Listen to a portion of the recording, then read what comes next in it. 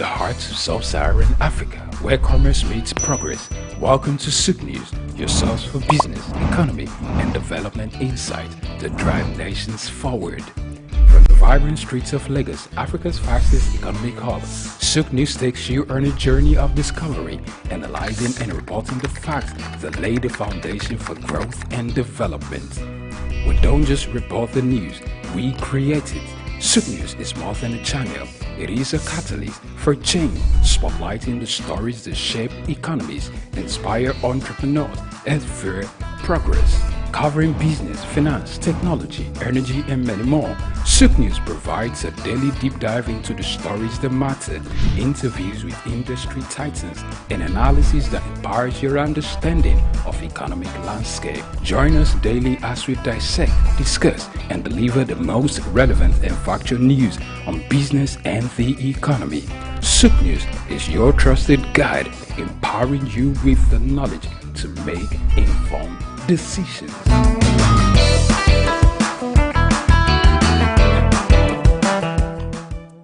Afrobeats is a classic overnight success story, except it didn't happen overnight.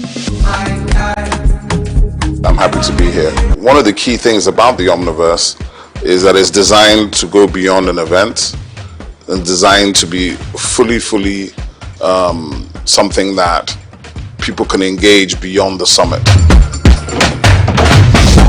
The point being that Nigeria has so much to bring to the world in terms of these things, but we will be bringing fresh energy, fresh ideas, a fresh engagement, and we're obviously open to collaboration. But hip-hop, this never dies. What's the difference between Thor and Shango? Thor is approaching $50 billion in revenue. Shango's broke somewhere outside Lagos. And that's a lack of imagination on our part, Africa, and they're all Nigerian. So to be seen and to be noticed is very hard if you're not in the place where all the noise is being made.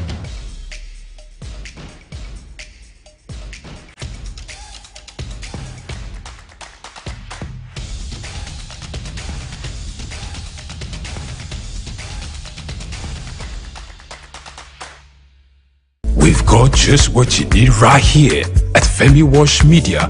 Call it the Midas touch and you wouldn't be wrong. Let us record, produce, mix and master your audio like nobody does. Reach us on our contact today for the best quality job. In today's fast-paced world, staying ahead of market trends is crucial. Whether you're an investor, a business owner, or just curious about the economy, you need reliable, up-to-date information to make informed decisions. When we pay our tax, or when participants pay or contribute their tax, there will be development in such an organization or country. The Ministry of Marine and Blue Economy that is going to address that alone. The National Security Advisor and the Office of the President also need to see to it to ensure that the security situation is being addressed. On Market Insights, we provide comprehensive market analysis, expert opinions, and actionable insights that you can trust. Create detention ponds, create facilities where you can manage that water in such a way that you don't destroy the hard work and labor of very diligent farmers. West has taken the step to say, with every innovation that exists within the financial ecosystem, we will be number one. Security of all Nigerians, not only the farmers, are well ensured. The obvious reason why we are experiencing this scarcity is the fact that we are not able to produce tomatoes and other vegetable products throughout there. Our team of seasoned analysts and industry experts enrich the conversation, bringing you the latest updates and in-depth reports. With our real-time data, you'll never miss a bit. Urban farming is not a new thing in our society. It has been an old tradition since olden days. There is this clash of interests as against the world cryptocurrency, most especially like Bitcoin, as you mentioned earlier, and the MSAS and all that came up with cryptocurrency. Get instant access to market movements, trends, and forecasts. Our expert analysis helps you understand the bigger picture, while our customized reports are tailored to meet your unique needs. Peri-urban agriculture plays a very, very important role in diversifying urban diets and also providing staple foods for daily consumption. Additionally, fluctuations in the exchange rates and disruptions in the global supply chain have further inflated costs. Join us on Market Insights, Monday through Fridays, 11 a.m. to 12 noon here on SOUQ News Television. We are your premier destination for cutting-edge market insights. My name is Dr. Rafiu Oladipo. My name is Baba Jalal Repega. I'm Reverend Juliet Benite. I'm Godio Didi. My name is Professor Oladokun Sulaiman Olarawaju. SOUQ News is on the ground, loading. Very enlightening, very educative, and entertaining. Thank you to SOUQ News. So I'm happy that SOUQ TV has come into existence. I'm happy to be here in the SOUQ News. I want to encourage you to subscribe to the channel and keep watching news that makes sense. As Browning said, one's extension of one's reach should not exceed one's grasp, or what is heaven for. And I think SOUQ News is doing that. Africa needs a voice of truth, and SOUQ News has become one of them. And get ready, get ready, get ready. And keep watching. Keep watching SOUQ News. Keep watching SOUQ News. It's a place to be. Keep watching SOUQ News.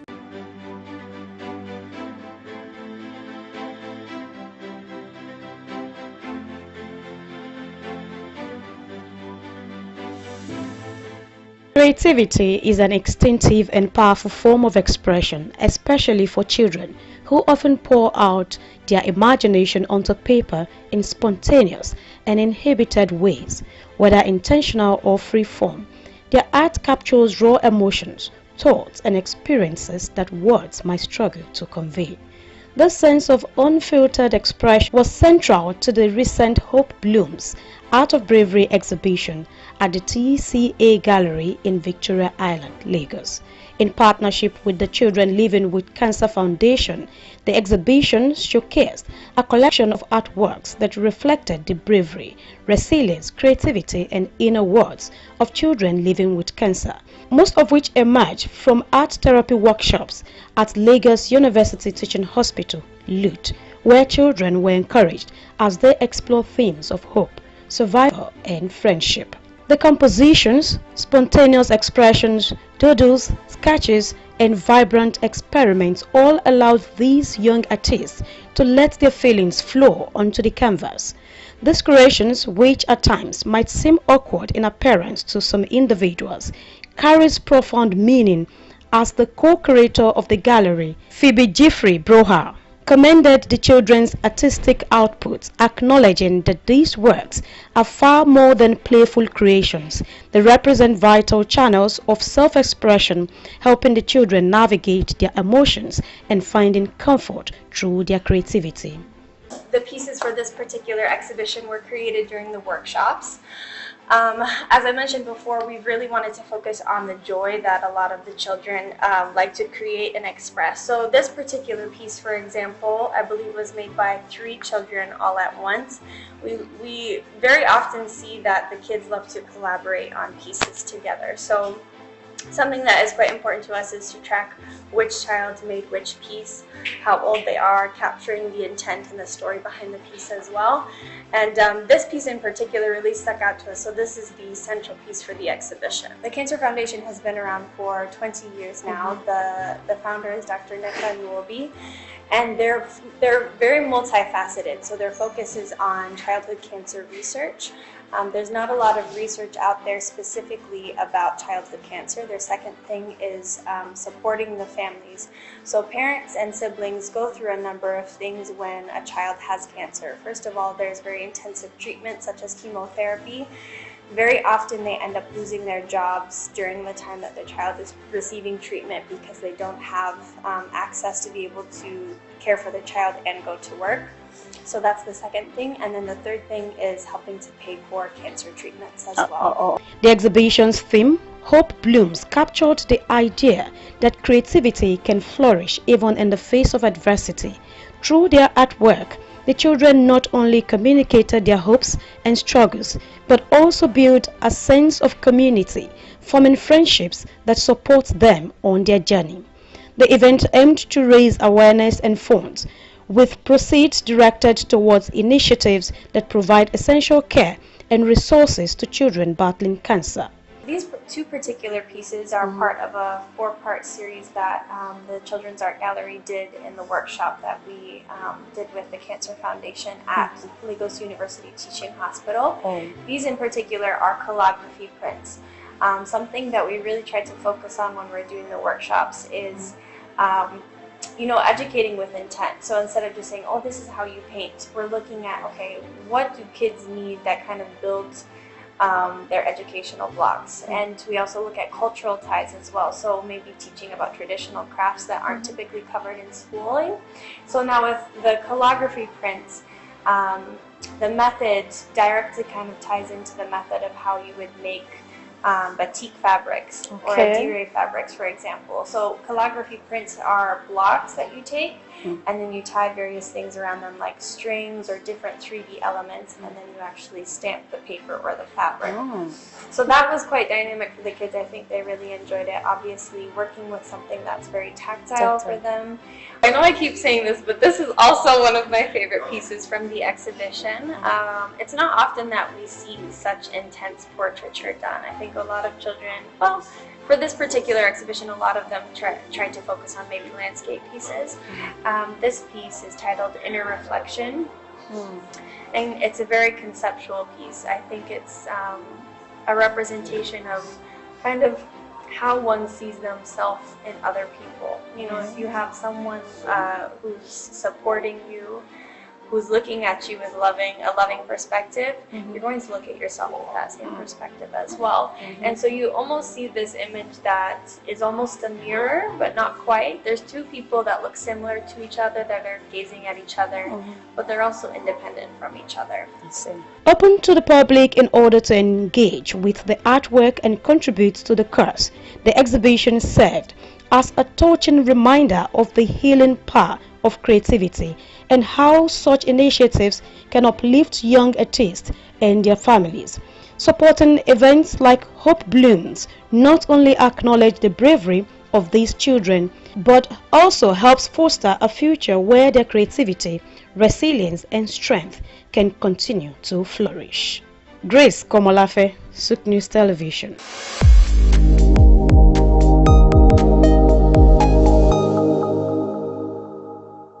In a world where money seems to drive almost everything, a key question is, can money really buy happiness? The answer may lie in how governments spend on public services and how this affects the well-being of their citizens. As economic challenges grow, leaders are looking for ways to improve people's lives, and the connection between government spending and happiness is becoming clearer. Studies show that when countries invest more in services like healthcare and education, their citizens tend to be happier. In today's News Talk, I will be considering the factors that contribute to happiness around the world. I am Bayo Olaoye. Finland and Denmark are great examples of countries that have spent a large share of their gross domestic product (GDP) on public services and consistently top the happiness index. Governments around the world are grappling with how best to serve their population. The link between spending and happiness is not just a question but a critical issue for policymakers. Countries that allocate more of their budgets to public services, be it healthcare, education or welfare programs, generally see a higher level of contentment among their people. As the global conversations shift towards mental and emotional health, it's worth exploring how governments' financial decisions impact happiness. According to the World Happiness Report of 2024, Denmark and Finland rank highest in happiness, likely because of their commitment to social services. When people feel supported by strong healthcare, education and social security systems, they are more likely to feel satisfied and secure. Finland, which invests 54.4% of its GDP in public services, leads the global happiness rankings. Denmark follows closely with 51.7%, which also demonstrates the power of strategic public investment. In both countries, the emphasis on social services is not limited to health or education alone. Social safety nets, which offer support during unemployment or times of need, also contributes to overall happiness. It is no coincidence that citizens in these countries report some of the lowest levels of stress globally. The focus on mental and emotional well-being makes these nations models of how government spending can directly influence quality of life. Not every country spends as much as Finland and Denmark. The United Kingdom and the United States of America, for example, allocate less, around 41% and 34% of their GDP respectively. While both countries rank in the top 20 on the happiness index, they face challenges like tightening budgets and concerns about the quality of services rendered. It's clear that how the money is spent can just be as important as where the money is spent. Both the United Kingdom and the United States have robust public services, but as the World Bank data suggests, their rankings in the happiness index, 17th and 19th respectively, reflect the complexity of the relationship between spending and well-being. For instance, both countries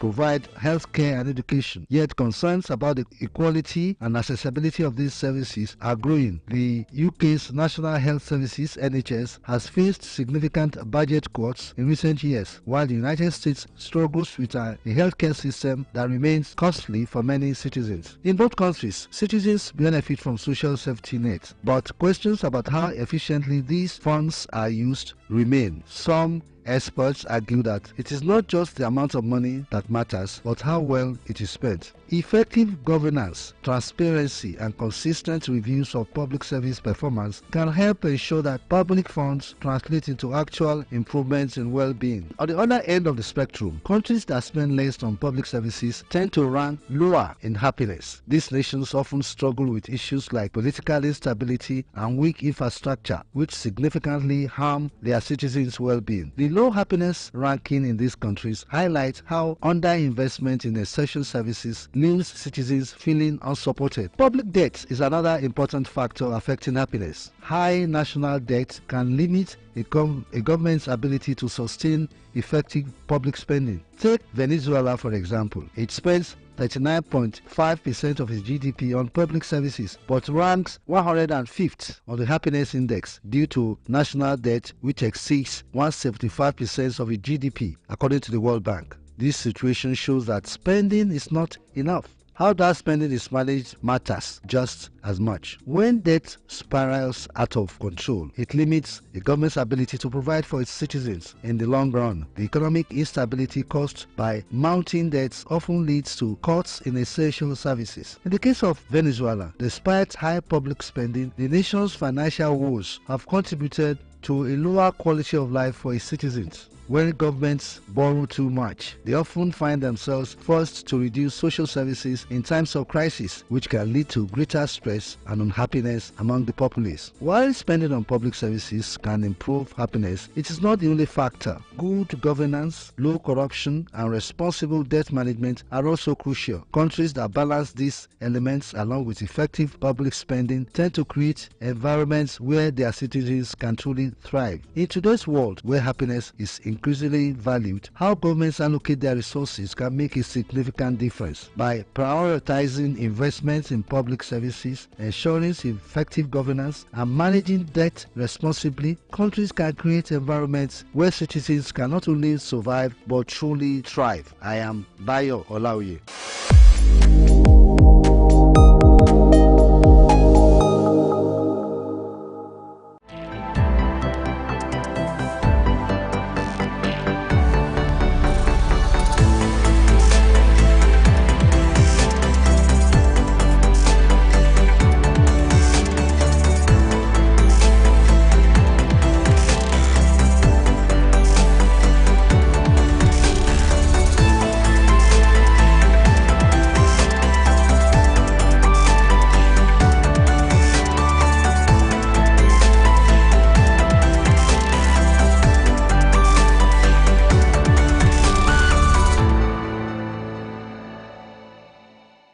Optimism is a strategy for making a better future, because unless you believe that the future can be better, you are unlikely to step up and take responsibility for for making it so. Responsibility is the price of greatness. How else can one explain the thought process of a 24-year-old youth leaving the luxurious comforts in the United States to fill in for his incarcerated father in sub-Saharan Africa, Nigeria, and run a family business holding the fort till stability was achieved? This is the story of Abdul Samad Rabiu, an unassuming, silent achiever.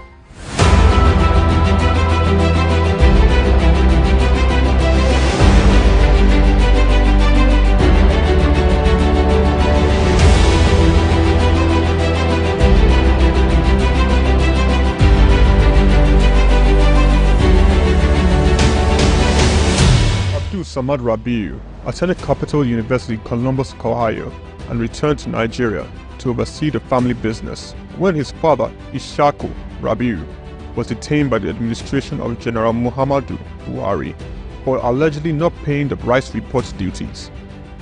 Not only was his father under investigation, the family business was under scrutiny. These harsh realities of being thrust right into the middle of it all shaped the young man's resolve to hard work in silence. Abdul Samad Rabiu is the son of one of Nigeria's foremost industrialists, late Khalifa SOUQ Rabiu, founder of SOUQ Rabiu and Sons Group. The family-operated holding company with a history of investment in manufacturing, insurance, banking, and real estate. In the 1970s, the group invested in manufacturing, with its first investment being the Kano Suits and Packaging Cases Company, a factory producing suitcases and handbags. In 1972, the Bagauda Textile Mill, manufacturing woven clothes for uniforms, importing and trading in different segments of the economy, including frozen food service, sugar, and a motor vehicle and parts distribution company specialized in Daihatsu products. Abdul Samad Rabiu was born with a very big silver spoon in the ancient city of Kano on the 4th day of August in 1960, 57 days to Nigerian independence. 24 years later, responsibility beckoned. He was in the family business till 1988. Abdul Samad Rabiu, following in the steps of the family business, established BUA Bois International Limited in 1988. Solely for commodity trading, Bois International Limited imported rice, edible oil, flour, iron, and steel. The much-needed wins to his sale came in 1990. The government, owners of the Dettol Steel Company, got into a contract with Bois to supply its raw materials in exchange for finished products. This was the young company's much-needed windfall. Bois expanded further into steel, producing pellets, importing iron ore, and constructing multiple rolling mills in Nigeria. Nigerian Oil Mills Limited, the largest edible oil processing company in Nigeria, was sadly bought by Bois in 2005. Bois started 2 flour milling plants in Lagos and in Kano. By 2008, Bois had broken an 8-year monopoly in the Nigerian sugar industry by commissioning the second largest sugar refinery in sub-Saharan Africa. In 2009, the company went on to silently acquire a controlling stake in the publicly listed cement company in northern Nigeria, Sokoto Cement, and began to construct a $900 million cement plant in Ogu-Obela, Edo State, completed and commissioned in 2015, which was at that time the single largest non-oil investment in South Nigeria, and had a capacity of 6 million metric tons per annum upon completion of the second line. This was followed by a new 1.5 million metric tons line in Sokoto in 2018, and another 3 million metric ton line, which commenced in 2020 and was commissioned in 2022, bringing the total installed capacity for his cement holdings to 11 million metric tons as of January 2022.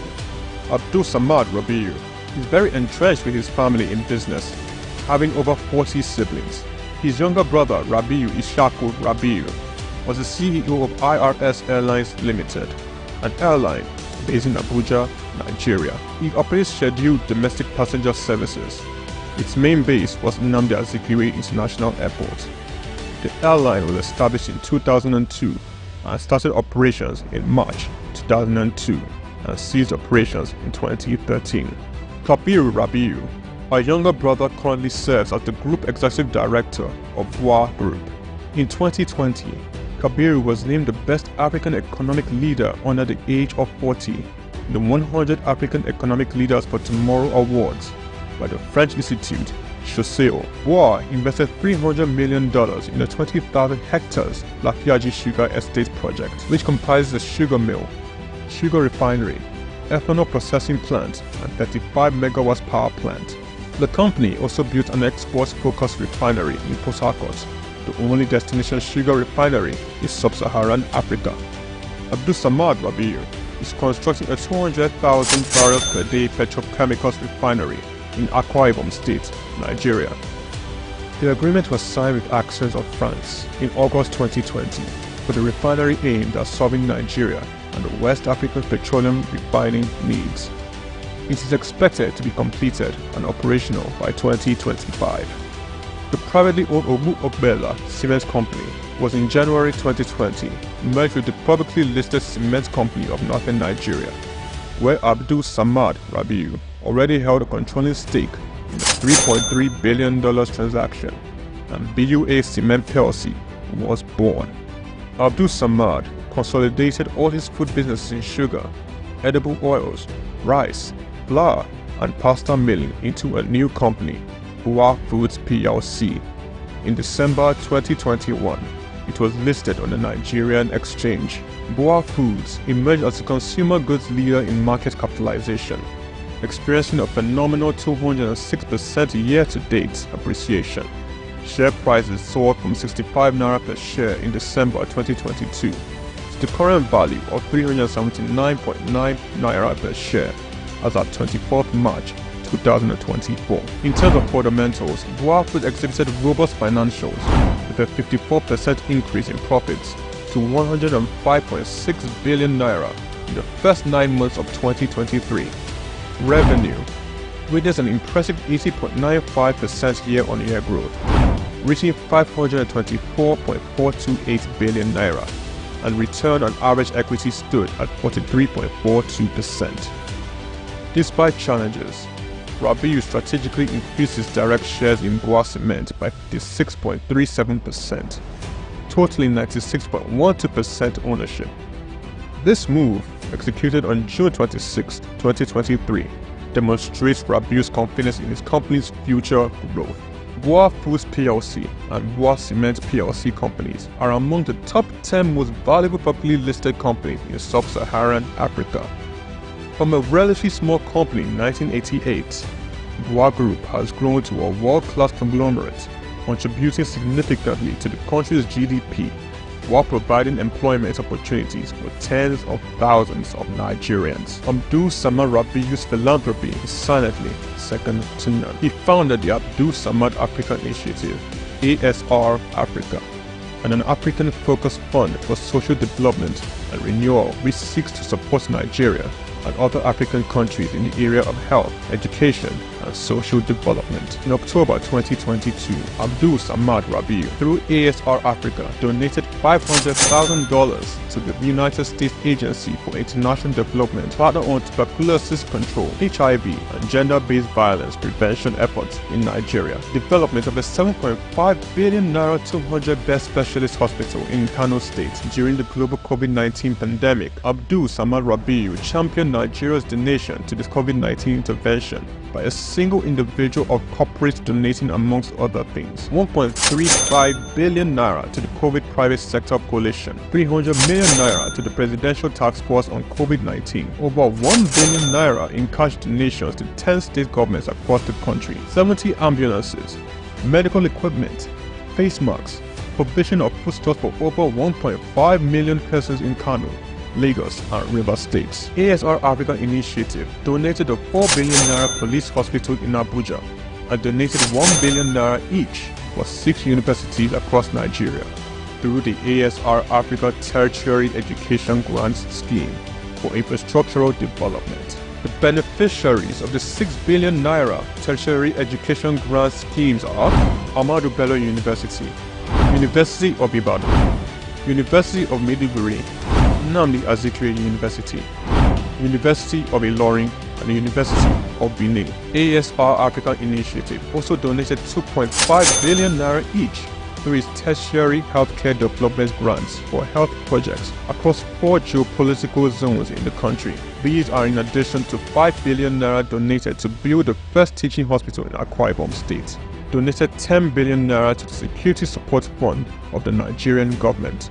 Abdul Samad Rabiu was awarded the 2022 CEO of the Year at the African CSR Awards, 2016 African Industrialist of the Year Awards by the All African Business Leader Awards, the 2022 Sun Man of the Year Awards, 2020 Vanguard Business Person of the Year, and the New Telegraph Philanthropist of the Year 2021, a recipient of several honorary doctorate degrees from various universities, including the University of Benin, Nasarawa State University, Sokoto State University, and Crescent University. Abdul Samad Rabiu is a fellow of the Institute of Directors, and he currently holds the prestigious Nigerian National Honors, Commander of the Order of the Federal Republic, CFR, Commander of the Order of Niger, CON, as well as the highest civilian national honor in Niger Republic. Abdul Samad Rabiu is married with children. His children are Mustafa Khadija Kuki Rabiu, Ishaku Khalifa Rabiu, Junad Rabiu. On the 22nd of January 2024, Forbes estimated Rabiu's wealth at $5.9 billion, putting him as the 6th wealthiest man in Africa and 508th in the Global Billionaires Club. The family man, the silent achiever, the giver, Abdul Samad Rabiu.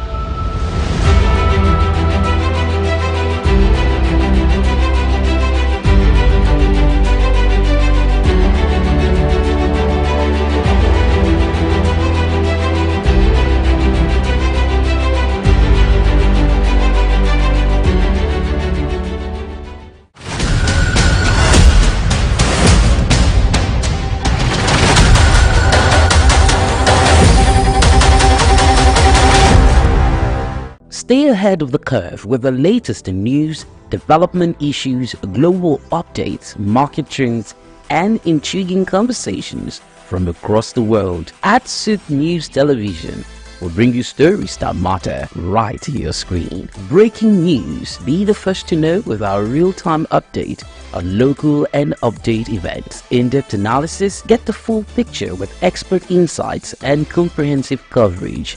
Exclusive interviews, hear directly from the people making the headlines.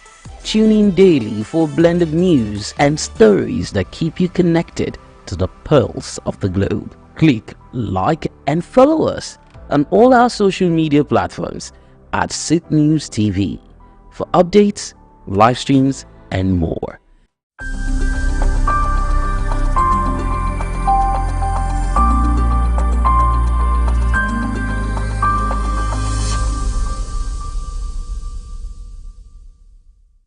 Congratulations on the new channel, and I'm happy to be here.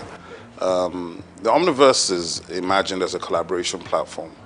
So it's a platform that, as the name suggests, is bringing together ecosystems. So it's like an ecosystem of ecosystems, aggregating aggregators and community leaders who are able to bring together their communities together to a platform. So the summit in itself was, while it's a big event and a heavy lift for us and the team, and I have to thank our team of volunteers. We had a team of about 40 full-time core volunteers that delivered the Omniverse. So one of the key things about the Omniverse is that it's designed to go beyond an event and designed to be fully something that people can engage beyond the summit. So we will be launching our digital platform. We have about 70 community partners already, including a number of government institutions. So to answer the question, there's public-private partnership within the Omniverse. There's regulators, there's government departments and agencies, there's ministries. But more importantly, there's diverse sectors across the economy coming together with the understanding that tech is the biggest enabler for development across all sectors, and that if we can drive collaboration, we can scale. So that's the ethos of the Omniverse. Collaboration is the superpower that we're trying to bring to the fore. That operating in silos has not paid us, but if we come together, understand that technology affects every sector, then we think the Omniverse is here to stay. Nigerian companies, Nigerian associations, global associations, and when I say associations, it's from things like the Nigerian digital artists who have 3,000 members, right, in the NFT community. the Visual Artists of Nigeria, the Society of Nigerian Art, the AfriLabs, which is the biggest innovation hub network on the continent in 54 African countries, ISN Hubs, which is our core partner, which is the biggest innovation network in Nigeria, innovation support network, with something like 189 hubs in 30 states in Nigeria. And these are primarily private sector driven platforms, you know, from aggregators who are major promoters of major platforms such as Lola Shone from Ake Book Festival, Choma Ode from AFRIF. We have a lot of these people who are either on our advisory board, they are co-chairs, or they are community partners, because what we're building is beyond any one person. It's about collaboration both at the top level, but through the line down to the bottom. The role of my council is, first of all, to be the primary sort of mandate is to infuse Nigerian arts and culture into everything the Nigerian government does, at state level, at federal level, and to input it into schools, education, and everywhere. So in that sense, to make arts and culture functional and front line everywhere. This will involve the foreign minister, making sure it's embedded in our foreign policy, in our embassies, in the government policy, in every sector. So we're literally going to be reaching out to collaborate to all government at all levels, all other agencies, MDAs, ministries, federal government and state government institutions, to see how we can find common ground. Because obviously we don't necessarily have a lot of money, but I feel we represent the real crude oil of Nigeria, which is the IP that the Nigerian people create. That IP they create, even if you valued it at $100 per Nigerian, that'd be something like $20 billion. And I believe each Nigerian is worth more than $100. So my own estimation, it's limitless, right? So what we have to do is we have to rethink how we imagine ourselves, rethink our own possibilities, and therefore from there, take off by pushing that agenda. But it's not an agenda for me alone. It's actually an agenda for all of Nigeria. Because when we put it front and center, it means we're putting the Nigerians front and center. And we put the Nigerians front and center, I think we win. I think historically you will find that the federal government and the governments of Nigeria have not funded heavily these sectors. They funded the heavy industries, the military-industrial complex, heavy infrastructure. But the funny thing is, whilst the Africans will say, oh, this is grammar, what are you people talking about in arts and culture? What you find is that the West, right, for 500 years has dominated the world. How have they dominated the world? Through narrative. Okay, but what do we complain about? Narrative. But we haven't invested in narrative. So if you don't invest in telling your own story and owning your own story, why are you complaining about how you're perceived? So I think it's counterintuitive and it's about time. And I'm very pleased and very happy that Nigeria now has a full ministry focused on this one specific issue. Because the truth of the matter is, we are older than time itself. We come before Christ. We come before the entire Western hegemony. We are actually the origins of everything, of innovation, of technology, of science, of education. But if we don't believe it ourselves and we don't express it, how can you expect anybody else to believe it? Well, I think the difference is that as a creative entrepreneur, there's really nothing to stop me, right? I can take all the risks. I don't have to worry about anything. I can decide, win or lose, we're doing this thing. But of course, as a public official, I have rules and regulations I have to go by. I have a boss, I report to people, and I have KPIs I have to deliver on. So there's a difference in that regard. There's a difference in bureaucracy, maybe a difference in response time, but there certainly will not be a difference in my personality. So I think it's really about how you perceive what these things are. For me, it's an elevation, obviously, and it's a privilege and a pleasure to serve at this level, to do something that I believe in, to do something which is that I believe in Nigeria, I believe in Nigerians, I know our ability, I think we are world class. I don't like all this, it's good for Nigeria, I hate that. So I think for me, that is what's important, and to have the opportunity to try to deliver on some of the things we've been trying to do from the private sector for the last 25, 30 years.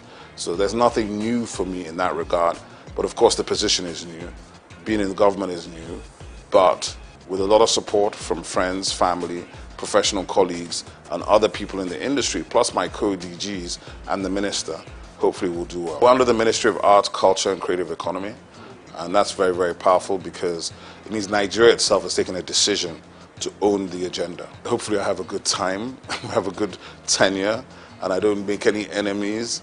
And well, for me, if you leave a place and the people that worked with you have good things to say, if they feel better about their work and about themselves, and if the brand that you're now leading is now appreciated by the people for what it does and how it brings it to the table, then I've done my job. I think Afrobeats has already established the fact that we are originally Nigerian, or some people say arrogantly Nigerian. And it was intentional. We built this thing, and it was intentional because we're not going to ever apologize for being Nigerian. We're not going to apologize for being black. We're not going to apologize for being African. And that's front of mind. Because, you know, when you do show business, you have to validate it. So we validated the show maybe at least 10 years ago. So now we're in the business phase. So when you see the exit of Maven Records with UMG, you see Iwaju coming, Comic Republic with Universal Studios, you begin to understand where we're building to. And when you think about where we're coming from, where there was no infrastructure, no funding, no support, and I think part of what we hope to do with government at this time is, because we come from the sector, we can collaborate with everybody in the sector. We don't have to talk at them, we talk with them, we build with them. And together, I think it's limitless. You know, Nigerians like to say the sky is your limit. I think it's limitless. There's no limit to the whole situation. One of the things I talk about all the time is what's the difference between Thor and Shango? Thor is approaching $50 billion in revenue. Shango's broke somewhere outside Lagos. And that's a lack of imagination on our part. That's a lack of us delving into the richest thing we have, which is our mythology. Our mythology is endless. If you look at the Marvel universe and the DC Comics universe, the Orisha are basically the same thing as the X-Men. But the Orisha, some people are still afraid of them, whereas the X-Men are north of $100 billion in revenue. So I think we have to understand and reimagine our mythology, our history, our stories, and how to bring them to the world in new formats. It's not just film. It could be live action, it could be gaming. There's so many different ways to action these things. And when you do them, and you do them right at the right level, as Iwaju is beginning to show you, our stories have always been world-class. Our characters are world-class. What we have not had is the resolve and the confidence to finish. I think that is coming now. For me, I think it's still the fact there's more to do. My young brother, Misan Harriman, is nominated at the Oscars, the first Nigerian nominated for a director for a short film, because I know what that will do for the next generation of Nigerian directors, right? So for me, there's still more to do. There's so much more to do. When we see our first $100 million movie in the global box office, we need to celebrate it. When you win a Grammy, you need to celebrate it, because these are stages that we were locked out of. The technology and new media has allowed us to invade these spaces we were not even invited to. But now we're beginning to enter them and dominate. So even when you do that, you have to do it with grace and dignity, not with arrogance. And that's something that some of us have to learn. But the truth of the matter is, the greatness of the Nigerians is just beginning to come. And I feel strongly that this century, we're already in the African century, and the soft power that we hold here is what will define the future of the century. I think the most important thing, the first thing to think about is IP protection, because the minister is working strongly, intellectual property. The US, if you take the state of California, California is probably in the top 5 economies in the world. And 70% of the economy of California is driven by intellectual property, by 2 core industries: Silicon Valley, which is coming out of Stanford University, and Hollywood, which of course is the music and film industry. Now, that is for anybody that says, oh, what is this thing that they're talking about? We don't understand it, it's grammar. The grammar is the money, okay? The narrative is the money, the story is the money. So any of your children or your nieces or nephews that have talent, visual art, performing art, arts and crafts, adire, all of these things that we've been taking as vocation, they are occupations. They are extremely valuable. And with digital technology and platforms, we can scale these things and generate incredible revenue. The point being that Nigeria has so much to bring to the world in terms of these things. I think Nigerian cuisine is going to be on the level of Chinese and Indian cuisine worldwide in the next 10 years. And if you understand that, then you understand that the Indian restaurants in the UK, as far back as 2009, were generating more money than the UK automobile, shipping, and steel industries combined. That's just restaurants on the high streets. So that is why we must invest and we must put our energy into this sector, because this sector will provide the jobs, provide the revenues, and provide the global dollars that everybody's looking for. Oh, I think it hasn't even started. The Maven Records deal is giving you an indication of that. The reason why that valuation of $150 to $200 million has been done is because of the upside potential of Rema, who's 23, and Arya Starr, who's 20. So they're looking at the fact that in 10 years' time, these guys could have generated $1 billion each. Do you understand? So it's a safe bet when you already have a built global talent at 23, when it normally takes years and years and a lot of money to build the talent, right? So what has happened is that we Nigerians have been able to build global talents, global following, with a percentage of the money it takes people in other places to do the same thing. So because of that, the value and the valuation is much bigger, right?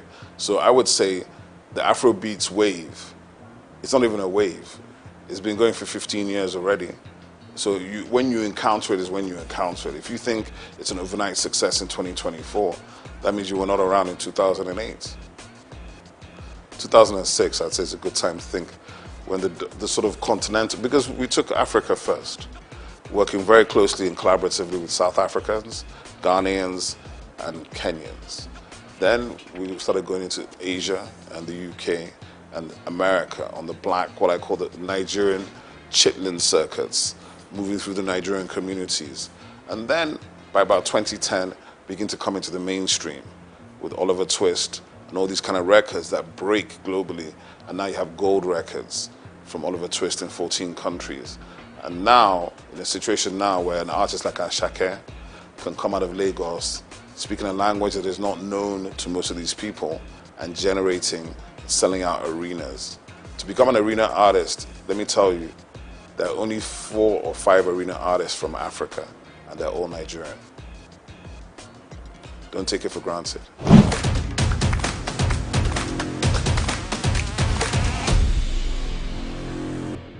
I think a lot of people feel that, but what I should tell the rest of the country is that the rest of the continent is also trying to get to Lagos as well, right? It's not just the rest of Nigeria.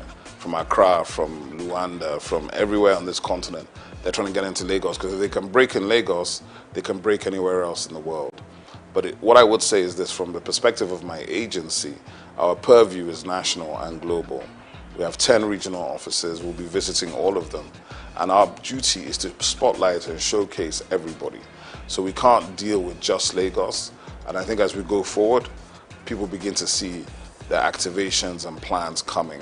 But the easiest way to do it, and the way we're going to do our best to do it, is to provide digital platforms to give everybody the opportunity to be seen. Because in this world, you know, we live in the attention economy. So to be seen and to be noticed is very hard if you're not in the place where all the noise is being made. But I know for a fact there's significant talent in all parts of Nigeria. I was watching last week, a gentleman called Ehi Benite was showing me all this content from Jos with these guys rapping, serious stuff. They're rapping in Hausa, they were doing ciphers. And he was like, what do we do about these guys? I said, just keep pushing them, because there's an audience for everything. There's an audience for everything. Don't be worried about that. There's an audience for every single thing, including the thing that you may be doing in your bedroom, but you think is not important. Somebody's interested in it. My label was a hip-hop label. I even refused to sign singers. There's almost every singer you could name was trying to get us to sign them. And I used to do it based on, can you rap? If you can't drop a freestyle, don't bother, right? It was that simple. And we helped all the other singers get signed to labels that we thought could help them and develop them in that direction. Hip-hop has changed, and obviously it's generational, right? So hip-hop has changed, and you know, everybody approaches music from their own generation. Like, oh, I like this kind of hip-hop or that kind of hip-hop. What I feel is that Afrobeats became overwhelming, and it overwhelmed every other genre here. So the hip-hop guys had to fight for relevance, but the best ones always rise to the top. That's just the simple truth. So I don't worry about that. And I've heard enough guys. I even saw there was a whole Instagram series some guy was doing about a year ago, where he was just bringing out fresh rappers every day from Enugu, from Jos, from Kaduna, from Kano, from Benin. I love it. I think there are incredible MCs in Nigeria. A lot of times they need to focus on doing better songs, right? Not just being a freestyle rapper. if you want to get paid to rap, you've got to do better songs. You can't just do the freestyles. And that's something they've got to think about. You've got to balance the commercial side of it with the business side of it. And what has happened is, to a large extent, the commercial side has won because you've got to pay bills. But hip-hop, it never dies. I think, first of all, obviously from the perspective I'm sitting in government, so I'm not in a position to tell government what to do or what not to do. But what I can say is this, is that the agency, my agency will be the home for the music industry, for performing arts, visual arts, fashion, gaming, recreation, festivals, culinary arts, film and television. We're kind of a convening agency for the ministry. So we have a lot of work to do, a lot of places to touch, but we're also going to collaborate with all the other MDAs in the ministry and heavily with the private sector and the developmental sector. Because to answer the question, I've worked in all these spaces for, it's not quite 40 years, but it's a long time. I've worked in all these spaces for a long time. In the institution, we have positive relationships to bring to the table to change the approach and to change the destination of where we hope to go. What I will say as well is that the reality of it is we're just beginning the journey. And there are no magic wands. I'm not going to wave a wand and everything's going to be fixed overnight, and neither is anybody else. But we will be bringing fresh energy, fresh ideas, a fresh engagement, and we're obviously open to collaboration. And that's really important for me to say that, because people feel there are gatekeepers, but in my agency there are no gatekeepers, right? We're not interested in whether you have the biggest reputation or the smallest reputation. We're interested in the value you're bringing to the table. Because the truth of the matter is Nigeria is massive. There's a lot of stuff going on in Nigeria. We're going to try to aggregate those things and bring them into one platform so that even as Nigerians we can know what we're doing. Because to be honest, if you don't know and you don't follow, there's no way you can know 90% of what is happening even in Lagos before you talk about the rest of the 36 states in the FCT. So for me, from my perspective, the journey continues. The objective remains the same. We want to see Nigeria win. But in order to do it this time, I don't think government should ever be disinterested in the nature of the industries in which it is operating. But we also don't need to be owning the space. We want to enable, partner, collaborate, and see how we can push people to do more. Because there are already people doing a lot, and maybe they haven't been recognized, they haven't been brought out, they haven't been celebrated. All these kind of things we can help to do, help to get news stories and people to bring these things to the fore, right? Like I said today, a Nigerian who was nominated for an Oscar as a director, the first Nigerian. It's up tonight at the Oscars. It's not news in Nigeria. That's a problem. We have to be able to tell the stories that are of greatness of our people, because if you don't do that, you can't inspire anybody.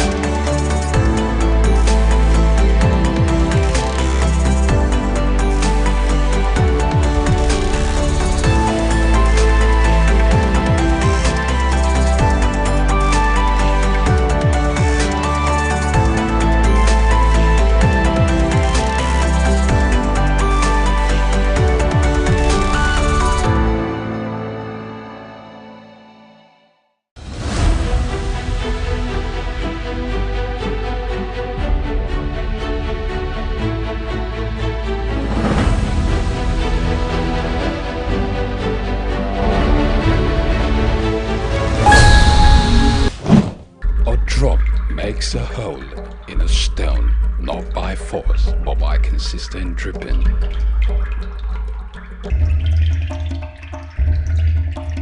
Nothing describes this woman more apt than her indomitable and consistent drive for excellence.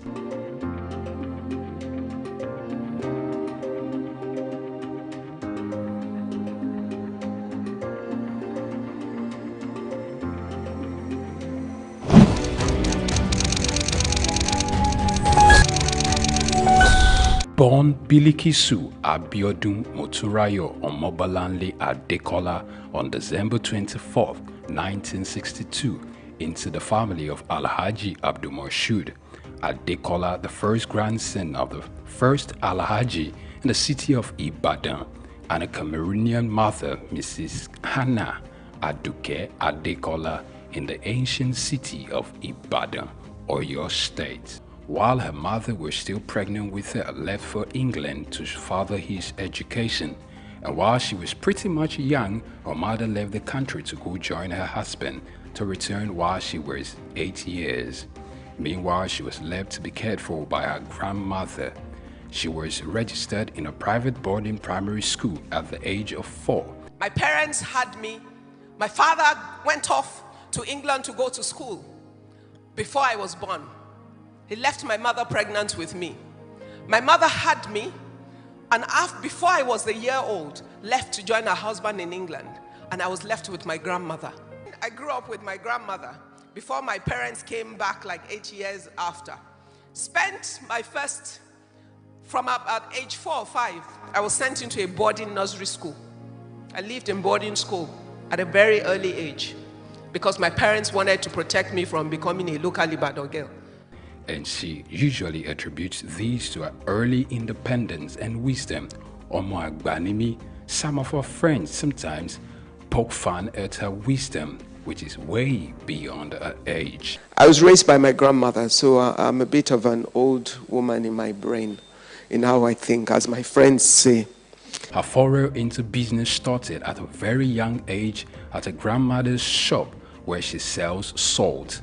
Little did she know that this was going to stand her in good stead in life. My first exposure to business was my grandmother's little shop where she sold salt. And I used to love to sit behind her little kiosk and help her to sell the salt. But who knew I was being trained for business in my future? While at secondary school, she participated in the literary debating group, excelling in it, which made her consider a career in law, though that didn't last. Also, it is worthy of note that Ibukun Awoshika could hold her own in athletics, earning her the nickname Rabbit because she could really run. As an athlete, if you want to run, and I used to be fast, they used to call me the Rabbit. Unsure of what career path she was going to settle for, she considered becoming many things at one point or the other of her life. After secondary school, she thought of becoming a medical doctor, but she couldn't stand the sight of a cadaver, so she let go of that idea. Later on, architecture was another fancy that caught her attention. Similarly, she also considered becoming a chartered accountant, finally only see she could work in a bank. I thought I wanted to be a doctor. Then I found out that they work with real dead bodies. I changed my mind very quickly. I then thought, you know what, I'd like to be an architect. I was good in sciences and had a problem if parents sentence you to science when you're good at both. So I ended up in Ife to study chemistry. By the end of my first year, I realized how much I hated chemistry. I could pass it, but I didn't love it. So then I thought, you know, I'd make a good lawyer. I debated throughout school. I used to represent my school in school's debate. So everybody knows that I can win an argument. So I gave it everything trying to change to law. I used to go and sit outside the door of the dean of law. And then one day the man said, come, what do you want? I want to change to law. Is that why you've been sitting outside of my office? Yes, sir. Okay, if I only take one person from another department next year, it will be you. After the completion of her undergraduate degree at the University of Ife, she went for the compulsory one-year National Youth Service Corps, NYSC, in Kano State, where she worked as an audit trainee at Akitola Williamson Co., which later became Deloitte. For youth service, I did everything to make sure they sent me to an accounting firm. They first sent me to a Muslim school to go and teach. That was easy to solve. I just wore a dress off my shoulder. I went to report. I was immediately rejected. Once they rejected me, I went back to the posting room and waited there for days until they sent me to Akintola Williams & Co. Although she was later given full employment after her service year, she felt becoming an accountant wasn't a thing. You would have thought that having gone through all that trouble, accounting would be the love of my life. When I got there, within the 1 year of my youth service, I realized how boring accounting is to me. Because they had all the processes somebody else had thought about before. All I had to do was open old dusty files from company to company without imagination or initiative. I'm a very restless human being. That was not going to work. So I finished the work. I did well. They offered me permanent employment, but I said, thank you, but no thank you. Why? Because at that moment, I had come to a realization that that was not the vision for my life. After returning home, she joined Alibert Nigeria Limited, a furniture company, as showroom manager, in a word, only to kill time. She only stayed for 3.5 months. She left to begin a furniture manufacturing company called Quibis Limited in 1989, just months before her 26th birthday. The company later grew into SOUQ Chair Center Limited, following a venture merger with SOUQ SA and Guarantee Trust Bank in 2004. But the first job I could find 1 week after was in a furniture company. So I went there to kill time. My kill time project has resulted in 30 years of investment of my life in building a manufacturing group in furniture. So it was never the plan of my life. So some of you will accidentally find your purpose. One could only wonder what had led her not only to compete, but to thrive in a male-dominated terrain.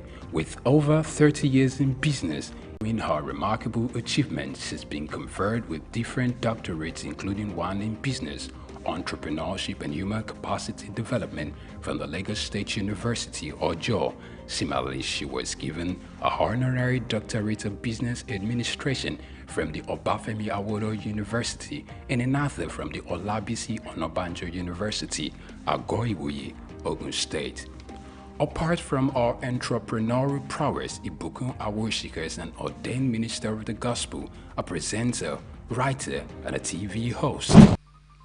The Bible tells us that let every man be what? A liar. And let who alone be true? Let God alone be true. She hosts a television program called Business His Way.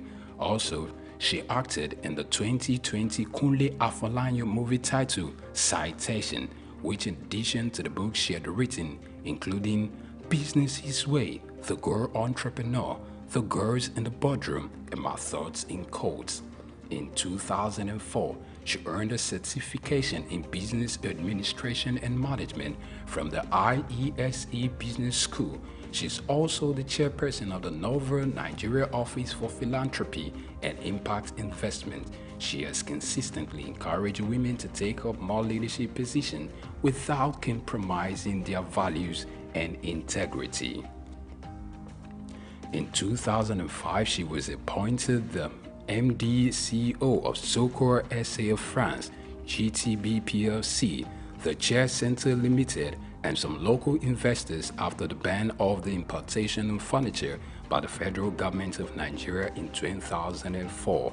Furthermore, it is noteworthy to note that she independently established another ultra-modern furniture facility, Furniture Manufacturers Mart in Ikeja, Lagos. In 2008, she was among 5 Nigerian entrepreneurs who appeared in the first African version of the Dragon's Den. Unlike a great deal of others who knew exactly what they wanted to do from the beginning, she admitted to accidentally finding purpose. Ibukun Awoshika is a member of the Nigerian Economic Summit Group, a member of the board of Nigerian Sovereign Wealth Fund, a former chairperson of the Board of Trustees of Women in Management, Business and Public Service, and a member of the IESC's International Advisory Board. Furthermore, she sits on the board of Digital Jewelry Limited and Cabri Nigerian PLC. Additionally, she's a fellow of the African Leadership Initiative and Aspen Global Leadership Network. History was made on the 7th day of September 2015. Following the resignation of Prince Ajibola Afonja, she became the first female chair of the First Bank of Nigeria in its 126 years of existence. Ibukun Awosika's Octo-Nigerian father, Abdul Moshood Adekola, who was a great influence in her life, passed on the 20th April 2020 after serving the Lord as an usher at the Fountain of Life Church in Lukbeju. He was a Muslim convert. He was converted few days before his 60th birthday. She got married on her 28th birthday to Abiodun Awosika, who is the Chief Executive Officer of SOUQ Exploration and Production Company Limited, and they are blessed with 3 fine young men, Oludola, Olufishika, and Olamiposi. To celebrate a life of impact at 60, friends and mentees surprised Awoshika by building the Ibukun Awoshika Sports Center at our beloved secondary school, Methodist Girls High School, Yaba, Lagos. This project took about 6 months to complete and had some of our mentees like Tara Durutoye, Ndidi Okuano, Chichi Nwoko, and Bisola Runsewe. They marshaled it alongside a team of other successful people. She stands like Joshua upon the pinnacle of the Horeb, looking to command an army of a new generation of women entrepreneurs that wouldn't stop at anything to achieving their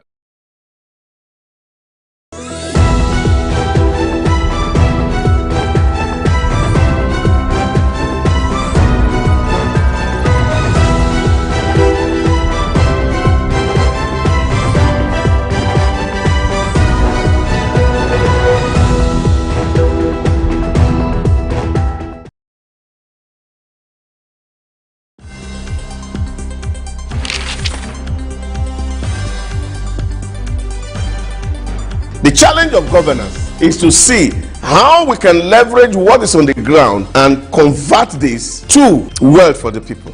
Russia, China are gaining entry into Africa, and it would appear that some Western countries are losing out. You're working as an expatriate worker, then you're paid in your currency. But then if you must spend those money, you need to convert those money to the local currency to spend. When we address this exchange rate volatility, we will see definitely cost of goods and services will come down. From a security point of view, we should employ the technology to ensure that we can track individuals and goods within the continent.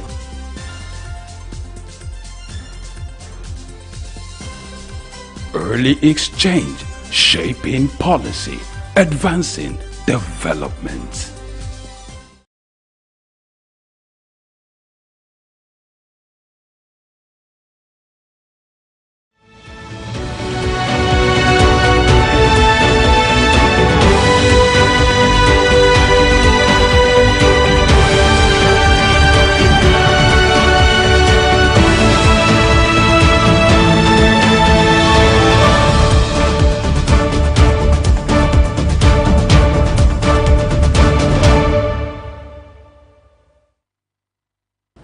A very good morning to you, and thank you for joining us on the news update here on SOUQ News Television. I am Tim Tokwe Umoli.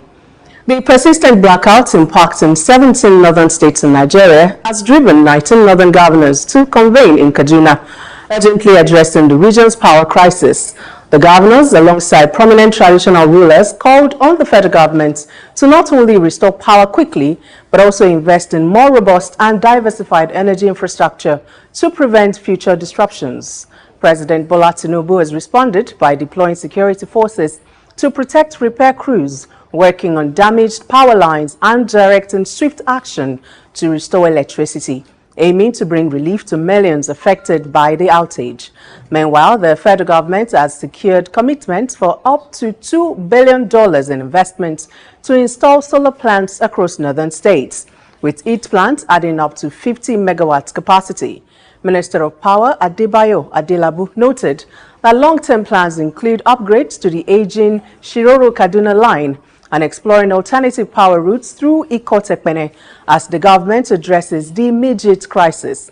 They are also focusing on reducing dependency on the national grid by shifting to decentralized power systems that could make the entire grid more resilient. And the Naira weakened further on Monday, trading at 1,670,075 kobo to a dollar on the official market and 1,748 to a dollar on the black market, while the official market's daily foreign exchange turnover plunged by 71% to $81.17 million. Bureau de change operators in Lagos reported slight variances in buying and selling rates, with figures ranging between 1,740 and 1,748 to a dollar. The fluctuating rates have been attributed to the strategic interventions of the Central Bank of Nigeria, which are aimed at stabilizing the currency across market segments. In response to the ongoing foreign exchange challenges, the Central Bank of Nigeria signed a partnership with the International Finance Corporation (IFC) to increase Naira-based financing and mitigate foreign exchange risk for local businesses. The IFC, part of the World Bank Group, plans to invest over $1 billion in Nigeria, focusing on sectors like agriculture, housing, energy, and small businesses. These agreements will help expand local currency financing, which is essential for driving sustainable growth across key Nigerian industries.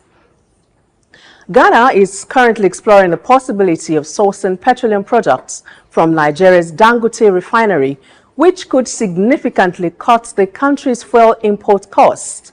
Currently, Ghana spends about $400 million monthly importing fuel from Europe, but Mustafa Abdulhamid, chairman of Ghana's National Petroleum Authority, suggested that buying from Nigeria could help reduce prices by lowering freight costs. He made the statement at the OTL Africa Downstream Oil Conference in Lagos. The $20 billion Dangote refinery, located in Lekki, began releasing petrol into the Nigerian market in September and is expected to reach near full operational capacity by the end of the year. Analysts anticipate it will be fully operational by early 2025, producing up to 650,000 barrels per day. Abdulhamid added that as the refinery ramps up output, Ghana could benefit from stable, lower-cost fuel supplies, ultimately lessening the country's dependence on dollar-based imports. Manchester City midfielder Rodri Amandes claimed the 2024 Ballon d'Or at a star-studded ceremony in Paris, with Atalanta's Ademola Lookman making history as the only African in the top 30 securing 14th place. Lookman, whose standout season included a historic Europa League hat-trick and helping Nigeria reach the Africa Cup of Nations final, expressed pride in his ranking, calling it a great achievement. In other notable wins, Barcelona's Aitana Bonatti took home the women's Ballon d'Or, and 17-year-old Lamine Yamal won the Copa Trophy for Best Young Player. Spain's Jennifer Hermoso received the Socrates Award for humanitarian work. Additional accolades included Emiliano Martinez as Best Goalkeeper, Harry Kane and Kylian Mbappe as joint top scorers, and Carlo Ancelotti and Emma Hayes as Coaches of the Year. That's all we have for you on the news update this morning. Many thanks for watching. I am Tim Tokwe. Omoli, let's join Femi and Blessing as they on standby for early exchange. Have a good morning.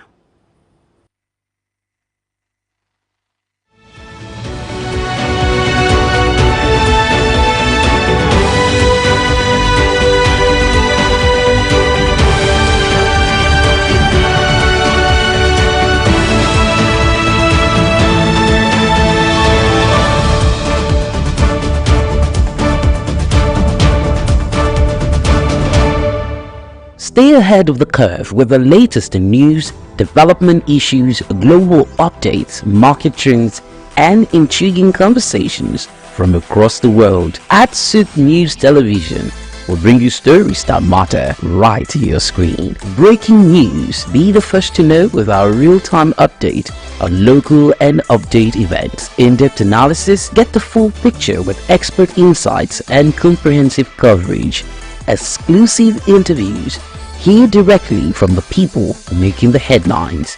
Tune in daily for a blend of news and stories that keep you connected to the pulse of the globe. Click like and follow us on all our social media platforms at SOUQ News TV. We've got just what you need right here at Femi Wash Media. Call it the Midas touch and you wouldn't be wrong. Let us record, produce, mix and master your audio like nobody does. Reach us on our contact today for the best quality job.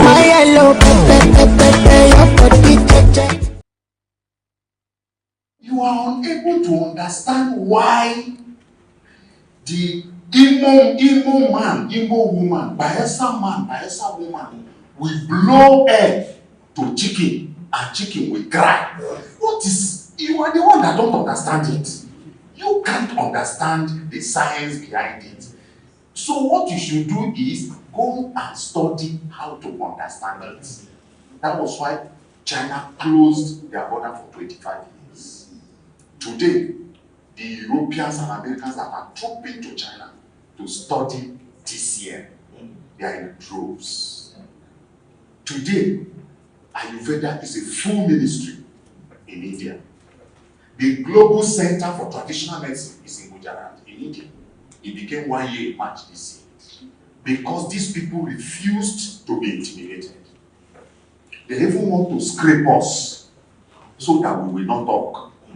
Because of the advent of drugs, hospitals, and modern technology, natural medicine in Nigeria have been relegated to the back for the longest of time in Nigeria. This situation has left Nigerians and Africans at large at the mercy of drugs produced abroad, as opposed to the effective, potent, and curing ability of leaves and roots. The Nigerian Natural Medicine Development Agency and natural medicine practitioners have partnered with Femi Wash, owners of SOUQ News Television and the Isle 104.9 FM. The Memorandum of Understanding was signed at a meeting held between both parties on Wednesday, July 7, 2024 in Lagos. You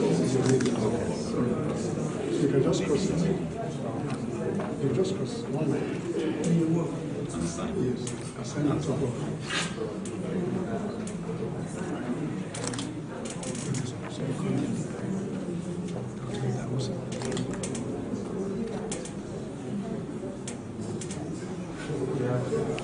At the meeting, the Director General of the NNMDA, Professor Martins Emeje, welcomed the guests, saying that there is need to positively change the narrative of natural medicine in Nigeria, and by extension, Africa.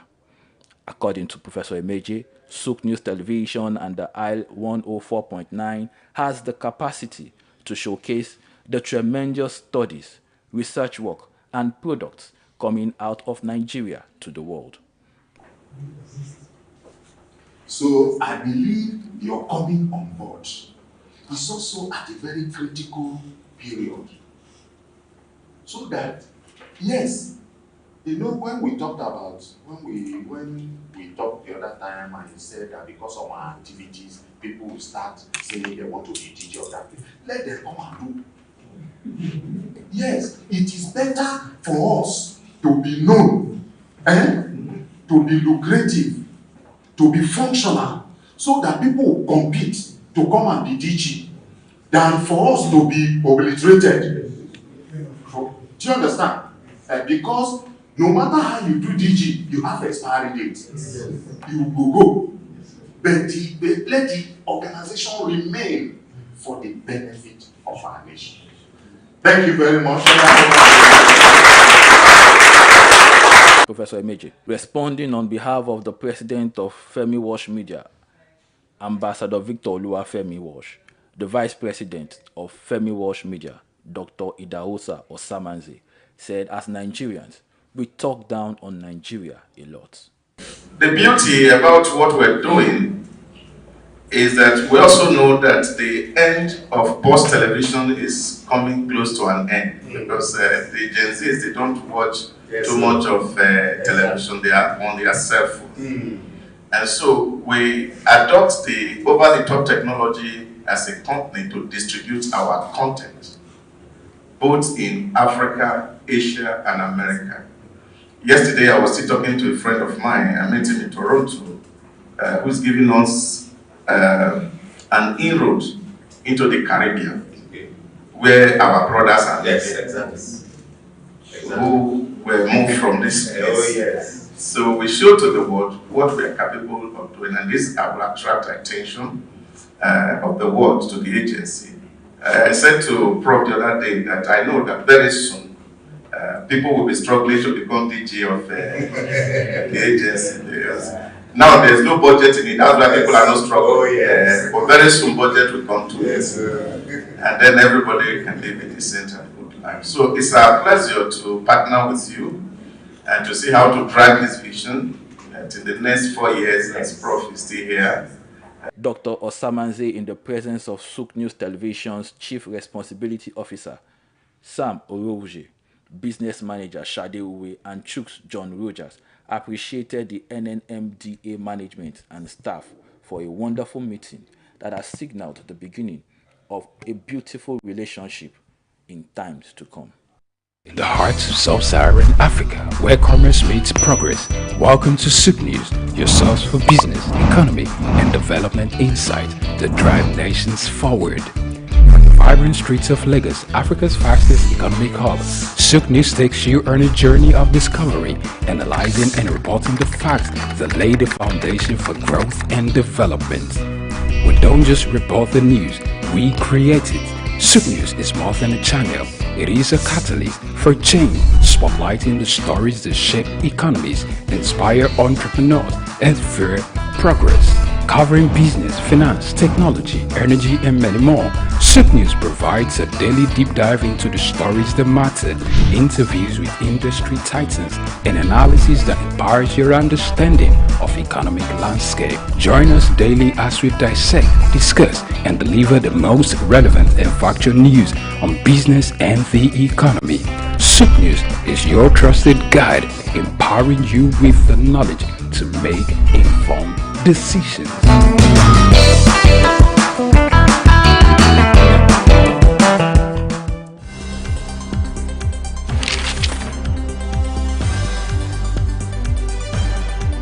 The challenge of governance is to see how we can leverage what is on the ground and convert this to wealth for the people. Russia, China are gaining entry into Africa, and it would appear that some Western countries are losing out. You're working as an expatriate worker, then you're paid in your currency. But then if you must spend those money, you need to convert those money to the local currency to spend. When we address this exchange rate volatility, we will see definitely cost of goods and services will come down. From a security point of view, we should employ the technology to ensure that we can track individuals and goods within the continent.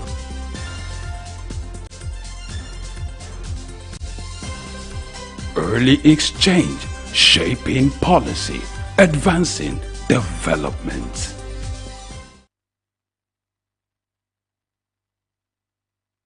All right, good morning, and glad to have you join us on that program that sets the pace for your day. You know, that program that gives you a sense of direction when it comes to issues related to business, finance, and the economy. Always my pleasure to be your host. I am Femi Ayodele. We started with news update where we're given the latest update by Timmy, and we must thank the news team for setting the pace this morning. What a way to start the show this morning. Don't forget, it's your show. And today we'll be looking at, Davos in the desert. We'll call it a special summit, the Future Investment Initiative, which is the initiative of the Crown Prince and an avenue for global leaders, world leaders to come together to see the investment opportunity in Saudi Arabia.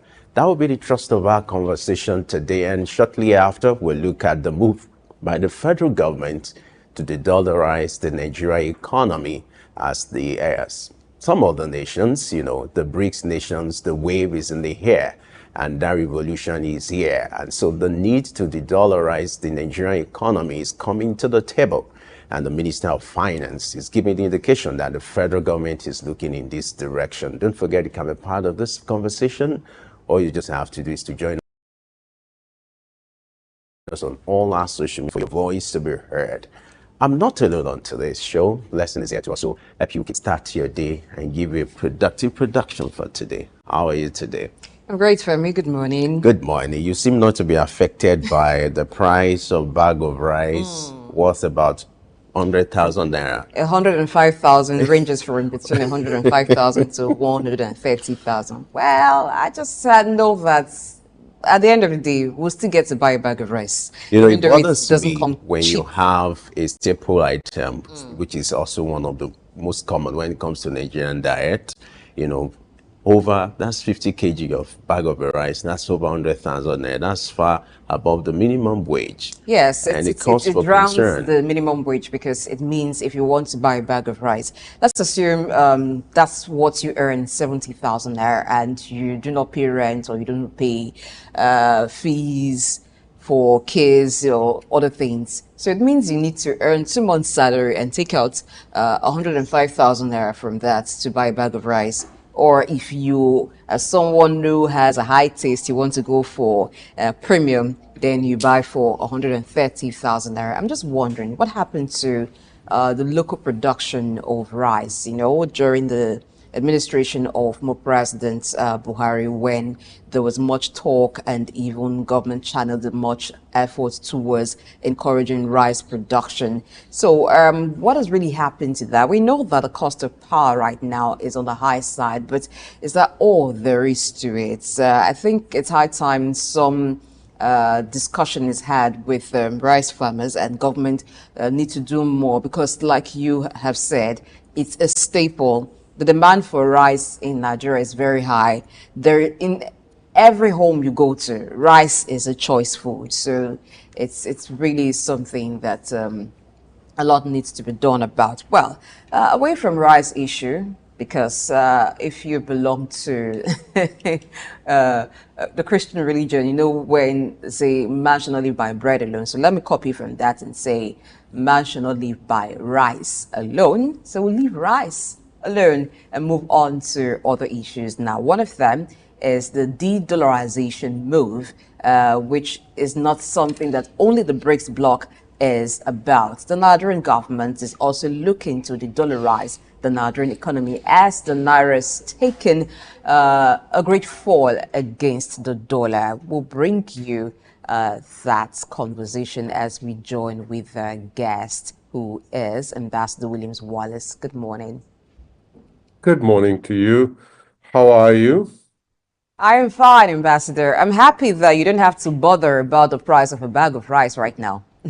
Why not? I will prefer not to spend that kind of money. So why don't we go towards organic food?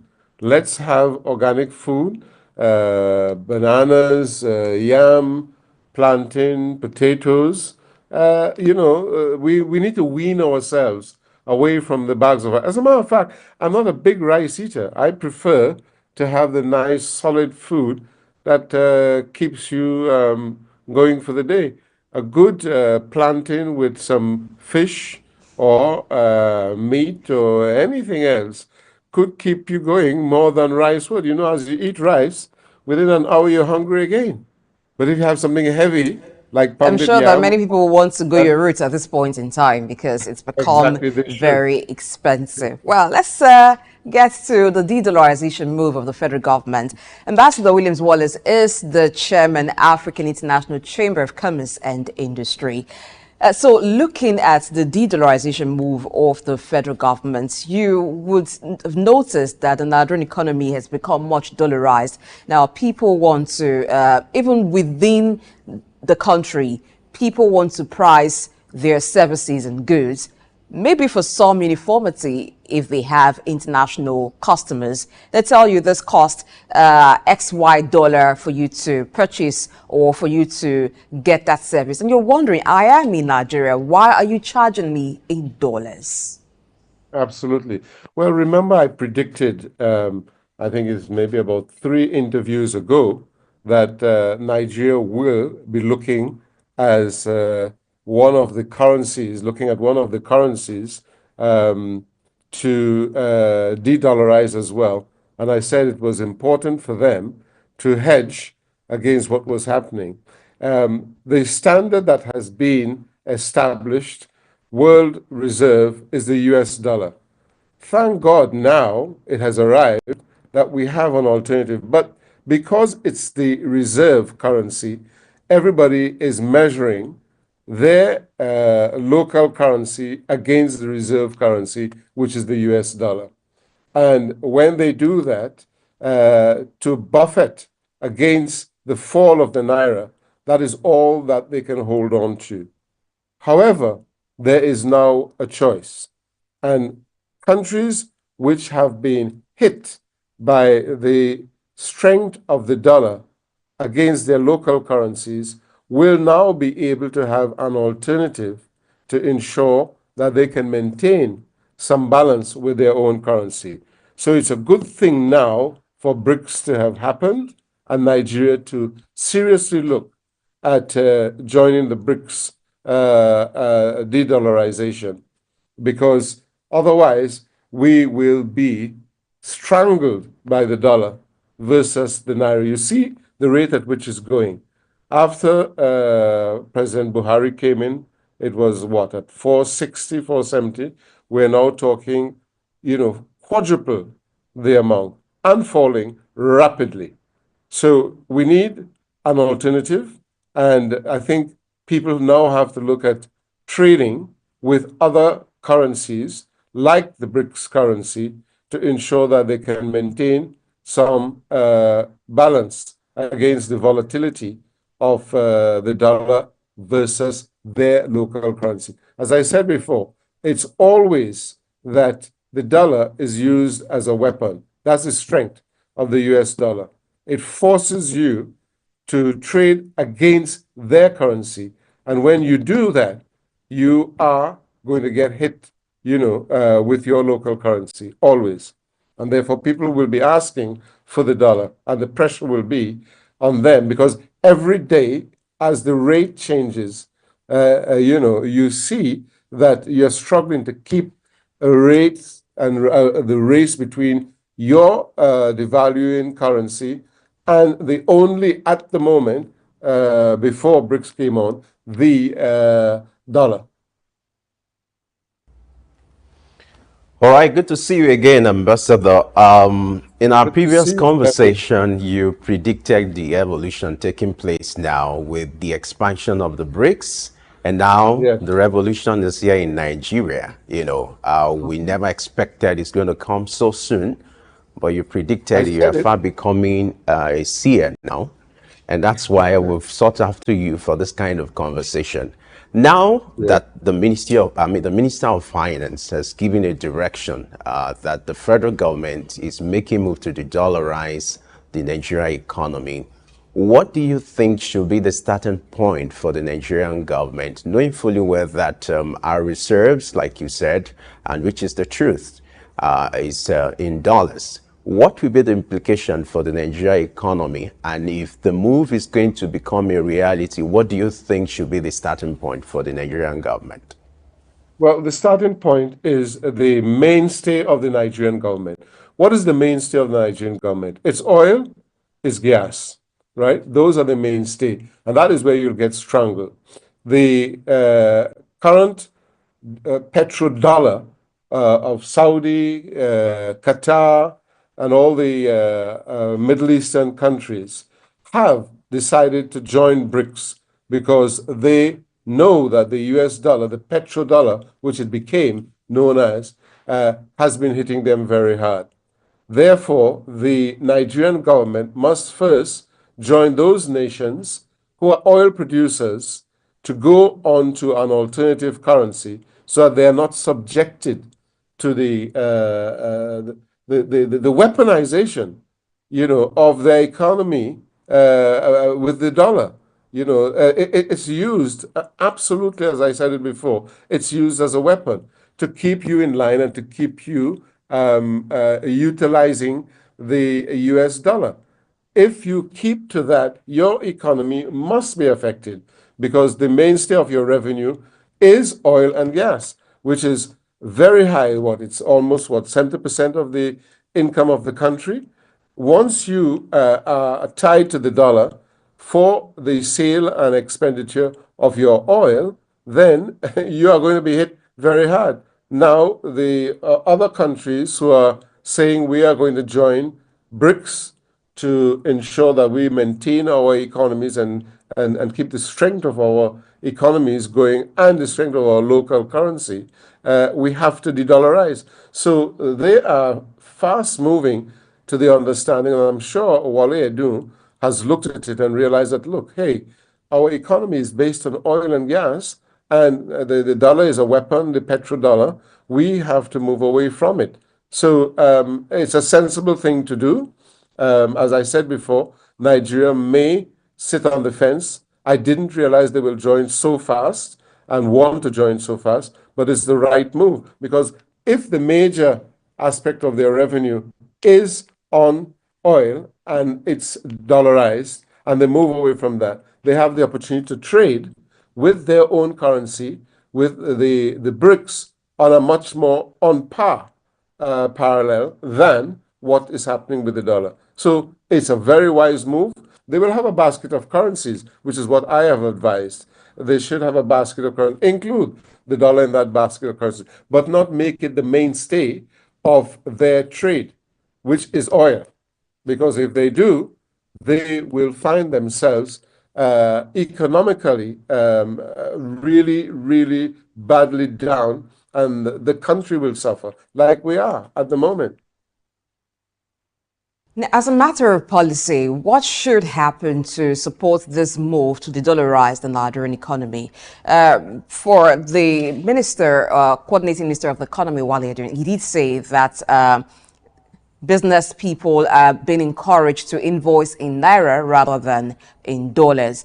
But as a social issue, there is also a trend, a new trend, where at parties, people would rather spray the dollar than naira, in a way to try to evade penalties for spraying money at events. What should happen to also curtail that? Does it matter?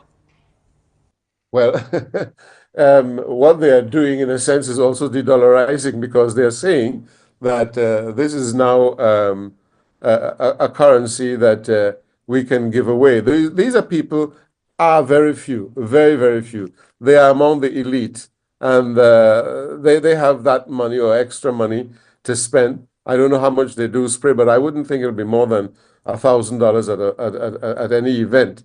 It is another man's currency that they are spraying, so therefore you can't penalize them. But I'm sure they will limit themselves like good Nigerians would do. They're not going to overspend the little that they have in the dollars, unless those dollars were ill-gotten and they can use it anyhow. But if that's the trend, you have to say that they are just avoiding penalties. And if they were going to give 50,000 or million naira out at an event, it's better to just give $1,000, and yeah, you are away from the penalty. But that trend does not have any effect on the economy. It's just them with their little change that they've got in dollars and the strength of the dollar, giving that away at events. But it's very few and far between. How many people in the country would be able to do that? It's just a few. It has no effect on the overall economy. It's a trend, but it's a trend, what I'll call fashionista trend. Oh, I have got dollars, and my dollar is stronger than the naira. Fine, but how much of that? Will they give away $100,000? I doubt. All right. There are those who are concerned about this move to de-dollarize the Nigeria economy. And the question from this set of people is, what alternatives do Nigeria, it's available for Nigeria, knowing fully well that the most ideal way to de-dollarize the economy could have been to encourage local production. So what are some of the concerns that could come up with the move to de-dollarize the Nigeria economy as regards complementing it with the encouragement for local production? How much of impact will that make on the move to de-dollarize the Nigeria economy? Very good question, Femi, and a very good idea. Buying local means you're trading among yourselves. As I said before, and I made that point before, let's have a drive to buy local, because you're using your local currency. And like the Jews, you let the money circulate many times around in your exchange and barter for goods and services. and that will strengthen your local currency. Then you also have the opportunity, like China and others, where you have unilateral relationships, and you can use it. They allow you to use your naira to buy their goods and services, and you pay also in their currency. That sort of unilateral trade, which is the type of trade that BRICS is going to allow hard-hit nations the ability to use their local currencies to trade with the BRICS currency, is the way to go to strengthen the economy of the Nigerian space, and they strengthen the naira as a currency as well. So buying local should be the mantra of the minister, the coordinating minister of the economy.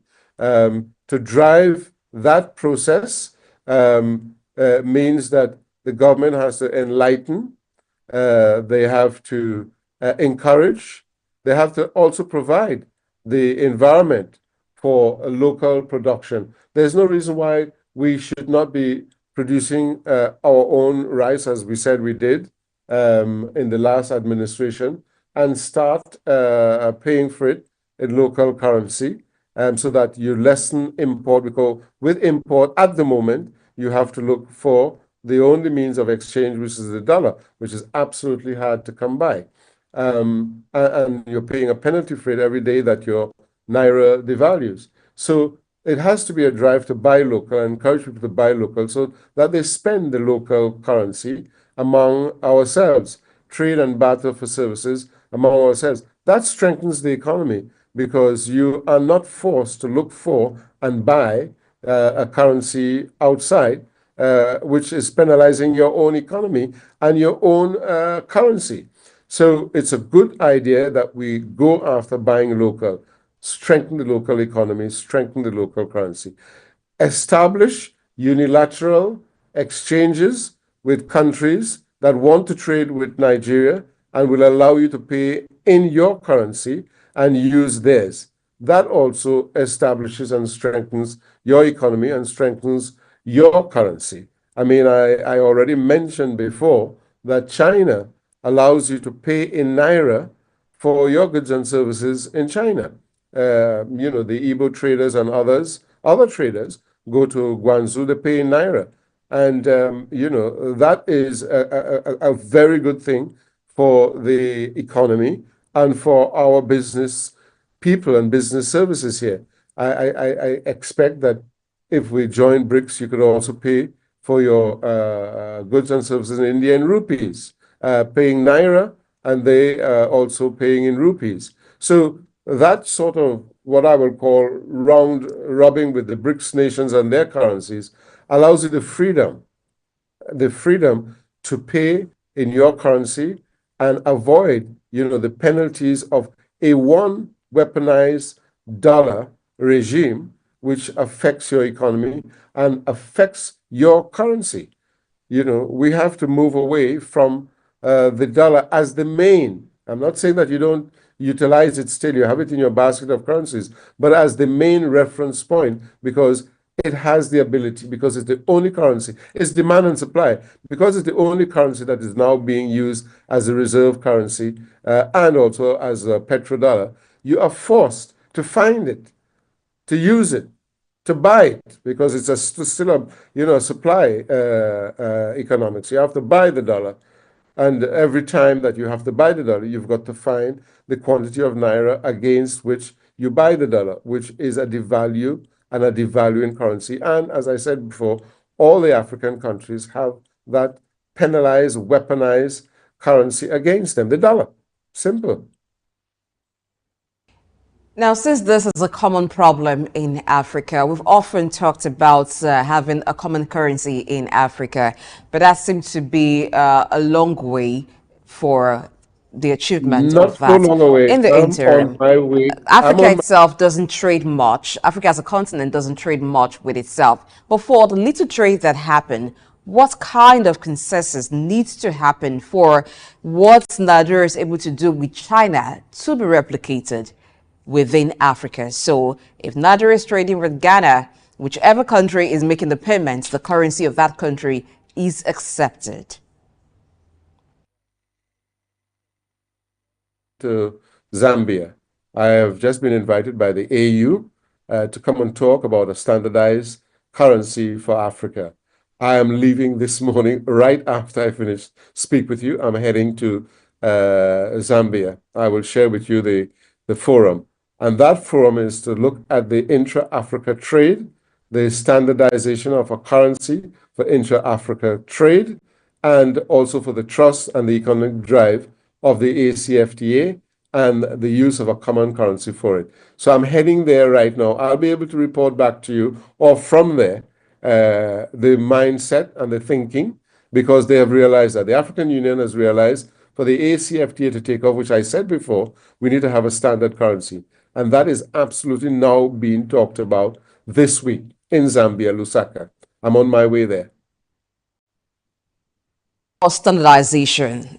Let me paint a scenario for you. So this happens with some businesses in Nigeria. I made earlier I said that you find a situation where, because some have both international and local customers, so they want to have this standard price for goods and services, and it's pegged at a certain dollar. And it becomes a bit expensive for even the local customers to afford, because you're basing it on the dollar. And if they have to pay in naira, then they must give the equivalent of the naira to what that dollar, to what is being charged in dollars. How do you find a situation like this? If the government is encouraging invoicing in naira, what other step can businesses take? They may say they find it hard to give different prices. This is in naira, this is in dollar. But is there a way to achieve standard when a business has local and foreign customers that they do not have to dollarize payments? Well, it depends on the relationship that has been established with the foreign customers. Where are they? Are they in China? Are they in India? Are they in Brazil? Are they in Europe? You know, some sort of parity has to be established. Once you've been able to establish a parity of your currency, because it has become a strong currency, then you will be able to less the pressure on your own currency for trade. Currencies fluctuate all the time. You always have fluctuation of currency, but it is how strong is your currency and your trade economics. That has to be worked out. In other words, if we go, as Femi and I just discussed, towards strengthening the local economy by trading, intra-trading within the country, and the naira stabilizes, then you can invoice very well, knowing that, you know, you have a parity that is, you know, movement between, you know, that standard of your currency is no more than, you know, 3 to 5%, then you know that you can hedge towards your international customers. But if it's falling rapidly, as it is now, and you don't have an established relationship with those countries and their currency, then you're in problems. Then you're going to have trouble. Right, before we allow you leave for Zambia, maybe this could be an opportunity to have, you know, a bite of some of your lectures or keynotes or you're expected to talk about in that conference. Let's talk about Africa when it comes to the issue of the local currencies in Africa. You're aware that when it comes to performance, you know, the local currencies in Africa, you know, they are struggling. Now, from your observation and given the fact that you prepared a lecture for this conference, what are the common challenges or problems you found out as regards the demand for local currency and the performance of that currency, which is peculiar to African nations? Yeah, well, first and foremost, we do not have a common currency, and that is going to be my keynote. We need to go towards a common currency. We need to establish a continental central bank. And we need to also embrace technology and go digital. Those are some of the key areas that I will be speaking about.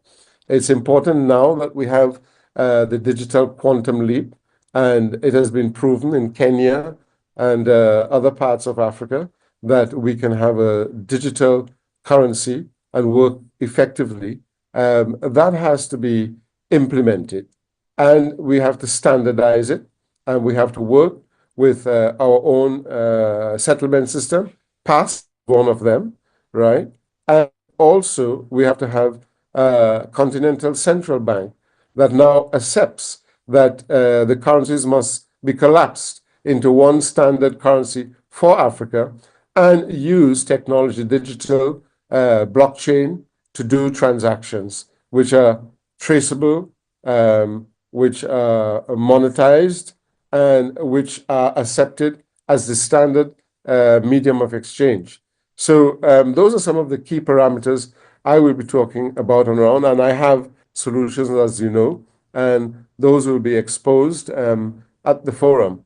It's 3 days, 4 days of talk with the African Union and members of the African Union, and invited financial institutions on the continent and countries. And so I think we should have a good outcome, because they have realized now, and the key thing, the keynote in these talks, the trading and the takeover of the African Free Trade Area. And I had always said it before, it cannot happen unless and until we have a standard means of exchange, collapse the rest of the weak currencies that we have in Africa, which is among the 55 countries, we have almost 40.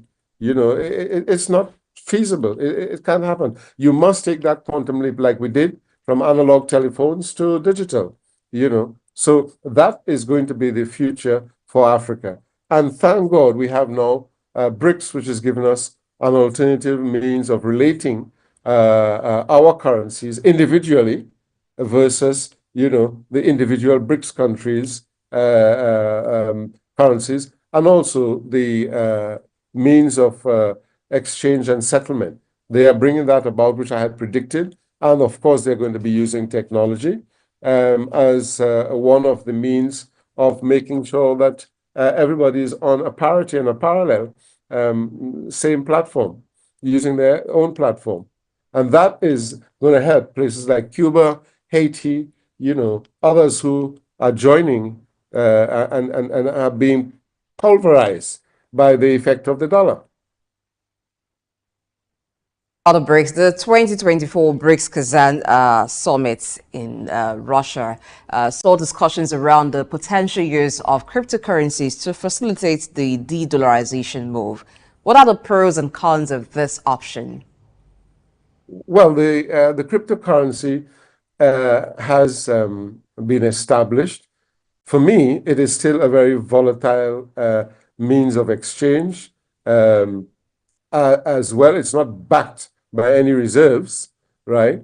We, at the moment, Africa has the strength to have, their own crypto backed by reserves, their own currencies backed by reserve, a standard currency backed by reserve. So, for example, the Binances of this world and the other cryptocurrencies, right? They still have to be, in the main, proven that they can be backed by foreign and local reserves.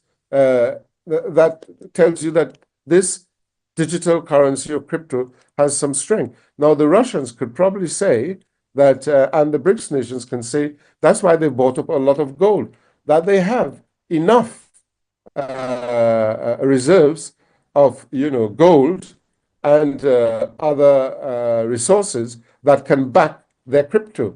And I believe that is where they are going. So I would say that is also another, what I would say, another mix in the basket of trading, that we can do crypto, we can do it on blockchain, and our crypto is backed by the reserves of gold that we have and other raw material resources. When you combine the other BRICS nations, they can say the same. So you can find that their crypto, as unlike the other cryptos of Bitcoin, etc., is backed by and could be shown that is backed by a feasible, tangible set of material reserves, gold, diamond, oil, whatever. At the moment, the cryptos that are in that space is not backed by anything. It's just like the dollar is picked out of the air, and you just use a, you know, again, you just use a non-backed means of currency and exchange and trade. So the difference for me is that Russia is surely saying that, look, our BRICS crypto is backed and can be backed by trillion BRICS exchange reserve based on our raw material resources combined. All right. If the move to adopt crypto in the move to de-dollarize, the economy becomes the order of the day, how do you think the problem of regulation, which is largely peculiar to digital currencies, could be avoided now in a situation where you have more nations, adopting it, if that becomes a reality? The issue of regulation, which is very peculiar to digital currencies and sharp practices, what kind of framework can be put in place to ensure that this is managed or controlled? Well, they have to. The BRICS nations will have to have a central regulating authority on their cryptocurrency that gives confidence, because money and currency is always confidence, and safeguards the intra-trade using their cryptocurrency. And I am sure they have thought of that, and it will be regulated. So everybody who has joined the BRICS cryptocurrency will know that their transactions are safe, will know that the cryptocurrency they're using is managed and legally accepted, and you have also fallback. So if something goes wrong, you know that you have what I will call an ombudsman in the regulation of that means of trade and exchange. You must have, and they will have thought of that, and you have to have recourse. But blockchain, what I can tell you, you can track your transactions, properly. You can see, it's like a digital signature and imprint. Every transaction can be tracked and can be realized that this is what I used to pay for this, and here is the audit trail, the digital audit trail of that transaction. And that is one of the good things of going that route as well, in that it's traceable, it's trackable, and you know the outcome, in that you have seen where that crypto fingerprint went, where it left, what time, etc. That is very important. We don't have that now with local currency. You trade and you buy, and it's just a free-for-all. But with a crypto currency used for trade and services, it's trackable, it's traceable, so you know when, what time, and who did what with who. That's the important thing. And I'm sure they're going to have regulations to ensure the safety of the transaction. Okay, so the question would be, why consider crypto after the much talked about BRICS payment system? Does it suggest that there are potential challenges or anticipated challenges for the BRICS payment system? All right, let's look at it militarily. You have to have options. If BRICS could be attacked from a hacking cyber point of view, because a lot of their systems will be reliable on technology, I would suggest that the BRICS are thinking of a backup. They're looking at all the options, to ensure that they back up their own currency, who might be attacked or who might have teething problems. But look, we have an alternative, and that alternative is also acceptable. So I think it's a means of safeguarding the novelty, the newness of BRICS. And since crypto is now becoming an acceptable form of trade, transaction, and savings, right, for individuals and for moneyed people, they have said, okay, let's also put into our basket of currencies, right, of our own currencies, crypto as well, because crypto is now an accepted currency and means of exchange. So it is wise to now put crypto in. They've put their yuan in, they've put their ruble in, they've put their rupee in, and they're also now embracing other people's currency. It is also a backup. It is also a backup. So I think militarily, they know that they are going to get attacked. And if they are only relying on just their settlement system and just their means of exchange on their BRICS standard currency, they're going to be hit. America is not going to sit down and allow them to run riot around the world. They are going to attack them, I'm quite sure. So putting in crypto as well, which safeguard them from the hit they may encounter, is a wise move to have a basket of hedged currencies, including the crypto. The BRICS revolution is challenging the world order, quick as expected. But what do you think could be the political, angle to this and the diplomatic route that could arise as a result of this move? Will it further lead to a kind of divide between the global south and the global north? Here you have Russia widening its influence, to the global south to ensure that more African nations are adopting this payment.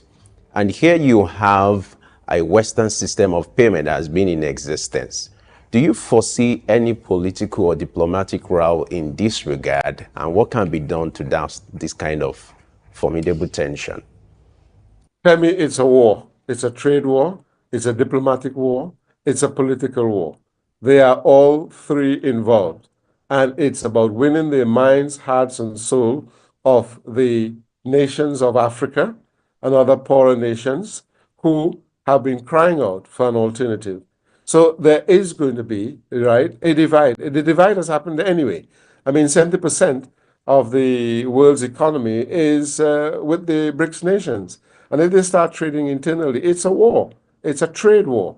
Politically, they are going to also fight. Whoever becomes the president next month in the United States, that would probably be the number one thing on their front burner, right? Then diplomatically, everybody is going to make moves to convince and try to sway the countries that are going to join BRICS, especially Africa, whose reserves in raw material resources they want. So the war is on. The war was on. This is just a real game changer and paradigm shift for poorer nations, Africa, Cuba, Haiti, India, other places where they need to have an alternative means of exchange and to breathe economically. And so this is now the three-pronged war that you just spoke about, because it's a war, diplomatically, politically, and economically. It's a trade war. There's economics involved. There's losses involved. I mean, what's going to happen? A lot of American businesses are not going to be able to use what they were using, the strength of their dollar, to enrich themselves. They're going to have to rely maybe on Mexico. They're going to have to rely on their other near markets to ensure that they can, and they'll be forced to employ more trade among themselves. The country itself will trade among itself. They will trade with their near markets of Latin America and Mexico. So it's a trade war that the balance has tipped. And I think that's what they're seeing. The balance has tipped because of the strength, the combined strength of the BRICS nations, and more are joining, including Nigeria. Now, Nigeria is very key, very, very key, because of the strength of the country's oil reserves, the strength of the population as a market. So the war has started, and for Nigeria to jump straight away to say they want to de-dollarize, that's to tell you there's danger signs ahead. And Nigeria has to look out as well, very much so. And they must be careful, how they tread this path, So Nigeria, look out as well. Let's make sure we make wise choices. Talking about making wise choices, there have been advocacy for Nigeria to become part of the BRICS nations, but recently Nigeria, alongside 12 other countries, was added as partner countries to the BRICS nation. Though not a member yet, but do you see it as a step towards achieving that? Would it be a wise decision for Nigeria? Yeah, of course it has to be. As I said in my lectures before, I think it was 2 or 3 lectures back on our interviews, Nigeria has to include BRICS in their basket of currencies. It is a shift in the world economics, and Nigeria has a very important role to play. I said they don't have to completely leave out the dollar in their basket of currencies, but they must concentrate on inclusiveness with BRICS. I said it, and I was surprised that they made such a move so fast. But they have to.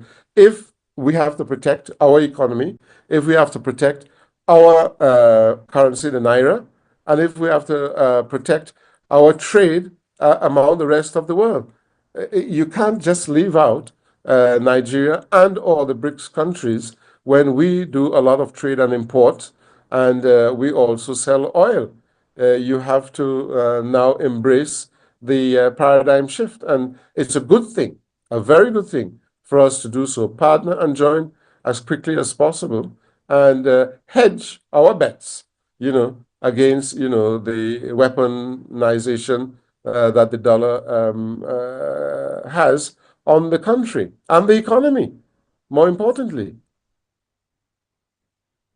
All right. Now that Nigeria has been recognized as a partner, a country partner in the BRICS formation, how do you think the Nigerian government can handle the transition in a way that it will not trail some challenges and it won't also trigger some political conflicts, in the sense that you have a move to de-dollarize the Nigerian economy, and now BRICS is also making some offers? How do you expect the Nigerian government to handle this kind of marriage, if I may use that word, in a way that it would not further give room for conflicts? Any way they do it, there's going to be conflicts. It now becomes a diplomatic matter, and because thank God Nigeria is a very strong, well-populated country and is recognized as such, so that we're like a bride as well, one of the brides, right? So now, diplomatically, we will be pressured by, European countries, the US, and others who have influence, whether it was past colonial, whether it was present partnerships, and, other, barter between themselves, trade-wise. So I think it will reach to a diplomatic engagement. They can't come out politically and challenge, but of course, you never know. Some people can help people in the political space to rally against the government. We have to be careful of that, because is any, all bets are off. Any way they can influence the government to not accept BRICS as a major currency for their international trade, they will do it. It's their role to do that, diplomatically and politically.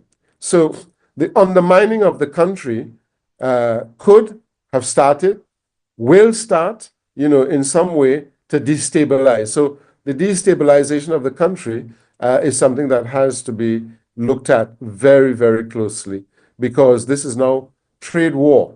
And this is now, people losing the strength and the power they had through their currency, which is the dollar. So therefore, if I have to look at it from a strategic military point of view, they will be attacked on all fronts. And destabilization of the country is obviously going to be one of them, to ensure that you stand in line and stand behind, our currency rather than accept the alternative. But I think in the first instance, they will go quietly, diplomatically. But it will be all out. Anything, any move, that they have to make to ensure that Nigeria, remains loyal and stand in line with the dollar, they will try. They will. So I see challenges ahead for Nigeria. So they've got to walk very quietly, softly, and obtain a middle ground, and do like the UK did when the euro was being established. They sat on the fence and said, we're not going to join. We're going to keep our currency, the pound sterling. And they did, and it was a wise move then. So they've got to tread the same path and say, okay, we are sitting on the wall, on the fence, and we will look and see how the BRICS evolve, but we are part of it. And that also gives Nigeria a bit of strength, because it means that they also have partners to support them should things go south in terms of political attacks, in terms of, you know, diplomatic onslaughts. They now have partners, and I think there's strength in numbers, and that's the beautiful thing. The dollar is one country, you know, one country's currency, but the BRICS is several, so you have several partners. And I dare say that Nigeria should look at that as part of their alternative support system, because if you rely on the dollar, you're going to be on the lifeline taking drips on your deathbed. So join and get the support that BRICS will provide with you. That's my advice. All right, so what's the idea behind the concept of partner country? 12 other countries were made partners alongside Nigeria. You have Algeria, Bolivia, Cuba, Indonesia, Kazakhstan, Malaysia, Thailand, Turkey, Uganda, Uzbekistan, Vietnam. Why not just make them members?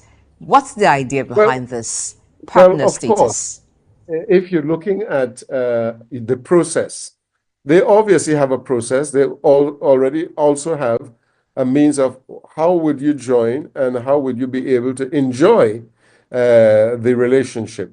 So it's like recruiting, you know. Do you have the wherewithal to maintain the relationship when you join? Are we convinced that you will stay? You know, because also you don't want sabotage. You don't want people joining and then suddenly they rock the boat, because that's another part of the diplomatic war. But they can join and be instructed, look, you know, pull out after a year. And, you know, you have 2, 3, 4 members pulling out, right? And suddenly the idea of BRICS is weakened, and people start to get shaken, because don't forget, currency and money is all about confidence and trust. So if there is mistrust, people will be saying, oh, Malaysia left because they didn't like the way the trade was going and the regulation was going. Indonesia left because of this and that. Uganda left because of this, etc. So they have to screen the members who are coming in and make sure that they are in for the long ride and will be there to support the combined currency and the combined nations standards that they would have established. For example, do they have the infrastructure? I mean, digital infrastructure. You know, those are all key things. So they will be asking, we would like you to standardize your platforms. We'd like you to standardize your digital infrastructure to meet up with what we have. So there's a number of factors that are being considered for partner countries, because don't forget, these other countries are not as advanced, should we say, use a word, are not as advanced as those BRICS nations who have very sophisticated.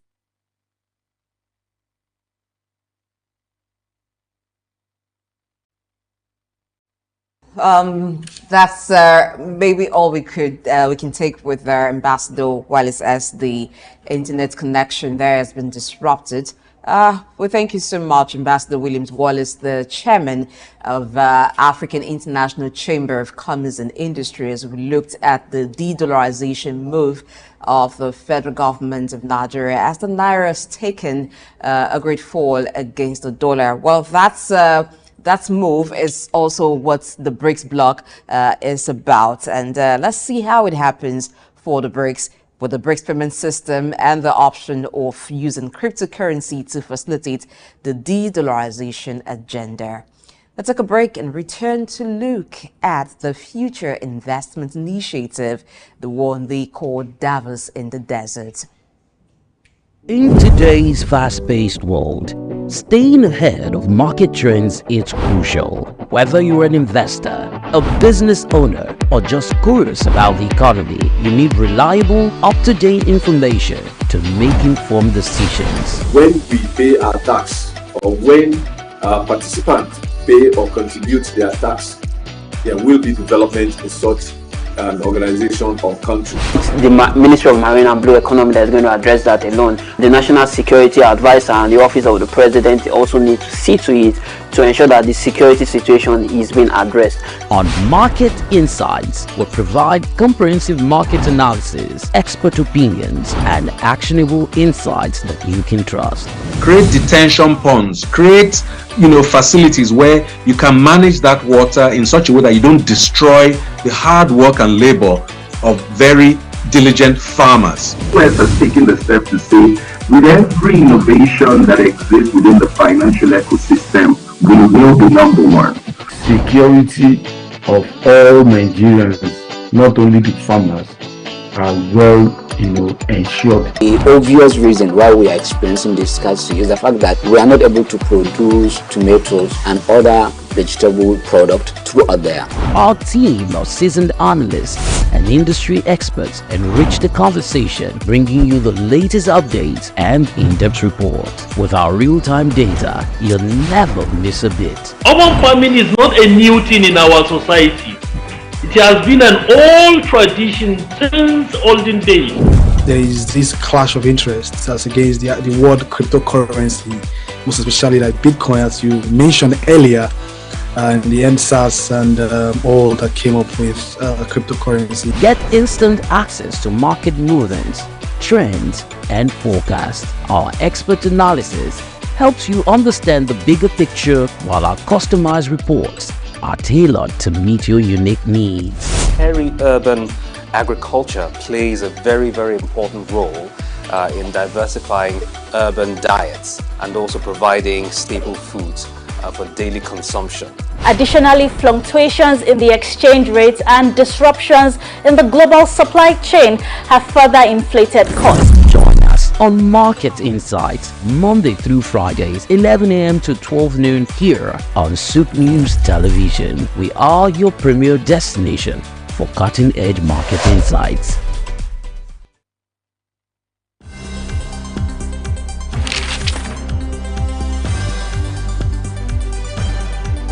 The challenge of governance is to see how we can leverage what is on the ground and convert this to wealth for the people. Russia, China are gaining entry into Africa, and it would appear that some Western countries are losing out. You're working as an expatriate worker, then you're paid in your currency. But then if you must spend those money, you need to convert those money to the local currency to spend. When we address this exchange rate volatility, we will see definitely cost of goods and services will come down. From a security point of view, we should employ the technology to ensure that we can track individuals and goods within the continent.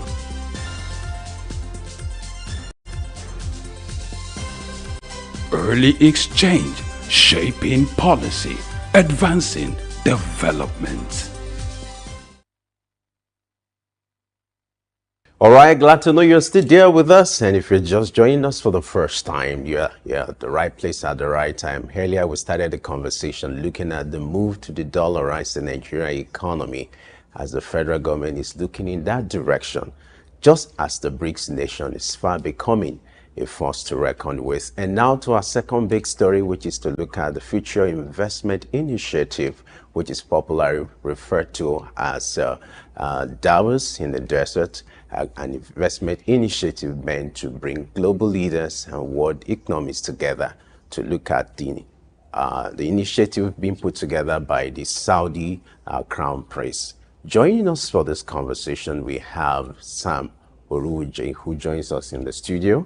He's a public affairs analyst. Glad you have joined us this morning, Sam. Good morning, Femi. Good morning, Blessing. Thank you. A pleasure to be here. I was expecting good Nigeria, good SOUQ.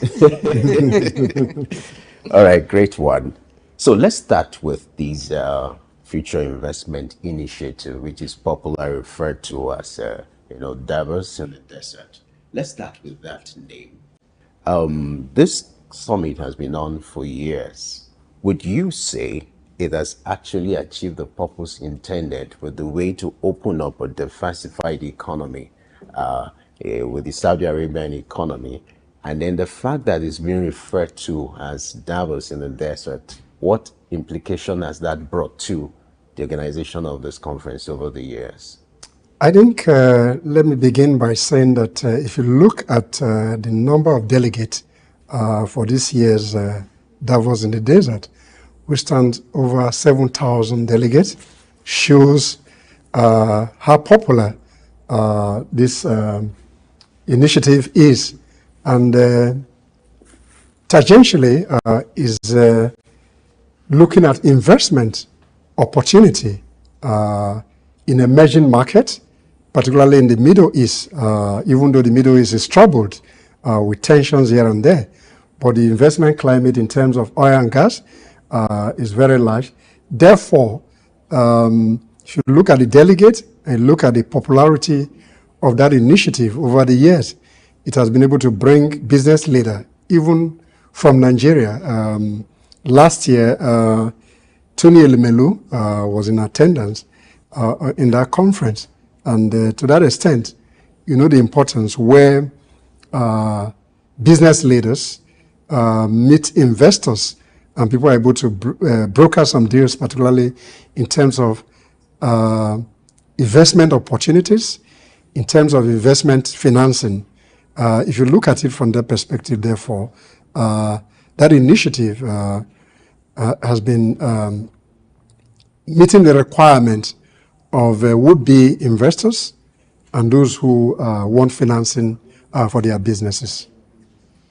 Now, if you look at the theme of this year's future investments initiative, like the common theme, rebuilding trust. So the world is seeing much polarization in recent time, and that too has affected the kind of interaction that countries have with themselves, alliances and bilateral trades. But at a summit like this, where you have, like you said, about 7,000 delegates, and they're focusing on rebuilding trust, what do you see that results into in terms of cooperation amongst countries and growing the economy? If you look at it from a global perspective, within the international system, there's always tension, realignment, and to that extent, therefore, particularly in the Middle East, that has been dealt with a lot of tension in recent time. The issue of rebuilding trust, which is a minimum threshold in terms of collaboration in business, even in personal relationship, trust is very critical.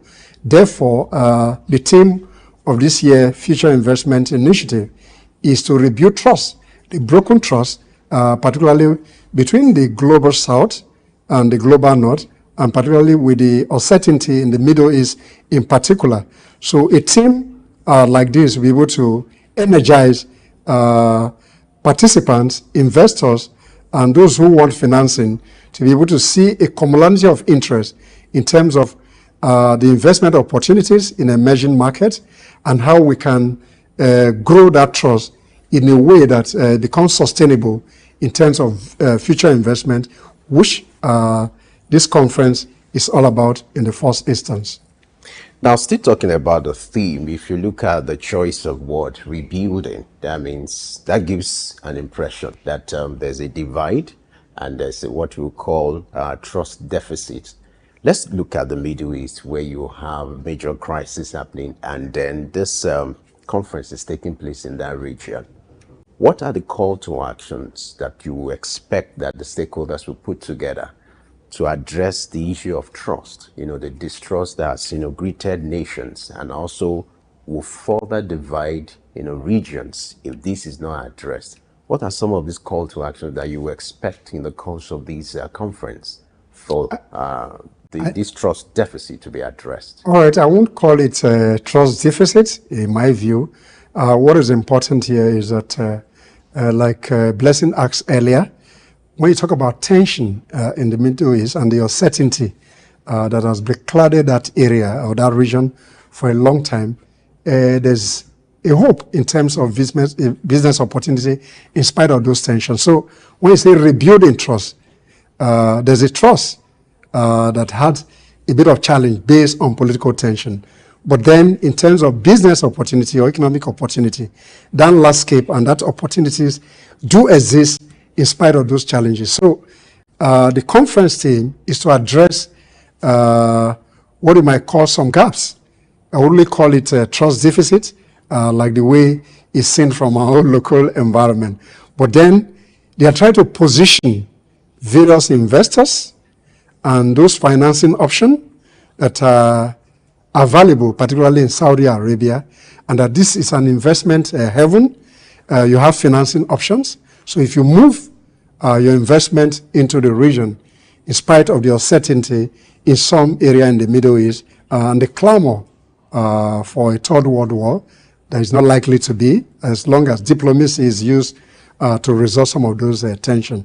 So to that extent, therefore, I think the organizer are just trying to navigate in a way that you can build more understanding, more collaboration, more trust, so that business can be sustained in that region.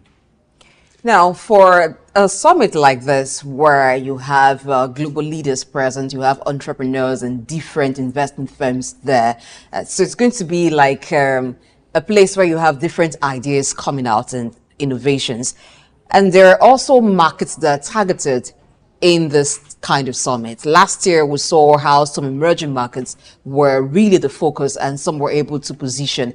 Africa has always been part of that market that they focus on such in a summit like this. So yesterday, it was about building bridges to highlight unique investment opportunities in Africa. This was the focus yesterday for the summit. So the question is, how should Africa position the continent at a summit like this to attract the type of investment that will grow the economy, that is beneficial to African continent, and not the status quo remaining where it is just people coming in to tap primary products and the continent remains underdeveloped?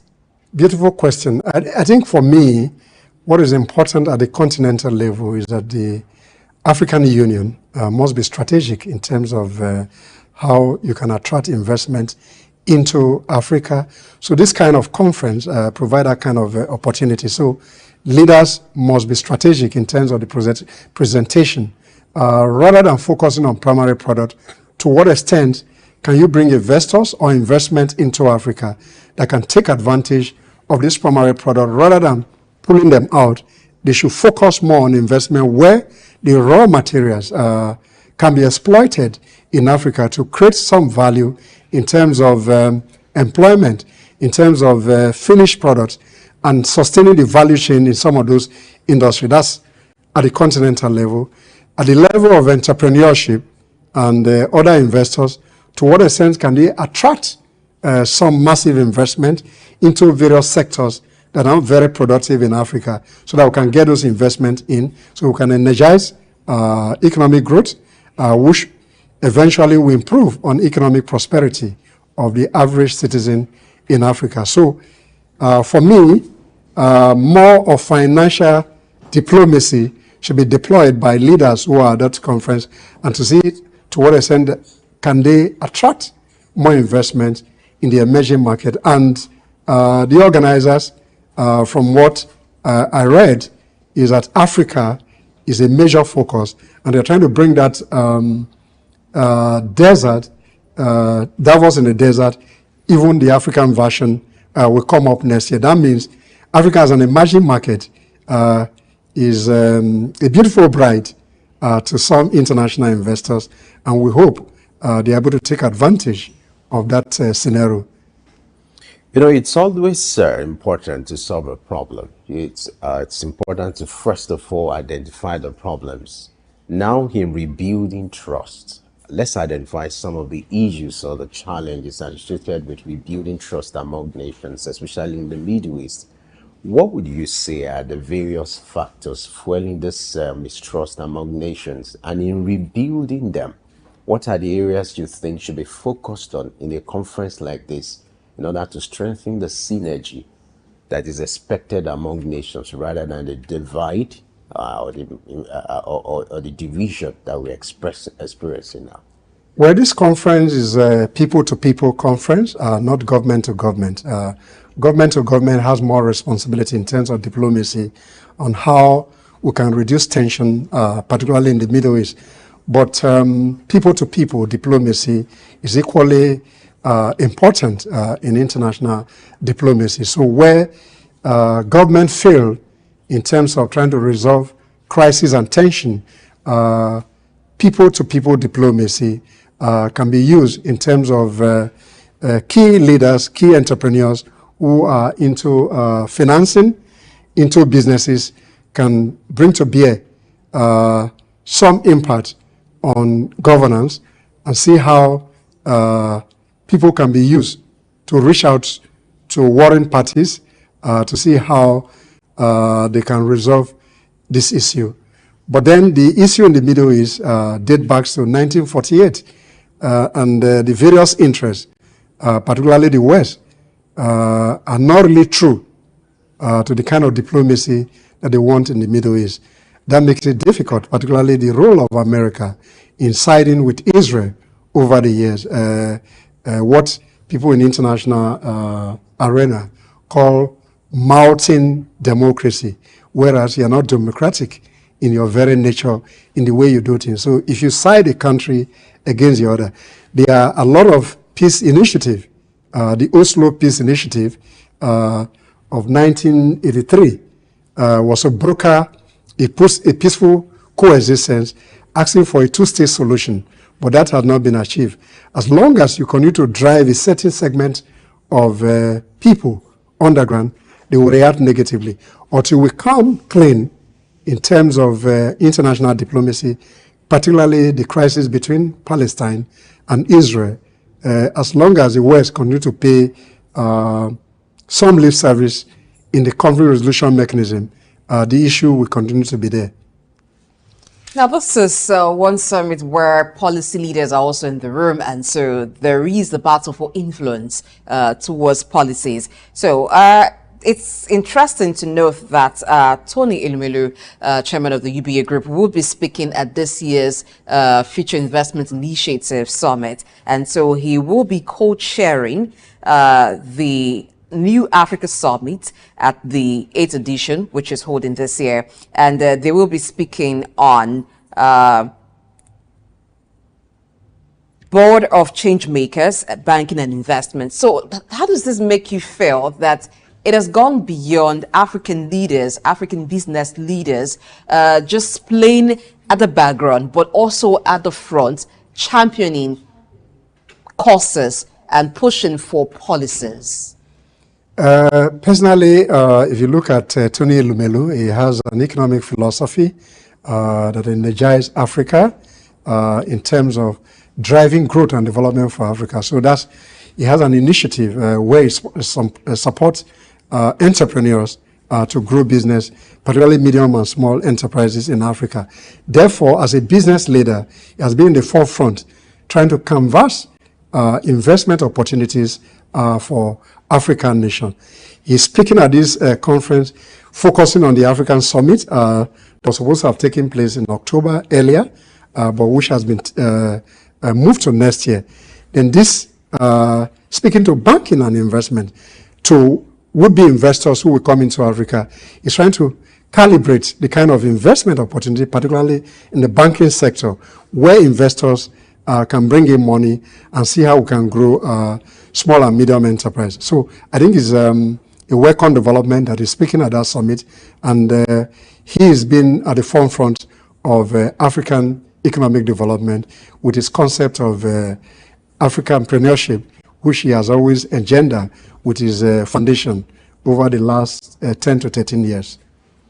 All right, now let's look at the impact of this summit to the host of this summit, Saudi Arabia. It's been the desire of the Crown Prince, to open up that space for investment and for future investment, also see a way to diversify the economy of Saudi Arabia. Would you say that the purpose for organizing this kind of initiative has been achieved? And what would you describe or foresee as the impact of this kind of conference over Saudi Arabia when it comes to its economy and then investment opportunities? If you look at it from the perspective, this is the 8th edition of that Future Investment Initiative. And year on year, the number of delegates to that conference has increased. This year is about 7,000 delegates. That speaks volume to the importance of that ecosystem. Saudi Arabia is known as an investment haven in the Middle East. They have a sovereign wealth fund that is in millions of dollars, and they've always tried to provide opportunities for people to come and invest, in spite of the initial misgiving when you use the word rebuilding trust. There were some issues with Saudi Arabia in the past, particularly their position in terms of international terrorism and others, and their role in the Middle East.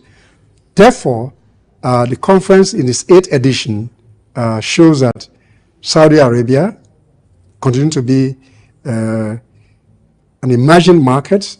It has the resources, it has the investment to sustain financing for some other people.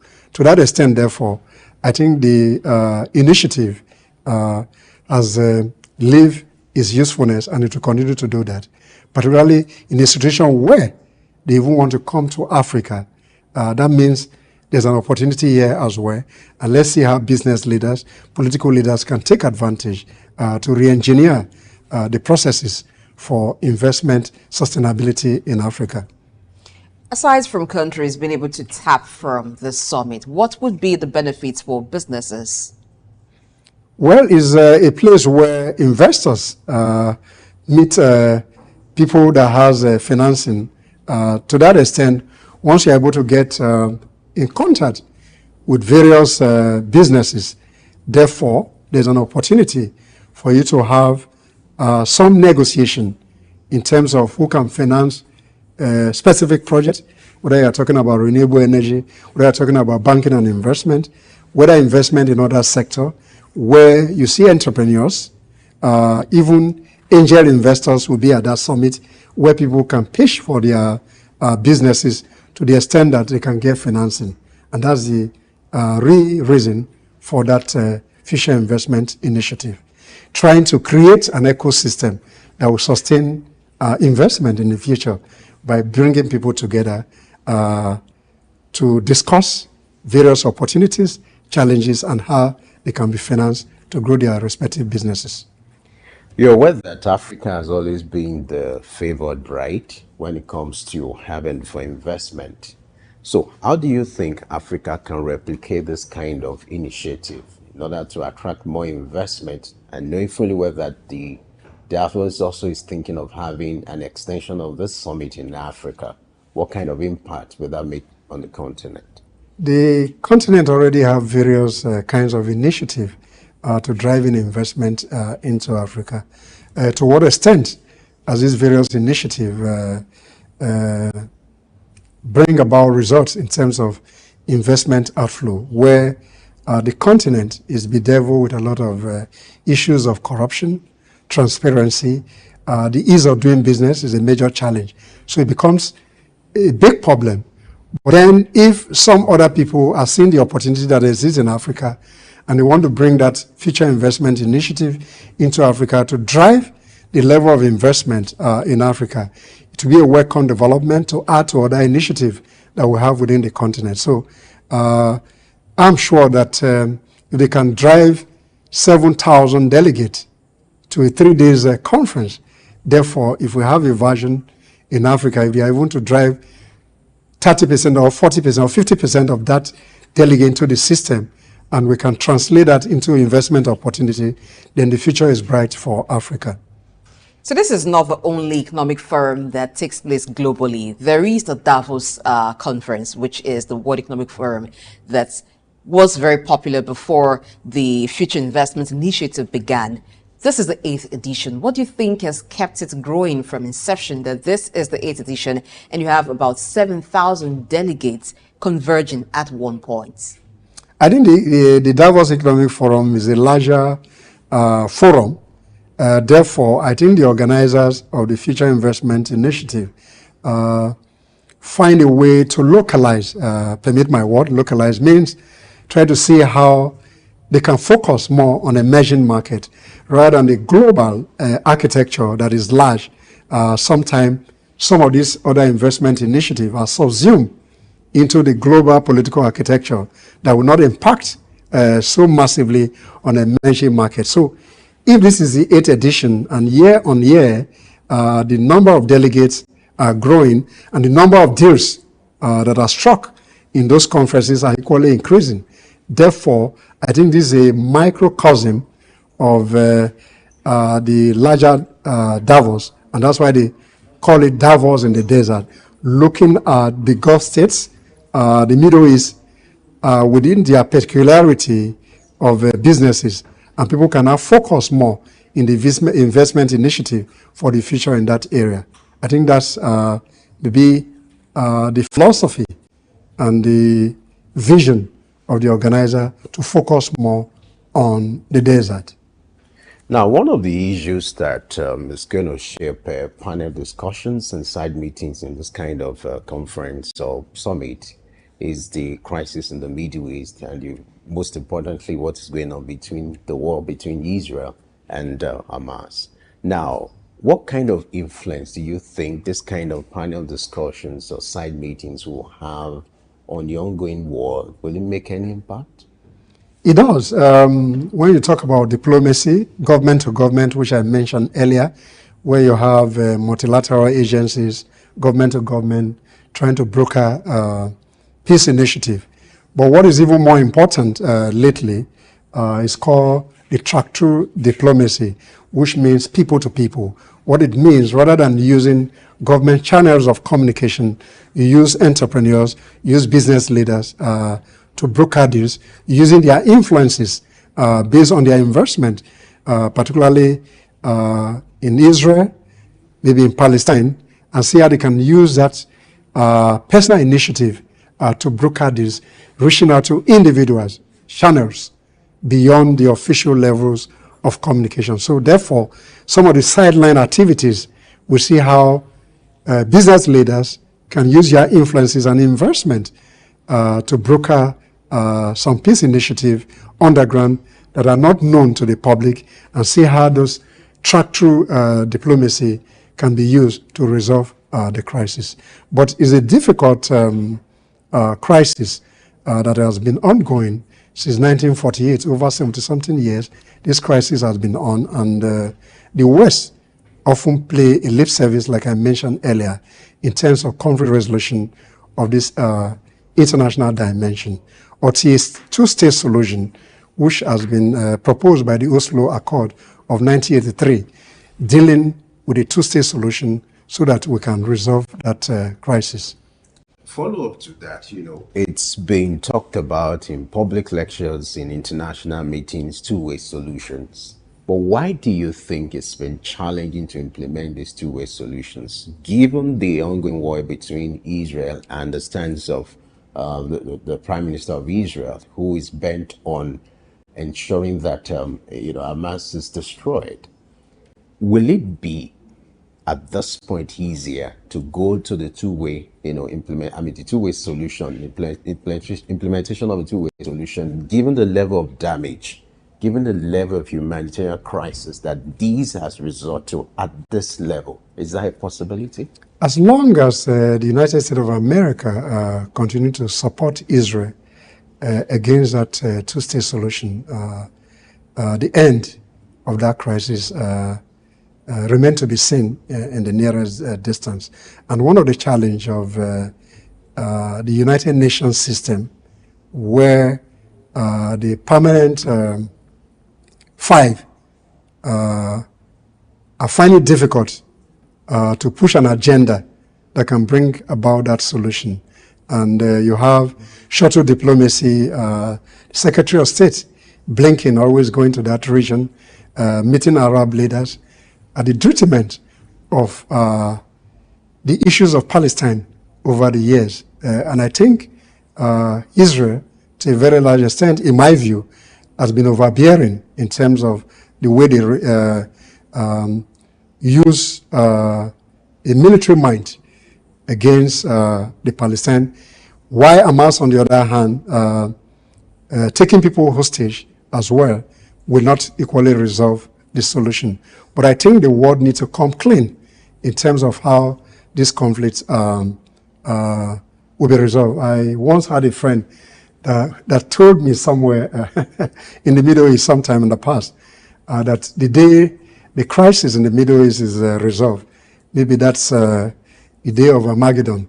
That shows that both parties are not really true to that fact. So, but let's continue to press for government-to-government diplomacy, people-to-people diplomacy, to see how we can de-escalate the conflict to a level that we can manage it. I don't see a resolution in sight quickly, as long as double standard is used as a diplomatic weapon in the international system. If we look at what the FII, which is a Future Investment Initiative, is doing for Saudi Arabia, the organizers of this summit, and what the delegates stand to benefit, it seems a win-win situation. So yes, the delegates come, they discuss. They also find opportunities in Saudi Arabia, which is diversifying its economy and building greatly in the tourism sector. If Africa is to have its own version of the summit, are there key things that Africa needs to do so it's not just an activity of people gathering, but really they're able to reap gains, just as Saudi Arabia is reaping gains? If we look at even the visitors coming, how that boosts their economy?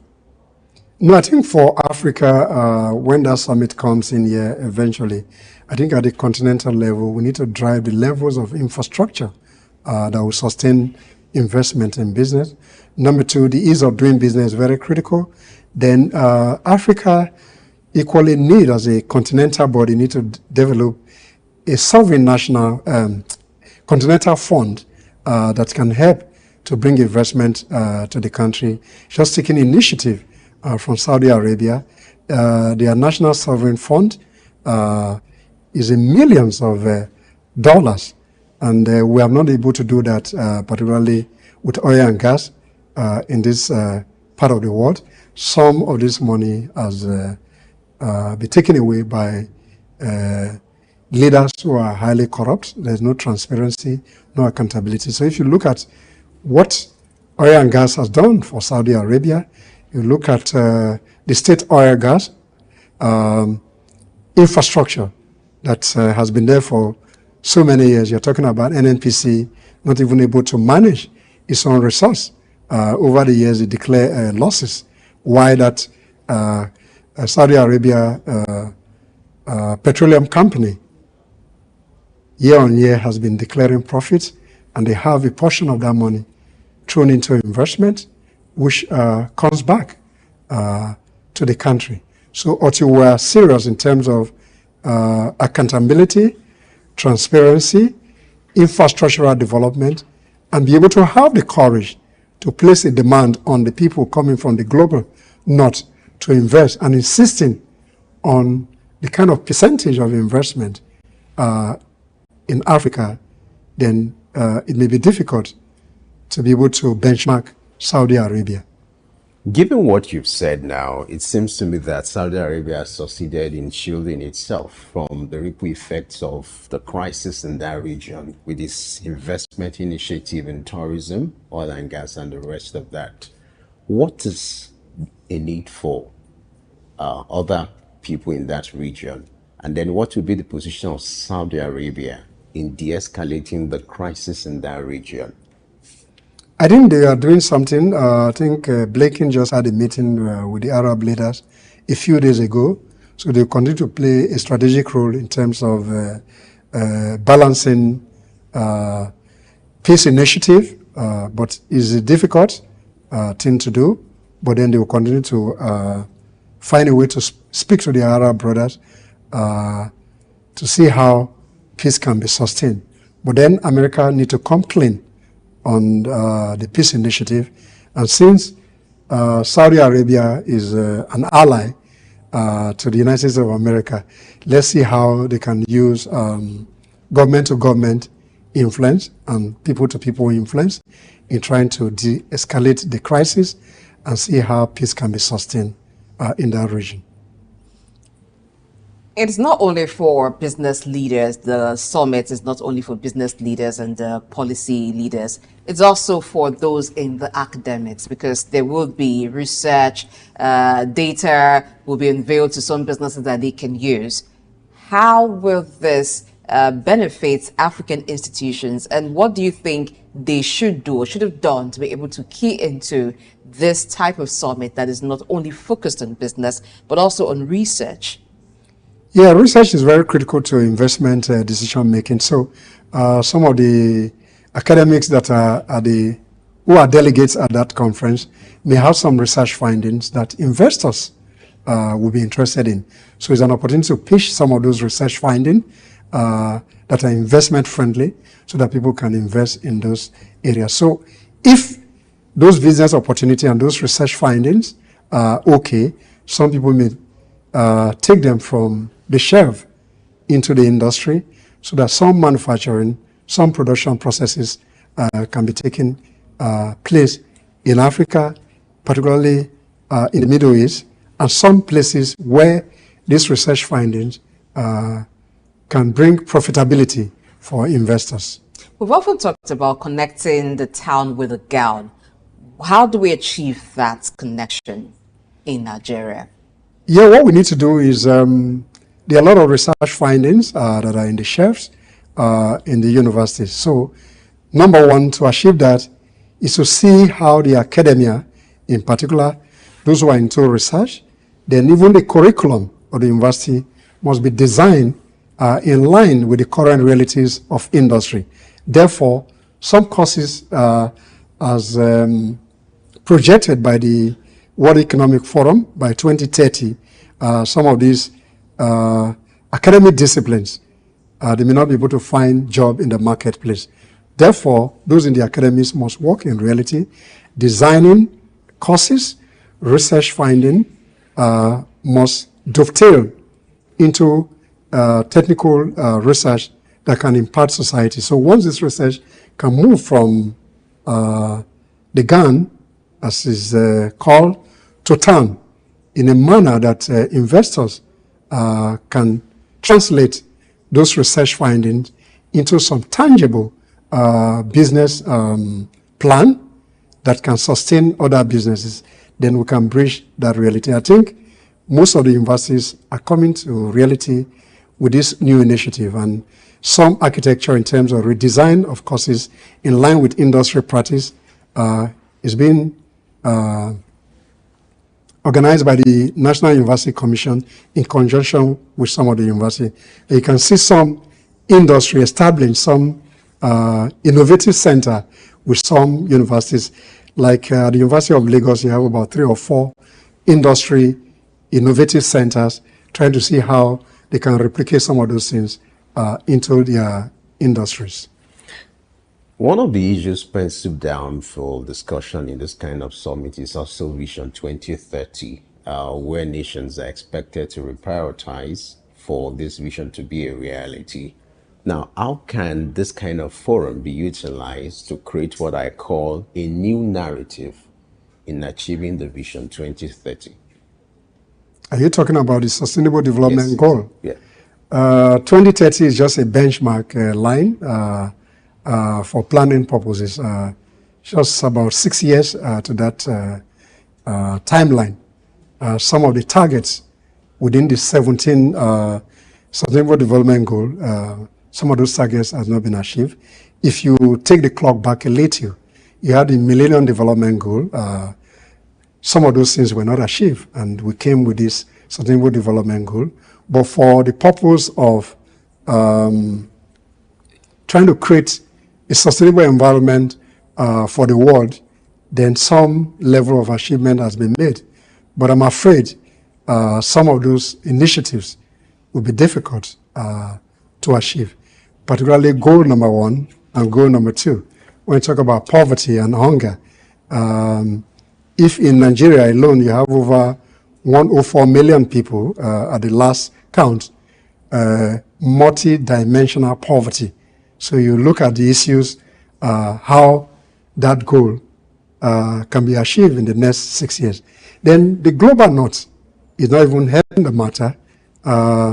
they make some pledges at some of those diplomatic conferences. And at the end of the day, they don't live up to those expectations. There's another climate change conference that is coming up in Azerbaijan sometime in November, middle of November this year. Some of those issues we brought to bear again. And when you talk about climate financing, another initiative talking about a mix between traditional energy and renewable energy, Africa continue to suffer in terms of those promises that are made. But hopefully, let's see whether we can achieve some milestones. But if you look at the various targets within those goals, some of those targets has not been touched, in my view. Will this conference be a good avenue to canvas for a paradigm shift or a new narrative? Since there's a financing option, Yeah. investment financing option, I'm sure that some investors will be able to broker some deals in terms of climate financing within that conference. The percentage and the volume of what the conference can achieve vis-a-vis the global sustainable development goals remain to be seen. Now, wrapping up with this, I'll go back to Tony Ilumilu's speaking at the Future Investment Summit. What benefit could come from this for the Nigerian banking industry? I'm sure there will be other chief executive of Nigerian banks that will be at that summit who may be there to see how they can attract some level of investment into their industry. So to that extent, therefore, once people are able to broker certain levels of deals, those deals will now come into Nigeria and they translate into economic prosperity once those investments find their way into various sectors. So as those who are financing investment, they will be there as a broker between some specific industry and those investors at that conference. So when you're able to balance that mix, then there will be hope for banking and finance in Nigeria. For Nigerian representatives who are in this kind of forum, what kind of partnership or deal would you expect them to broker for the nation? And what would be the impact of that for businesses? I think the conference is not government to government, like I mentioned. People are going there as entrepreneurs. Yeah. People are going there for investment opportunity. People are going there for financing options. So they come as individual organizations. So they come to broker deals for their respective industry. So when those deals are successfully brokered, then those investments can come into the country. And once those investments come into the country, then it can improve on the economic prosperity of citizens. Because once those investments come, they will create employment, they will create some loan portfolios for small and medium enterprises. So when they are able to tap into these investment opportunities, then it will help in economic growth and development. Many thanks, Mario J, who's a public affairs analyst, for joining the show today. Thank you.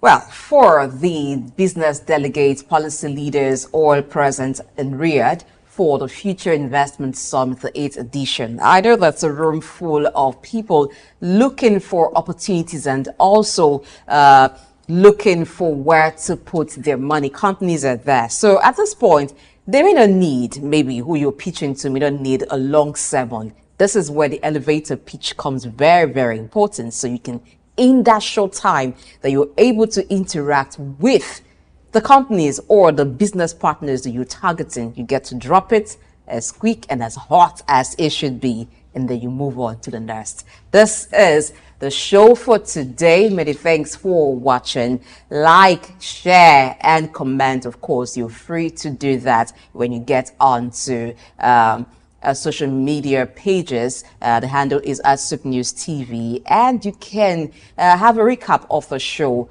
still on our channel on YouTube. It's still SOUQ News TV. I am Blessing Age. The show returns tomorrow. You know the time, 8 a.m. West African time. Market Insight comes up at 11 here on the channel.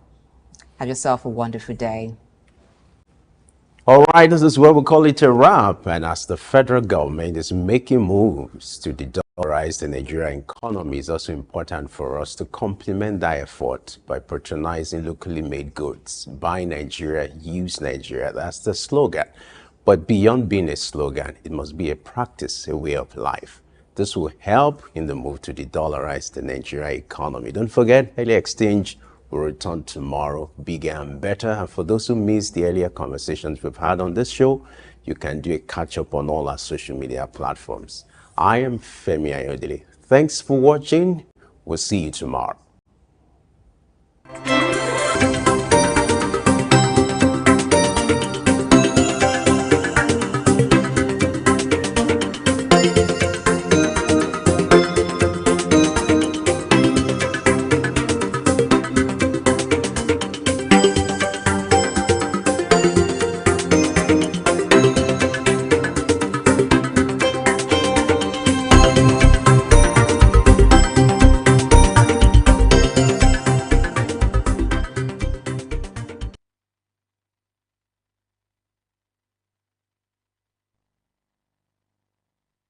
We've got just what you need right here at Femi Wash Media.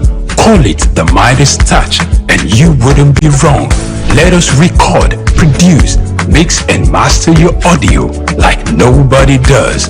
Reach us on our contact today for the best quality job.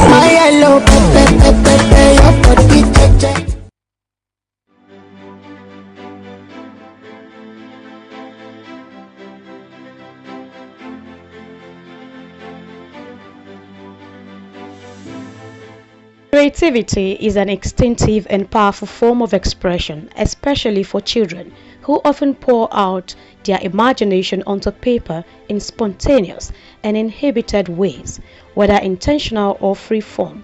Their art captures raw emotions, thoughts, and experiences that words might struggle to convey.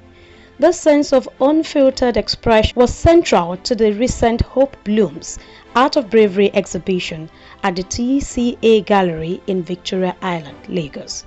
In partnership with the Children Living with Cancer Foundation, the exhibition showcased a collection of artworks that reflected the bravery, resilience, creativity, and inner worlds of children living with cancer, most of which emerged from art therapy workshops at Lagos University Teaching Hospital, LUTH, where children were encouraged as they explore themes of hope, survival, and friendship.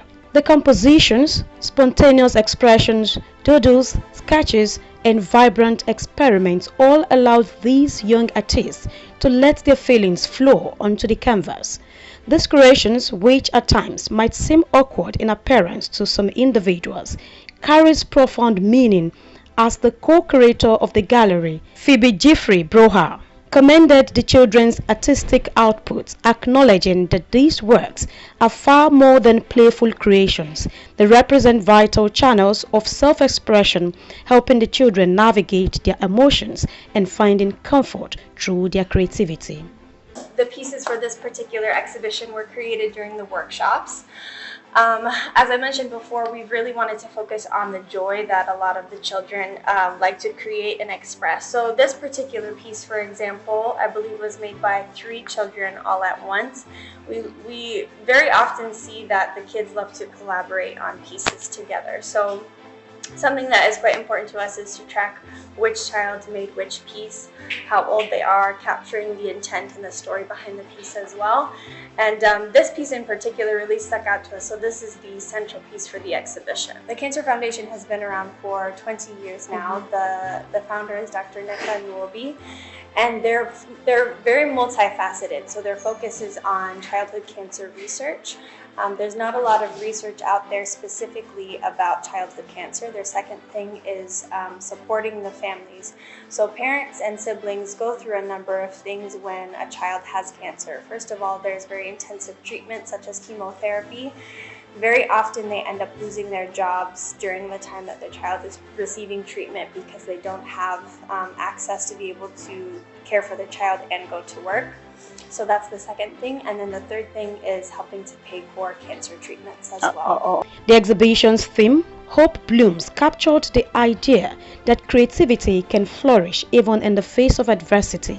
Through their artwork, the children not only communicated their hopes and struggles, but also built a sense of community, forming friendships that support them on their journey.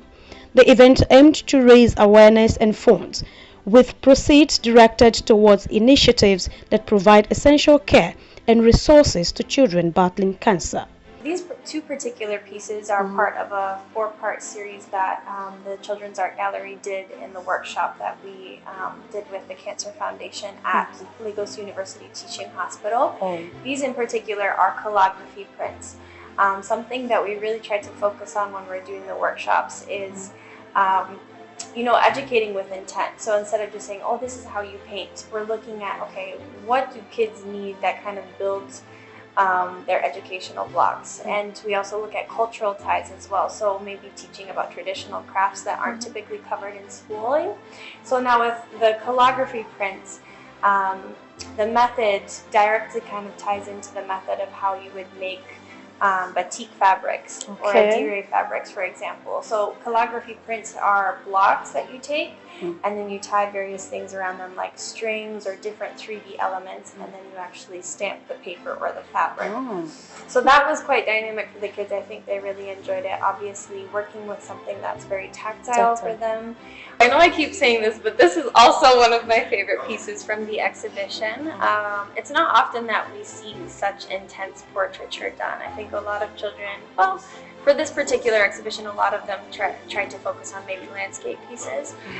This piece is titled Inner Reflection, and it's a very conceptual piece. I think it's a representation of kind of how one sees themselves in other people. You know, if you have someone who's supporting you, who's looking at you with a loving perspective, you're going to look at yourself with that same perspective as well. And so you almost see this image that is almost a mirror, but not quite. There's two people that look similar to each other, that are gazing at each other, but they're also independent from each other.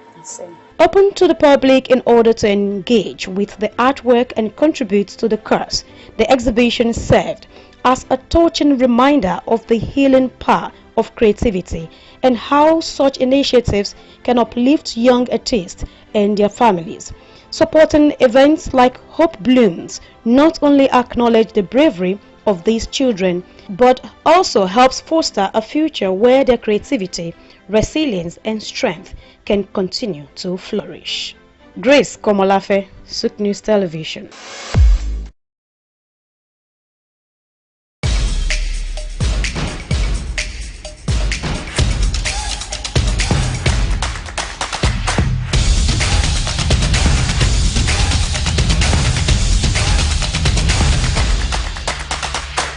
I'm not saying I'm going to give up on busking, but I'm not going to do busking forever.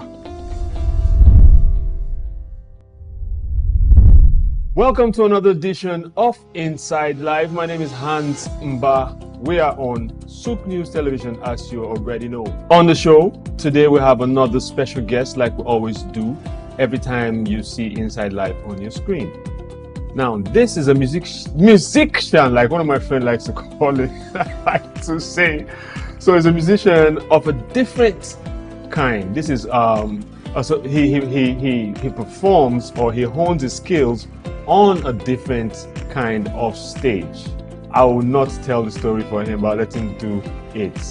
He's none other than Komi or Komo? Komi Flame. Komi Flames is in the house, but I like to call him Daniel Ahanji. How are you doing, sir? Very well, sir. First and foremost, what you do is different. And I think I know where it's from, but I would like the people to also know where that came from. Tell us what you do. So my name is Komi Flame, and I do busking. Busking is an act of playing on the street to entertain people and also to make tip from it. All of this stress I've been under, red on my cup running over, but I'm okay tonight. Oh, yeah, we gon' be alright, but I'm okay tonight. Okay, if you say it like that, it's a bit iffy. So, busking, break it down for us. What does the art of busking? Because from what we know about busking, from what I know about busking, it's you see it on movies when people travel on trips. Yeah. You see people on the streets. So it's either their hearts open on the floor, they're playing a keyboard, or they're playing drums, or they're actually just singing. You know.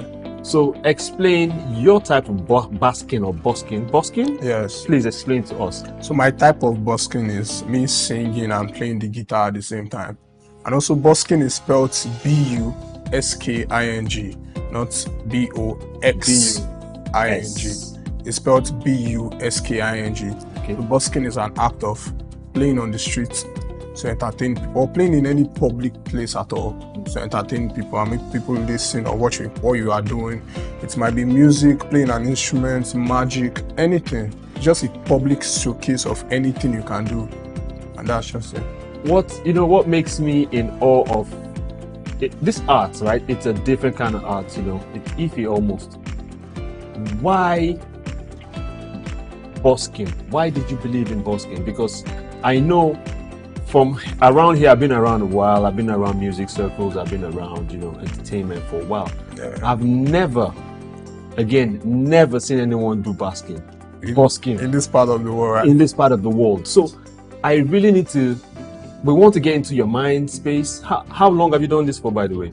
I've been busking since 2019. So let's just go back a bit. So why busking for you? How did it start? And why did you choose it? I started off playing the guitar around 2018 again. So my friend taught me how to play the guitar. He's a very good friend of mine. So he was being taught in church, and he'll come back home to teach me how to play the guitar. So that's how I learned how to play the guitar. So you didn't go officially or anything? I didn't go for any class or anything. You played, like my friend would say, you play by hearing. Yes. Okay. So he was learning from his church, and he would come back home and teach me with his own guitar. So from there, I was learning the guitar, and before then I could sing. Yeah, I sing in churches, fellowships, and stuff like that. Yeah. So after that, I saw someone doing busking in Nigeria, actually. Yeah, okay. In this part of the world, but he does not do it any longer. Yeah. So I saw someone doing busking at that particular time while I was learning the guitar. So I was like, where was this and when? This was around 2019, so I guess the beginning of 2019. Yeah, so I saw him doing the busking, and I told myself, no be the same guitar where I play with this. So I saw him doing it, and his heart was down in a mall in Sule. Yeah, so I told myself that I'm going to up on my guitar skills and up on my singing skills too, and I'm going to do this same thing at this same place, maybe during December, because I know normally December people are always out in the mall. So I told myself I was going to do the same thing there, and I made it happen. So that was it. Like you saw one guy at the mall in Nigeria. Exactly. Did you have a conversation with this person? What's his name? His name is Alex. Alexi. We still talk sometimes. So why did he tell you why he got off? No, he just he still do music, just he does other businesses and stuff like that. And normally busking is not easy. So anyone that might just give up on the craft, give up on busking, not on music, maybe to chase other things, it's not a bad idea. So are you going to give up on busking? I'm not saying I'm going to give up on busking, but I'm not going to do busking forever. Obviously, no one does anything forever. But so how, so you saw Alexi and you said, this is what I wanted to do. So at the time, did you see the prospect of making a living from it? No, not really. Not really. So it was the passion from the guitar playing, or was it the passion from that boldness? You seen the guy just go crazy with his art? That boldness no fully come. Come like immediately. You learn that on the job. Yes, it took a while. Yeah, that boldness no fully come. But I just told myself that this person is doing this thing. I could also do the same thing. Yeah, and over the years gone, I've even done more than he has done. Yeah, because the way I've pushed mine, he's my boss, so I respect him up till date. But the way I've pushed my own busking, obviously that's why you're here today. Yeah, that's why. On Inside Life. So now, 2019, you saw Alexi, you're like, I can do this. So how has it been from then till now? Because I know that I've seen you do your stuff from malls to street corners. Yeah. From the island to the. Have you done any busking outside of Lagos? No. So I've seen you go, because I like to say your stage is different, right? Yeah. I've seen you. So what are the places you have done your performed, and what's the experience like? I've performed at different places. There are some places I just even performed there only once, and after once I did not go there gone back there for a very long time.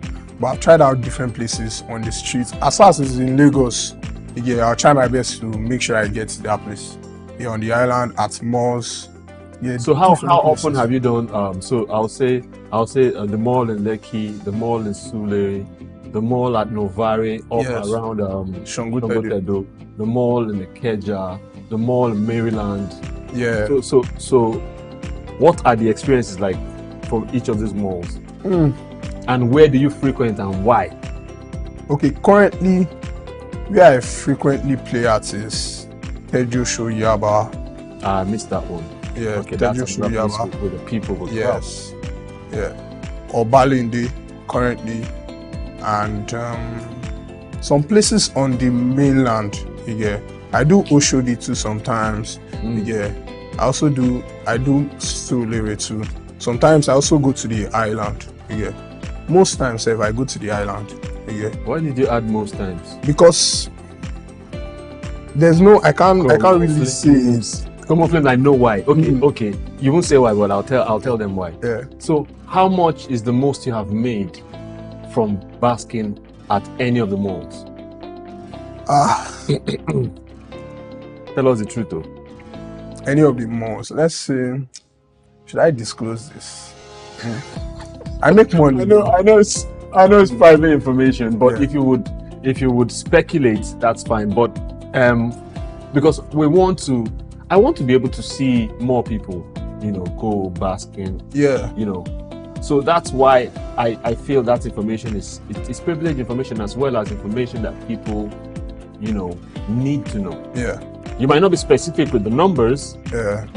But we want people to. So, busking on the streets, yeah, I can't say for you though. It's depending on your craft, but I could say you could roughly make from 10K to any amount, maybe 500, 200, 300. I like that margin. Yeah.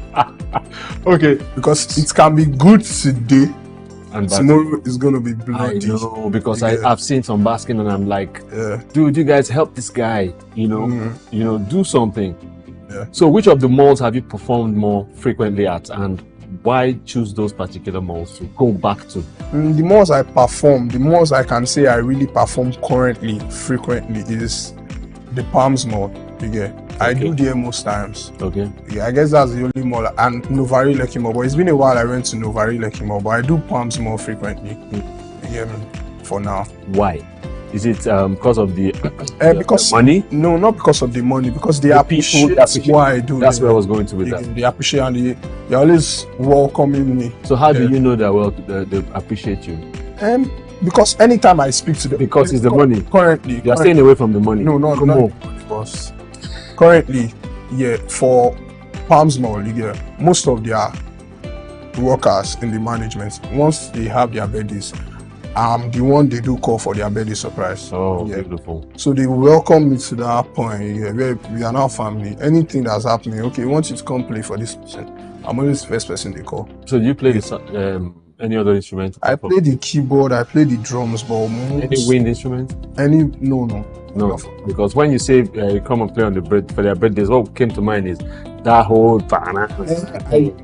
sometimes they ask me to come with a saxophonist too. So I just you just come and we do it together. Have you been to Ikeja Mall? Yeah, I've been to because they say arguably that's the biggest mall in Lagos. I've been to Ikeja Mall, but I don't play inside. Yeah. Okay, how do you mean? I play outside. At the parking lot? Not at the parking outside the compound? Outside the compound. How? There's no conducive place, because I know there's a road in front. That road's on the side. That road's in front, yeah. The small gate. Yes, that's people can drive in from. No, that people walk in from. Facing the double lane. there's a slight Yes, bar that you just come in, then you go to the end and Yes, drive in. yes. But how does that work? Why can't you play in the mall? I can't play in the mall because I've sent letters to them like thrice, and I've been. Oh, you have to do that? Yes, I have to do that. And you have done that? I've done that 3 times to Ikeja City Mall. So who do you? Ikeja City Mall. Let us breathe. So who do you give these letters to? Because you have to be sure that they're being delivered. That's another thing. I guess that's not in my power. My own job is to go present the letter. Yeah, and It's I in get your power to give it. If you come, for instance, you come here and downstairs, you walk across the road and give someone a letter. I go to the central management office. Okay. And I present the letter to the secretary I find at seat at that particular moment. Yet sometimes if I go now, the person I'll meet there when Someone I go else. to the ceremony, it's someone else. Yeah. But what I know is I've sent my letter to them 3 times. 3 times. So this is the same thing you've done I at got other 3 malls? no's. They've been responding to you and they said no. No. Is there a reason why? They said it's not done in the mall, that they can't do such a thing. Did you tell them about other malls where you perform at? Of course. They said if I could do it there does not mean I could do it here. Ah, I see. Okay, I thought you didn't get any response. I was going to tell them that they should do something about that. Yeah. So, street corners. Yes, sir. Streets. You mentioned Oshodi. Where else have you? Street corners, Oshodi, Obalende. Do you choose, like popular bus stops with human traffic, or do you just, as you're led, you just stop somewhere and you start to play? No, I don't. It's not as I'm led. I'm strategic about it. Yes. Right? Yeah. So, if you get to a place, just like Lagos is Lagos, right?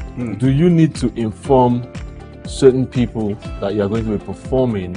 For instance, if you come to my neighborhood, Yeah. there are certain people you gotta see, Yeah.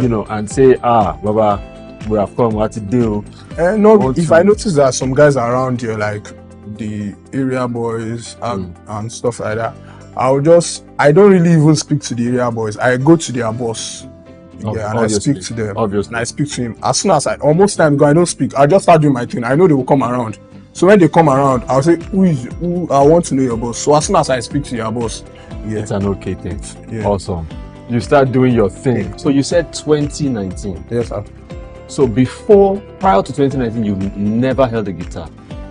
No, I said I was learning the guitar around that year time. Yeah. I've been learning the guitar with my friend. Yeah, and there's a particular when I even started learning, I did not have my own. So I was learning with his. So from time to time I got a smaller guitar. Was it every day? Yeah. Was it every day you were learning? No, not every day. No, I just wanted it. I loved it. Yeah, I wanted to learn the guitar, and I just liked the instruments. So even sometimes when I was not opportune with the guitar, my mind was still there. Yeah, my mind was still there. And don't mind me that I cut you short. I wanted to, because I'm a novice myself. I have a guitar at home. So it's like a decorative piece. Right? So as you began to play, I thought about what you had said about 2019, and I'm like, prior to that you hadn't played, and you played by ear and someone teaching you. So it's giving me goosebumps and ginger to go home and do something about mine before it starts to collect cobwebs. And so please, show us what Como Flames does.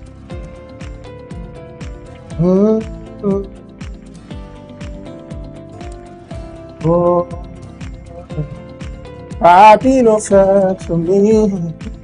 Say I never call you through it. But I hope that you are well. I hope you're my better. Every day I dey pray for you. Make you Papa God bless you.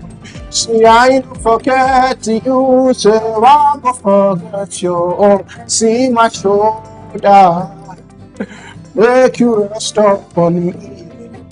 No, I got you. Now me be your friend. You money don't show down. I don't keep from for you. No go so far.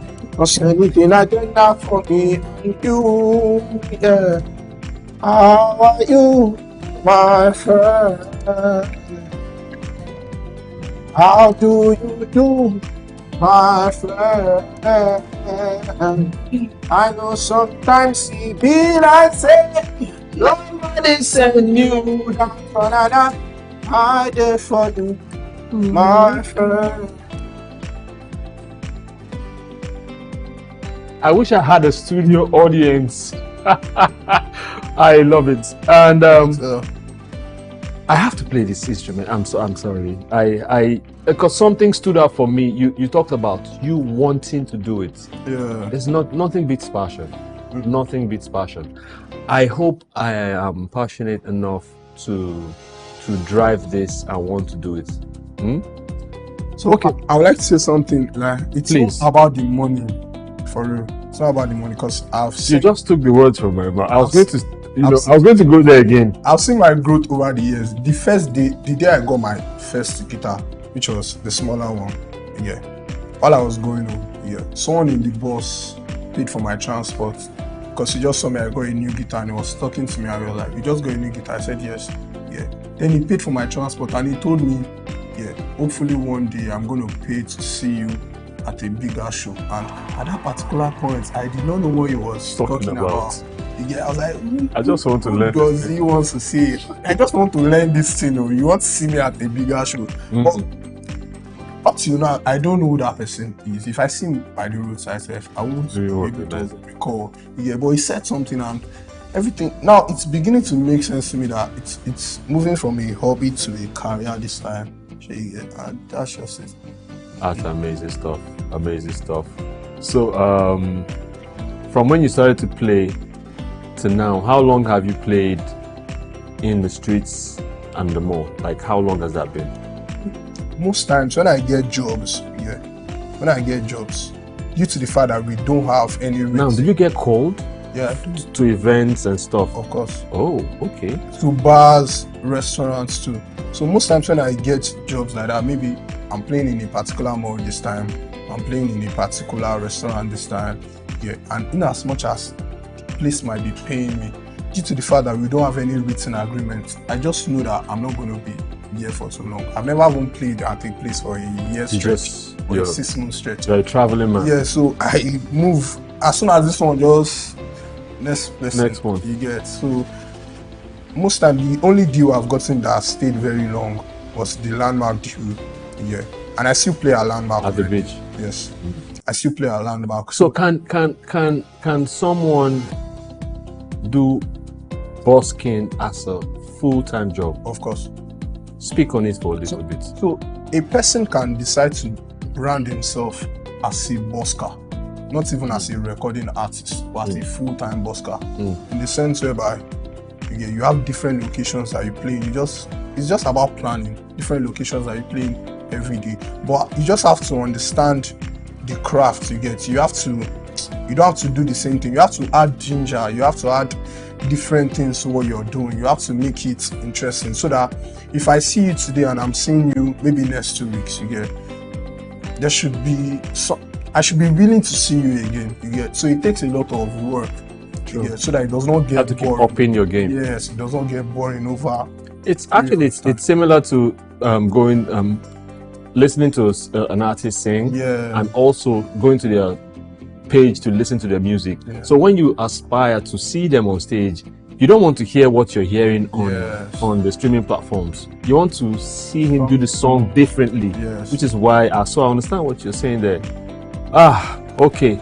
So it can be a full-time career. Yeah, of course. That's strange. The only place I've seen this is overseas. I watched a video on YouTube. Yeah, because most times I get my ideas of the busking craft.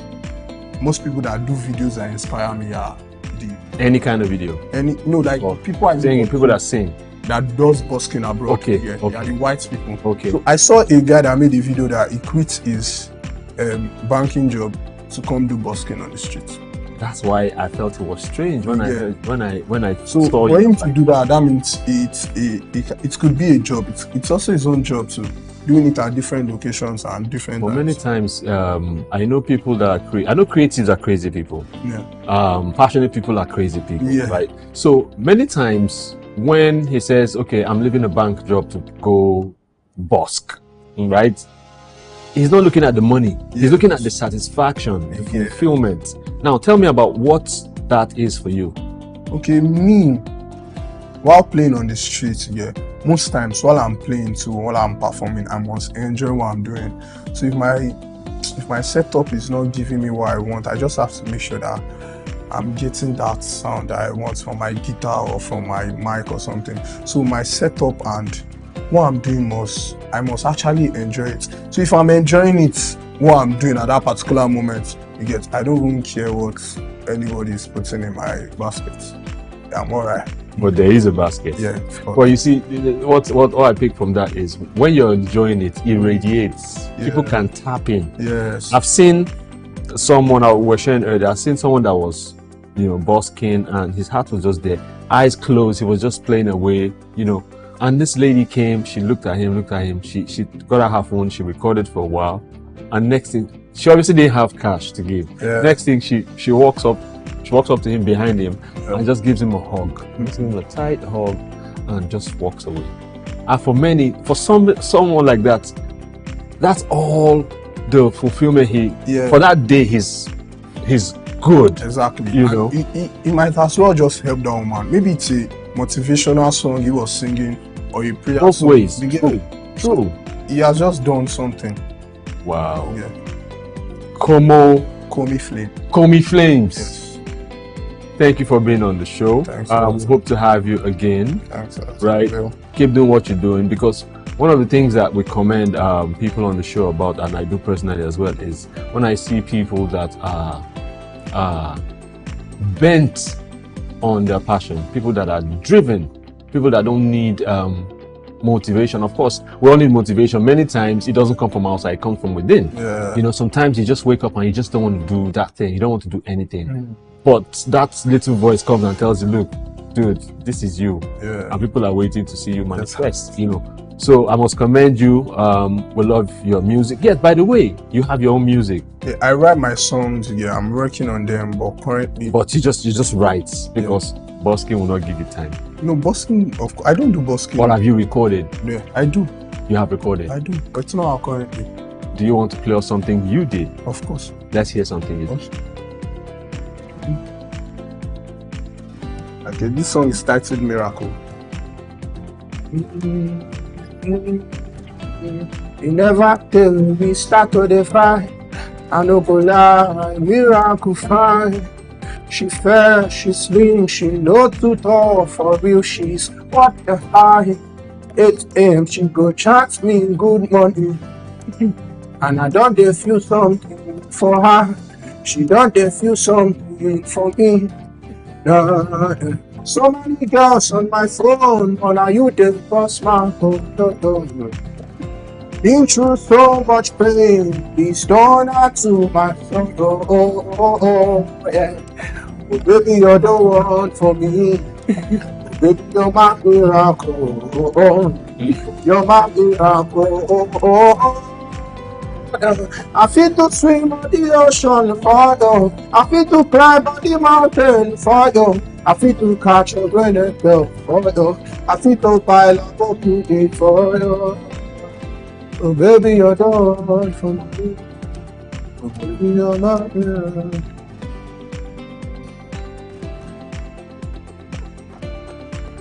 Daniel Ahanji. Yes, sir. Popularly known as Komi Flames. Thank you so much for being on Inside Life. Thank you for sharing your inside life with us. Hope to see you again same time. Again. Thanks, sir. Yes, well, still Inside Life. You heard from Komi Flames. Check him out on social media. He's Komi Flames across board. Check out his music. He's gone, like I said earlier, his stage is a different kind, from street corners to malls, and he sings, and he touches people's hearts. And if you feel touched, you support him. But the important thing is the fulfillment that is gotten from the arts called basking. Same time next week. See you. It's Inside Live. My name is Hansenba. Bye for now.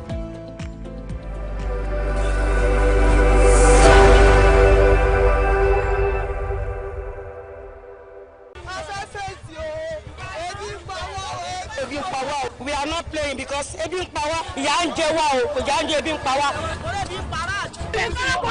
Why? Because money. Everything is cost. Everything is cost. But still involved now on a protest. Must be killing somebody. Why? A country is not merely defined by its borders or its natural resources. It is a collective entity shaped by its people, their well-being, and the strength of its economic foundation. The comfort of the citizens is a key indicator of a nation's prosperity, deeply tied to their purchasing power, the ability of individuals to buy goods and services with their income. When the economy thrives, purchasing power grows, allowing people to access the essentials of life such as food, healthcare and education, fostering stability and development. Equally, when economic instability rises, purchasing power shrinks, leading to hardship and discontent. In recent years, Nigeria has faced significant economic challenges that have deeply affected the well-being of its citizens. Inflation, currency devaluation, and scarcity of foreign exchange have created a hostile environment for both businesses and households. Inflation has soared to over 26% in 2023, largely driven by policies like the removal of fuel subsidies and the decision to float the naira. This has resulted in a sharp rise in the cost of living, affecting basic commodities and eroding the purchasing power of millions of Nigerians.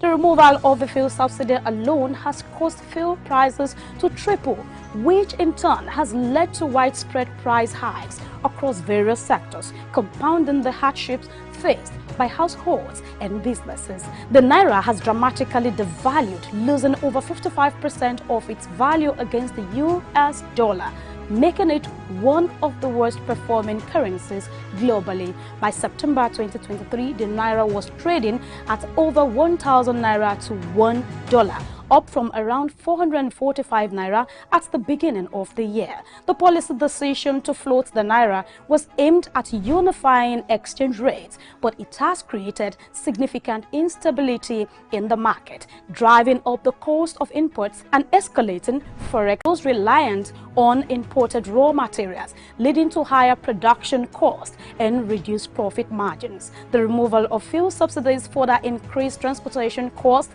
which directly impact food distribution and pricing. Many Nigerians now struggle with significantly higher living costs, with inflation affecting not just food, but also healthcare, education, and housing. Following research and sampling of opinions, a large number of respondents noted that the removal of the fuel subsidy has caused widespread economic hardship. Households are now paying much higher prices for fuel, which has a ripple effect on other sectors. Transport costs have soared, which in turn has pushed up the prices of goods across the board. Companies reliant on fuel, particularly those in manufacturing, logistics, and transportations, have reported substantial losses. Some industries are reducing operations or laying off workers due to unsustained costs. According to estimates, businesses and households have collectively lost billions in purchasing power since the removal of the subsidy. The informal sector, which represents a large portion of Nigeria's economy, has been especially hard hit, with many small businesses struggling to survive in an environment of escalating costs and dwindling consumer demand. The removal of the subsidy, coupled with the devaluation of the naira, has caused a significant contraction in the economic activity. According to analysts, Nigeria's GDP growth has slowed down as the cost of doing business have risen sharply and consumer spending has dropped. Many companies have been forced to scale back operations, and the risk of stagflation, a combination of stagnating growth and rising inflation, looms large as foreign investors become increasingly cautious due to currency risks and unstable policies. Foreign direct investment (FDI) in Nigeria have also seen a decline. Public reactions to these economic challenges have been overwhelmingly negative, as they seize every opportunity to express their frustration with the government's handling of the economic situation, particularly the rapid implementation of the subsidy removal without adequate social safety nets. Many feel that the government's policies have disproportionately affected the poor, with little relief in sight. Protests and strikes have been organized by labor unions and other concerned Nigerians, calling for government intervention to ease the burden on citizens. This Nigeria, hungry they wire people. President Tinubu, they can help us Nigeria, help us our brother. Mr. President is not fair. Attend to us. You cannot go to school. Why? Because money. Everything is cost. Everything is cost. Person live work now on a protest must be killing somebody. Why? The whole thing that is causing hardship in Nigeria should be reduced, most especially the fuel price. The common man in society cannot feed themselves 3 square meals. The root cause of these challenges include Nigeria's over-reliance on oil exports, which makes the economy vulnerable to fluctuations in global oil prices. Policy shifts like the fuel subsidy removal were aimed at long-term economic reform, but the immediate effects have been painful. Forest scarcity is driven by declining oil revenues and the inability to attract significant foreign investment. This is the current reality, and Nigerians are looking forward to better days when the nation will fully recover and citizens will smile freely again. Grace Komalafe, SOUQ News Television.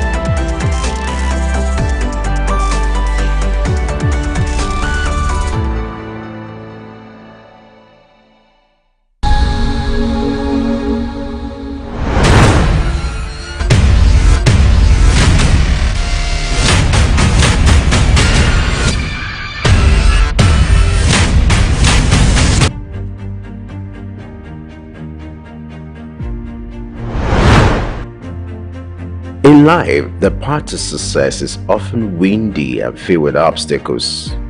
However, it's only those who exhibit courage to continue that are reckoned with. If there's one man who is armed with the sheer courage of a lion, the unusual foresight to spot clear opportunities, Michael Adenuga makes the perfect reference. The name Mike Adenuga is synonymous with entrepreneurial excellence and tenacity. A self-made billionaire hailing from the heart of Africa, Adenuga's story is one that is laced with the threads of perseverance and ambition. Today, I really feel excited.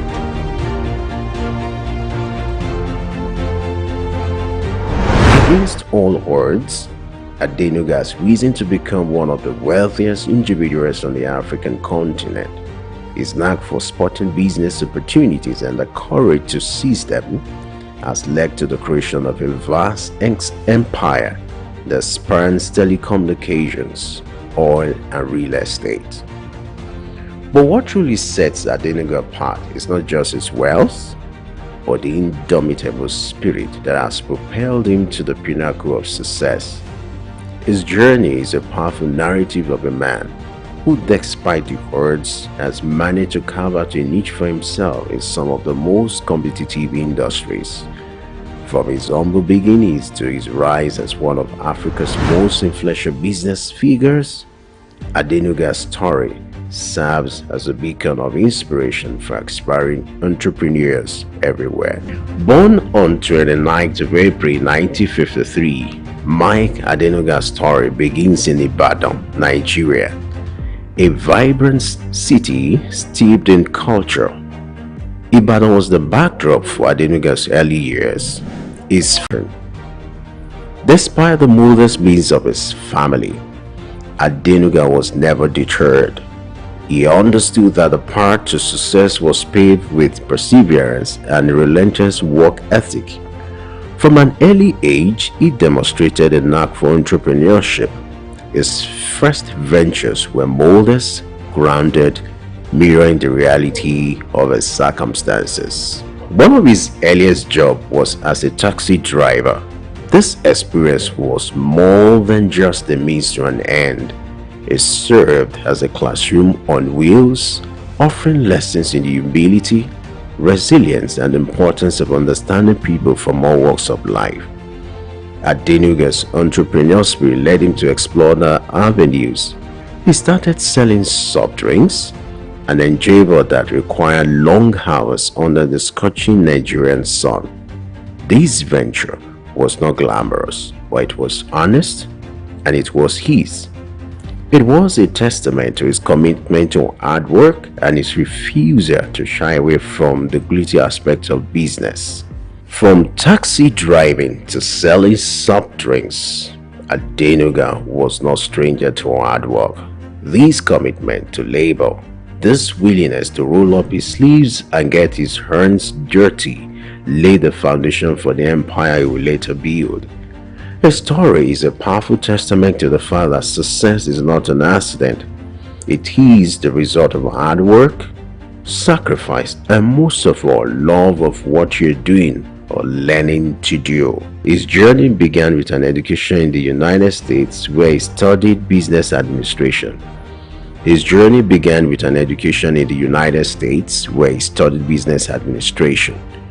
But it was his return to Nigeria that marked the start of his entrepreneurial journey. Adenuga dove into the world of business with a daring spirit and a keen eye for opportunity.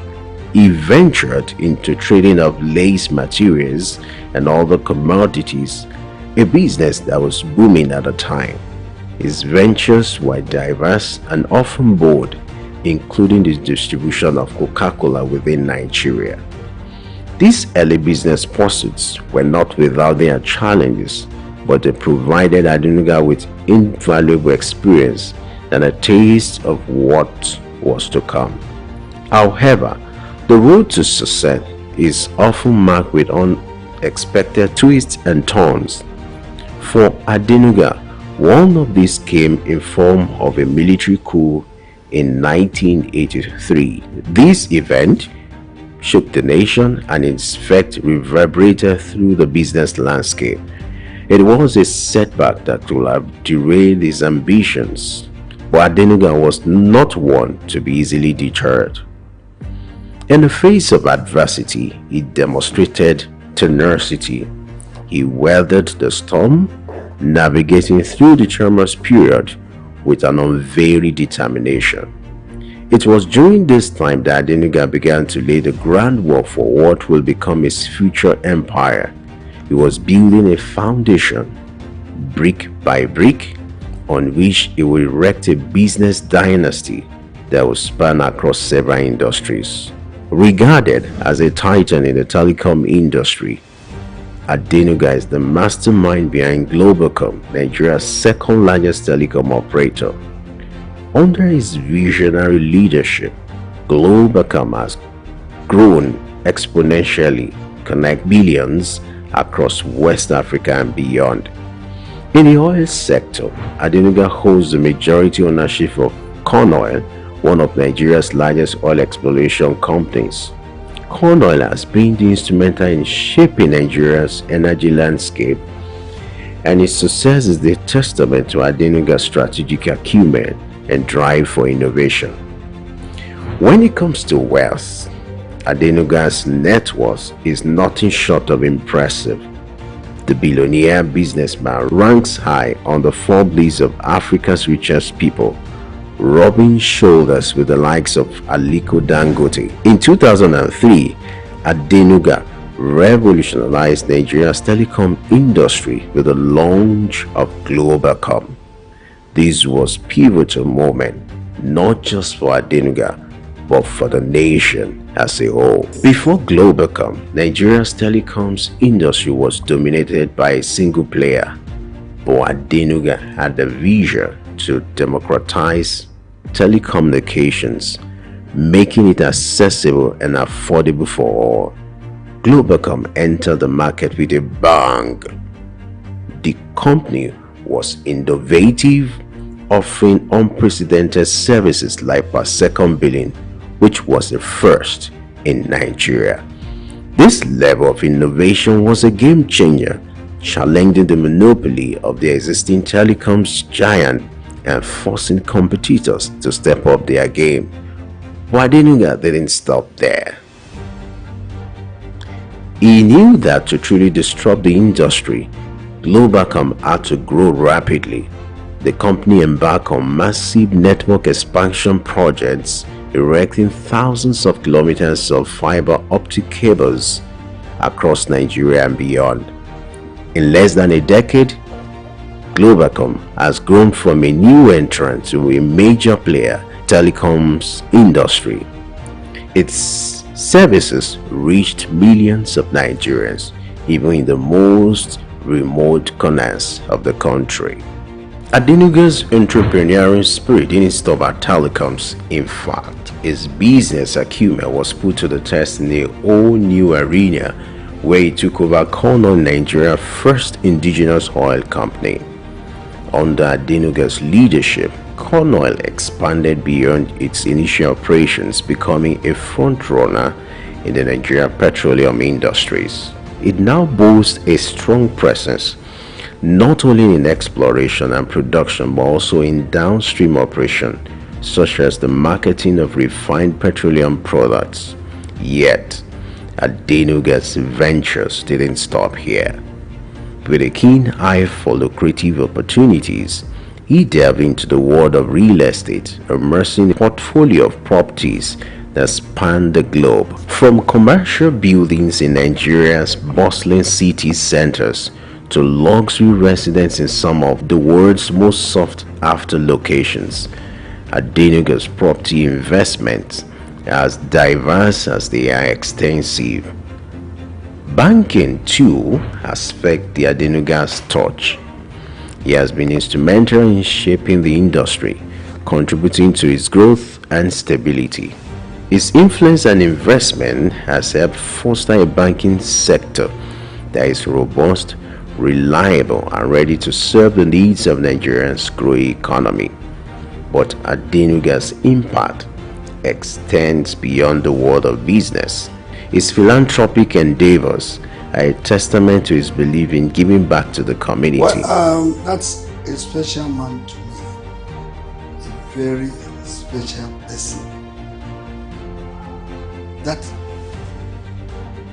is a man that made my path, my ways very smooth. That's a God-sent person to me. Dr. Mike Adenuga Jr. is somebody that I will continue to thank, to appreciate, and to continue to pray God to help him, to give him long life and good health. Well, decades of our relationship, way back in the 80s, Rafi Ladipo was a nobody, but through the help of Dr. Mike Adenuga Jr. and God's grace and blessing, I am what I am today. I owe it all to God and indeed Dr. Mike Adenuga, my second God. I'm close. I know him. He's a man that loves to assist his friends. Even if he's angry, he will come back and call his friend. this is the way it is done. So for me, my knowing Dr. Adenuga Jr. has been a blessing.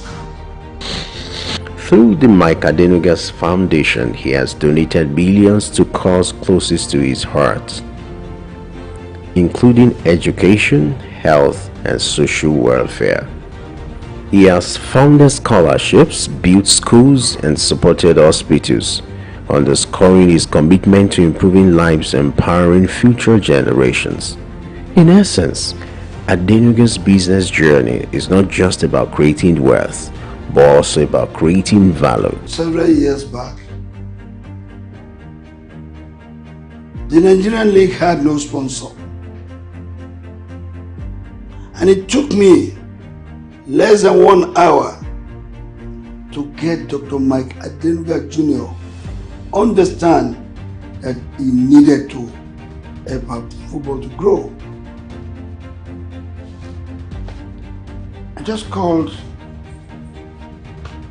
the then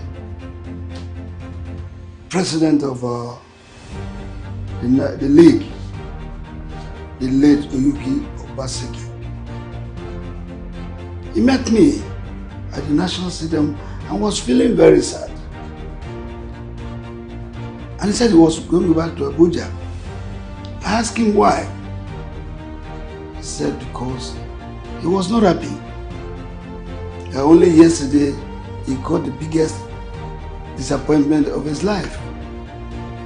That the company that had agreed to sponsor the league had reneged and they were no longer ready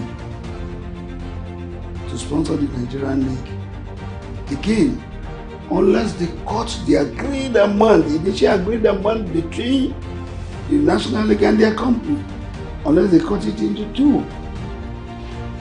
And he asked, how will he now prosecute the league? I said, you can't prosecute the league. I'll get you a sponsor. Are you ready to go with Glow? He said he knows nobody in Glow. I said, I am Glow. And I quickly called the group CEO, Mr. Mohammed Jamil, and I asked him, wouldn't you want to sponsor the Nigerian League? He said they want to, but they don't know anybody on the Nigerian League. But, and I gave my phone to SOUQ Exclusive to speak with Jamil. The man who was going to Abuja, who was ready to fly to Abuja, changed his mind because of what he heard. That Glow was ready to sponsor the league.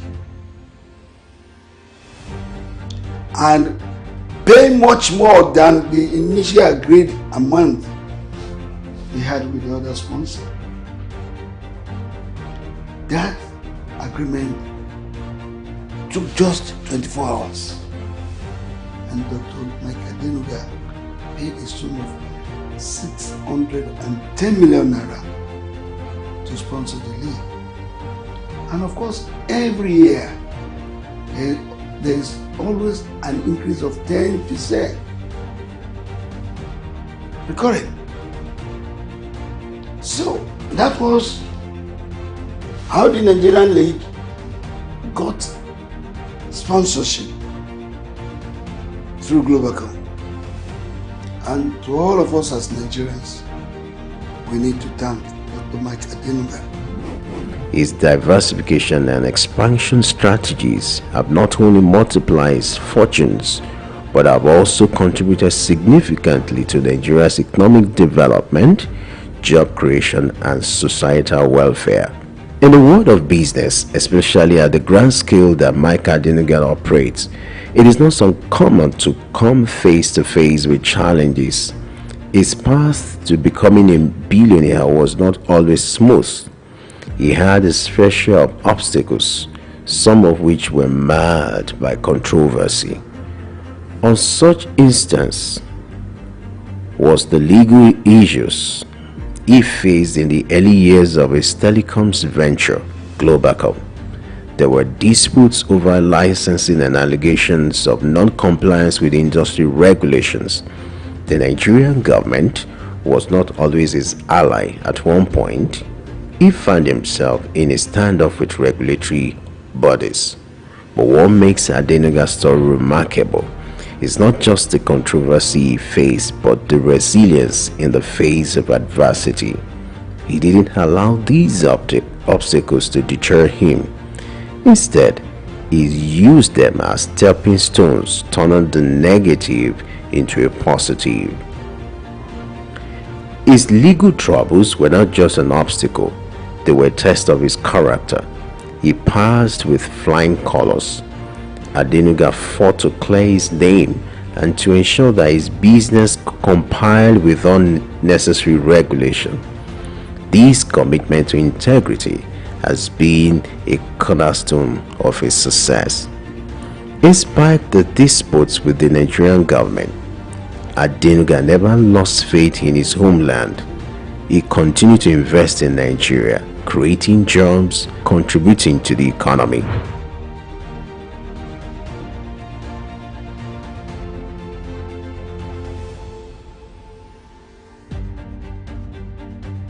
Indeed, the path to success is never easy. It is filled with trials and tribulations. But as Adenuga's story shows, it is not the challenges that defines us, but how we respond to them. Through it all, Adenuga has remained steadfast.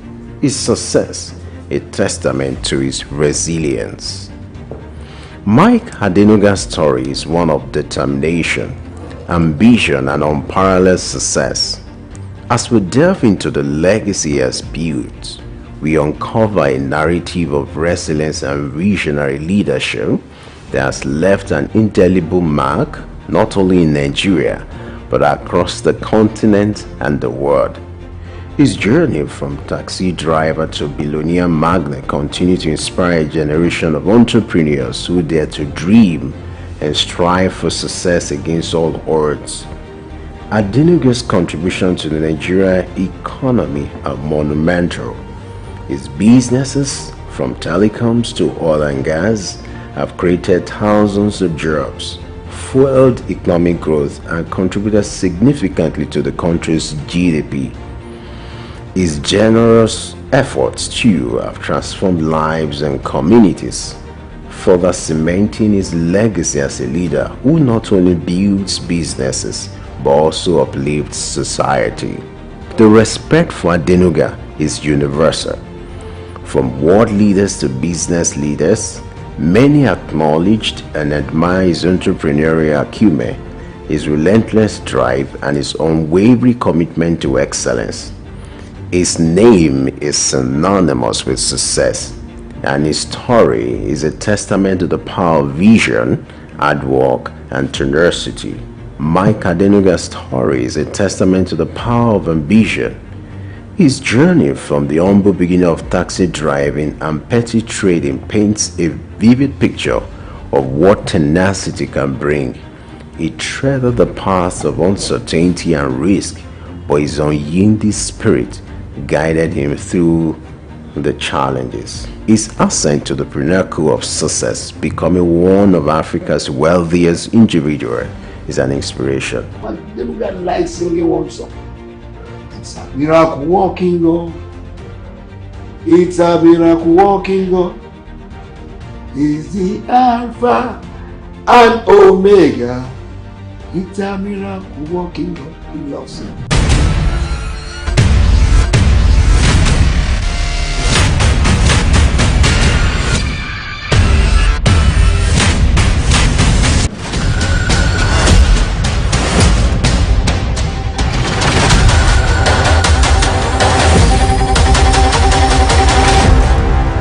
In today's fast-paced world, staying ahead of market trends is crucial. Whether you're an investor, a business owner, or just curious about the economy, you need reliable, up-to-date information to make informed decisions. When we pay our tax, or when participants pay or contribute their tax, there will be development in such an organization or country.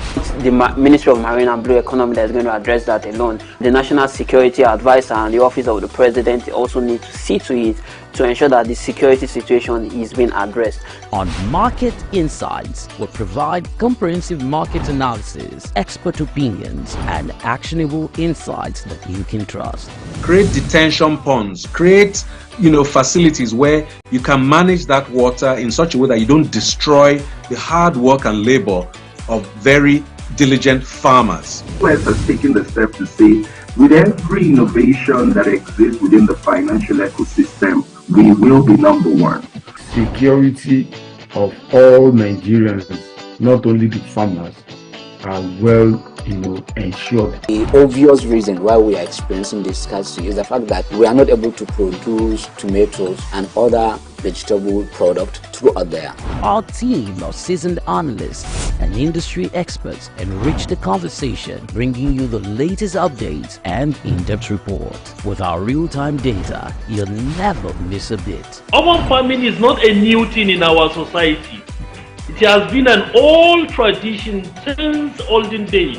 There is this clash of interests as against the world cryptocurrency, most especially like Bitcoin, as you mentioned earlier, and the SOUQ and all that came up with cryptocurrency. Get instant access to market movements, trends, and forecasts. Our expert analysis helps you understand the bigger picture, while our customized reports are tailored to meet your unique needs. Peri-urban agriculture plays a very, very important role in diversifying urban diets and also providing staple foods for daily consumption.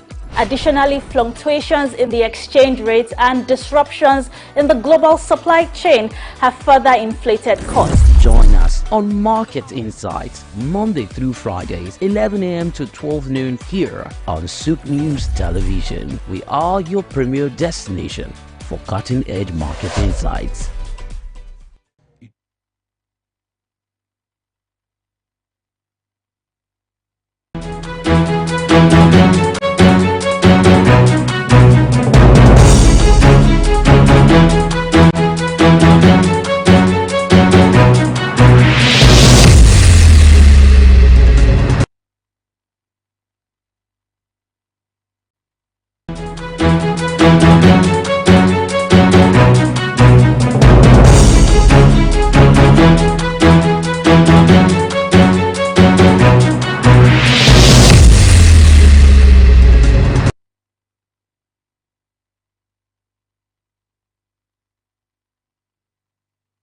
Hello there and welcome to Market Insight here on SOUQ News Television this beautiful Tuesday morning in the city of Lagos. Here on Market Insight, we talk about the market and everything else that concerns it, especially how it does concern your Naira and Kobo. I am David Chiedu, and today on the program we're talking about the hibiscus market in Nigeria, specifically hibiscus farming and its potential in a country. Now, if you are an anthophile, and that would be if you are a lover of flowers, of course, my guess is that the hibiscus flower is one of them. Its beautiful, enchanting petals makes it a delight to have in gardens and also in vases for aesthetic pleasure, whether in your home, in your office, or elsewhere. Now, it also has enormous health benefits too. However, besides its domestic use, it also has a thriving market, especially here in Nigeria.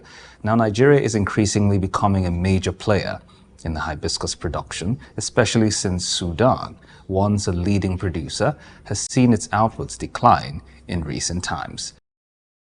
Now, this gap in supply drove up global prices, but as Nigerian production has continued to ramp up, prices are gradually stabilizing.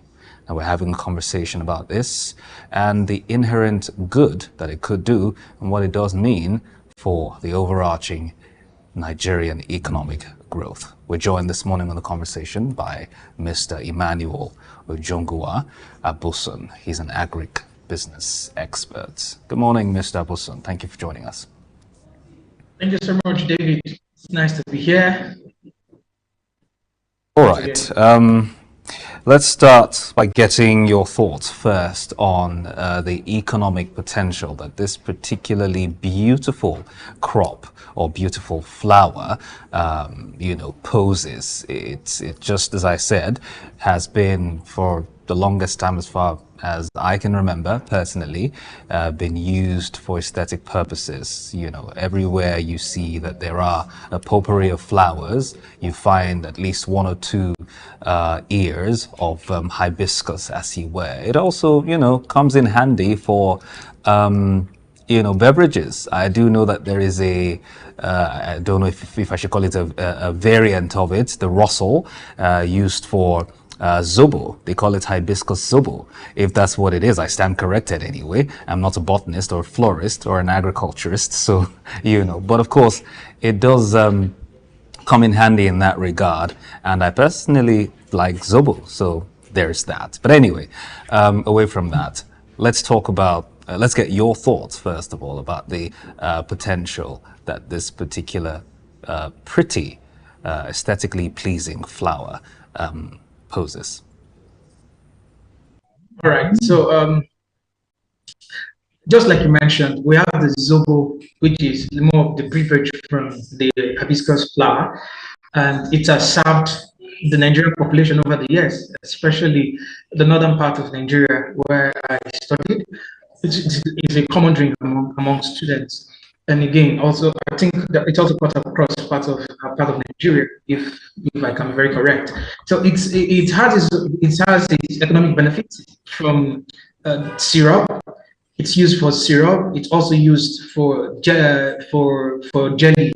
So we have the hibiscus jelly balm. So it has its various economic benefits, which is something we have not actually harnessed properly yet in Nigeria. Its leaf is very medicinal. Yeah, like I said, the leaf and the flower can be used for syrups, and it's got the hibiscus family is classified as an herbal crop, because along the medicine line, it's used for indigestion. It's also used for high blood pressure. Also, a lot of benefits around the hibiscus flower. Now, medicinally, then also for food, we talked about beverages, and then also the hibiscus jelly balm with other byproducts that have not yet been harnessed. It has a lot of economic potential. And again, the fact that it is weather resistant, the seeds are weather resistant, it can do well in almost every part of Nigeria in terms of it can survive in a drought environment. So it's value economically. It's something that it's what needs to be explored. So economic value in terms of food, in terms of medicine, and also even the leaves are very, very medicinal for us to actually take advantage of. Now, we've talked a big game about it, you and of course yours truly, but I reckon, as with everything else that is good and has been promoted, there's got to be one or two pitfalls or one or two issues associated with it. In this case, we're talking about a plant. Surely there has to be something that would, pose as a challenge in the process of perhaps growing it, commercializing it, as it were. Can you walk us through some of those? All right. So when you look at agriculture generally and food production in Nigeria, we have a big challenge when it comes to food production. We are more particular about agriculture, which is now I'll take us through a journey of the two major value chains, which is the upper stream and the downstream. So the upper stream connects us to production, like that is also the raw materials, which is farming, and then the downstream take us closer to the consumers, which talks about more about processing and distribution, packaging, and all of that. So we're more concerned with the upper stream as Nigerians, and I think this is where the challenge is. And this is from the offshoot of the fact that our food production chain has been tampered with. Over the years, it has been broken. So that's why we cannot commercialize most of our products. Let's say, for example, granite. Once upon a time, we had the Granite Pyramid in the north, that's in Kano. But unlike other nations that have been able to go to downstream in terms of processing, they were able to commercialize this particular sector. So instead of us having, once upon a time, we had Granite Pyramid, now we're suffering high cost of granite. We're talking about high cost of oil, the granite oil, vegetable oil, and all of that. We have not been able to address value chains that comes that we can benefit from. So the hibiscus over the years, we have not been able to commercialize it because we are not particular about food production. We are more particular with agriculture, farming. Instead of us also looking at the production, food production, how do we convert these raw materials into food? How do we convert these raw materials into something that will benefit us as a people? How do we convert granite to granite oil? How do we convert hibiscus flower to jelly balm? How do we convert it to syrup? So because these value chains are not there, and we are more particular about farming, which is agriculture now in context, we have not been able to annex properly the benefits these have. So we know when it's not beneficial, there's no motivation. Let's say, for example, cocoa, for example, in Switzerland, where they process this cocoa into chocolate. And a particular company, one company, as at the research is said, one company is produce like in terms of revenue, generate more revenue than the entire nation what we have generated from cocoa. Now, this shows us why we need to now start paying attention to food production, how we process these raw materials into other finished products. So it's not easier for farmers to go into land-scale farm, aside the fact that we're trying to merely survive, and they start doing mass production because we have not yet seen the benefit of hibiscus farming in Nigeria yet. Again, like I said, it boils down to we have not been able to go into food production. So we have these raw materials, it wastes. Some years ago, in my father's farm, we were literally throwing away turmeric. In our it was like a white plant that was everywhere because we don't know the value. When we were making ridges, we'll see them, we'll just throw them away, we threw them away. Now, when knowledge came that this particular product, this particular plant we are destroying has value, we are already extract them out of the land. So because the value is not known, we have not been able to have the proper education to go into farming this thing in large scales. And again, after farming, the next thing is access to market. How do we link this to market? What is the benefit to us as a farmer? If I go farm hibiscus, what am I going to benefit? So because of all of this gap, it makes the production of hibiscus less in Nigeria compared to other countries you've just mentioned.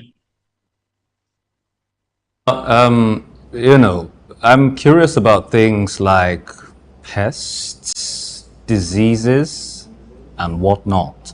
For most crops or plants, I know that a number of them are, again, I say this from the point of view as a layman. I'm not, you know, an agriculture professional or a botanist, as he were, which would be a plant doctor or, you know, yeah. But that's by the way. So for most of these crops and flowers, they are susceptible to diseases, susceptible to certain vermins that eat them up either from, you know, inside out or from outside in, whichever the case is. So are hibiscus flowers exposed to these sorts of threats, so to speak? Because I remember earlier you talked about it being a hardy plant and, you know, weather resistant, as it were. But if it's weather resistant, is it pest resistant? Is it disease resistant? Okay, like every other crop, it has its own pests. We have the mealybugs that affect other pests that affect it. However, that's to say is that every pest has its own pest control, and those pest control are what everyone can get in the market. We have research institutes that have been able to develop solutions to most of these pests. Some of these pesticides are organic, some are inorganic. And again, while we are clamoring for environmental friendly pest control, we're also now looking at it critically that yes, we can have organic pesticides that can address the pest and also still be eco-friendly, because we cannot just be talking about food and also not talk about safety, especially for the end users and even for the farmers themselves. Because how you apply pesticides that are inorganic also affects your health if not properly handled, if some of these things are not properly handled. So we're also clamoring for pesticides that are organic, that can also address most of these pest related issues. So like every other crop, hibiscus has its own pest challenges, but also beside it is the solution. Now, I'm going to harp on a point you just made with research. In this part of the world, has there been enough support for research when it comes to this particular plant? Because apparently it's not just the plant for aesthetics anymore, or the plant for maybe nutritional purposes anymore, or medicinal purposes anymore. It's now a plant, you know, that one can refer to as a quote-unquote cash crop per se. So yes, in your view, would you say that there has been adequate support for research in cultivating this particular plant? Definitely. Why it is limited? Like I said, because we have not been able to see the hibiscus flower from the economic viewpoint as a nation. And I will still want to draw our attention that we run an emergency kind of system in our food production and agriculture in Nigeria. If not until date that the President of the Federal Republic of Nigeria, His Excellency Bola Ahmed Tinubu, declared state of emergency on food. You see, we've been doing business as usual. We just make budgets. Why we have institutions that have been saddled with the responsibility of research. And most of these research institutions, they're actually doing their job. You'll be surprised to see the number of data most of these institutions have. And I think the next thing now is how to have food soldiers, extension service workers that can relate this research to a usable format for farmers. We have the Nigerian Agricultural Extension Research Liaison Services, NRLS, of the Ahmadu Bello University area. I consult with them on a particular project, and I was surprised to see a level of research materials they have. But these are not always made public to the farmers, or when farmers have access to this, they may not be able to relate it in practicable terms. You know, these are paperwork done by professors, done by doctors, and then we need to now put it in a usable languages for farmers. I think that is where the gaps are. So I will not want to talk about our challenges. I would like to call them gaps. So when we have gaps, it's easier for us to fill them. But when we call them challenges, sometimes it becomes something like insurmountable for us to address. So there are a lot of research that is happening, down to even climate reports on this particular crop.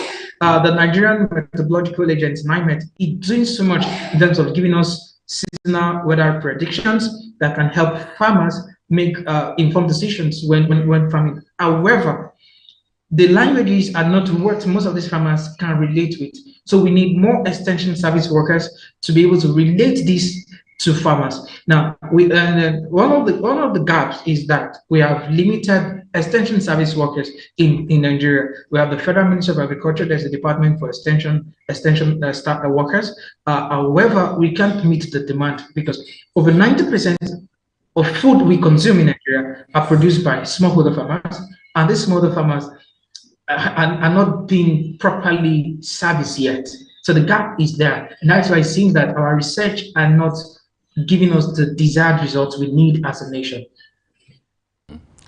Now, Emmanuel, what is critical at this point in time is to, while we are doing our bit to, make this to ramp up production of this particular plant is also to make it, or make ourselves, level at par with what obtains globally. So some practitioners have identified one of the major challenges associated with this crop, with growing this crop and exporting this crop, to be, overcoming Nigeria's poor reputation in the global market or in the international market, as it were, and a lack of confidence in regulatory policies and regulatory authorities alike. Can you speak to this matter?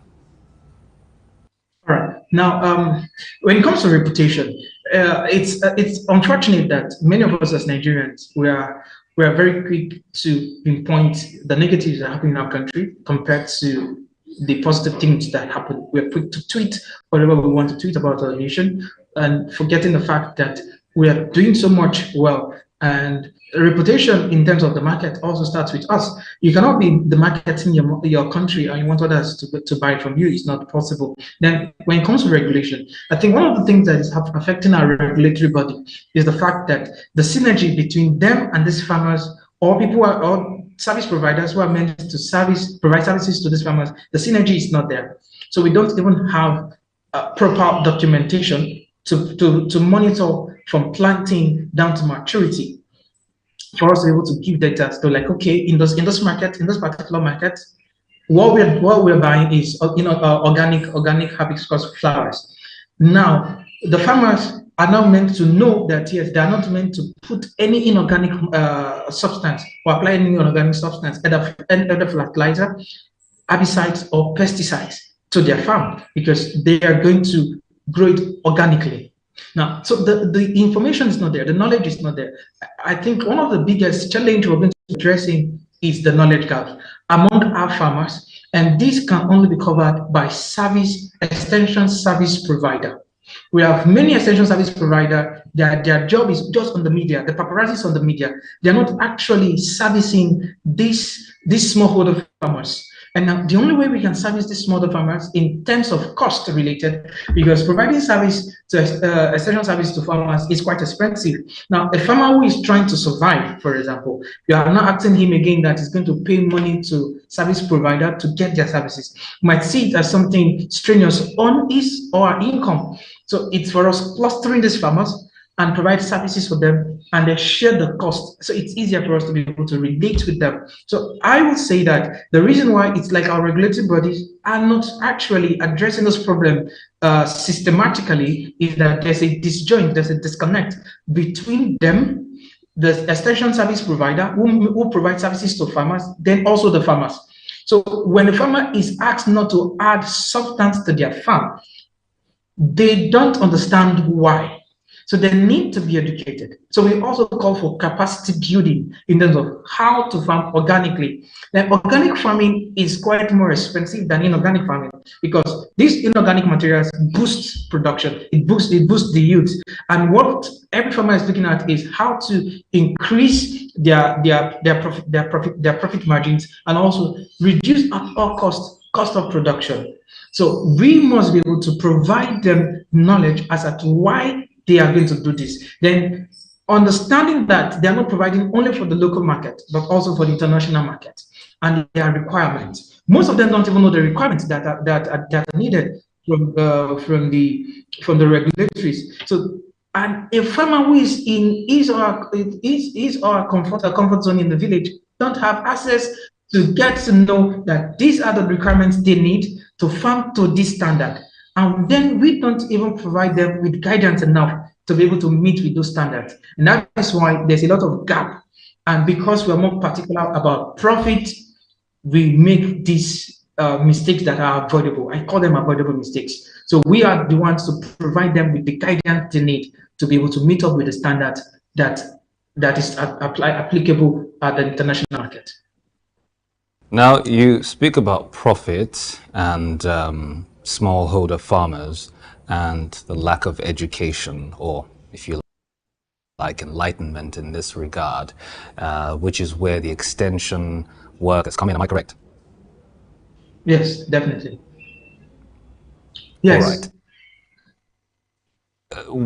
speaking about authorities involved right now, are we going to, is it safe to say that the buck stops on the desk of the agric minister, or are we going to say that the buck stops someplace else, some other regulatory body or some other authority, as he were, perhaps on the subnational level or the national level? Which is it? All right, so I think the Ministry of Agriculture, the Prime Minister of Agriculture and Food Security have been doing their very best. The chunk of the work now lies with the service provider, and this has to do. Sorry, that would be the extension workers. Sorry, he said.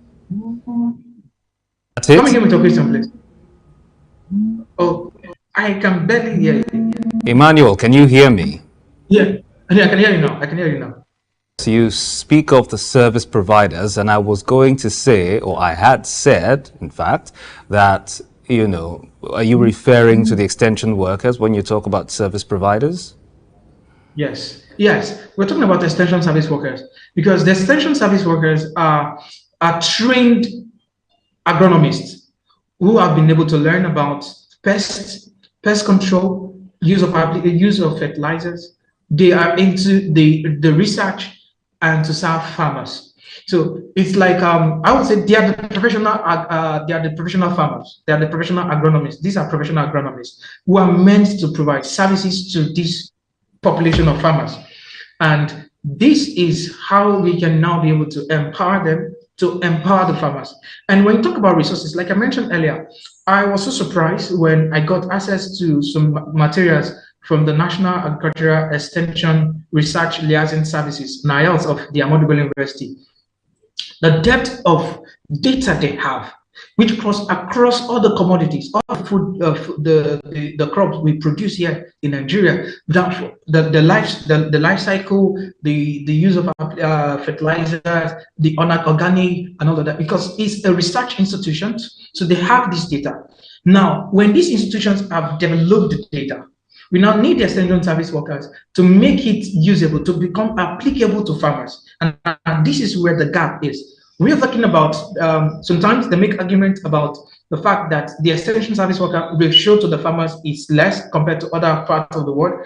But now we can make use of technology. Other extension service firms are making use of technology. So it helps us to upscale. Technology is to help us leapfrog. And instead of us keep dwelling about the challenges and talking about challenges, we can now use technology to upscale the services to farmers. So I think that is where the gap is now. The delivery of services from the extension service workers to the farmers in terms of best farm practice. You'll be surprised that on 1 hectare farm of cassava in Nigeria, the yield is less compared to that of Tanzania because of the methodology, the practices we apply in farming. So I think that is where the gap is, and that is what we need to address also critically, not just the Ministry of Agriculture, but these extension service workers from both the public and also the private. Let's talk about the market's appeal. Emmanuel, can you hear me? Yes, perfectly now. Let's talk about the market's appeal. Once upon a time, we used to export, it was our mainstay anyway, talking about groundnut many years ago.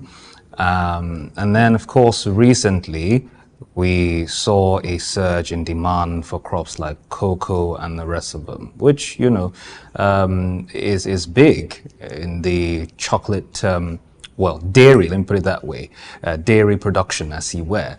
So there's that. We export that as well. As a matter of fact, a couple of months ago, farmers in that regard had a windfall.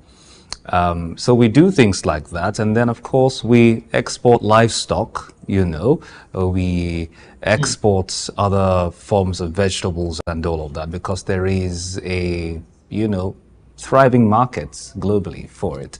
However, speaking about hibiscus, just how much appeal does it have as far as the market is concerned? Compare, contrast with some of these other, crops I've mentioned and, commodities I've mentioned. Relatively in the last couple of years, let's put a number to it. Let's say over the last decade, In your view, how popular would you say that it is when put side by side with these other crops that I've mentioned on the global stage? All right. Now, the other crops you've mentioned are crops that we have been able to crack a bit, we have been able to transform it from agriculture to food production, which I said earlier that our focus as a nation has been food production, so agriculture, not food production, and that this affects the value chain. It also affects exportation. Now in Nigeria, hibiscus farming has not been properly utilized. It's more of a wide plant. It's not what we have been able to put attention into in farming. Let's say, for example, when you go to some of our farmers are known as groundnut farmers, associate, like we have groundnut farmers. They do the farming not just in terms of gathering it as white plants, crops here and there from the forest. We have not been able to transform the agricultural, the farming system of hibiscus in Nigeria yet, and that is why we have not been able to see result of this particular commodity in Nigeria compared to other products. One, I'll mention moringa, for example. Not until 2-3 years ago, moringa is not what is popular in Nigeria in terms of crop that farmers want to pay attention to. We only use it in terms of, like in rural areas for survival and also for medicine. Now these are herbal crops. So that is the same thing that has affected the exportation of hibiscus in Nigeria. The farmers that are into this are more doing it like home gardening. They are doing it in a smaller scale, or they are more of wide plants. So the systems that should make it sustainable have not been cracked yet.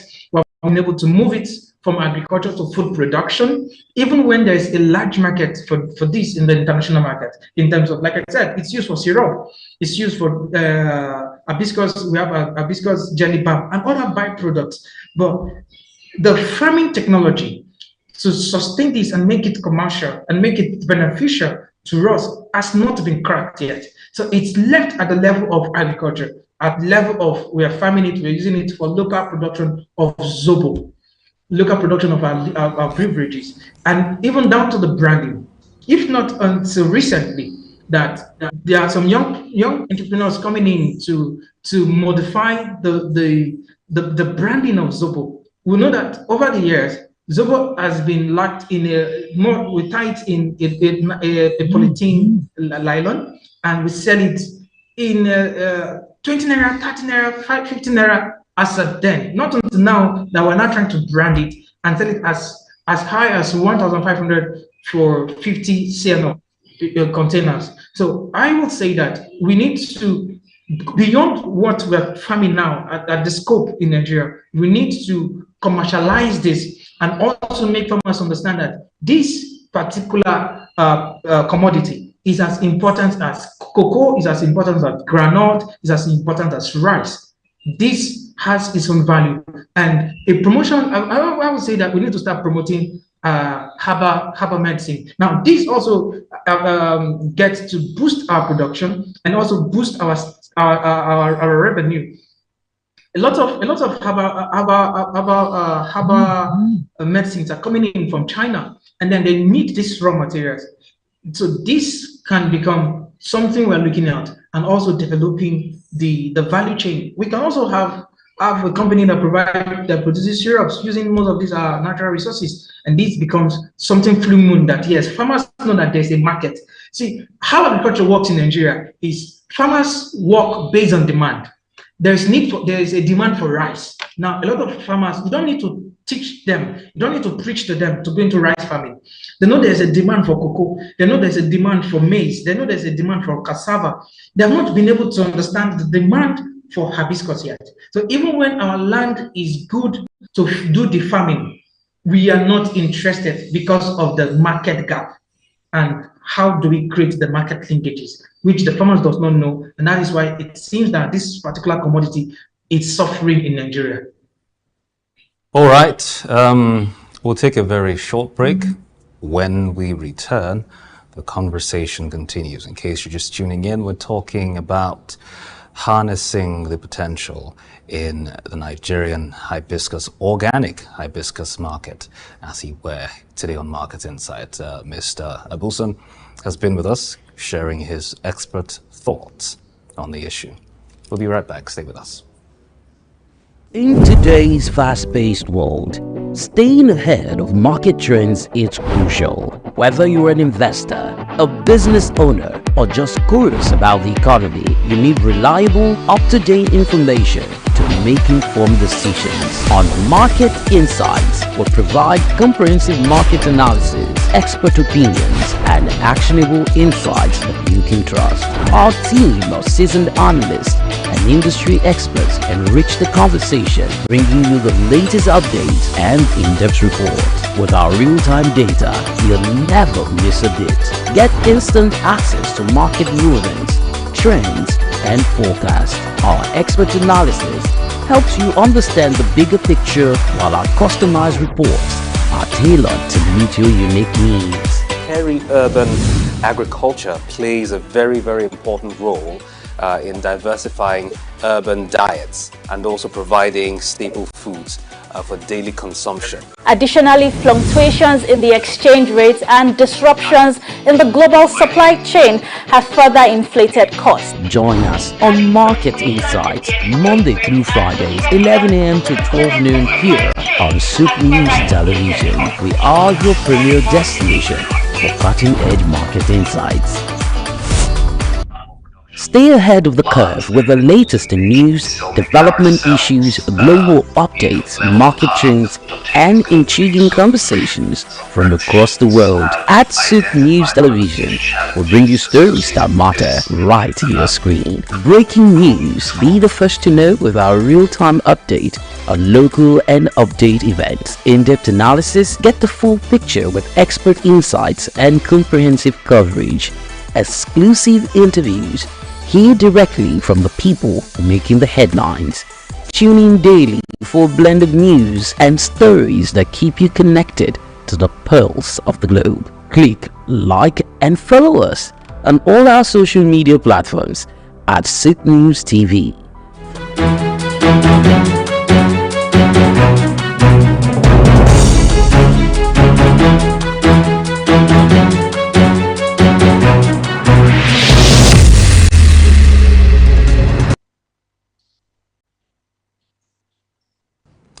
Welcome back. You're still watching Market Insight on SOUQ News Television this morning, and we are still talking about the hibiscus market in Nigeria, exploring the opportunities therein. And our guest so far has been Mr. Abuson. That's Emmanuel Abuson this morning. He's an agribusiness expert, and he's been talking us through all of that and then some.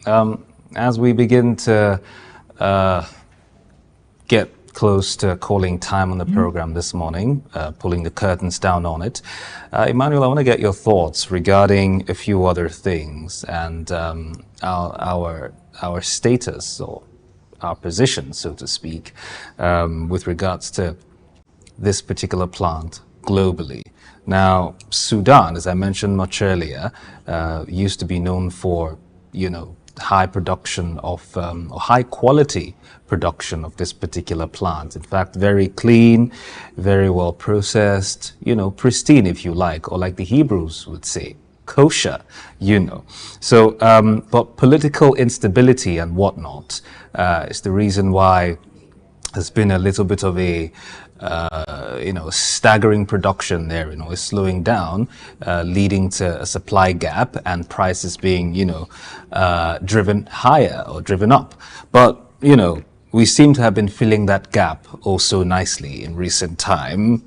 So be that as it may, how do we optimize our status, in that regard while meeting the global demand or meeting the evolving global demand or global expectation as far as the market for hibiscus is concerned? Okay, so it's first of all letting the farmers know that yes, we're talking about a business opportunity for us close at $215 million US. market size for the viscose flour, and also its health benefit. The way we try to promote rice production, other commodity production, is also how we should promote this. Then again, strengthening organizations, associations that are in charge of this. No, in Nigeria, every commodity has associations which are under the Ministry of Trade, Industry, Trade and Investment. So these associations need to be empowered in terms of capacity building for the farmers, and also understanding that there's a market. Like I said earlier, farmers in Nigeria only try to address the needs of demand. When they look at there's a need for beans, so farmers are interested in going to this farm. When there's a need for rice, you see farmers are ready to jump into it. So we need to now make them understand there's a need for this. There's a market need for this particular product.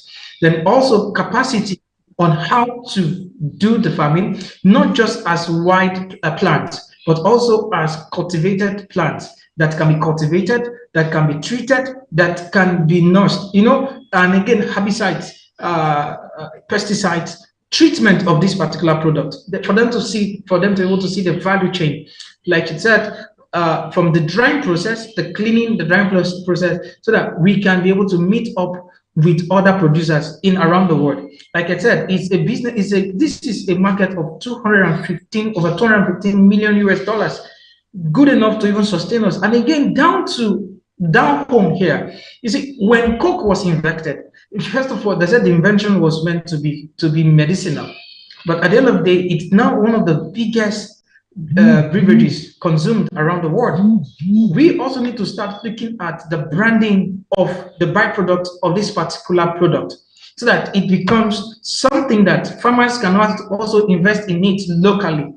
Because while the government of Nigeria is promoting consumer credit, which is very good initiation from this administration, we also now need to start looking at local production and the consumer credit we're getting as consumers, as civil servants, what of you who are eligible to get this fund, can also spend it on the economy of Nigeria and grow the economy of Nigeria by consuming local made beverages. And this had to now to be with branding. So when these gaps are there, when these market needs are there, it's easier now for farmers to start filling the gap. Most of the things we consume are also, first and foremost, they were local products. Pizza was a local product. Now, when we talk about, let's say, for example, we want to talk about akara, we call it beans cake. Pizza is a local brand that's now becoming global. Our products too can be local. Our Zobo drink can be local and become a global product. As at how we brand and promote them. Our products, we need to really address our food production system in Nigeria, because when we talk about the upstream value chain, we also need to look at the downstream value chain, which is getting closer to the consumers. When we transform our raw materials into food, we try to name tag it with this is a local product, it's not healthy, vis-a-vis it has no global recognition and all of that, because it's not coming as an imported product to us. For example, cassava. When cassava is turned into gari, or which we call cassava flakes, gari, you see that there was we don't know who did the research, we don't know how the information cross-spread abroad, that when you consume gari, it blinds your eyes. Now let us take a critical look at northeast. The northern east of Nigeria don't consume gari compared to southwest of Nigeria. But we have 8.2 blind. Now northeast Nigeria had the highest blind people in Nigeria, and I hardly consume gari compared to southwest. In fact, in southwest there's a particular brand of gari called the Ijebu gari, and only 2.something% of their population is blind. So we need to start seeing how we promote our own food production systems, how we promote our own brand, so that we can create market for our own raw materials, not just about exportation, also boosting our own economy. Now, when there is a demand, just like when we go to the field to talk to farmers in rice production, we don't beg them to farm, because we cannot even meet up with the demand, with the demand. So the supply and the demand gap is quite wide. So we also need to start doing the same thing with some of these products. Like in China, it's a big market where people want to get the hibiscus plant for syrup. The herbal crops, and now on the large scale, the advocacy is becoming bigger. Everybody wants to go into organic, more of organic medicine, herbal medicine that is healthy to the body. So we need to start the advocacy and make sure that there's a demand before the farmers can also do accordingly. And we can, before we know, we are also talking about becoming one of the giants, because our land is good enough. Our land is good enough to grow any variety of these hibiscus flowers. Now, let's talk about what people who are enthusiasts, or what people who need to get in on this business would require.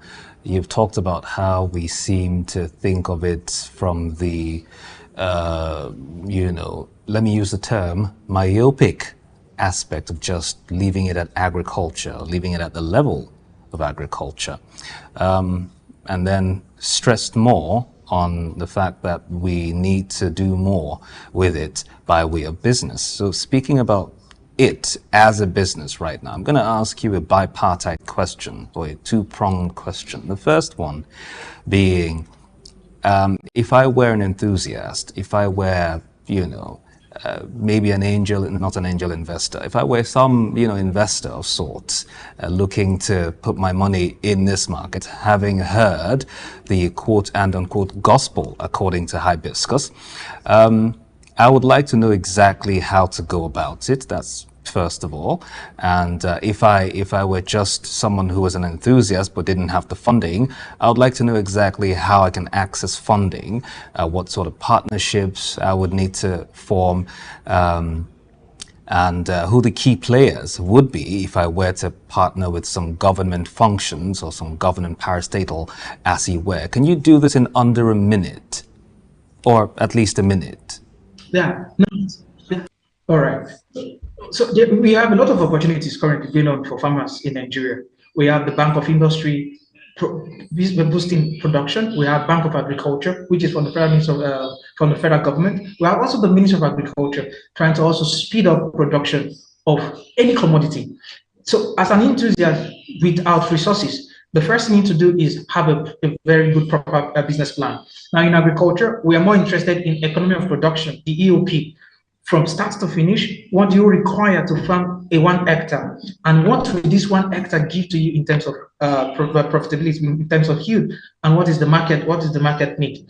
Then after drafting your economic production, which in your drafting of economic production, you're going to have market insight in where you're going to sell this product, what you're going to sell per ton, or how much is it per ton, how much you're going to be able to sell it.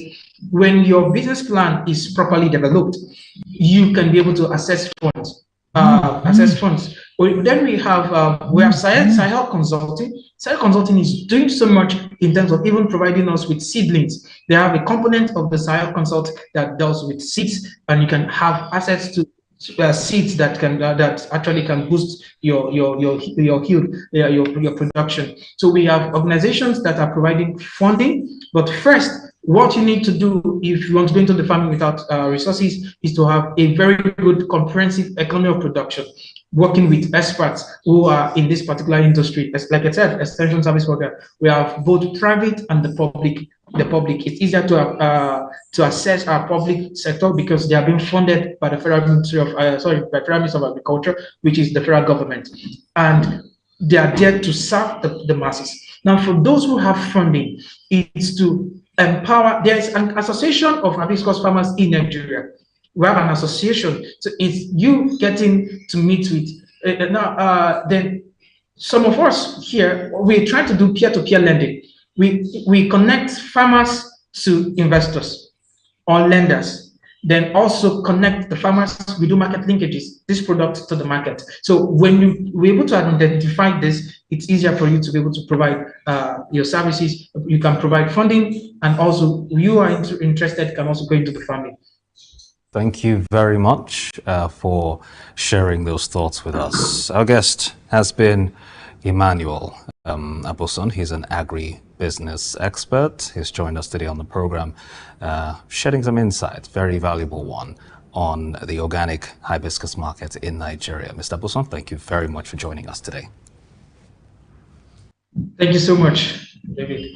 As we pull the curtains down, let's take a very quick look at the Forex market today, Tuesday, October 29, 2023. So at the FX market, the Naira is trading to the dollar at 1,659 Naira at the official market, that is.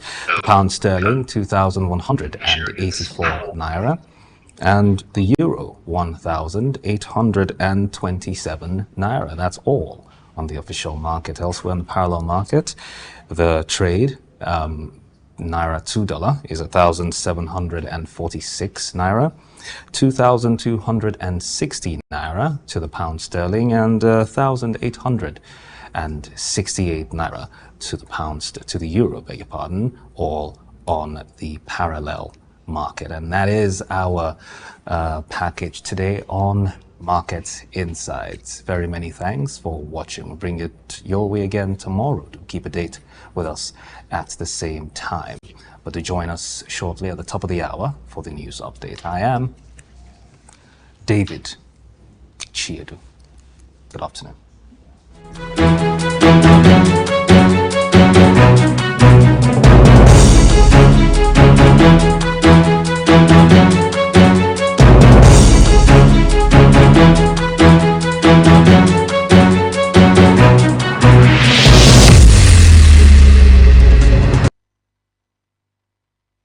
Stay ahead of the curve with the latest in news, development issues, global updates, market trends, and intriguing conversations from across the world. At SOUQ News Television, we'll bring you stories that matter right to your screen. Breaking news, be the first to know with our real-time update on local and update events. In-depth analysis, get the full picture with expert insights and comprehensive coverage. Exclusive interviews, hear directly from the people making the headlines. Tune in daily for blended news and stories that keep you connected to the pulse of the globe. Click, like, and follow us on all our social media platforms at SOUQ News. The heart of sub-Saharan Africa, where commerce meets progress.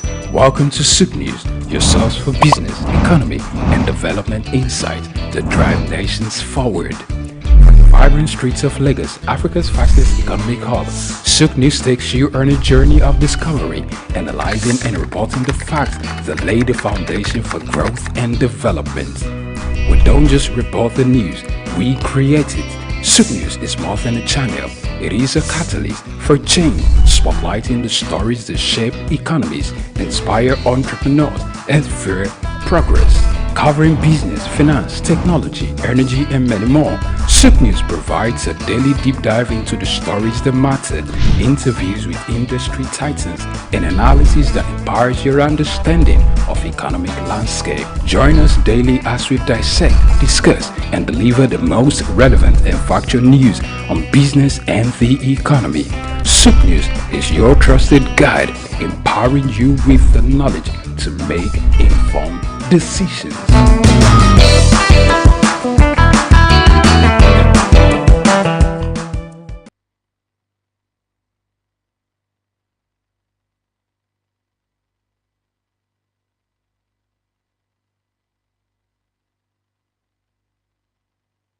The city of Lagos, the commercial capital of Nigeria, is always bubbling with colorful events, especially during the weekends. One of such events was presented by fashion designer A.O. Afrique as he launched the 8th edition of All White Groove at Freedom Park, Lagos Island, with the theme Groove Meets Fashion.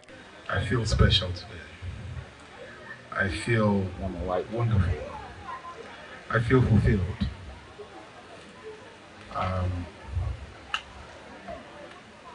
Thank God we did not postpone. We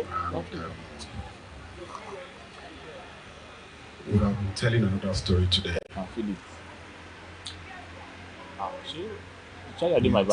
Special thanks to God, and special thanks to Mr. Theo, the chief warder, who told me a few years ago that rather than going and coming back to Freedom Park with your products, take a space there.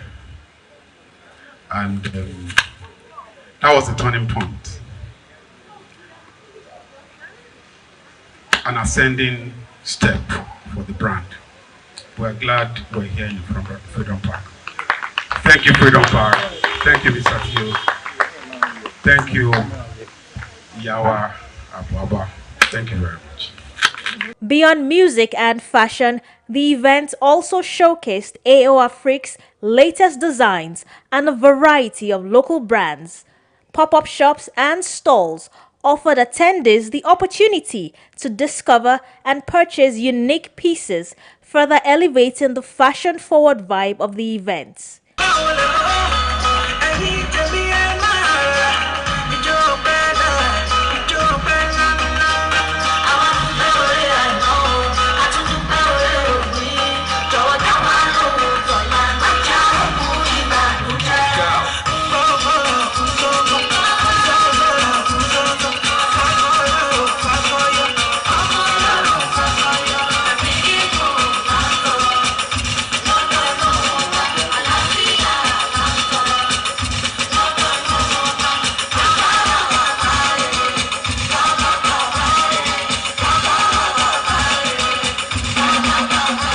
The all-white groove once again proved to be more than just a party.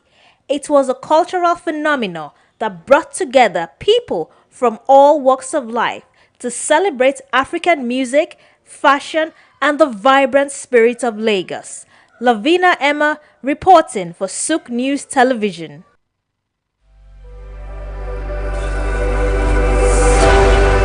Cashew nuts, ranked among Ivory Coast top cash crops, play a crucial role in the country's economy, generating substantial revenue and supporting livelihoods across the country.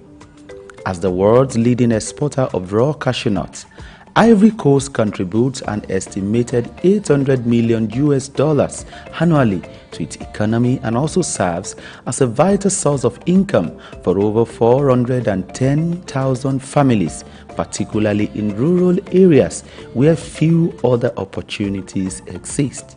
Cashew trees flourish in Ivory Coast northern regions, including Bondukau and Savannah, known for its high-quality nuts and extensive plantations, just as Worondogu and Bagwe in the north central and northwest are also emerging as key producers. These regions not only drive Ivory Coast cashew production, but also support local livelihoods and economic growth. However, the country with over 29 million citizens is yet to fully realize the potential of its cashew industry. Despite being the top producer, the country processes only 7% of its cashew domestically, resulting in lost opportunities for value addition and job creation. Specifically, a recent data reveals that only 22% of the country's cashew nut output was processed domestically in 2023, even as the volatility of global cashew prices poses risks to farmers' income and overall economic stability. Concerns also arise regarding labor practices in some cashew farms and the environmental impact of deforestation for new plantations. To address these challenges and maximize the benefit of its cashew industry, Ivory Coast must focus on key strategies moving forward. These include investing in local processing facilities to boost job creation, export value, and farmers' incomes. Furthermore, the Ivorian government body overseeing the cashew sector, ARECA, must promote fair trade practices and ethical sourcing to ensure better prices for farmers and improve working conditions. Sustainable farming practices will also help to protect the environment and ensure long-term cashew production. According to a recommendation made at a workshop organized by the World Bank, tax exemptions and access to credit facilities will help to tackle some of these challenges. Furthermore, the private sector can also invest in research to develop high-yielding cashew varieties, improve processing techniques, explore new cashew products, as well as develop and implement digital platforms that connect farmers to market in order to facilitate financial transactions. Organizations like the Africa Cashew Initiative (ACI) must also assist in data compilation in the value chain at macro, meso, and micro level. By addressing this and harnessing its cashew potential, the country can further enhance its economy and build a more sustainable future for its citizens. Israel Adeyemi reporting for SOUQ News.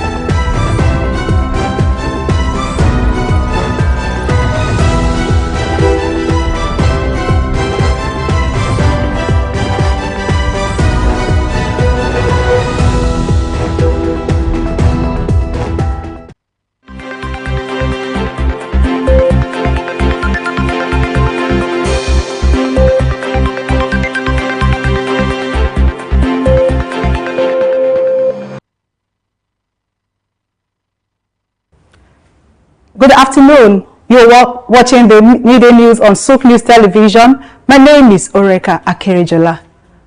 President Bola Ahmed Tinubu has unveiled a 4-year strategic plan for the National Lottery Trust Fund (NLTF) to create opportunities for Nigerians and promote socio-economic development. Unveiling the fund at the Presidential Villa in Abuja, President Tinubu said the aim is to empower Nigerian communities, thereby generating gainful skills for citizens. The Nigerian leader acknowledged the collective efforts of all stakeholders in driving progress in the lottery sector. He asserted that the present administration is conscious of the significant role the gaming industry plays in national development. The president was represented at the unveiling of the National Lottery Trust Fund by the Secretary to the Government of the Federation, George Akume. NLTF has since its establishment in 2005 successfully implemented over 306 projects nationwide. The International Finance Corporation (IFC) has announced a $1 billion investment plan to support Nigeria's key economic sectors over the next few years. The partnership between the IFC, a branch of the World Bank, and the Nigeria Central Bank (CBN) will provide funding in Nigerian naira, which will help stabilize local businesses in critical areas such as agriculture, housing, SMEs, energy, the creative and youth-driven economy by reducing the reliance on foreign currency loans. CBN Governor Yemi Cardoso praised the initiative, stating that the initiative will expand long-term financing options for Nigerian businesses. The IFC currently has $2.13 billion invested in Nigeria, its second largest market in Africa. The Nigerian government is working with major oil companies, Chevron and ExxonMobil, to tackle the country's cooking gas shortages and high prices.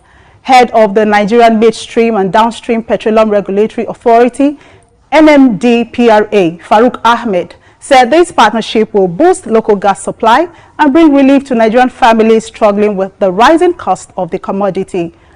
Cooking gas prices have more than doubled over the past 16 months, jumping from 700 naira per kilogram in June 2023 to 1,500 per kilogram in October 2024. While more people are choosing cooking gas for its cleaner energy, Nigeria isn't producing enough locally to meet the demand. To help stabilize prices, the government plans to work on a new pricing structure for cooking gas, making it more affordable. The Executive Secretary of the National Sugar Development Council, NSCDC, Kamal Bakin, has stated that Nigeria will require $5 billion over the next 8 years to become self-sufficient in sugar production.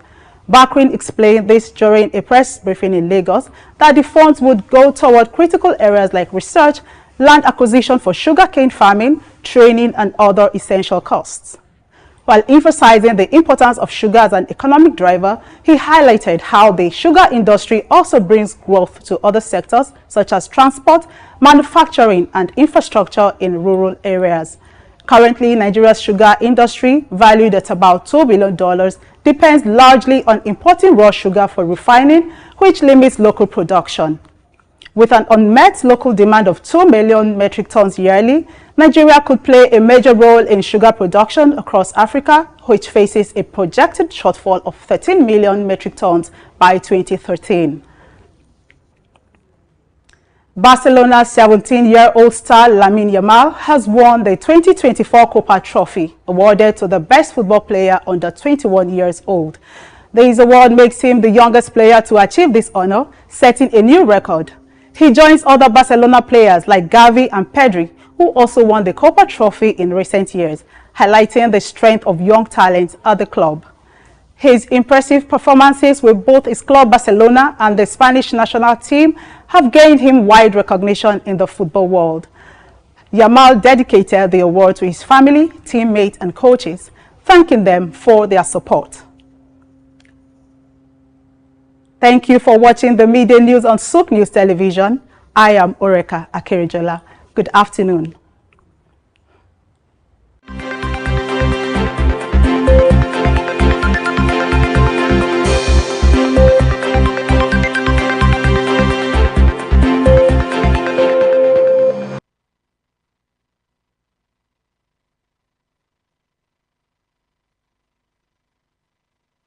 We've got just what you need right here at Femi Wash Media.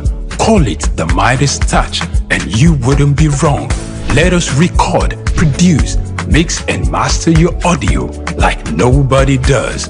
Reach us on our contact today for the best quality job.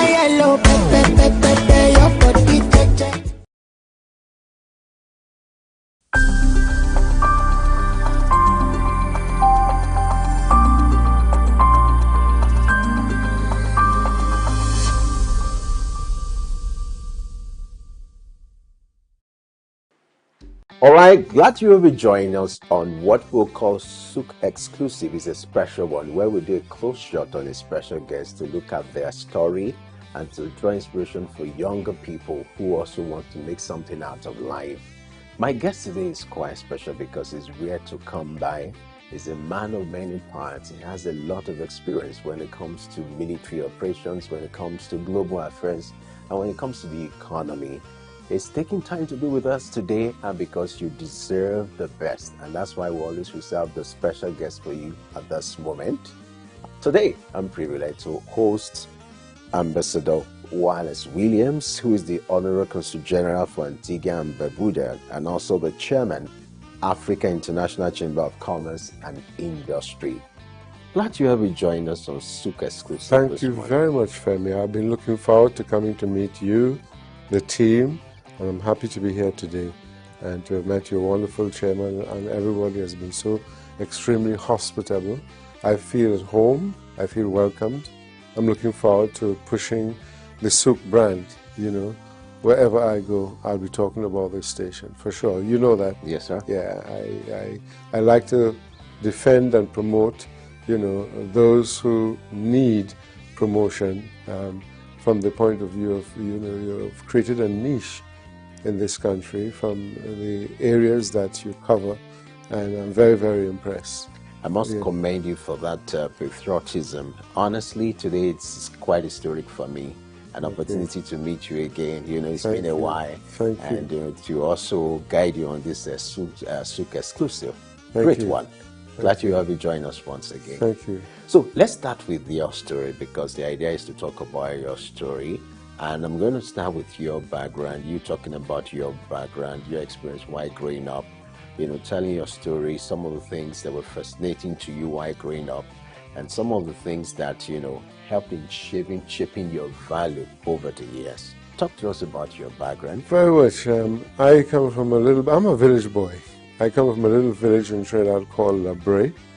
It also has a famous world moniker, and that it is the eighth wonder of the world. We have a natural asphalt lake. Nigeria has as well, but it is not being developed. But we have developed the lake asphalt as a product for the world, which is used for paving roads, for standard for the airports all over the road to stop the aircrafts from bumpy atmosphere. Those roads, those products are very strong as cement. So that's where I'm from. I went to a school on the lake called Brighton Sea, where as a young, inquisitive young man, I was always searching for knowledge. I then won a scholarship. I became a scholar at age 10 to go to college called Queen's Royal College, which they say is the most elite college, if not in Trinidad alone, but in the Caribbean. I'm proud of that one, you know, where we were schooled to be told that we are the leaders of the future, that we are going to be the captains of industry. So when you grow up with that mindset, you think nothing is impossible. At a very tender age, to have that told to you, you feel proud, you know, that you belong to a very close circle of elite. I think it's like your King's College here. You know, you tend to believe that you're made for the world, and your future is already set based on the education they will give you.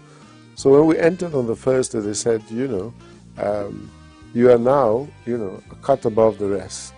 Challenge everything, you know, and if you find that your professors have not done their homework, put them out of the class and teach the rest of the class. And we did. Some of us who, like myself, bold enough, you didn't prepare, we put you out of the class, and the principal just would not do anything. He'd say, well, you did not prepare, and these young scholars have to go forward with their next lesson, and if you didn't prepare, they will teach the class, and we did.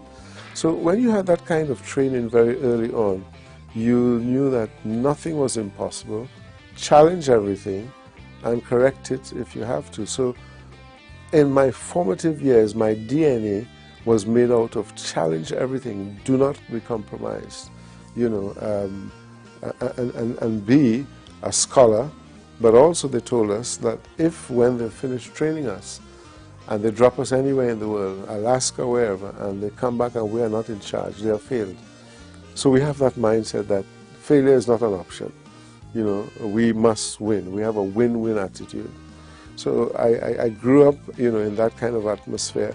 You know, we would walk to school, run home for lunch, run back, so we became very athletic as well. We grew up among fruit trees and organic food, you know, and you name it, we did everything, you know, as a young man. Children today don't have the same adventure spirit that we have had. You know, we go out and, you know, have fun, etc. And the excitement of learning was a key thing. That, you know, at that time we didn't have any electricity. We had these lamp oils, so we'll be studying in the night. Yeah, studying in the night, and you had a thirst for learning, you know, because in those days we didn't have what you have now, computers and all that, and that type of laziness. We made up our own games, you know, and our own imagination, you know, to play games, etc., created your own games, and that was an exciting period for me. Well, what kind of games? Well, for example, we would play marbles, right?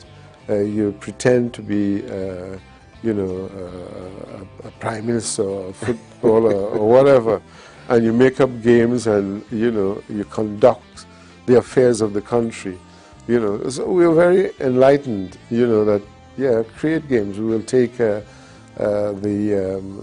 wheels of a bicycle and turn them into a plaything. You have a stick and you roll it all along, you know, for as far as you can, you know.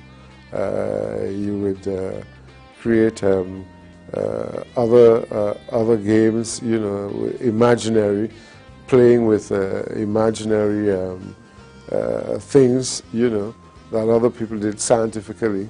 So, you know, you were always thinking and always imagining and always creating. So in our DNA, you know, we grew up to be very creative, very academic, very challenging, and I left from the countryside to go to the big city, as we say, because I came first in the island at that time. So I was a scholar at 10, you know, when I was not supposed to sit exams until 11 plus. But because I had jumped 2 classes, the principal thought, well, we can't keep this young man back anymore. So they lied to the Ministry of Education and said I was 11 plus. Oh, man. But I wasn't. I was actually 10. You know, so for me, those were very exciting times. And then having gone to the big city, you know, the world was now opening up to me. Oh, these things I've never seen in the countryside. And I absorbed those things so quickly, and started to look at, you know, how am I going to make use of this opportunity for the future? And one of the key things, if you have to tell the youth of today, is to focus on your vision and be disciplined and be consistent. Very, very important. While you were narrating your, you know, beautiful experience while growing up, you talked about, you know, having this what we call communal support, which is very peculiar that period, that age, where your neighbor's children, you see them as your own children. Absolutely. And even if you're not your biological children, you provide a kind of parental support, you know. Yes. But if you look at the trend now in the society, do we still have that? What's missing? Well, some parts of Africa still do, and we must go back to that, which we call Ubuntu, that communal spirit where your grandparents, your great-grandparents, they pass on knowledge. Because, you know, Africans are, you know, what we call a vocal, historical type of people. We talk and carry on the knowledge that we've had because it was not written. And it's still not written except for, you know, scholarly work at the moment.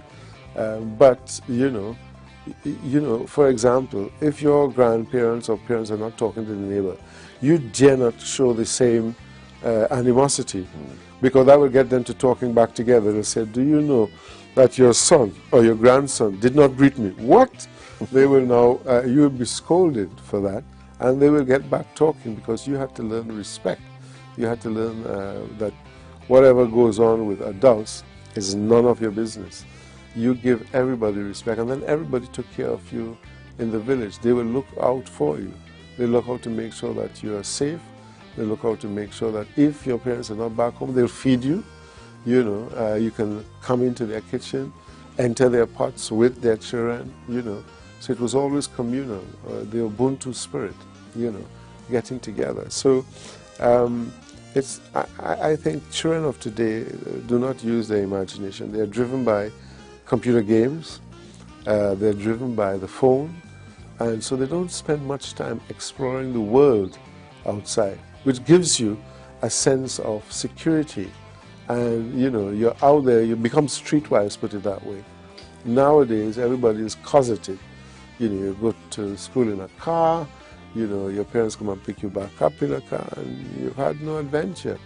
Your adventure life between the ages of 10 or between the ages of 7 and 15 or 17 have not had any kind of a free spirit, what I call free spirit. I mean, I'm a wanderlust. I like adventure, and that was born out of the early days growing up in Trinidad. At what point did you decide to join the army, you know, and then... Well, we had military in our school, and therefore that gave you what I would call you want to be like this, you know, the uniform, the military, the discipline.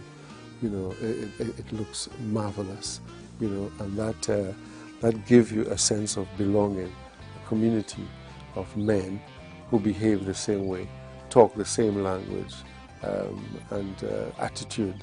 And since we were told, you know, challenge everything and be leaders, well, that was natural, absolutely natural. Now let's talk about Africa. I know you're passionate about the African project. If you compare to the resources that Africa is blessed. Absolutely. Natural resources, human resources, Africa is blessed. But when it comes to the value these resources are adding to this continent, it's if you look at if you compare, it's just not there. Well, what do you think is the what is wrong is leadership. That's first and foremost. Second, patriotism. Thirdly, selfishness and greed, right? If you look at those three combined, that's very toxic for the continent, because it means that we are giving away our fathers' wealth to foreigners for free and then taking the crumbs. That doesn't make sense. A continent that has trillions in reserve of whether it's gold, diamond, bauxite, whatever, you use that to sustain one currency, a central bank. We will beat anybody in the world, whether it's China or whatever, and we need to get to that point. So what is wrong is that we need to harness these resources for ourselves.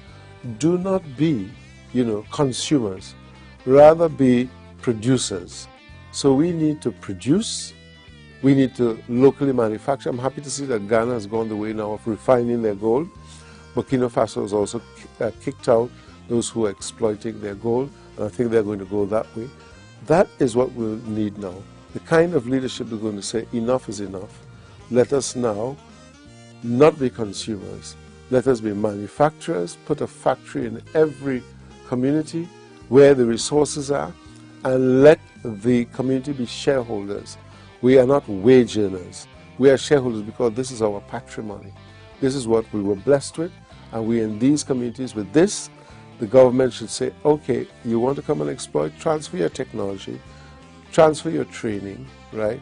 Participate with our locals to develop the resources. You get a profit, but there's a win-win. They also get a profit. And what the country or the nation has to do is be part of the value chain. And that is what Trinidad did with their oil and gas. They became part of the value chain. They intervened and said, we are not going to stay back on the dole and take a few crumbs and the rest of the country, starve. No. Our strategic policy is we want to be in every aspect of the value chain of our resources. And that's what they did. And that's why their GDP was so high, 25,000 plus per individual per capita, right, in Trinidad. And I brought that to Nigeria, to the Nigerian Gas Master Plan. I showed them this is what Trinidad did, also with local content. So develop your local content to fit your particular reserves. So you have gold, then train a lot of your community in gold refining, owned by you. Train them in gemstone, cutting, enhancing the value of that. Set up a commodity exchange, not wait for Hallmark in the UK or a commodity exchange in Brussels or Holland to tell you and determine your resource value. No, you need to be part of the value chain, and you now export rather than import your own resource, which went out and came back with added value to give to you for you to consume. Does that make sense? It doesn't. So we have got to change the paradigm and say we will now participate, and the government has to make that policy. A strategic policy. You're coming into our country, you want to help us to explore and or exploit this particular resource. Here's what. We're participating as partners and shareholders. And we must do it in a manner that fits our strategic policy. We want to be in all aspects of the value chain. You are just giving us an advantage from the fact that you have developed a technology to help us to exploit this more. But you are not going to be left with it alone. Right. We will be part of the value chain with you. And if you're aligned with that, come in. If you don't, stay out. That has to be the attitude. Great. Yeah. All right, it's looking like we just have to, wrap up now. I'm sure we're going to have an extension of part 2 of this conversation. Absolutely. But I will must come for thank part you 2. for your time, for your thought, talking about yourself, telling us your story. Yeah. And hopefully we're going to have another time to talk more. I look forward to the part 2. All right. Yeah. This time I will dress up in full traditional wear. How colorful would that be? That would be very colorful, and I look forward. Maybe SOUQ News can give me a SOUQ outfit. Oh, great. Yeah. We'll be glad to do that. Yes, Customized for you. Customized for me. Yeah. Thank you so much, sir. Thank you so much. A pleasure. Yeah. All right. On that note, we'll just have to call it a wrap now. Don't forget, until come your way to bring another special guest, talking about this exclusive conversation will still remain yours. I am Femi Ayodele. Thanks for watching. I'll see you next time with another guest.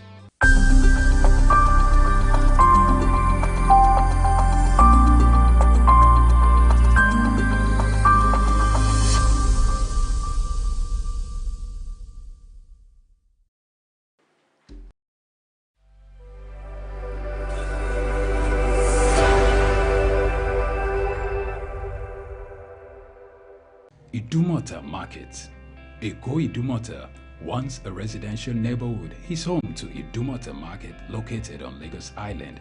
It is one of the oldest and arguably one of the largest markets in West Africa.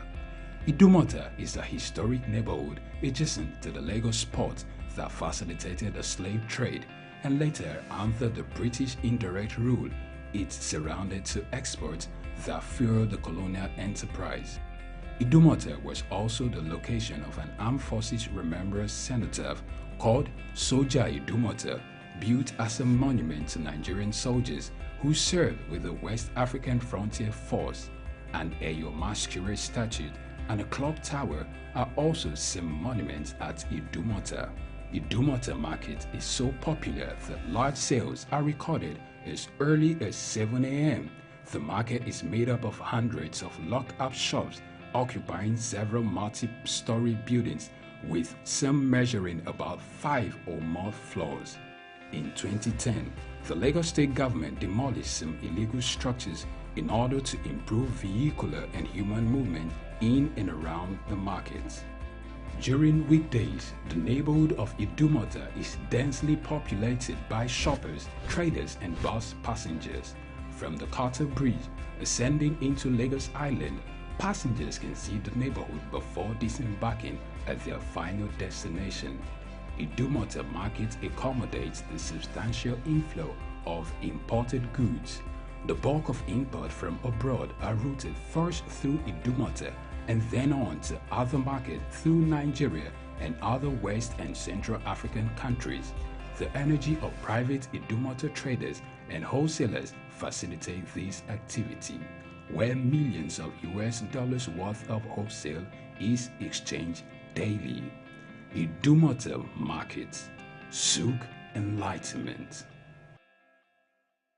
Ojude Oba is the annual social cultural festival with the splendor and grandeur of the Ijebus on display at Ijebu-Ode, the capital city of Ijebuland. It is a nexus of cultural and sartorial elegance, social grace, and evocative dance steps that has attracted indigenous as well as local and foreign tourists over the years. It is a celebration of the enduring age-grade system called Regbe, platform of cultural identity and unity of the Ijebus, including those in the diaspora. From its origin in the 1880s as an Islamic faithful's Salah message and visit to the Awujale of Ijebuland, the Ojude Oba festival has transformed into an all-indigenous celebration filled with fun and laughter. I shall be looking at the economic and tourist attractions and potentials of this festival in view of its increasing global patronage and attention it is receiving right now. Credit for the transformative feats of social engineering concerning the Ojude Oba festival must go to His Royal Majesty Oba Sikiru Kayode Adetono Ogbagba II, since ascending the throne of his forefathers in 1960. It is a case of an iconic traditional ruler creating an iconic legacy. This year's edition of Ojude Oba Festival was estimated to have attracted over 2 million people, and several more millions of a global audience. The social media was agog in transmitting the grandeur of the occasion. As is usual, Ijebu-Ode experienced vehicular and human traffic gridlock, especially in the city center, where the Palace of the Awujale and the Palace Annex hosting the event are located. It is a measure of the economic derivative of the celebration of Ojúde Ọba that all hotels in Ijebu-Ode and environs were fully booked from Saturday, June 15, 2024 through to June 28 to Wednesday 19th, the day after. Food and drinks vendors also made boom sales, catering for the teeming patrons at the celebration. At the venue of the celebration, opposite the palace, the Awujale was resplendent in the majesty of his royal regalia, supported by other traditional rulers in Ijebu land, with Governor Dapo Abiodun of Ogun State, also an Ijebu, adorned in a desired native dress of sunshine colors that stood him out as a sartorial connoisseur. But then, in all good things, there are few contrary people sold to skepticism and negativism. The 2024 Ojúde Ọba Festival attracted such people who erroneously and mischievously described it as a fashion jamboree of no consequence to the welfare of the hosts and the environment. These skeptics and critics wondered why the Regberegbes should not offer scholarships, build health centers, and construct roads and boreholes. Some people even dismissed the Regberegbes outing at Ojúde Ọba Festival as a wasteful fashion extravaganza. In their anger, they wondered what a hell is this Ojúde Ọba Festival? What an empty hype. The coordinator of the 2024 Ojúde Ọba Festival, Chief Fasi Yusuf, told journalists that the Regberegbe had not only been feeding the people and educated the youths, as it were, but have also been providing infrastructural facilities. He described the Regberegbes as interventionist development agents, citing such instances of their interventions to include the 20 million naira renovation of the male surgical ward at the State Hospital in Ijebu-Ode, renovation of Nigerian Police Area Command Ekpeba, Ijebu-Ode, and building of police posts in different parts of the city. The 108-page Ojúde Ọba Festival 2024 brochure listed some of the other activities engaged by the various Regberegbes, as the resuscitation of the moribund School of Nursing and Midwifery Ijebu-Ode, scholarships to indigent students, construction of 4 blocks of classrooms at Omu Ajose Comprehensive High School, and 3 classroom blocks at Imososi Primary School, Agoiwoye. Other activities include the rehabilitation of roads, provision of boreholes and solar street lights, support to orphanages, homes, and homes for special needs, and free medical services for indigents. Chief Fasi Yusuf, who is the Bagbeamer of Ijebu-Ode and Secretary to the Awujale Council of Chiefs, stressed that it had become imperative to enlighten skeptics about the extensive ramifications of the Regberegbes as a unique, populist, social, cultural, economic platform where services were provided for the community and also for members. He pointed out that the Regberegbes had become unifying and uplifting platforms with the enhancement of the well-being of members, financial and health-wise, considered collective responsibilities of the age group, where investment loans, payment of hospital bills of sick members, and donation to families of deceased members are made. Talking personally and professionally after my private investigation, interaction, and discussion, I will say categorically clearly that the glees and colors associated with the Ojúde Ọba Festival is outside the ranks of any cultural festival in Nigeria. What Nigeria advertises to the world in Ojúde Ọba is cultural elegance and communal cohesion. It is this cultural elegance that is being proposed as a tourism potential and strength for Ojúde Ọba Festival as a major global tourist destination.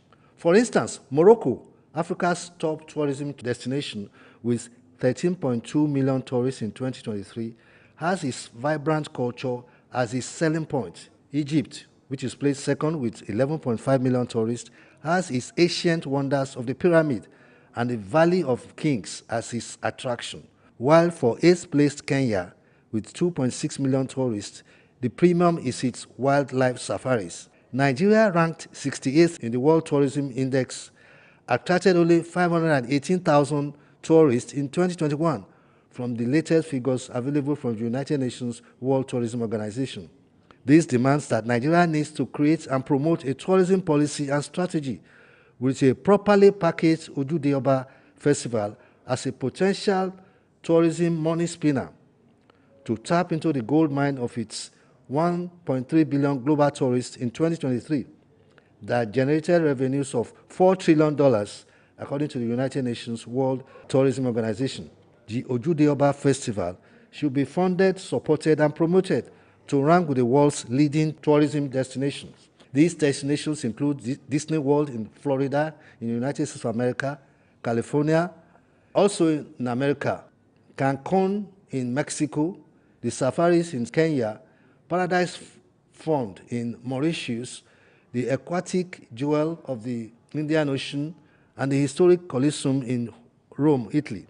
We in Nigeria need to appreciate and celebrate our culture as our patriotic, passionate contribution to global tourism. And the Ojude Oba Festival is such a sellable cultural event. My name is Bayo Olaoye.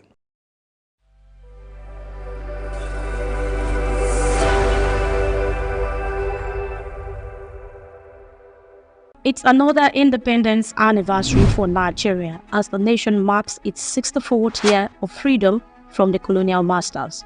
Since 1960, the nation has experienced a mix of military rule and civilian democracy, both of which have shaped its political, social, and economic landscape. Nigeria's governance began under a parliamentary system but was soon disrupted by a 1966 military coup, followed by the Nigerian Civil War, 1967 to 1970.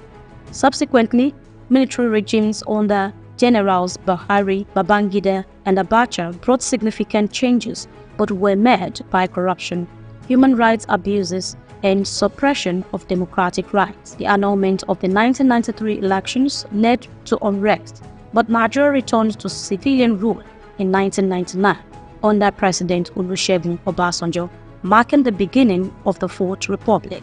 Obasanjo should be credited with reforming the civil service. He did his lot to improve the civil service. He did a little bit about infrastructure. And this issue of technology, Obasanjo blazed the trail. Telecommunications emanated from him. The advent, the pioneering efforts of telecommunications agencies can be traced to him. But he did a foundation. He tried to put the country together, tried to detribalize Nigerians. And he stressed the issue of leadership. He may have his own faults, but he emphasized the need for leadership to be accountable. The military government did not have to annul the election because it was the freest election in the history of Nigeria.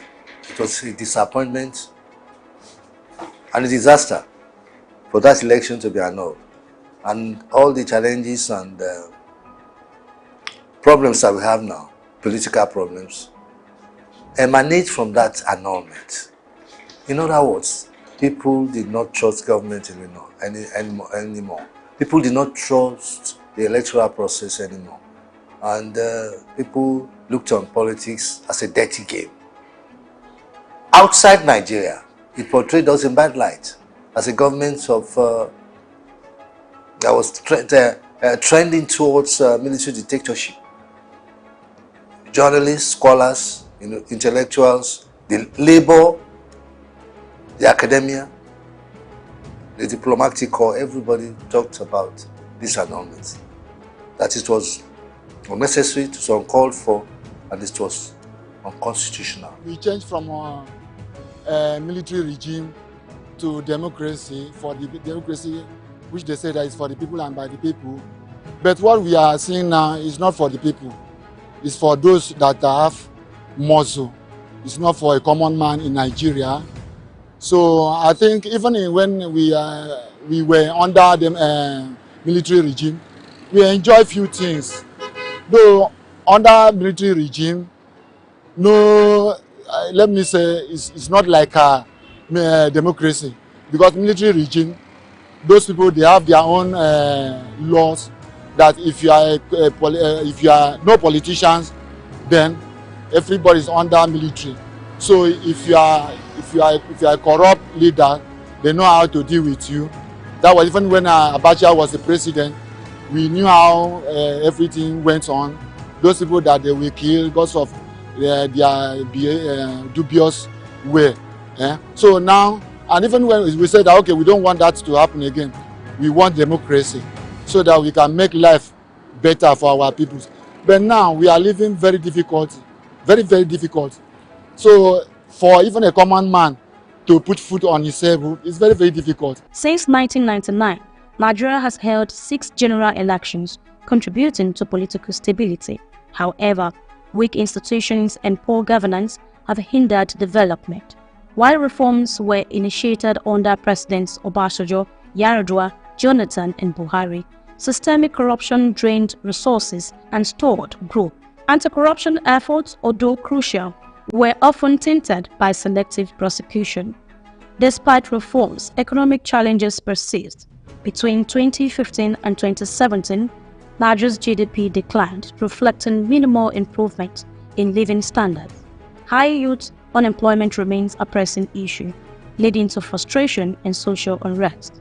The Buhari administration focused on combating corruption and improving infrastructure, but inflation and joblessness continue to worsen. From Obasanjo till now, I think there's no continuity.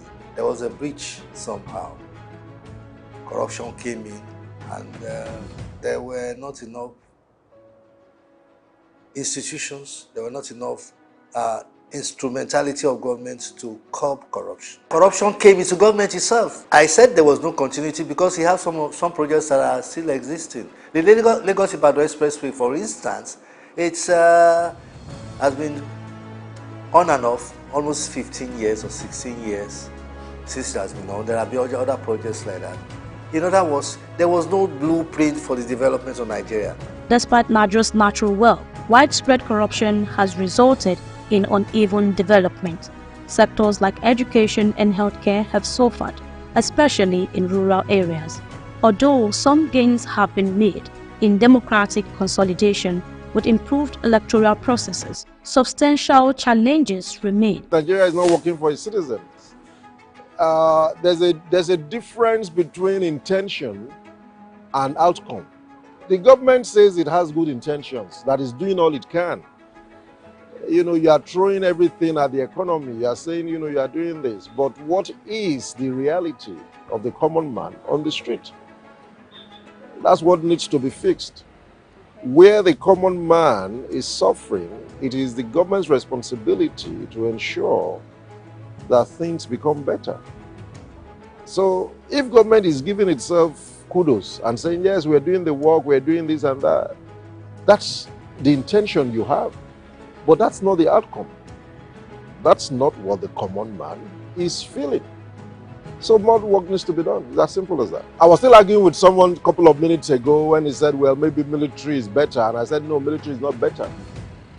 Most countries that develop, that have good human development indexes are governed in a democracy. It's not the best form of governance, but I don't know of a better form of governance than democracy. I mean, to me, it's best that, the country remains a democracy. But the point is, how do we elect the leaders? The leaders, even our electoral system needs to improve. Many times, a lot of rigging goes on, a lot of, election malpractices and things like that.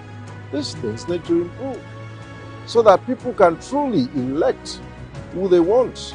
If people elect who they want, maybe they can have a better say in the governance. But when you are not part of the recruitment of your leaders, then you have little or nothing to say. So these are some of the issues. But by and large, we find ourselves with the leaders that we have now. They themselves should do better. The perception out there by everybody, without any exception, is that the leaders are only,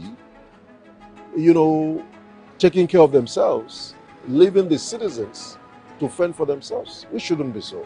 Looking at the many challenges being faced by Nigeria, the question is, what brought us here? Where did we start? Where did these challenges begin from? Could creating multiple states, the addition of states, could it be one of the problems that we have today? Let's find out. What we have seen is that most of Nigerian states are not viable.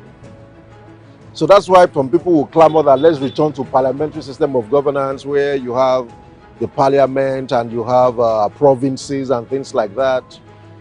The argument is neither here nor there. But statistically and from data, states in Nigeria as it is today, they are not viable. If you remove federal allocation from many of the states, most of them will collapse in terms of financial collapse.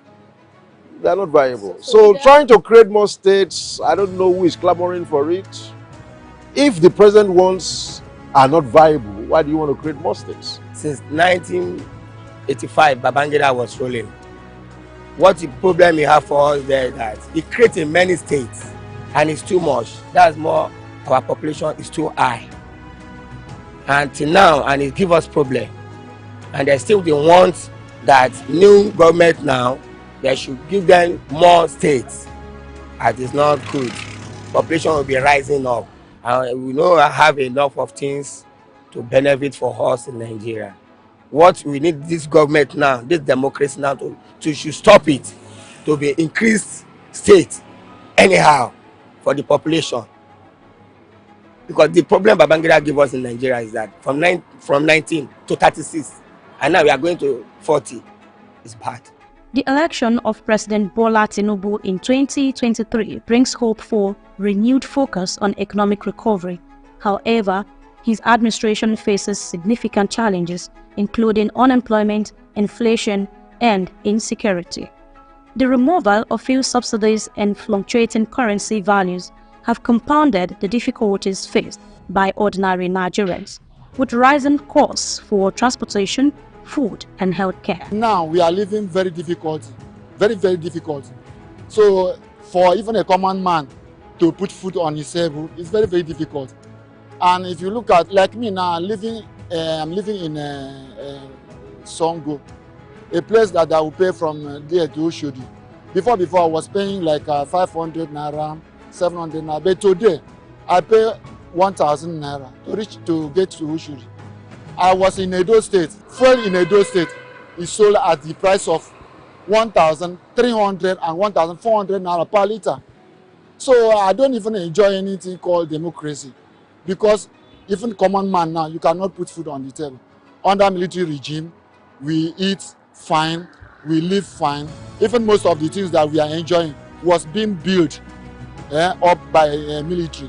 Even the roads, major roads that we could not repair them, major bridges that we could not repair them, name them.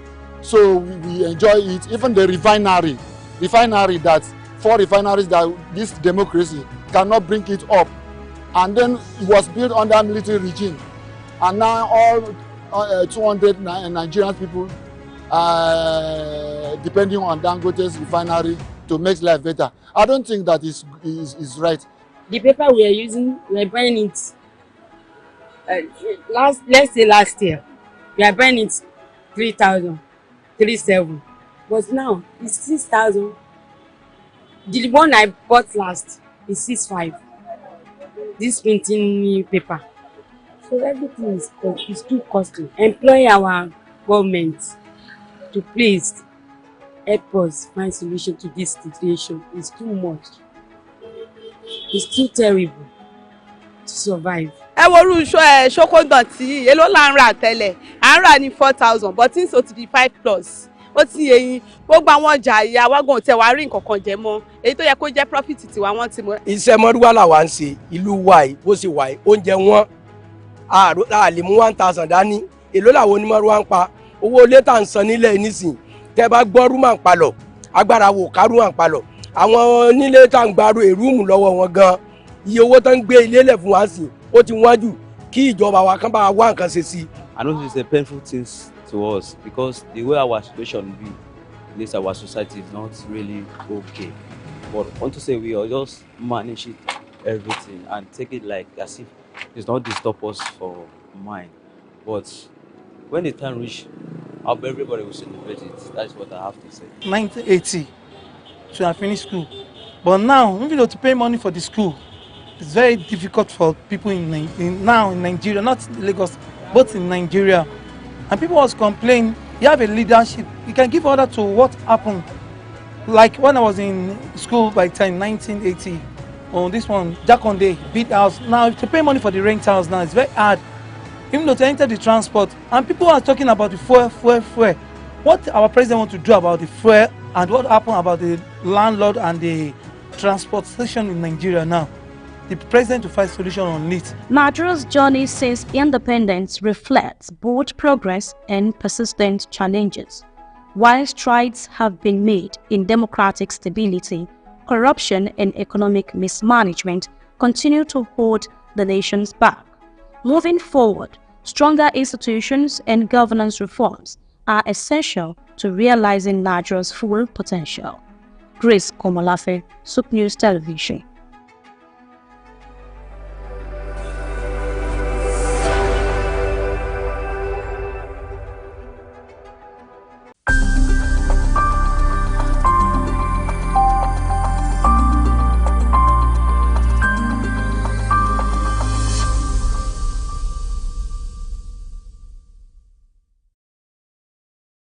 Hi, I'm Blessed Nation. This is SOUQ Exclusive. You know, when it's time for exclusive, we've got a big fish in the pool.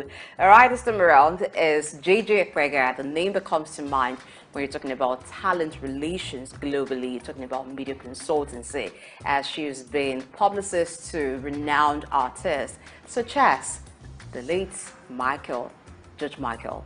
All right, I hate to say late, but because his music feels so much alive whenever you listen to it, because they're classics. When you talk about Judge Michael, those songs is done, never fade. But let's meet JJ Ekwega. Good morning, welcome to the show. Good morning, nice to see you today. Yeah, I like to wake up to someone great, and this is it. Waking up to sit close to you and talk to you. Oh, thank you, appreciate that, thank you.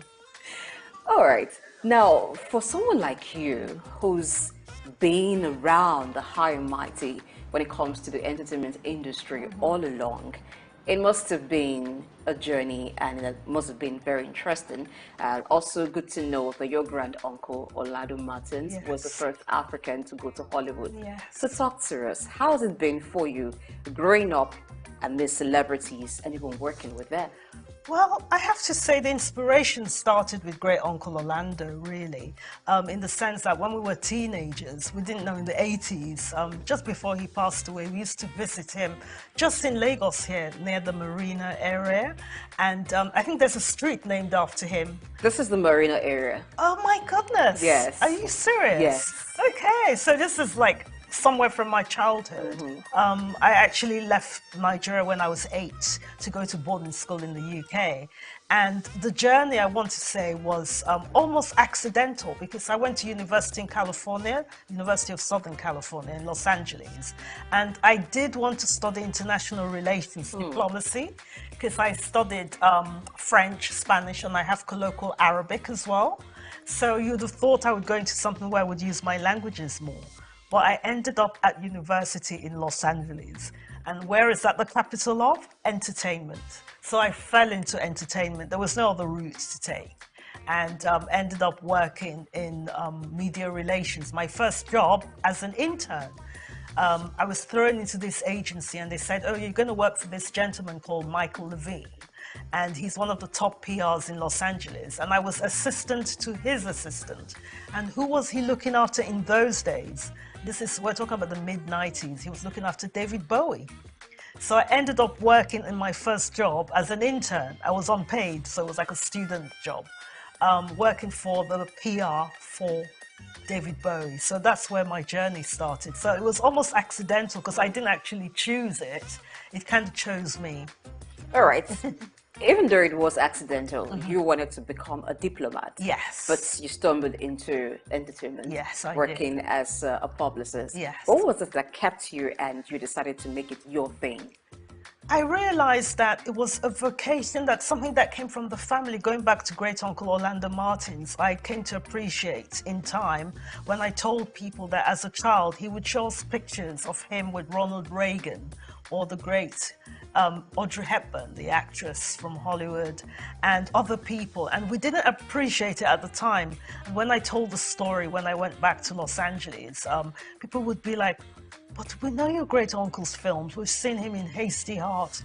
We've seen him in The Nun story with Audrey Hepburn. That was your great uncle? He was so eloquent. Because what was so good about great uncle was that he spoke Yoruba in his roles. He would never just make up gibberish. He'd say, no, I have a language, I'm Nigerian. And that pride, I think it came down to us. And my brother Babatunde and my sister Yewande were so lucky that we were around him as children because he instilled that thing in us. So when I fell into entertainment when I was in LA, it was a natural progression. And I just thought, no, I should do this. He was an inspiration to me. So I think that's what kept me going on. Did you ever find yourself in a conflict from being the publicist, the one who's behind the scene, working it out for the artist, and wanting to be in the stage, like being in front of the camera, being the artist yourself? Do you know how I got around that? Our late mom, Ibiene Adokie-Apega, she was a journalist in the UK in the late 80s and just before she passed away, unfortunately, in 1992. And growing up with her, she worked for the Daily Mail in the UK and as a freelance for papers in Nigeria, although she was based in London. And one way of me conquering that was also doing my journalism side of things, because my degree was in communications and journalism. So I went into journalism in the sense that I worked for a number of sites like HuffPost. I worked for something called the Luxury Channel, and I was a contributor for news websites. And I also did CNN Showbiz because I had a little spurt at CNN, which I loved. And that was a way of connecting with the entertainment side of things, interviewing people, going to events, writing up stories about movies, about special events, covering the Oscars, the BAFTAs in London. So that was a way for me to go around it, if that makes sense. It does make sense. And I see that you've got experience all round from media to entertainment. Yes. Now, when you first met the big artists, in fact, when you were asked to relate with someone like David Bowie, how did it feel for you for the first time? I'll tell you a quick story. When I started the job working for the publicist that looks after David Bowie, on the second day I was told, you need to call David's office and you've not got to speak to him and prepare him and his wife Iman. They're coming to London. You've got to give them the itinerary. I was like, I have to call David Bowie? I can imagine that. I was trembling, but I just had to hold everything in and say, okay, he's a human being. Okay, let me just get on with it. And that kind of helped in the sense that they trusted me to do it. But then I had to hold myself together, and sometimes you just go with it. You just go with it. So share with me your experience working with George Michael. I'm eager to know how it must have been working with him, watching him, on TV. I find him fascinating, unpredictable. But working with a man like that, how was it? Oh, it was amazing. I'll tell you, I first met him when in 1990. Well, I say first met him, worked for him. I spent a day with him. When I worked at MTV Europe in the mid-90s, he was doing, this was 1996, he was doing the MTV Awards in London. And during the MTV Awards, everyone's assigned to a different artist. So back in those days, it would have been people like Robbie Williams, I'm a UK artist. George Michael was there. You had the Foo Fighters. You had Janet Jackson. You had different artists. But that day, I was assigned to George Michael, and they said from 9 o'clock in the morning till 9 o'clock at night, you've got to be with him, you've got to get him food, look after him. So you have to imagine that I had to go and meet his car at the stadium when he arrived. It was at the Alexander Palace, actually. I had to meet his car, introduce myself, say, I'm going to be looking after you today. And they call it a talent escort. Okay. I'm going to be your talent escort. And it was just him that came alone. So can you imagine with my idol who I'd loved as a teenager, meeting at the car and having to just be with him all day. I met his parents, which was an honor because his mother passed away the year after. And he was just such a personable person. At that stage, I wasn't working for him. At that stage, I was just starting out in my career in 96. Starting out in my career, one of my second jobs actually at MTV Europe in London and looking after George Michael. And it was because of looking after him that day, and I kept in touch with his management team, that literally, I want to say 12 years later, I worked for him. Okay. In 2008. So for me, it was like a journey, and it shows you what a kind person he was, because he remembered. He said, oh, you were that young girl who was all nervous, and you looked after him, and I just loved your company. Come and work in my office. It's because of him I can say a lot that I'm here today, because he gave me so many opportunities. I met so many people with him. One of the people that was looked after in his office was Donatella Versace.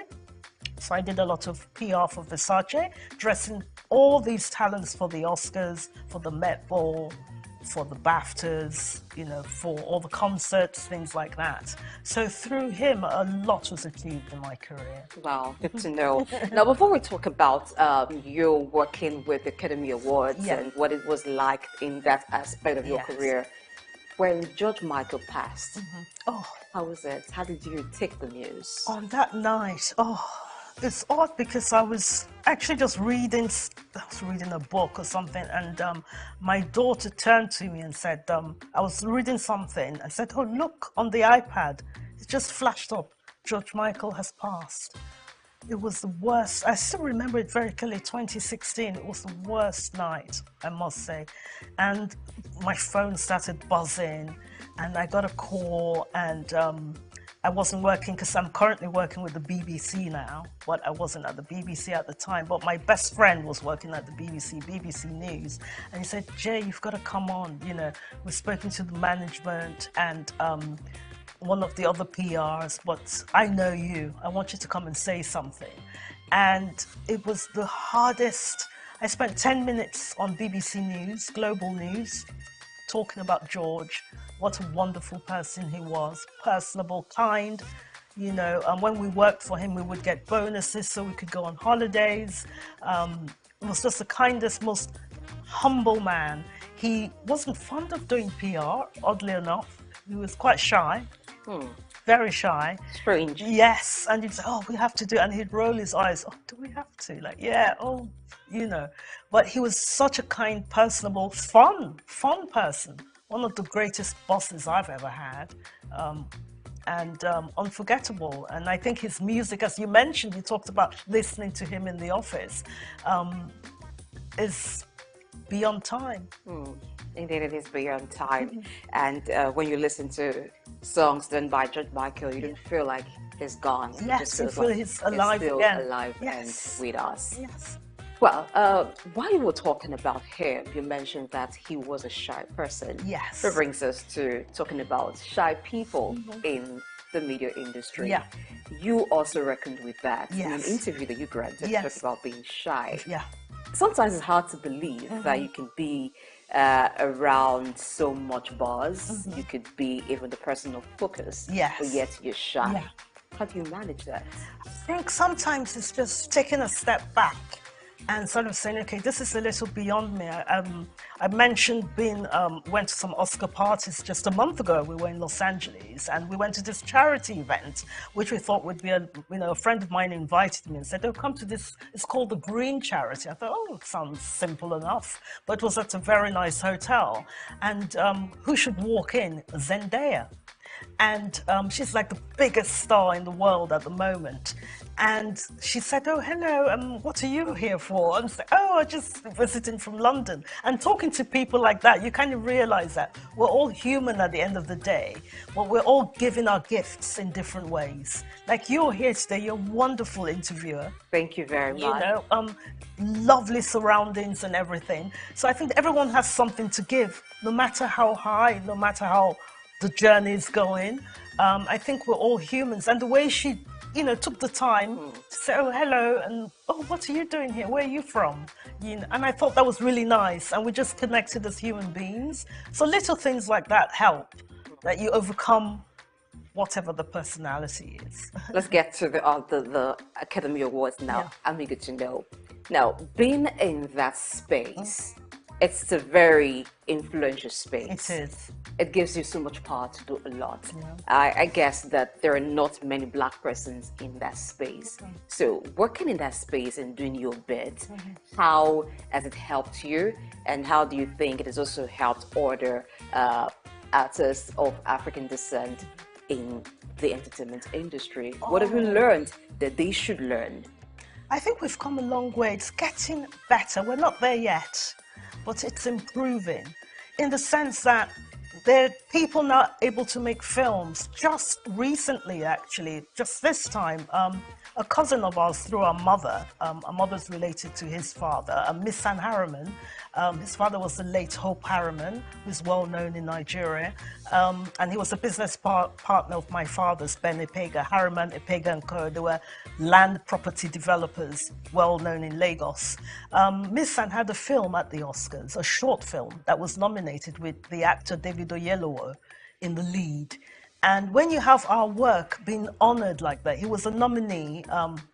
He didn't win this time, but the fact that he was at the Oscars shows you that we're being recognized, not only as working behind the scenes like myself as a publicist. No, there are not many of me, because I'll tell you a very quick thing. I've been at events in the past with George Michael and his entourage, and I was the publicist there, and somebody came to me and said, could you go and find the publicist? And I had to say, I am the publicist. And they had to apologize. Why was it hard for them to detect who the publicist was? Is it that you're this person who likes to be in your space? Is it you're called out? At that time, I was there doing my work and being respectful, but I was the only person that looked like me. Oh, are you talking about color now? Yes. Okay.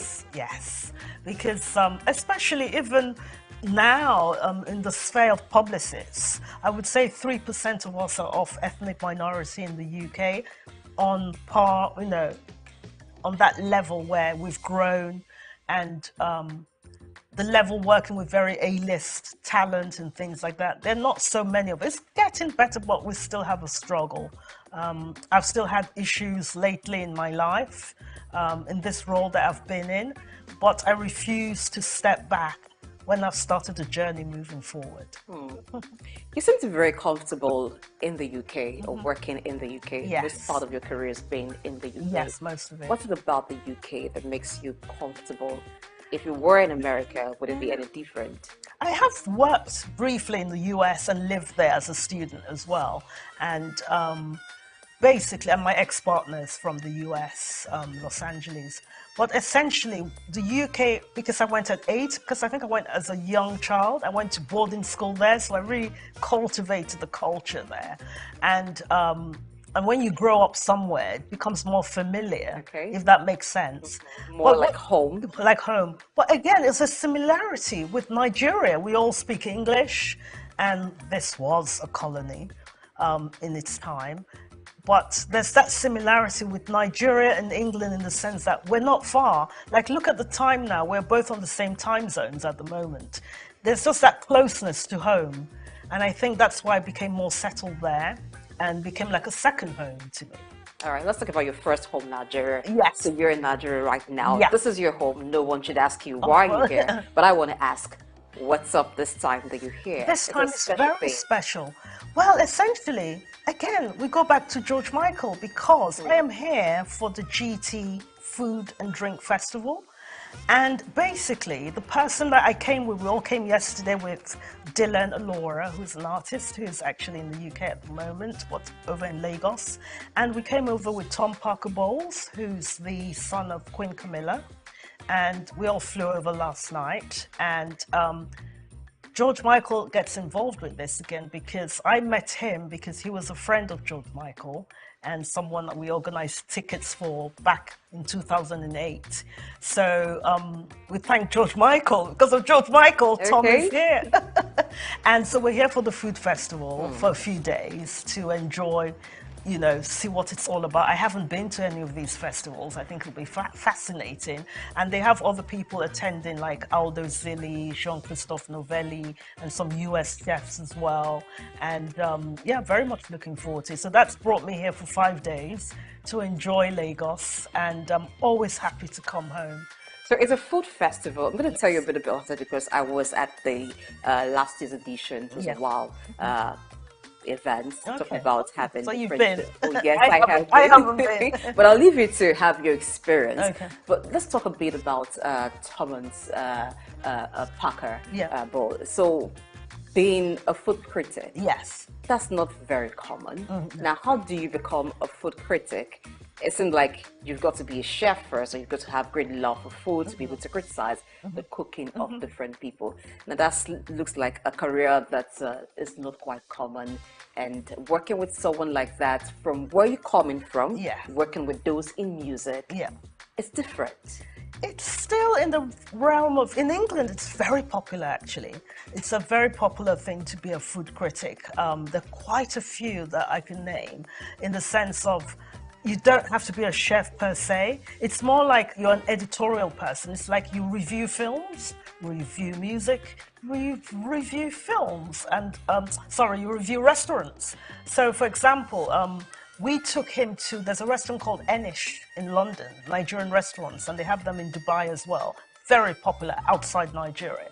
And the people, critics have often said, you know, we've written about food, Italian food, Spanish food, why not Nigerian food?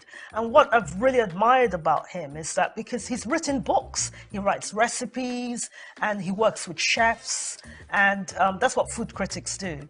And it's a very popular thing to do in the UK right now. A lot of people are food critics, you know, writing for the Times. You either write for a magazine, or you write for the Bazaar magazine, Vogue, GQ magazine, Esquire. So the role of food critic is really, really something that's done worldwide. But I know maybe here, maybe in Nigeria, it's not so common, but it's very lucrative. Yes, it's very lucrative. All right, so what would you think a Thomas Ball coming to the food court, the GT food court, writing about Nigerian food, giving reviews, is going to do for Nigerian food? Yes, there is a food that is very popular when you talk about Nigerian food. Even those who haven't had the taste of the Nigerian jollof just want to talk about it and maybe look forward to tasting it. But there are different kinds of food that will be sampled. Yes. What would that do to Nigerian cuisine? You see, there's a perception in Europe and in the bigger world. People assume, unfortunately, going on the darker side of things, they see a lot of people coming on boats trying to get into England. They feel like we don't have anything back here. We don't have the development here. You know, some of the buildings, the aspirational things of it. People are business-minded. Come into these studios for goodness sake. You can't imagine that this is all going on in Africa. I have people up to this day say, "Oh, do you have buildings in Nigeria?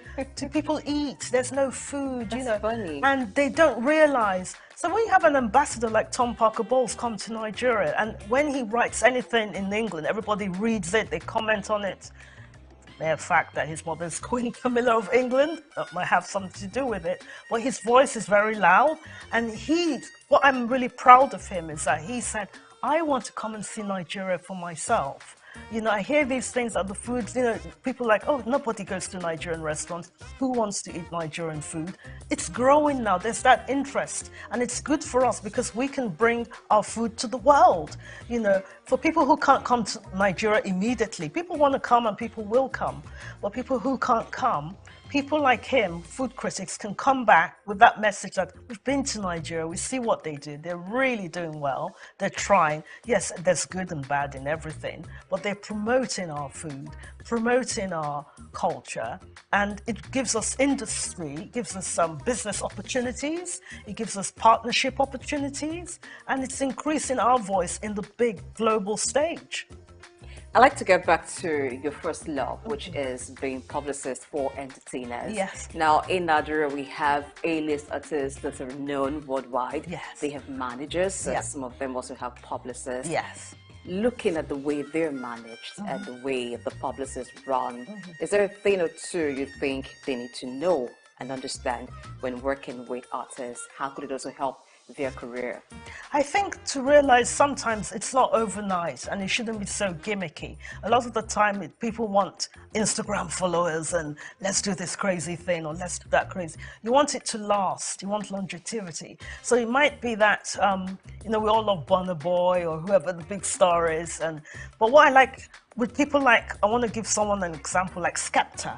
Do you know Skepta? I do. He is wonderful because he's done things like with Channel 4 in the UK, where he's done content with young people to try and bring them, you know, let's take them away from the knife culture or any crime, and trying to inspire younger people to do business, to do different things with their lives. So I think what the PRs can do is like use them as like an influence, as a force to say, come into this, you can do your career here. It doesn't always have to be in entertainment. You can be a lawyer, you can be a lawyer for an actor, you can be a lawyer for a singer, you can be a lawyer for whatever, or you can do different jobs, but just to aspire to do better. And I think that's what PRs can do a bit more of, and use the talent, that platform they have, those 22 million followers on Instagram, use it as a platform to inspire young people to come up. And good enough, you are inspiring a lot of young people watching SOUQ News TV, because this is what it's about. Yes. Changing the narrative, inspiring people to be Definitely. better. As a wrap up, what's next for you after the GT call? Oh my goodness. There's a lot because, like I said, my main role at the moment is working with the BBC. So working on different shows. I've just done something called The History of Disco. And I was thrilled to see it on the flight over on British Airways. Do you dance? Yes. Oh, okay. I won the Michael Jackson dancing competition Really? as a teenager. Yes, I'd like I to did. see that. I want to do it here. But yes, so there's a lot in the pipeline, lots of new programs that we're doing with the BBC, and they're trying to make people more cultural and diversity aware, and I want to be part of that journey with the BBC because it has been in the States where people that look like me feel that we're not taken, you know, in the sense that we're not taking the direction that we want to go all the time, but they're trying to readdress that and make things better for everyone. So yeah, my future, I'm hoping to get involved with things like diversity causes and work with teams and everything, and work with new talent and new TV shows. Okay. So it's very exciting time, and get Nigeria involved as well. And do a bit more writing for BBC Culture and write about Nigeria and Africa.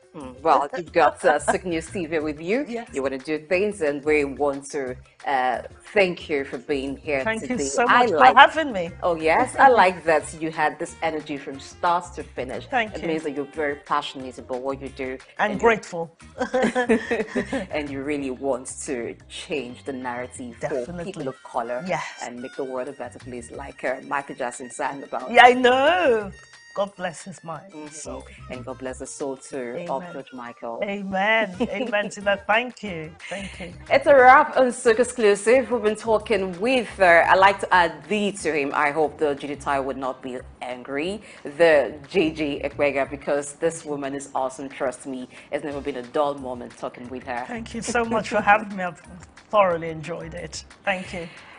Until the next, I'm Blessing AG. Thank you for watching.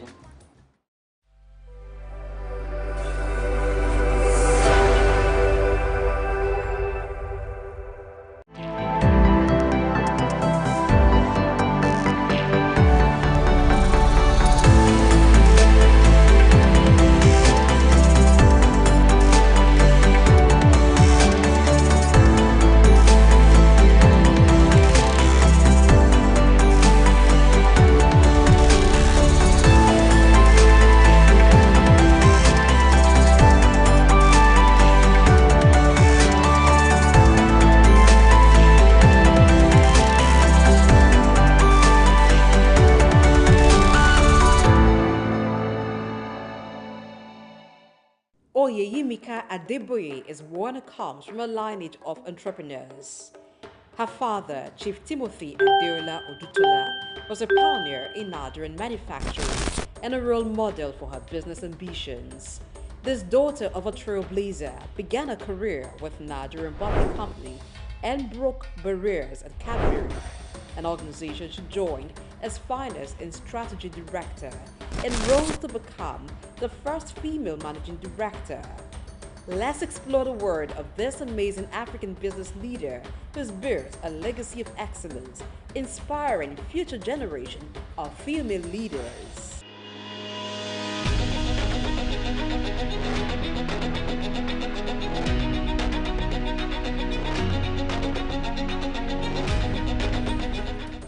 Oyeyimika Adeboye comes from a lineage of entrepreneurs. Her father, Chief Timothy Adeola Odutola, was a pioneer in Nigerian manufacturing and a role model for her business ambitions. Oyeyimika was born to late Chief Timothy Adeola Odutola, a foremost entrepreneur of his time. He was one of the pioneers of indigenous manufacturing in Nigeria, alongside the likes of Al-Hassan Dantata, the great-grandfather of business icon Aliko Dangote, and Louis Ojukwu, father of Odumegwu Ojukwu, the Biafran leader. Chief Timothy Adeola Odutola became the first president of the Manufacturers Association of Nigeria when the body was formed. As daughter to the man who created a multi-million-dollar conglomerate, including 3 factories, a realty franchise, a cattle ranch, a 5,000-acre plantation, a sawmill, an exporting business, as well as established Adeola Odutola College and Adeola Odutola Elementary School in Ijebu-Ode, Ogun State. In addition to having a mother who was a very successful businesswoman, Oyeyimika was highly inspired towards business by her parents who served as role models. After her basic and secondary education, Adeboye earned a degree in economics and accountancy from the University College, Cardiff, Wales. In 1986, she qualified as a chartered accountant in the UK before returning to Nigeria in the 90s. She became a fellow of the Institute of Chartered Accountants in England and Wales and a member of the Institute of Chartered Accountants in Nigeria. She also got Executive Management Education Certification in Finance and Business Administration from the Institute of Management Development, Lausanne, Switzerland, between 2000 and 2007. Oyeyimika began a career outside the shores of Nigeria as an article clerk with a United Kingdom accounting practice. On returning to Nigeria in the 90s, Oyeyimika took up a job with the Nigerian accounting and tax practice of Arthur Addison and Co. for a couple of years. From there, she moved to Nigerian Bottling Company PLC in 1994, where she held the position of Finance Director and Chief Financial Officer for about 13 years. Returning to Nigeria from the United Kingdom proved a career-defining moment for Oyeyimika. She recalls the experience of a female English friend who worked in the UK as senior manager for many years, but didn't make partner at the same firm where other male managers were admitted into partnership. Among other reasons, the possibility of career limitation consequent on being female and black were good enough reasons to make Oyeyimika return home. In November 2008, Oyeyimika was headhunted to join the board of Cadbury West Africa as Finance and Strategy Director, West Africa, and a director on the board of Cadbury Ghana Limited. She was also a member of the Audit Committee of the company until October 19, 2016. She is a member of the Executive Management Committee and member of the Risk Assessment Committee of Cadbury Nigeria. She spent a total of 10 years and 7 months with Cadbury before being appointed as MD Cadbury Nigeria PLC in April 2019.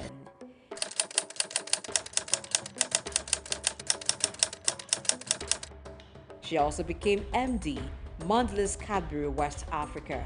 2 months later, Mondelez International is the parent company of Cadbury Nigeria PLC. After consciously building a career in finance, strategy, and business administration, both in Nigeria and the United Kingdom, for over 2 decades, one can almost say that Oyeyimika had spent all the years preparing for the top.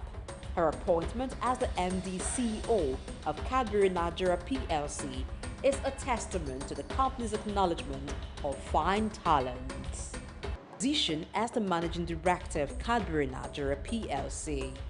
In April 2019, she was announced as the successor to Amira Shamsi. By this development, she became the first female MD of the company in its over 50 years of existence. It's very important as you're growing your careers. You come here, you learn a lot, and this is a fantastic initiative, by the way. You come here, you learn a lot, and then you go out there and you're wondering what next. What I always say to people is don't limit yourself. You must never limit yourself. I gave you a statement. I said I'm a finance person. Today I'm a general manager. I did not learn general management in school. So whatever you're learning here, I'll call it a drop in your learning pool. Okay? You spend a year here, you learn something. Whatever you learn from here is a drop in your learning pool. Some things you will learn in life. You know where HR people, she's gone, I wish she was here. They always tell us that your development, 80% is in your hands, 20% is in your employer's hands. Your employer can do a lot for you, but all they do for you is really 20%. If you don't get up and do something for yourself, you cannot promote yourself and you will not grow your career. Oyeyemika Adeboye sits on the board of trustees of the Timothy Adeola Odutola Foundation, named after her father. The foundation targets its philanthropic works towards providing educational, industrial, and technological development for Nigerian youths that may be unable to gain admission into tertiary institutions for their higher education. Adeboye is a member of the board of Odutola Holdings Limited, a family-owned group of companies. Oyeyemika also serves as the chairperson of the advisory board of Genesis House, a home for disadvantaged young women, which was set up by Freedom Foundation. She's a member of the board of the Parity in Income and Education Foundation. Just like Oyeyemika Adeboye was able to break the corporate glass ceiling as the first female MD of Cadbury Nigeria PLC, today, women are given the visibility and exposure that was probably not a priority in the past. While there is still a huge gap in the recognition and appointment of highly performing women into CEO roles, the trend is fast improving as organizations are intentionally taking steps to ensure that women get the opportunity to take on very senior roles. As part of her philanthropic work, Adeboye is a member of the board of trustees of YEO Foundation, which provides various initiatives to empower less privileged women. She also contributes her time to partner with Handmaidens WRLS, a Christian NGO which seeks to mentor and empower professional women along an ethical career path. Oyeyemika is a member of the board of trustees of the Timothy Adeola Odutola Foundation, a family-owned philanthropic foundation set up for the purpose of providing educational, industrial, and technological development of Nigerian youths who may be unable to gain access to higher education. For these accomplished women, only God comes before her family in the scale of priority. She enjoys running and spending time with her family over a sumptuous meal. Oyeyemika Adeboye's values are shaped by faith as a Christian. In an interview granted to Punch newspaper, Oyeyemika admits her faith-based values, which borders on integrity, is key to decisions she makes and work ethics. Just do what you need to do and do it well, to your best, Again, Ms. Aoshika talked about it, to the best of your ability. Do your best. What do I want to say? Yes, I talked about it. I said be ready to make sacrifices, but be mindful of your priorities. I want to talk about priorities. As a Christian, and as a mother, as a wife, there's some things in my own life that I know are important. When you're talking about work-life balance, so many things would try to tear you apart. You have to have your priorities. So I took my priorities right. I said, in any decision, in any situation I face, I stick my finger out and I say 3 things. The first thing is my faith, my God. So if anything at work is going to take that away from me, I'm really willing to give up that work. And I say it boldly, that as a Christian, if I have to compromise my faith, then it's not worth it. Growing up in a home with strict moral upbringing, She recounts her disciplinary father never fell into a bloody rod when it was necessary, as well as her mom. These values have shaped Oyeyemika's character and decision-making. The journey of Oyeyemika exemplifies dedication, talent, and the importance of breaking barriers. She continues to inspire future generations of female leaders. There's never telling where this wonderful, amazing woman is going next as she continues to break corporate ceilings.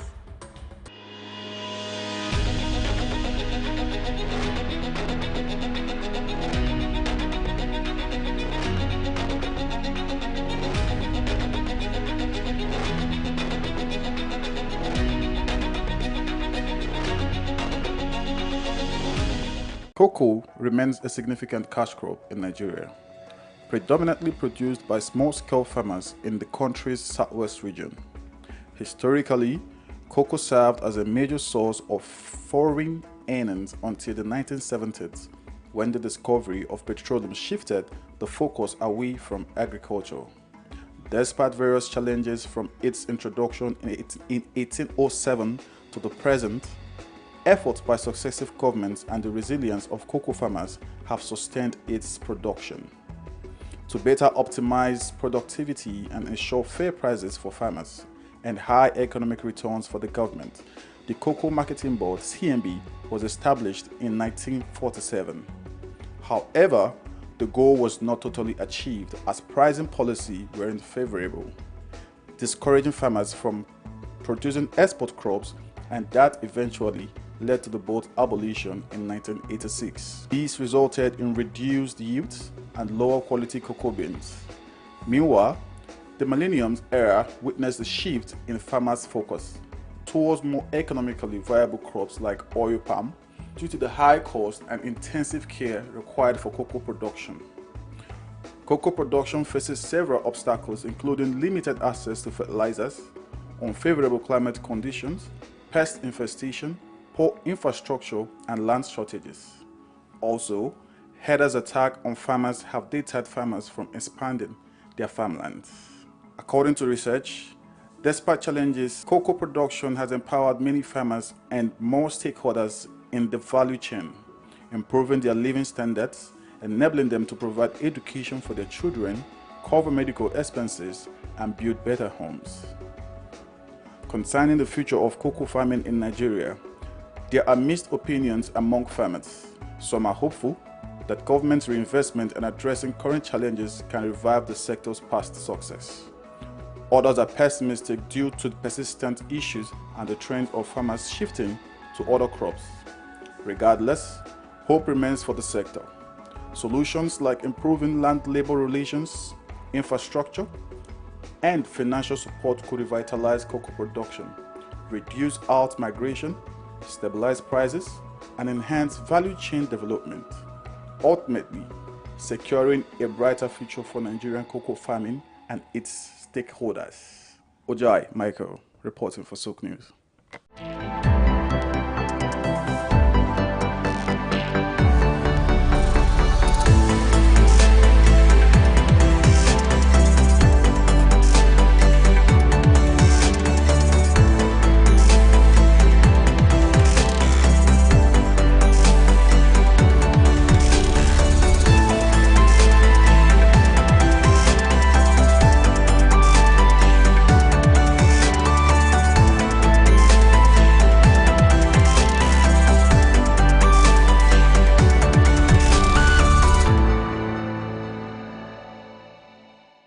Optimism is a strategy for making a better future because unless you believe that the future can be better, you are unlikely to step up and take responsibility for making it so. Responsibility is the price of greatness. How else can one explain the thought process of a 24-year-old youth leaving the luxurious comforts in the United States to fill in for his incarcerated father in sub-Saharan Africa, Nigeria, and run a family business holding the fort till stability was achieved? This is the story of Abdul Samad Rabiu, an unassuming, silent achiever.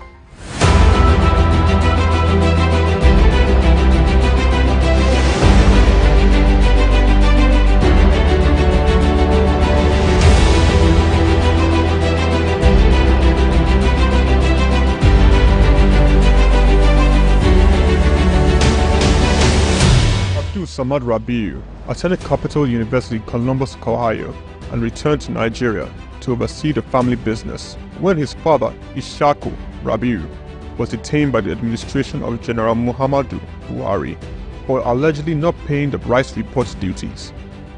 Not only was his father under investigation, the family business was under scrutiny. These harsh realities of being thrust right into the middle of it all shaped the young man's resolve to hard work in silence. Abdul Samad Rabiu is the son of one of Nigeria's foremost industrialists, late Khalifa SOUQ Rabiu, founder of SOUQ Rabiu and Sons Group. The family operated holding company with a history of investment in manufacturing, insurance, banking, and real estate. In the 1970s, the group invested in manufacturing, with its first investment being the Kano Suits and Packaging Cases Company, a factory producing suitcases and handbags. In 1972, the Bagauda Textile Mill, manufacturing woven clothes for uniforms, importing and trading in different segments of the economy, including frozen food service, sugar, and a motor vehicle and parts distribution company specialized in Daihatsu products. Abdul Samad Rabiu was born with a very big silver spoon in the ancient city of Kano on the 4th day of August in 1960, 57 days to Nigerian independence. 24 years later, responsibility beckoned. He was in the family business till 1988. Abdul Samad Rabiu, following in the steps of the family business, established BUA Bois International Limited in 1988. Solely for commodity trading, Bois International Limited imported rice, edible oil, flour, iron, and steel. The much-needed wins to his sale came in 1990. The government, owners of the Dettol Steel Company, got into a contract with Bois to supply its raw materials in exchange for finished products. This was the young company's much-needed windfall. Bois expanded further into steel, producing pellets, importing iron ore, and constructing multiple rolling mills in Nigeria. Nigerian Oil Mills Limited, the largest edible oil processing company in Nigeria, was sadly bought by Bois in 2005. Bois started 2 flour milling plants in Lagos and in Kano. By 2008, Bois had broken an 8-year monopoly in the Nigerian sugar industry by commissioning the second largest sugar refinery in sub-Saharan Africa. In 2009, the company went on to silently acquire a controlling stake in a publicly listed cement company in northern Nigeria, Sokoto Cement, and began to construct a $900 million cement plant in Ogu-Obela, Edo State, completed and commissioned in 2015, which is at that time the single largest non-oil investment in South Nigeria, and had a capacity of 6 million metric tons per annum upon completion of the second line. This was followed by a new 1.5 million metric tons line in Sokoto in 2018 and another 3 million metric ton line, which commenced in 2020 and was commissioned in 2022, bringing the total installed capacity for his cement holdings to 11 million metric tons as of January 2022. Abdul Samad Rabiu is very entrenched with his family in business, having over 40 siblings. His younger brother Rabiu SOUQ Rabiu was the CEO of IRS Airlines Limited, an airline based in Abuja, Nigeria. He operates scheduled domestic passenger services. Its main base was Nnamdi Azikiwe International Airport. The airline was established in 2002 and started operations in March 2002 and ceased operations in 2013. Kabiru Rabiu, our younger brother, currently serves as the Group Executive Director of Bois Group. In 2020, Kabiru was named the Best African Economic Leader under the age of 40 in the 100 African Economic Leaders for Tomorrow Awards by the French Institute Chausseo. Bois invested $300 million in the 20,000 hectares Lafiaji Sugar Estate project, which comprises a sugar mill, sugar refinery, ethanol processing plant, and 35 megawatts power plant. The company also built an export-focused refinery in Port Harcourt, the only destination sugar refinery in sub-Saharan Africa. Abdul Samad Rabiu is constructing a 200,000 barrels per day petrochemicals refinery in Akwa Ibom State, Nigeria. The agreement was signed with Access of France in August 2020 for the refinery aimed at solving Nigeria and the West African petroleum refining needs. It is expected to be completed and operational by 2025. The privately owned Obu Ogbela Cement Company was in January 2020 merged with the publicly listed Cement Company of Northern Nigeria, where Abdul Samad Rabiu already held a controlling stake in the $3.3 billion transaction, and BUA Cement PLC was born. Abdul Samad consolidated all his food businesses in sugar, edible oils, rice, flour, and pasta milling into a new company, BUA Foods PLC. In December 2021, it was listed on the Nigerian exchange. BUA Foods emerged as a consumer goods leader in market capitalization, experiencing a phenomenal 206% year-to-date appreciation. Share prices soared from 65 naira per share in December 2022 to the current value of 379.9 naira per share as at 24th March 2024. In terms of fundamentals, BUA Foods exhibited robust financials with a 54% increase in profits to 105.6 billion naira in the first 9 months of 2023. Revenue witnessed an impressive 80.95% year-on-year growth, reaching 524.428 billion naira, and return on average equity stood at 43.42%. Despite challenges, Rabiu strategically increased his direct shares in BUA Cement by 56.37%, totaling 96.12% ownership.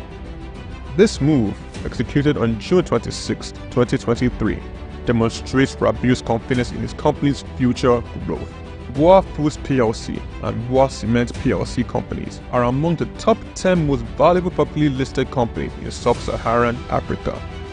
From a relatively small company in 1988, BUA Group has grown to a world-class conglomerate, contributing significantly to the country's GDP while providing employment opportunities for tens of thousands of Nigerians. Abdul Samad Rabiu's philanthropy is silently second to none. He founded the Abdul Samad Africa Initiative, ASR Africa, an African-focused fund for social development and renewal which seeks to support Nigeria and other African countries in the area of health, education, and social development. In October 2022, Abdul Samad Rabiu, through ASR Africa, donated $500,000 to the United States Agency for International Development partner on tuberculosis control, HIV, and gender-based violence prevention efforts in Nigeria. Development of a 7.5 billion naira 200-bed specialist hospital in Kano State during the global COVID-19 pandemic. Abdul Samad Rabiu championed Nigeria's donation to this COVID-19 intervention by a single individual or corporate donating, amongst other things, 1.35 billion naira to the COVID private sector coalition, 300 million naira to the Presidential Task Force on COVID-19, over 1 billion naira in cash donations to 10 state governments across the country, 70 ambulances, medical equipment, face masks, provision of foodstuffs for over 1.5 million persons in Kano, Lagos, and Rivers States. ASR Africa Initiative donated a 4 billion naira police hospital in Abuja and donated 1 billion naira each for 6 universities across Nigeria through the ASR Africa Tertiary Education Grants Scheme for infrastructural development. The beneficiaries of the 6 billion naira tertiary education grant schemes are Ahmadu Bello University, University of Ibadan, University of Maiduguri, Nnamdi Azikiwe University, University of Ilorin, and the University of Benin. ASR Africa Initiative also donated 2.5 billion naira each through its tertiary healthcare development grants for health projects across 4 geopolitical zones in the country. These are in addition to 5 billion naira donated to build the first teaching hospital in Akwa Ibom State, donated 10 billion naira to the Security Support Fund of the Nigerian government.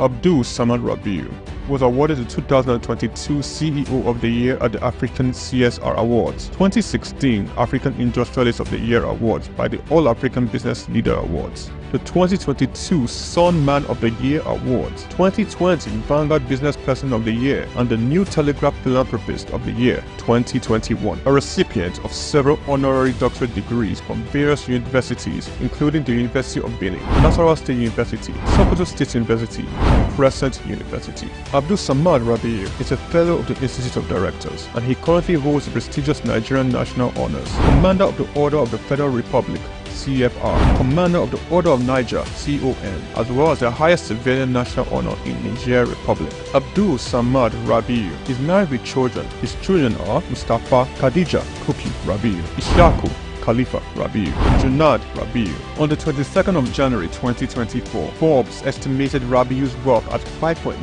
billion, putting him as the 6th wealthiest man in Africa and 508th in the Global Billionaires Club. The family man, the silent achiever, the giver, Abdul Samad Rabiu.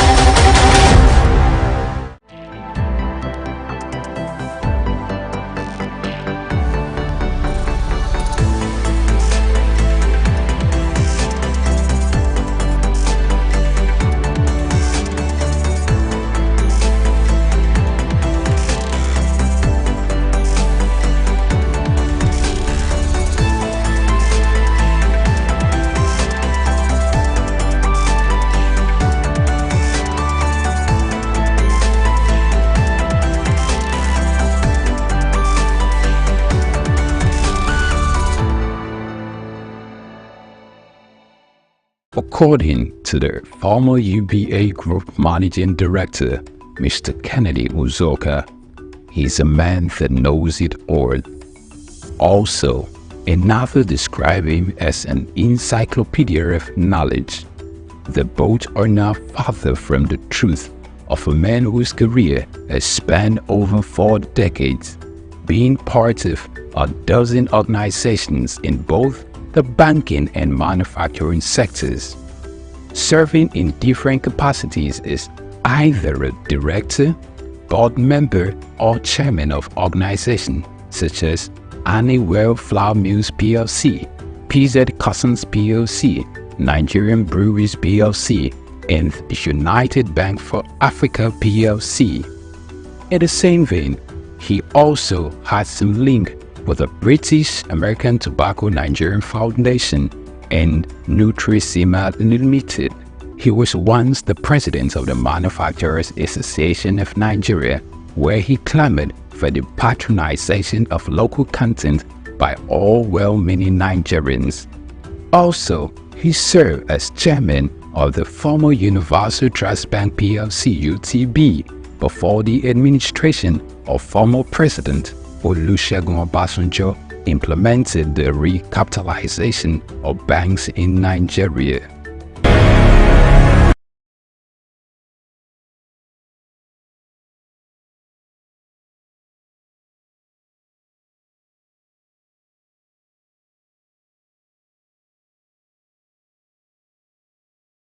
Born Kolawole Babalola Jamodu on February 9, 1944 in Odo Ere, Yagba West local government area of the present Kogi State. Kola Jamodu attended St. Paul's Primary School in Otumete City College from 1958 to 1961, Harvard Business School, Boston, Massachusetts, United States of America from 1986 to 1987. His mother was Mrs. Fumi Olabinwonu. Not much was known about his father. At an early age, Kolawole showed an uncanny drive for knowledge and learning, which will form a greater part of his adult life. His rise to fame hasn't been without its peculiar episodes of challenges. He started his career with the United African Company of Nigeria, UACN, in 1962. 3 years later, he moved to Lever Brothers Nigeria Limited, now Unilever Nigeria PLC, and in 1965, where he received many years of experience of over 10 years in production, commerce, and finance. He later joined PZ Customs Group in 1975 as a group accountant. Chief Kolawole Jamodu, for many who work closely with him, is a go-getter, both in the business arena and an exemplary leader in achieving the corporate governance with a litany of portfolios in diverse sectors. He's a trailblazer practically in many areas. He was the first Nigerian to be appointed as Group Finance Director at PZ.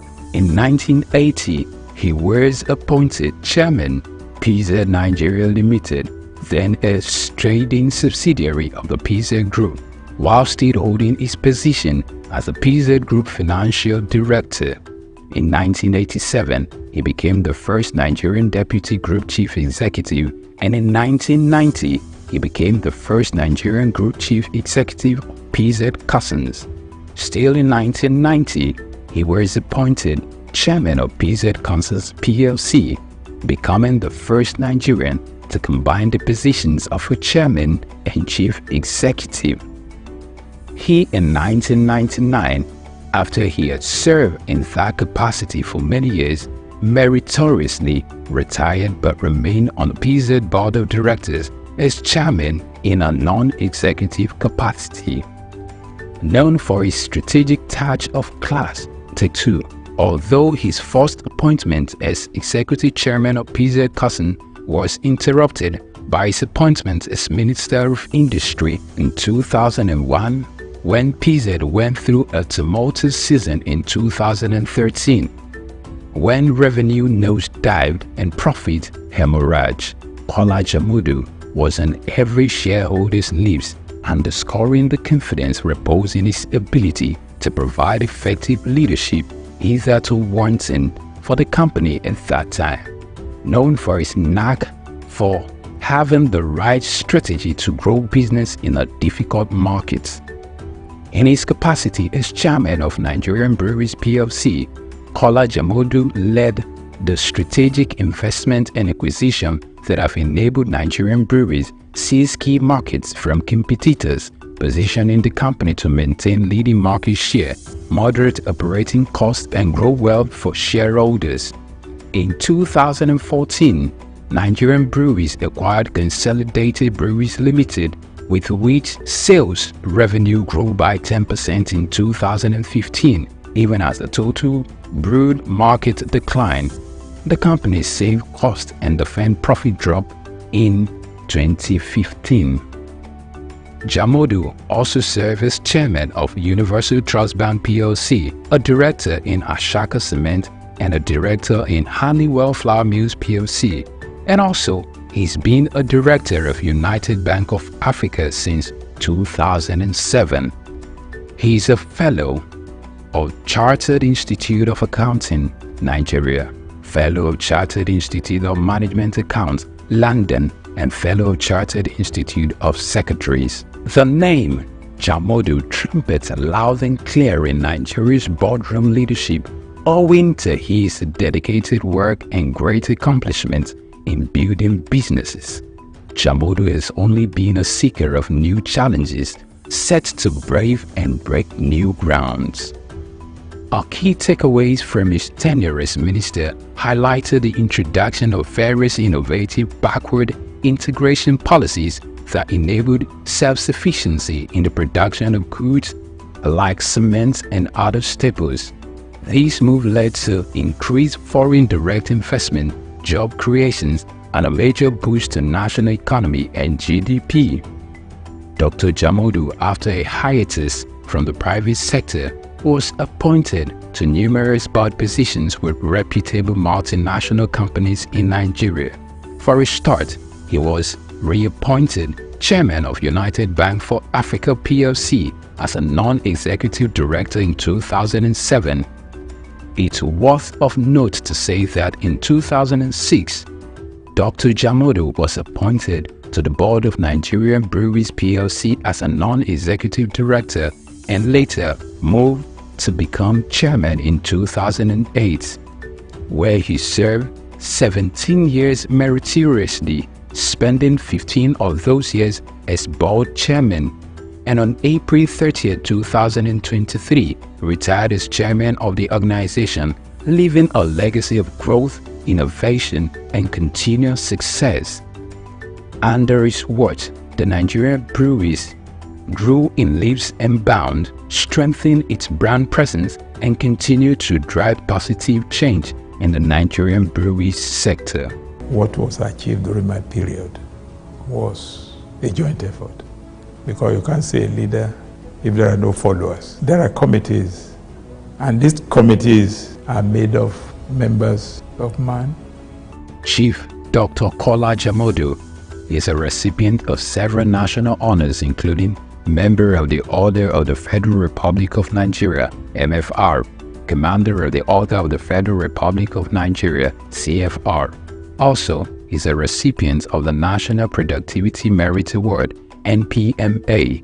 Additionally, he is a Chartered Global Management Accountant, CGMA, a Fellow of the Chartered Institute of Management, London, and Fellow of the Institute of Chartered Secretaries and Administrators. He is also a Distinguished Fellow of the Institute of Directors, Nigeria. During his 4-year stint at the helms of affairs in the Manufacturers Association of Nigeria, MAN, he served in different capacities like the National Treasurer, Chairman of the Economic Policy Committee, Chairman of the Policy Advocacy Committee, Vice President, and later President from 2010 to 2014. Also, he is the past President of the Harvard Business School Alumni Association of Nigeria, a former President of the Chemical and Non-Metallic Products Employees Foundation, and an honorary member of the Nigerian Industrial Policy and Competitiveness Advisory Council, chaired by the Nigeria's Vice President. He's also served in various capacities such as Member of Council at the Nigerian Employers Consultative Association, NECA, Member of Council at the Lagos Chamber of Commerce and Industry, LCCI, and Distinguished Member of the Board of Fellows of the Nigerian Institute of Management, NIM.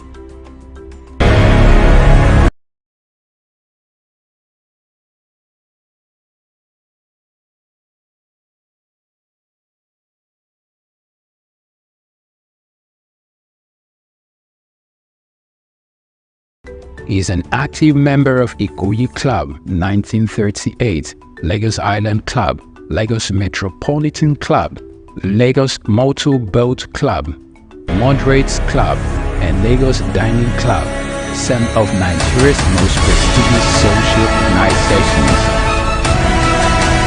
Not many people, prominent or otherwise, could be suitably described as detribalized nationalists like Dr.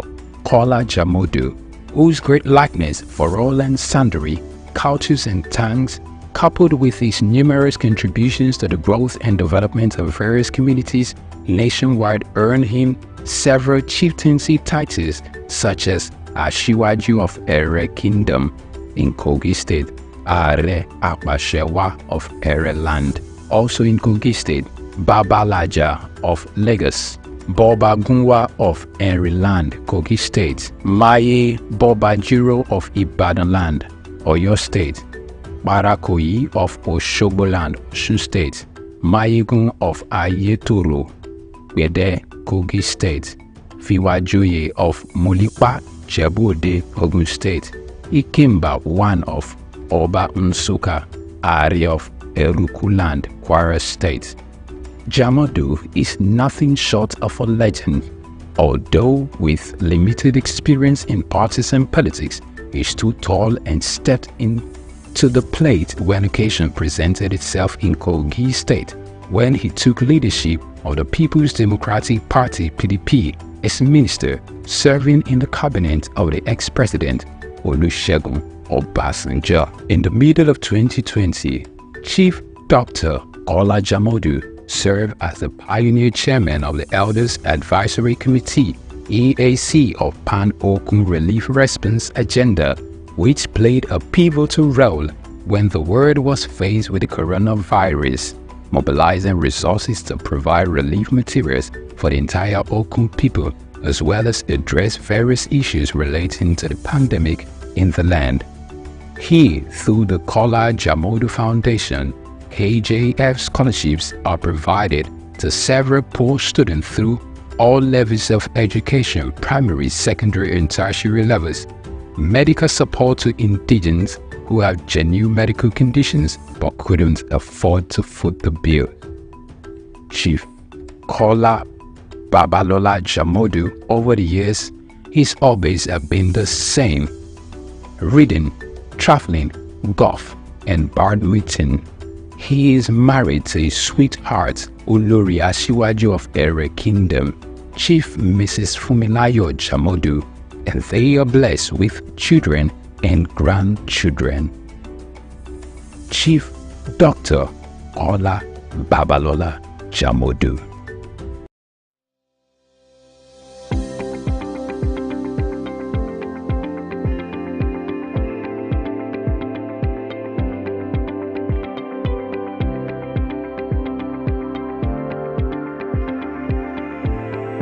Get ready to feel the pulse of the world around you.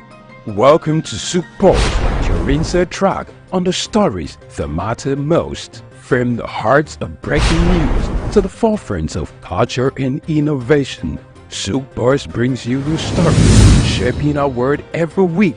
On SOUQ Pulse, we'll deep dive into the topics that drive our lives, from the latest in technology and science to politics, culture, and fear. Investment, courage, and that commitment in spite of the challenges that entrepreneurship presents in Nigeria in particular. Perception is propaganda, malinformation, misinformation can be created for you to perceive a certain thing that is false. Sometimes it's true, but many times it's false. Well, there's no state you go to in the world where you don't see construction that is consistently ongoing. No matter how developed Dubai is, they still construct roads on a daily basis. We are no longer enjoying the light we normally enjoy. And the university vice chancellor said, it now costs me about 300 million, some 250 million to between 250 million to 300 million a month. Governments should develop a particular product that will be of national value and, if possible, exportable to other countries from their own local government. Whether it's the next big innovation, a political shakeup, or cultural phenomenon, SOUQ Pulse is there, bringing you the story with clarity and context. You're not just only getting informed, you also become a solution. Then the business part of it. Then we talk productivity. Then you know you're on SOUQ Pulse. It's that time of the day where we'll tell you, go get your friends, your neighbors, those you're quarreling with, those you have issues with. This is time to talk. We'll tell you, here we don't keep quiet. It doesn't matter what policies are affecting you. It doesn't matter what the papers, the prints are telling you in your own side or the neck of the wood or your nation, or what business are pushing, profits, losses, what the stock market is talking about right now, what the Asian market is talking about right now. A whole lot of people are running down to their portfolios and trying to grab, sell off, or get some hedge. But in all this, we just say, let's talk. Your talking can make somebody better, give someone an idea. Join us on SOUQ Pulse every day by 4 p.m. as we explore the heartbeat of the world's most compelling stories. Don't miss SOUQ Pulse on SOUQ News Television. Tune in and stay ahead of the curve.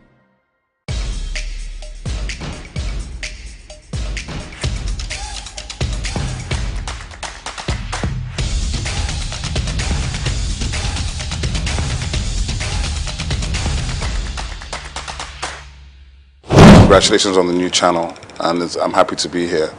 The Omniverse is imagined as a collaboration platform.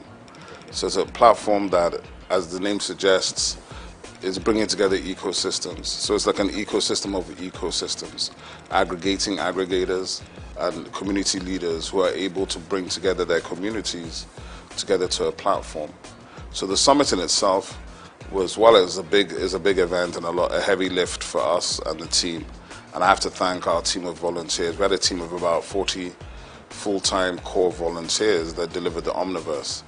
So one of the key things about the Omniverse is that it's designed to go beyond an event and designed to be fully something that people can engage beyond the summit.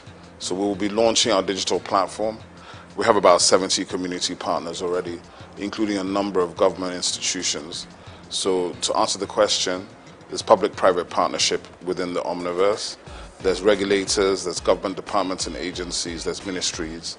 But more importantly, there's diverse sectors across the economy coming together with the understanding that tech is the biggest enabler for development across all sectors, and that if we can drive collaboration, we can scale. So that's the ethos of the Omniverse. Collaboration is the superpower that we're trying to bring to the fore. That operating in silos has not paid us, but if we come together, understand that technology affects every sector, then we think the Omniverse is here to stay. Nigerian companies, Nigerian associations, global associations, and when I say associations, it's from things like the Nigerian digital artists who have 3,000 members, right, in the NFT community, the Visual Artists of Nigeria, the Society of Nigerian Art, the AfriLabs, which is the biggest innovation hub network on the continent in 54 African countries, ISN Hubs, which is our core partner, which is the biggest innovation network in Nigeria, innovation support network with something like 189 hubs in 30 states in Nigeria. And these are primarily private sector driven platforms, from aggregators who are major promoters of major platforms such as Lola Shone from Ake Book Festival, Choma Ode from AFRIF. We have a lot of these people who are either on our advisory board, they are co-chairs, or they are community partners, because what we're building is beyond any one person. It's about collaboration both at the top level, but through the line down to the bottom. The role of my council is, first of all, the primary sort of mandate is to infuse Nigerian arts and culture into everything the Nigerian government does, at state level, at federal level, and to input it into schools, education, and everywhere. So in that sense, to make arts and culture functional and front line everywhere. This will involve the foreign minister, making sure it's embedded in our foreign policy, in our embassies, in the government policy, in every sector. So we're literally going to be reaching out to collaborate to all government at all levels, all other agencies, MDAs, ministries, federal government and state government institutions, to see how we can find common ground. Because obviously we don't necessarily have a lot of money, but I feel we represent the real crude oil of Nigeria, which is the IP that the Nigerian people create. That IP they create, even if you valued it at $100 per Nigerian, that'd be something like $20 billion. And I believe each Nigerian is worth more than $100. So my own estimation, it's limitless, right? So what we have to do is we have to rethink how we imagine ourselves, rethink our own possibilities, and therefore from there, take off by pushing that agenda. But it's not an agenda for me alone. It's actually an agenda for all of Nigeria. Because when we put it front and center, it means we're putting the Nigerians front and center. And we put the Nigerians front and center, I think we win. I think historically you will find that the federal government and the governments of Nigeria have not funded heavily these sectors. They funded the heavy industries, the military-industrial complex, heavy infrastructure. But the funny thing is, whilst Africans will say, oh, this is grammar, what are you people talking about in arts and culture? What you find is that the West, right, for 500 years has dominated the world. How have they dominated the world? Through narrative. Okay, but what do we complain about? Narrative. But we haven't invested in narrative. So if you don't invest in telling your own story and owning your own story, why are you complaining about how you're perceived? So I think it's counterintuitive and it's about time. And I'm very pleased and very happy that Nigeria now has a full ministry focused on this one specific issue. Because the truth of the matter is, we are older than time itself. We come before Christ. We come before the entire Western hegemony. We are actually the origins of everything, of innovation, of technology, of science, of education. But if we don't believe it ourselves and we don't express it, how can you expect anybody else to believe it? Well, I think the difference is that as a creative entrepreneur, there's really nothing to stop me, right? I can take all the risks. I don't have to worry about anything. I can decide, win or lose, we're doing this thing. But of course, as a public official, I have rules and regulations I have to go by. I have a boss. I report to people, and I have KPIs I have to deliver on.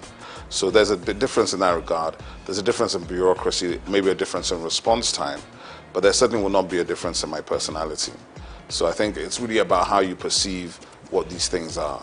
For me, it's an elevation, obviously, and it's a privilege and a pleasure to serve at this level, to do something that I believe in, to do something which is that I believe in Nigeria. I believe in Nigerians. I know our ability.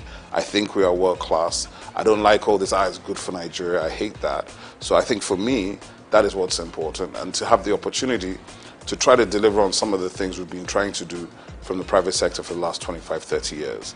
So there's nothing new for me in that regard. But of course, the position is new. Being in the government is new. But with a lot of support from friends, family, professional colleagues, and other people in the industry, plus my co-DGs and the minister, hopefully we'll do well. We're under the Ministry of Arts, Culture and Creative Economy, and that's very, very powerful because it means Nigeria itself has taken a decision to own the agenda. Hopefully I have a good time, have a good tenure, and I don't make any enemies. And well, for me, if you leave a place and the people that worked with you have good things to say, if they feel better about their work and about themselves, and if the brand that you're now leading is now appreciated by the people for what it does and how it brings it to the table, then I've done my job. I think Afrobeats has already established the fact that we are originally Nigerian, or some people say arrogantly Nigerian. And it was intentional. We built this thing, and it was intentional because we're not going to ever apologize for being Nigerian. We're not going to apologize for being black. We're not going to apologize for being African. And that's front of mind. Because, you know, when you do show business, you have to validate it. So we validated the show maybe at least 10 years ago. So now we're in the business phase. So when you see the exit of Maven Records with UMG, you see Iwaju coming, Comic Republic with Universal Studios, you begin to understand where we're building to. And when you think about where we're coming from, where there was no infrastructure, no funding, no support, and I think part of what we hope to do with government at this time is, because we come from the sector, we can collaborate with everybody in the sector. We don't have to talk at them, we talk with them, we build with them. And together, I think it's limitless. You know, Nigerians like to say the sky is your limit. I think it's limitless. There's no limit to the whole situation. One of the things I talk about all the time is what's the difference between Thor and Shango? Thor is approaching $50 billion in revenue. Shango's broke somewhere outside Lagos. And that's a lack of imagination on our part. That's a lack of us delving into the richest thing we have, which is our mythology. Our mythology is endless. If you look at the Marvel universe and the DC Comics universe, the Orisha are basically the same thing as the X-Men. But the Orisha, some people are still afraid of them, whereas the X-Men are north of $100 billion in revenue. So I think we have to understand and reimagine our mythology, our history, our stories, and how to bring them to the world in new formats. It's not just film. It could be live action, it could be gaming. There's so many different ways to action these things. And when you do them, and you do them right at the right level, as Iwaju is beginning to show you, our stories have always been world class. Our characters are world class. What we have not had is the resolve and the confidence to finish. I think that is coming now. For me, I think it's still the fact there's more to do. My young brother, Misan Harriman, is nominated at the Oscars, the first Nigerian nominated for a director for a short film, because I know what that will do for the next generation of Nigerian directors, right? So for me, there's still more to do. There's so much more to do. When we see our first $100 million movie in the global box office, we need to celebrate it. When you win a Grammy, you need to celebrate it, because these are stages that we were locked out of. The technology and new media has allowed us to invade these spaces we were not even invited to. But now we're beginning to enter them and dominate. So even when you do that, you have to do it with grace and dignity, not with arrogance. And that's something that some of us have to learn. But the truth of the matter is, the greatness of the Nigerians is just beginning to come. And I feel strongly that this century, we're already in the African century, and the soft power that we hold here is what will define the future of the century. I think the most important thing, the first thing to think about is IP protection, because the minister is working strongly, intellectual property. The US, if you take the state of California is probably in the top 5 economies in the world, and 70% of the economy of California is driven by intellectual property, by 2 core industries, Silicon Valley, which is coming out of Stanford University, and Hollywood. which of course is the music and film industry. Now, that is for anybody that says, oh, what is this thing that they're talking about? We don't understand it, it's grammar. The grammar is the money, okay? The narrative is the money, the story is the money. So any of your children or your nieces or nephews that have talent, visual art, performing art, arts and crafts, adire, all of these things that we've been taking as vocation, they are occupations. They are extremely valuable. And with digital technology and platforms, we can scale these things and generate incredible revenue. The point being that Nigeria has so much to bring to the world in terms of these things. I think Nigerian cuisine is going to be on the level of Chinese and Indian cuisine worldwide in the next 10 years. And if you understand that, then you understand that the Indian restaurants in the UK, as far back as 2009, were generating more money than the UK automobile, shipping, and metal, steel industries combined. That's just restaurants on the high streets. So that is why we must invest and we must put our energy into this sector, because this sector will provide the jobs, provide the revenues, and provide the global dollars that everybody's looking for. Oh, I think it hasn't even started. The Maven Records deal is giving you an indication of that. The reason why that valuation of $150 to $200 million has been done is because of the upside potential of Rema, who's 23, and Arya Star, who's 20. So they're looking at the fact that in 10 years' time, these guys could have generated $1 billion each. Do you understand? So it's a safe bet when you already have a built global talent at 23, when it normally takes years and years and a lot of money to build the talent, right? So what has happened is that we Nigerians have been able to build global talents, global following, with a percentage of the money it takes people in other places to do the same thing. So because of that, the value and the valuation is much bigger, right? So I would say the Afrobeats wave, it's not even a wave. It's been going for 15 years already. So when you encounter it is when you encounter it. If you think it's an overnight success in 2024, that means you were not around in 2008. 2006, I'd say, is a good time to think when the sort of continental, because we took Africa first, working very closely and collaboratively with South Africans, Ghanaians, and Kenyans. Then we started going into Asia and the UK and America on the black, what I call the Nigerian chitlin circuits, moving through the Nigerian communities. And then by about 2010, begin to come into the mainstream with Oliver Twist and all these kind of records that break globally. And now you have gold records from Oliver Twist in 14 countries. And now, in a situation now where an artist like Ashake can come out of Lagos, speaking a language that is not known to most of these people, and generating, selling out arenas. To become an arena artist, let me tell you, there are only 4 or 5 arena artists from Africa, and they're all Nigerian. Don't take it for granted.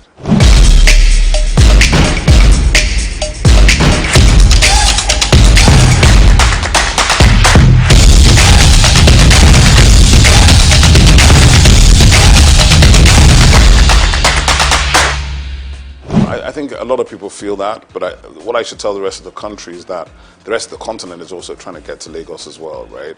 It's not just the rest of Nigeria.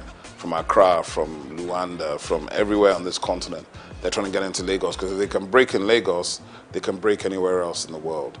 But what I would say is this, from the perspective of my agency, our purview is national and global. We have 10 regional offices. We'll be visiting all of them. And our duty is to spotlight and showcase everybody. So we can't deal with just Lagos. And I think as we go forward, people begin to see the activations and plans coming. But the easiest way to do it, and the way we're going to do our best to do it, is to provide digital platforms to give everybody the opportunity to be seen. Because in this world, you know, we live in the attention economy. So to be seen and to be noticed is very hard if you're not in the place where all the noise is being made. But I know for a fact there's significant talent in all parts of Nigeria. I was watching last week, a gentleman called Ehi Benite was showing me all this content from Jos with these guys rapping, serious stuff. They're rapping in Hausa, they were doing ciphers. And he was like, what do we do about these guys? I said, just keep pushing them, because there's an audience for everything. There's an audience for everything. Don't be worried about that. there's an audience for every single thing, including the thing that you may be doing in your bedroom, but you think is not important. Somebody's interested in it. My label was a hip-hop label. I even refused to sign singers.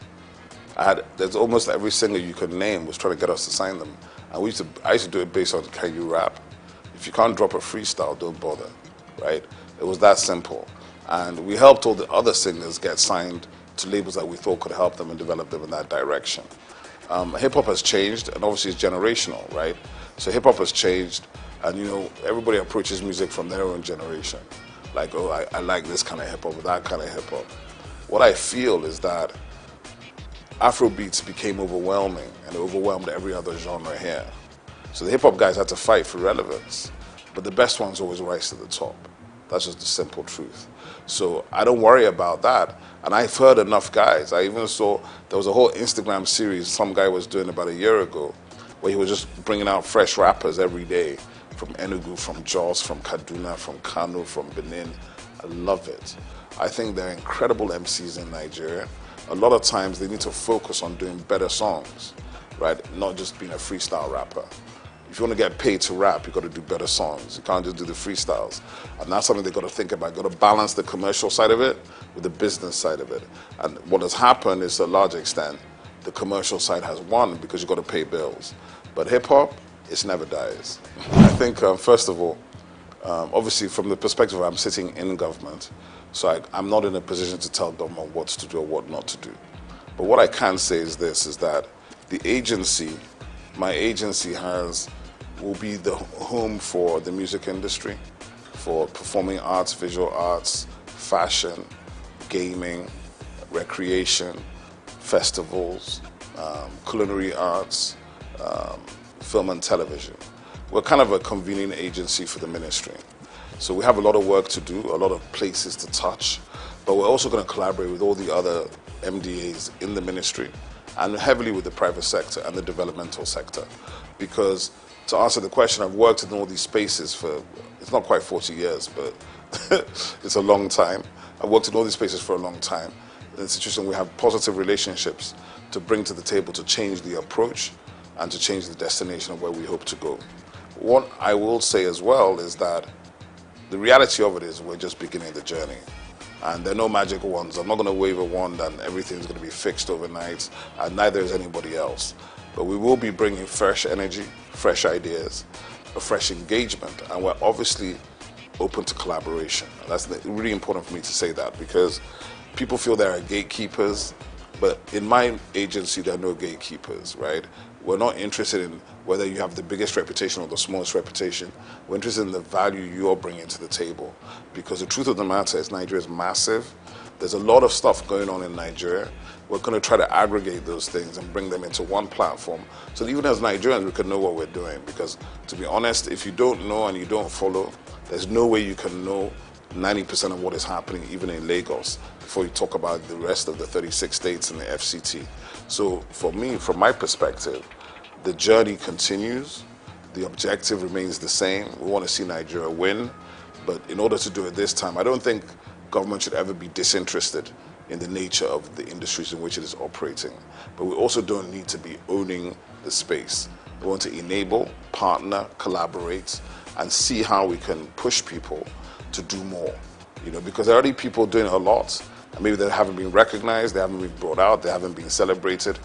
All these kind of things we can help to do, help to get news stories and people to bring these things to the fore, right? Like I said, today a Nigerian who was nominated for an Oscar as a director, the first Nigerian. It's up tonight at the Oscars. It's not news in Nigeria. That's a problem.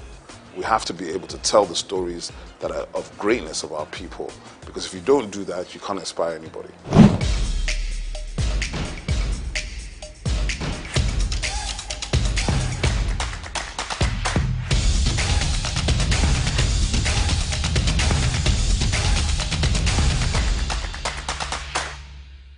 Tafawa Balewa Square, TBS. Tafawa Balewa Square was initially used as a horsing ground called Lagos Race Course. The edifice was constructed by General Yakubu Gowon in 1972 and named after Nigeria's first Prime Minister, Sir Tafawa Balewa. Tafawa Balewa Square is located at 45/57 Mase Bangboshe Street on Lagos Island, Lagos, and referred to as TBS. TBS is a 50,000-seater capacity venue and houses the Remembrance Arcade, the 26-story Independence House, which at a time was the country's tallest building. When Lagos served as the country's seat of government, the National Assembly Complex was within the TBS. Also in the square are the National Broadcasting Commission Office, the Nigerian Hydrological Services Agency Office, shopping centers, travel agencies, restaurants, car parking lots, and a bus terminal. Tafawa Balewa Square is adorned with beautiful statues of white horses and red eagles, symbols of strength and dignity. Her historic neighbors include the King's College and the Holy Cross Cathedral. Tafawa Balewa Square hosted some of the country's memorable events, such as the Independence Day in 1960, when Nigeria gained independence from Britain, the Armed Forces Remembrance Day, which is celebrated annually on January 15. The edifice is a national cultural asset. Tafawa Balewa Square, SOUQ Enlightenment.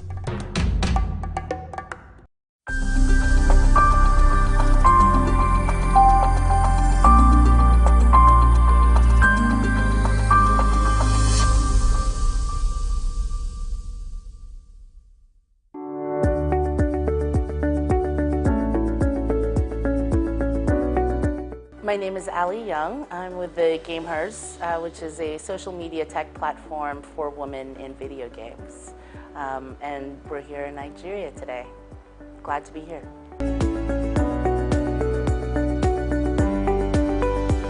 People are just absolutely lovely.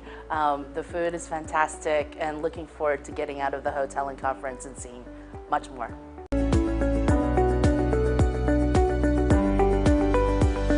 I mean, for me, I'm a gamer. I met my husband playing video games 20 years ago, and it actually is something that has been part of my lifestyle. Family time is spent with my daughter and my husband playing video games. We've met online friends in person, gone on vacations with them. They were a part of our wedding. It's really been just an amazing connection point and social point for us. And so when I had the opportunity to work with the Gamehers, it really became home to me, right? Because it's with people who are very like-minded and an amazing community.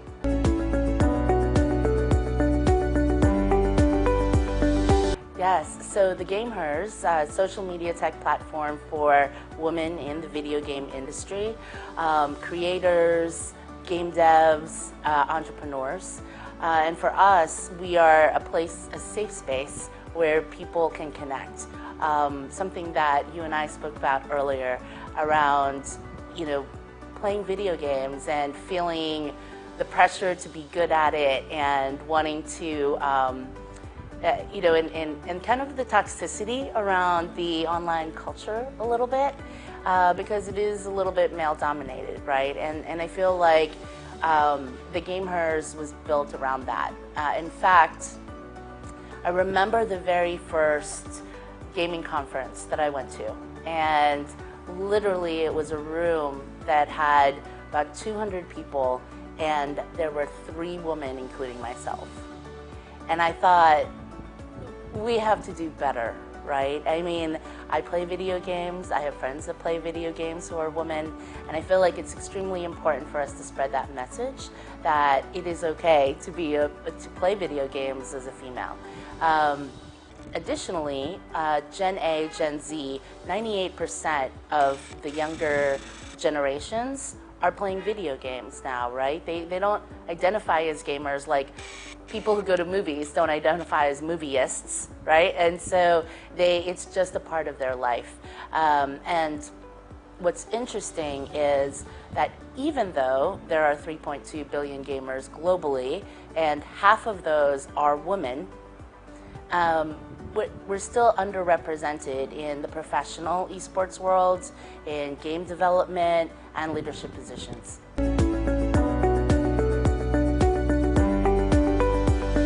So it was New Year's Eve, and I had busted my knee. I was living in Colorado. I busted my knee skiing, and so there I was at home for the very first time, doing nothing on New Year's Eve, and I thought to myself, maybe I'll go check out this game, right? And so I jumped on this video game and had my knee propped up, having a drink and just relaxing. And I see online a chat that there was this giveaway for an online New Year's Eve party. And I thought to myself, this is the lamest thing I have ever seen in my life. I will never share this story out loud. And I went to this online New Year's Eve party where they were giving away free stuff and in-game free stuff, right? And so I'm in there, and it was player versus player games, so people could attack each other and kill each other in the game. And so as I was standing there, this guy jumped this other guy, slayed him in the game, and the dead player dropped gear, and you could rename it. And so this guy picks up the gear like a serial killer, brands it so-and-so's Baldric, and I thought it was hilarious, and that was my husband, now husband. So he's not a serial killer though, so that's good.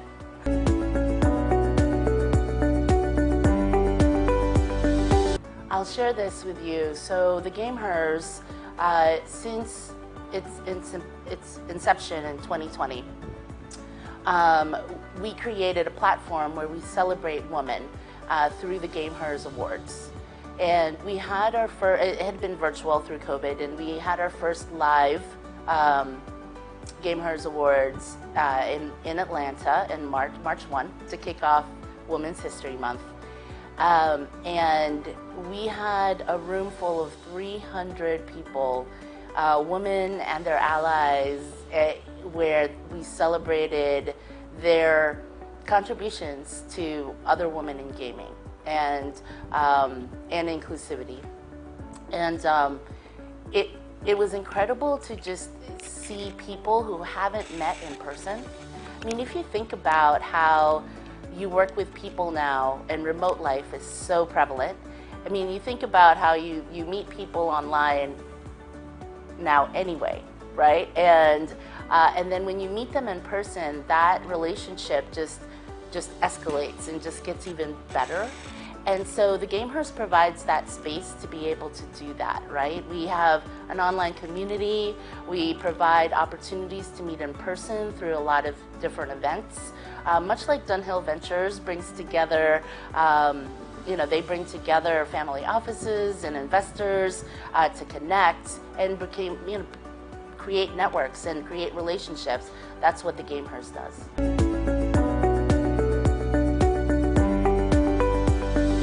Video games has become the new media. I mean, when you look at live streaming, when you look at content creation, there's such a big piece of that's entertainment.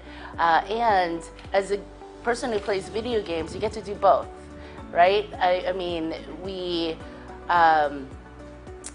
if you go to a restaurant now or a bar, you see concepts where there's axe throwing, there's things you can do, play golf, right? Like the video gaming is just a lifestyle piece of that.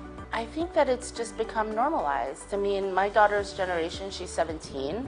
She's been playing video games since she was 2, right? And whether that's learning video games and educational video games, or it's Call of Duty. I mean, she plays them all, and she tries them. A lot of times it's her friend group. Her friends like to play video games as well, and so they do that together. Sometimes in person, with their computers next to each other, or on consoles, and sometimes that's just online.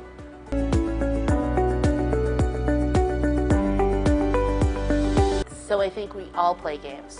I mean, if you played soccer when you were younger, or football, right? If you played basketball or sports, we compete all the time, right? Leaderboards, points, things like that. I mean, everything is a game. And so I think that the Gamehers provides a place where women who play video games can connect. And that's the beauty of it.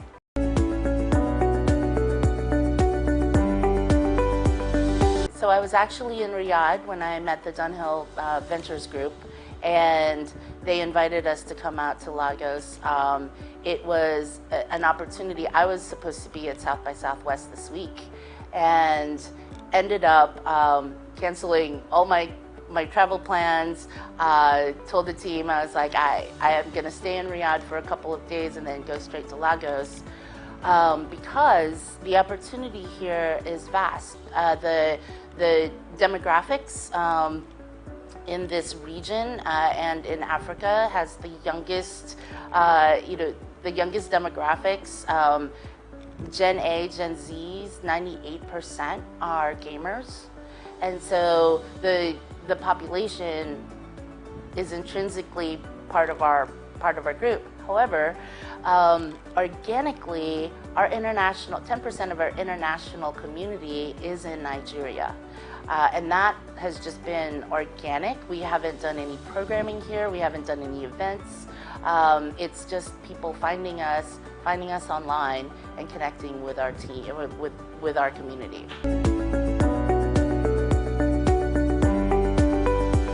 So we are the Gamehers. That's TheGamehers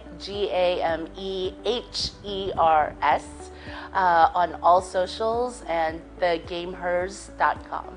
Please download our app. It's tgh.app, and it can be downloaded on Apple, Google, and we're also on desktop as well. And connect with us.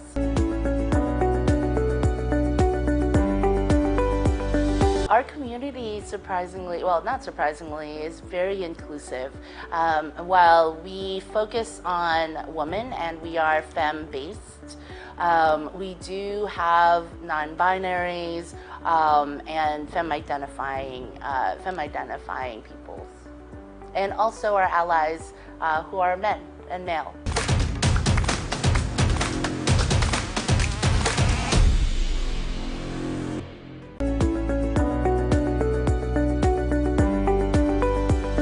So you stand to gain an amazing community of like-minded people, find your tribe, find people to play games with, find people to learn from, as well as opportunities for education, on career development, and entrepreneurship.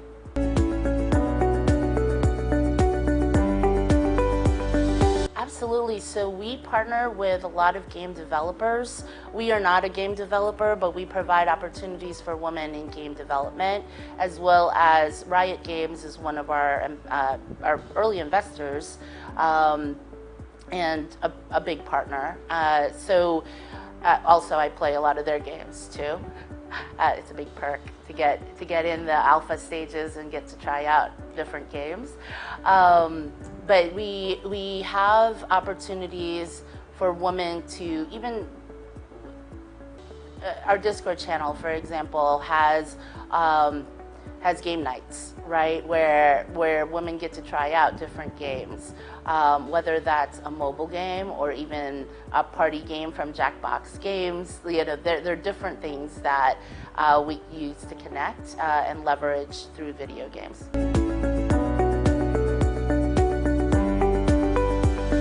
I see there's a lot of there had been. I feel like it's starting to shift the other way. There had been, you hear stories about gamers who play too much, and I think I read a story about someone who played too long and died of seizures. I mean, that's probably the extreme, right? And let's be transparent and talk about it, because I think that as a parent myself, balance is everything. But however, in order to get good at anything, I mean, you have to spend the 10,000 hours, right? And so I actually told my daughter that I wanted her to play at least 2 hours a day because, I mean, to me, if you're actually going to get good, then why would you limit yourself, right? But you have to do it in a healthy manner. You have to take breaks, you have to stretch, you have to eat, you have to do all these things and keep your health going. I mean, just like in any sport.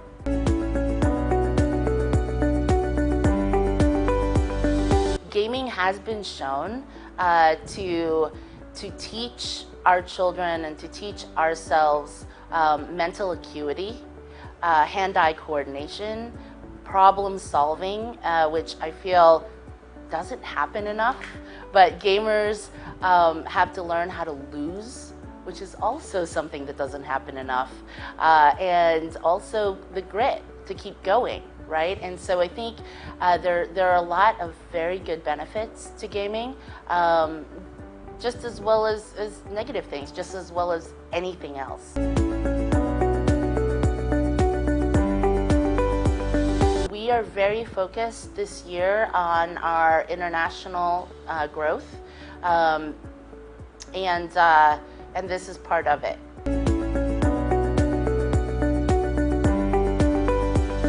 If you're connecting with us, join our community, get to know the people and connect with the people first, and then find affinities to the different games that you want to play. There's so many different kinds of games. There's a game for everyone.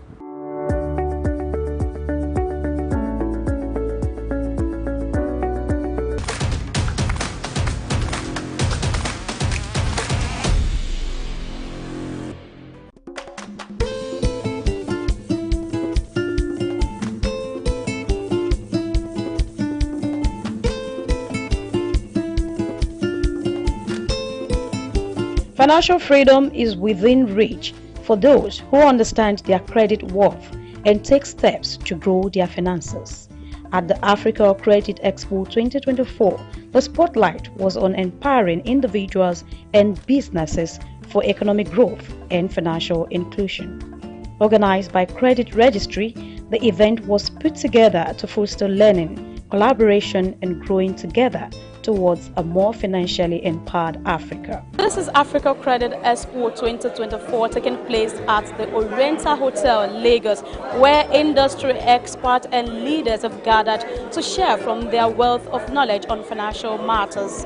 There are lined up activities, and we are here to catch key moments of the event, bringing you reports in a bit. I am Grace Komolafe.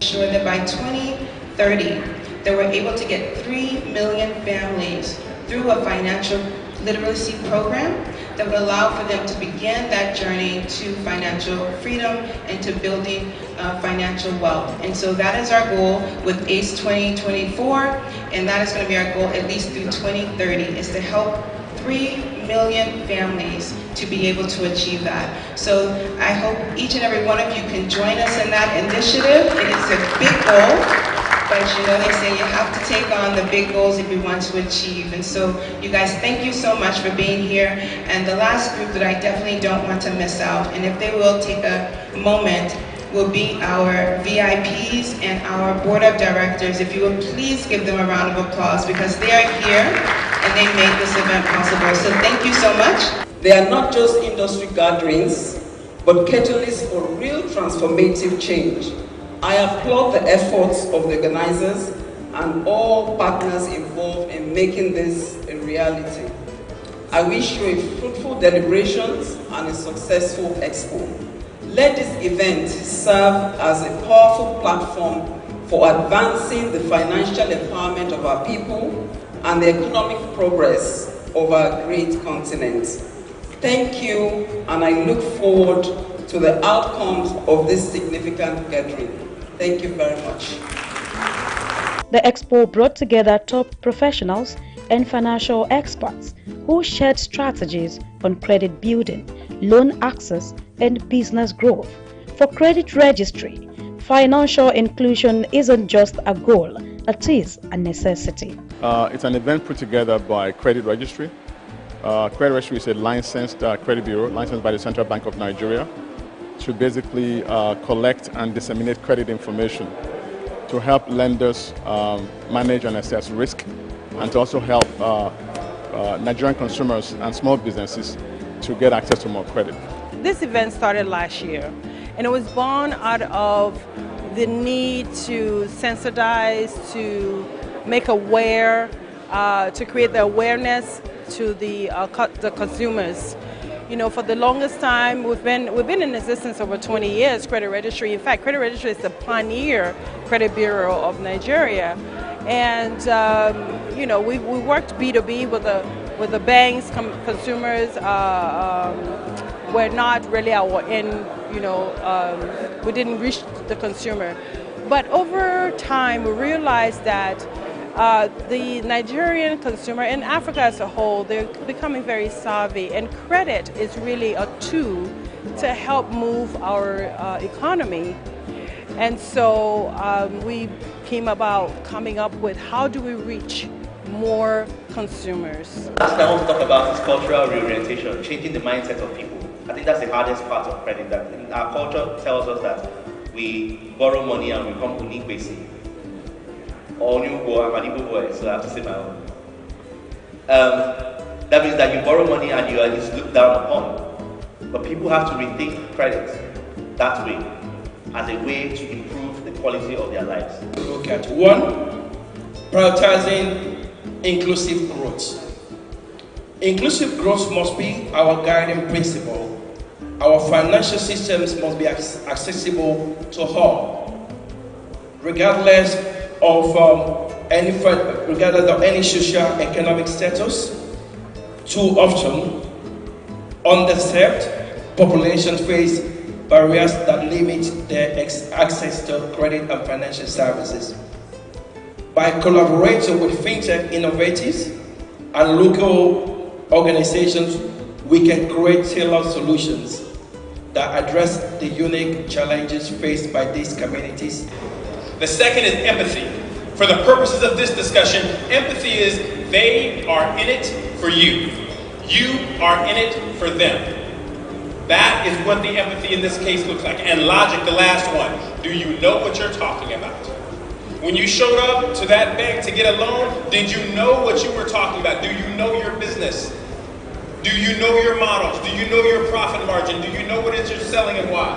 I need to transit from the current economic model to a more robust and technology-oriented economy. Women in Africa are stepping up their games as they continue to lean on each other for tremendous growth. The event was another opportunity to help unlock women's full financial potential through inclusivity and access to credit, with a robust conversation on the panel. The powerful by nature part of the lined-up activities explored how women play key roles in economic development and how they can become better. The first thing I teach them, two things I teach them. It's important that you keep your word. Your word is your bond. You don't have to wait till you sign documents be bound by some legal instrument. You have to say, I have given my word, I must keep it. Irrespective of the environment that is permissive and says, Shebi is Nigeria, don't worry.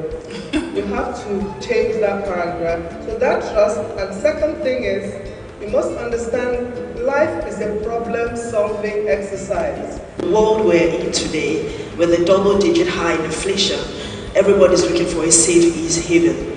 I think one of the key things we need to always remember is to diversify our assets, to diversify our wealth.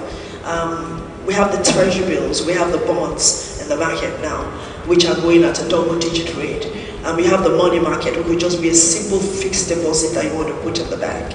And so it's important not to put all your hard-earned money into one basket, because you look at the average. I know that in the market generally, the stock market has been going with lips and bonds. I did some investment in that space, and I refuse to look at the app for some time now because I'm not happy with what I'm seeing there. Financial literacy is so crucial. When you manage your finances, you're managing your life. So please, live below your means.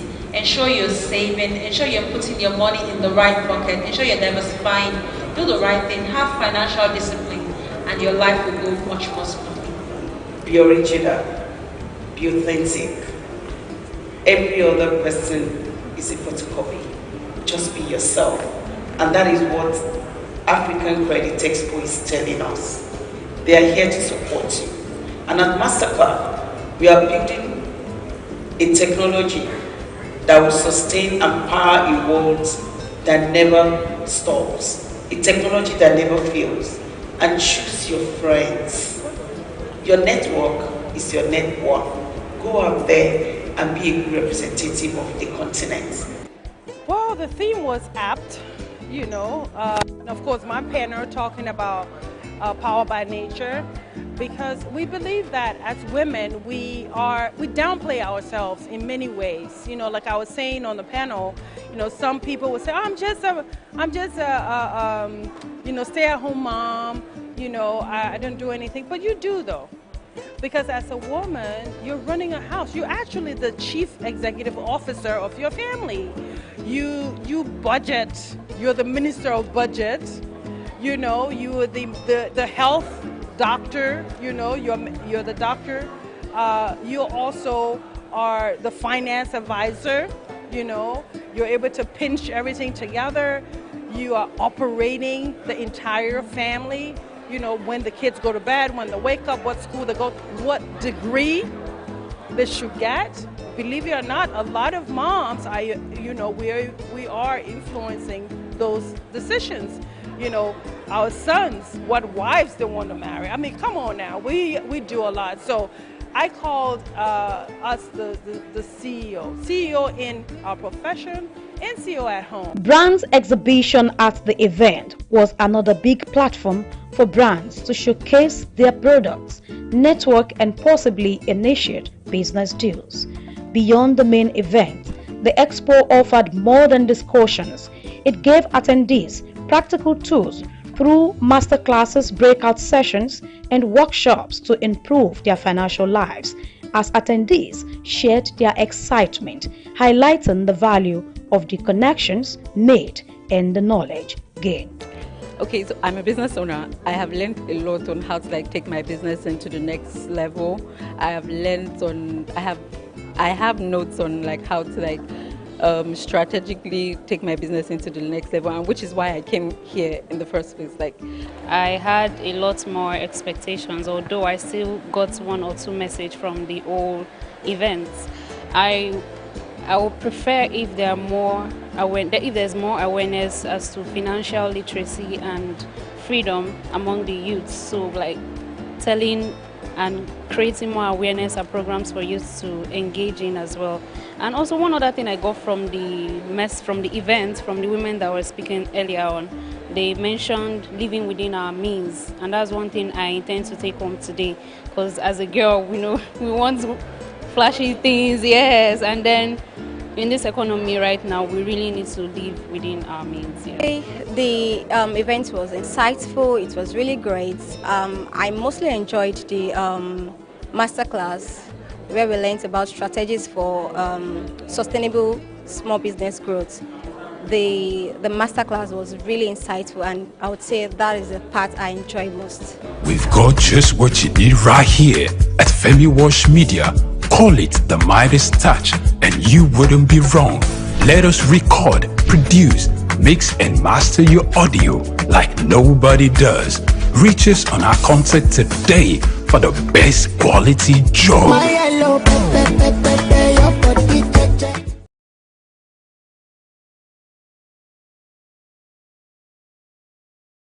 The drive to actualizing the African Continental Free Trade Agreement (AfCFTA) is gaining momentum as experts examine the benefits of the AfCFTA agenda. The AfCFTA is seen and envisaged to provide the African continent the needed economic bloc, which when engaged on the specific terms will afford member countries easier access to each other's markets without border or regulatory constraints that had acted as hindrances to international trade. Trade blocs have become common features around the world. Countries have always leveraged on geographical contiguity, communality, and other bilateral and multinational frameworks to foster trading blocs or associations. The USA-Canada Trade Pact, the Eurozone, and the NATTA are a few examples. Notwithstanding these myriads of challenges, the financial and banking sectors are impressed that the AfCFTA holds so much benefit for the African continent. In today's news talk, our searchlight is on ways of actualizing the African Continental Free Trade Agreement. AfCFTA. I am Bayo Olaoye. The AfCFTA, the acronym for the African Continental Free Trade Area or Agreement, as it is variously called, is gaining traction as it is seen as the gateway to Africa's economic development. The initiative, which is the brainchild of the African Union (AU), is being vigorously pursued by the African Export and Import Bank, Afreximbank, is today being endorsed by over 64 countries. The AfCFTA is coming with a lot of potentials, but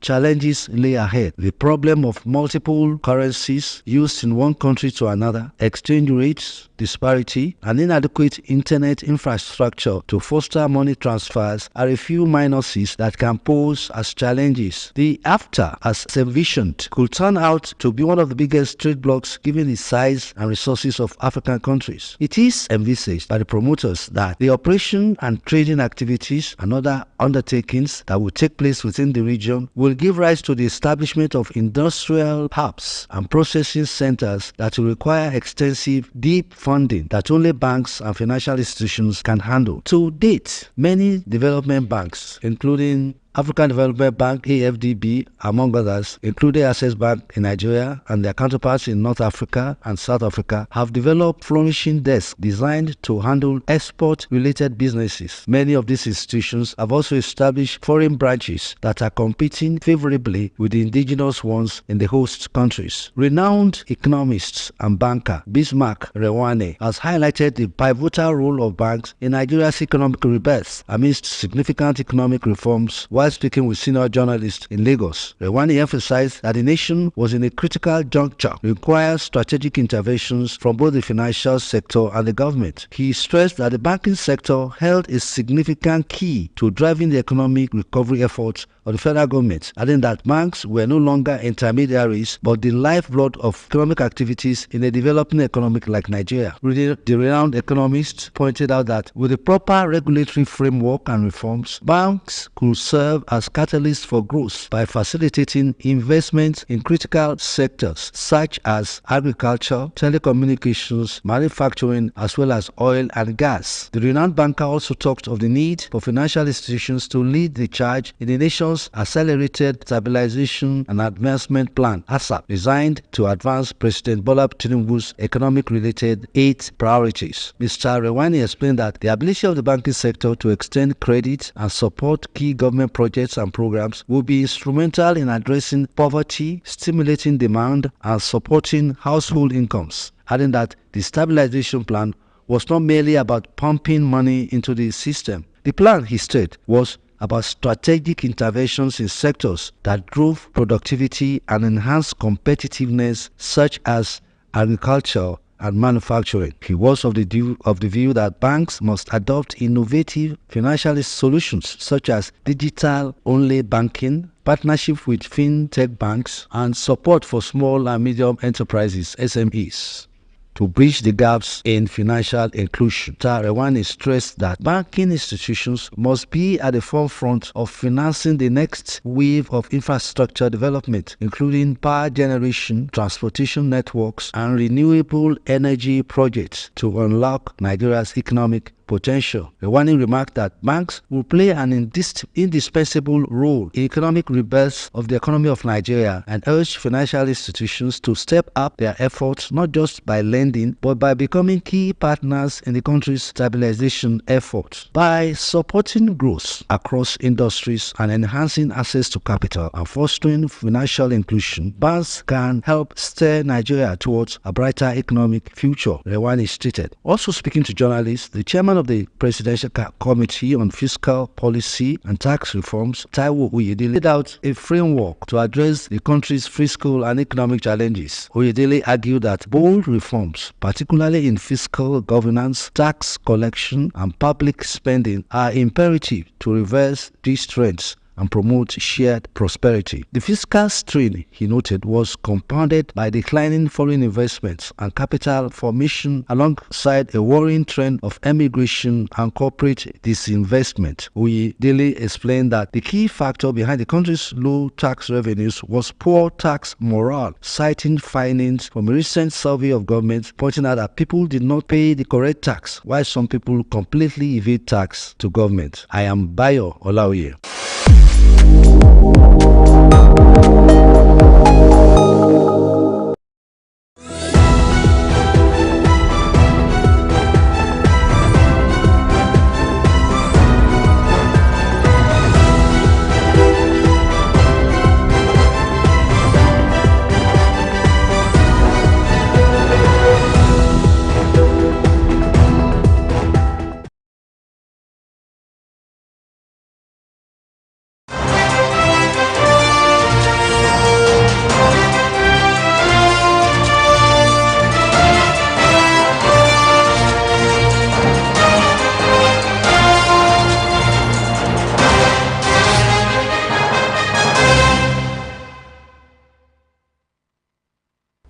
Good afternoon and welcome to the News Hour on SOUQ News Television. I am Shadi Uwe. Here are the major headlines.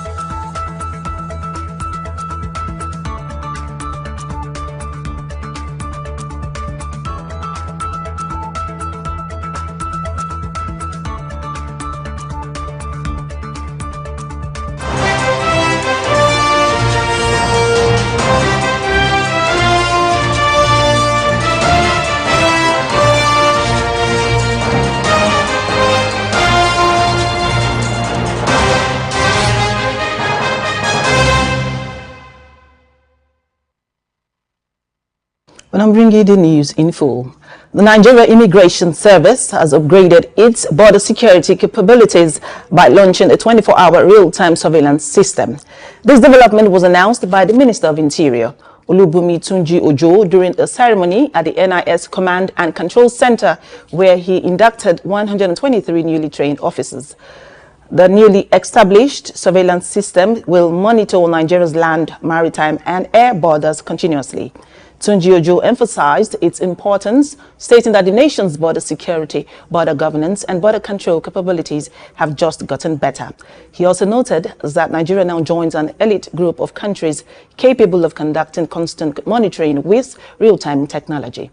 In addition to strengthening border security, the surveillance system will enable Nigeria to foster international partnerships, global integration with security organizations like Interpol and other international security agencies. In education, in response to the indefinite strike recently launched by the Joint Action Committee of the Non-Academic Staff Union of Educational and Associated Institutions (NASU) and the Senior Staff Association of Nigerian Universities (SANU), the federal government has invited union leaders to a meeting aimed at addressing the underlying grievances. The indefinite strike has led to the shutdown of several federal universities across Nigeria, including the University of Port Harcourt, University of Lagos, and Obafemi Awolowo University. The unions representing non-teaching staff at universities nationwide are demanding the payment of 4 months withheld salaries, along with improved remuneration, earned allowances, and the implementation of an 2009 agreement with the government. The shutdown follows a resolution by NASU and SANU to halt all university activities until their demands are met, a move that has created disruption on campuses nationwide. As union members continue to protest unpaid wages and delayed government action, stakeholders hope that a resolution can be reached to allow the universities to resume normal operations. The Central Bank of Nigeria has been managed by many visionary leaders, both in the past and at present, whom have been tasked with managing one of Africa's most dynamic economies. The CBN, established in 1958 as Nigeria's highest monetary authority, is an institution that has shaped the economic history of Nigeria, steering its financial destiny. Since inception, 14 men have held the esteemed title of Governor of the Central Bank of Nigeria. Each served well and left a distinct mark on the institution and the nation's economy. In this report, Juvi Ufiene takes a look at past CBN governors and their achievements while at the helm of affairs. Today, we journey through the history of Nigeria's past Central Bank of Nigeria governors. Roy Pentalo Fenton. Our story begins with Roy Pentalo Fenton, a British banker who became the first governor of the Central Bank of Nigeria in 1958. Fenton's role was foundational. He laid the framework from the institution and established policies to stabilize the newly independent nation's economy. Aliyu Mai Borno. In 1963, Aliyu Mai Borno became Nigeria's first indigenous governor. Mai Borno focused on building the Nigerian banking system and ensuring financial accessibility for citizens, helping to extend the reach of banking services across the country. Clement Young Isong. Clement Isong's tenure saw Nigeria through the Civil War era, maintaining economic stability despite great adversity.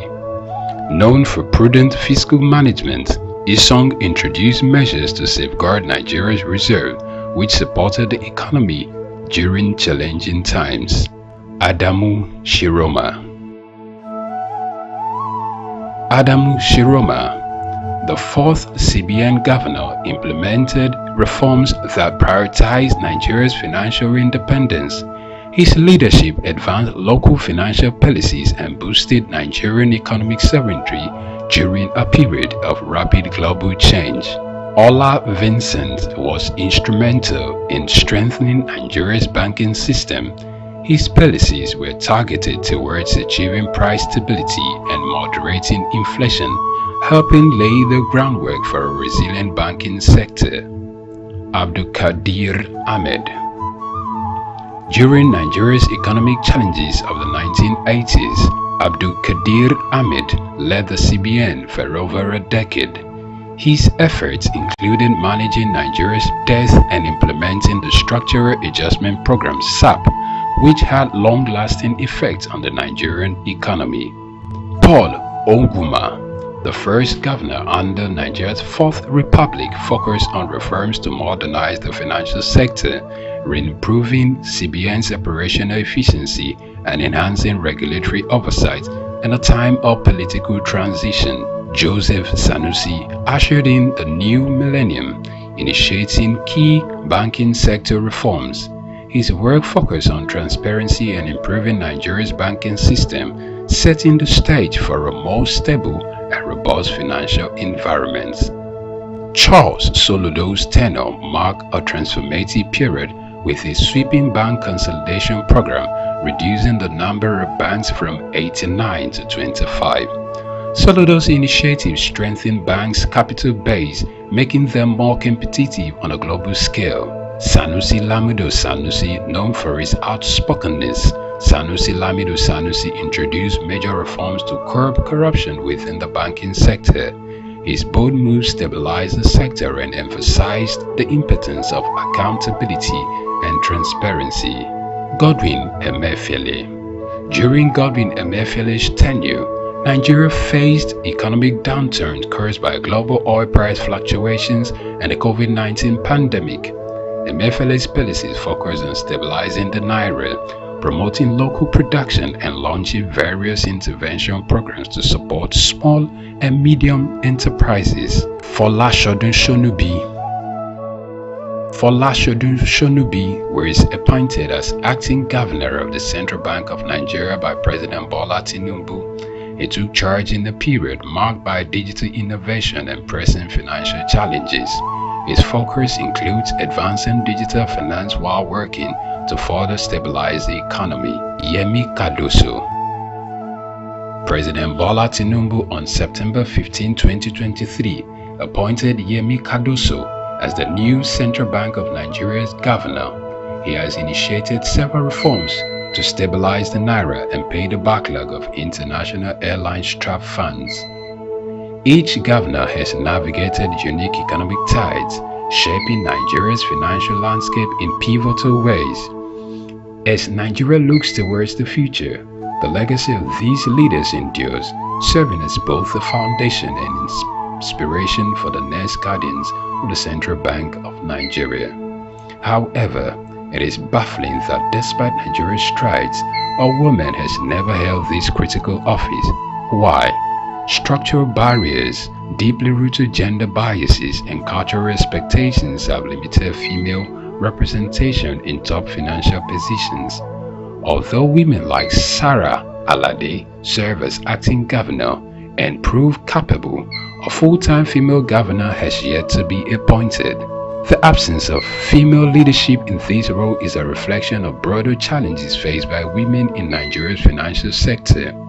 But as more women break barriers, perhaps it is only a matter of time before we witness the first woman as a Central Bank of Nigeria governor. A milestone that would echo far beyond the central bank, symbolizing progress and inclusivity in Nigeria's journey. Juvi Ofiene, SOUQ News TV.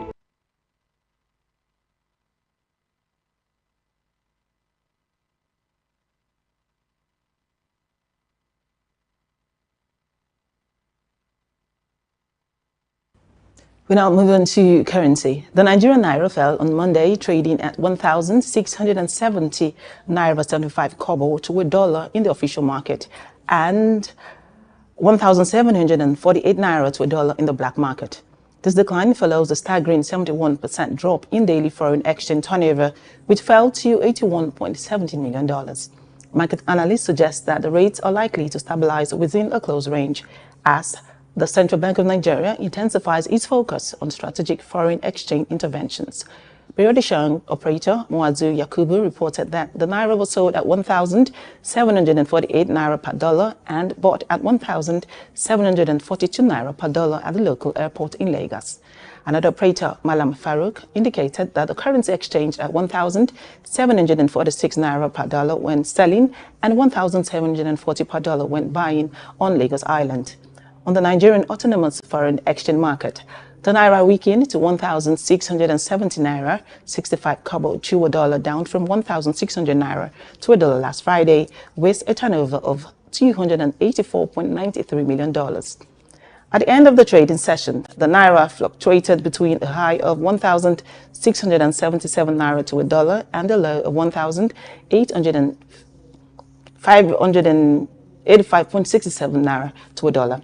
In related news, the CBN announced a partnership with the International Finance Corporation to enhance local currency financing for Nigerian businesses and mitigate foreign exchange risk.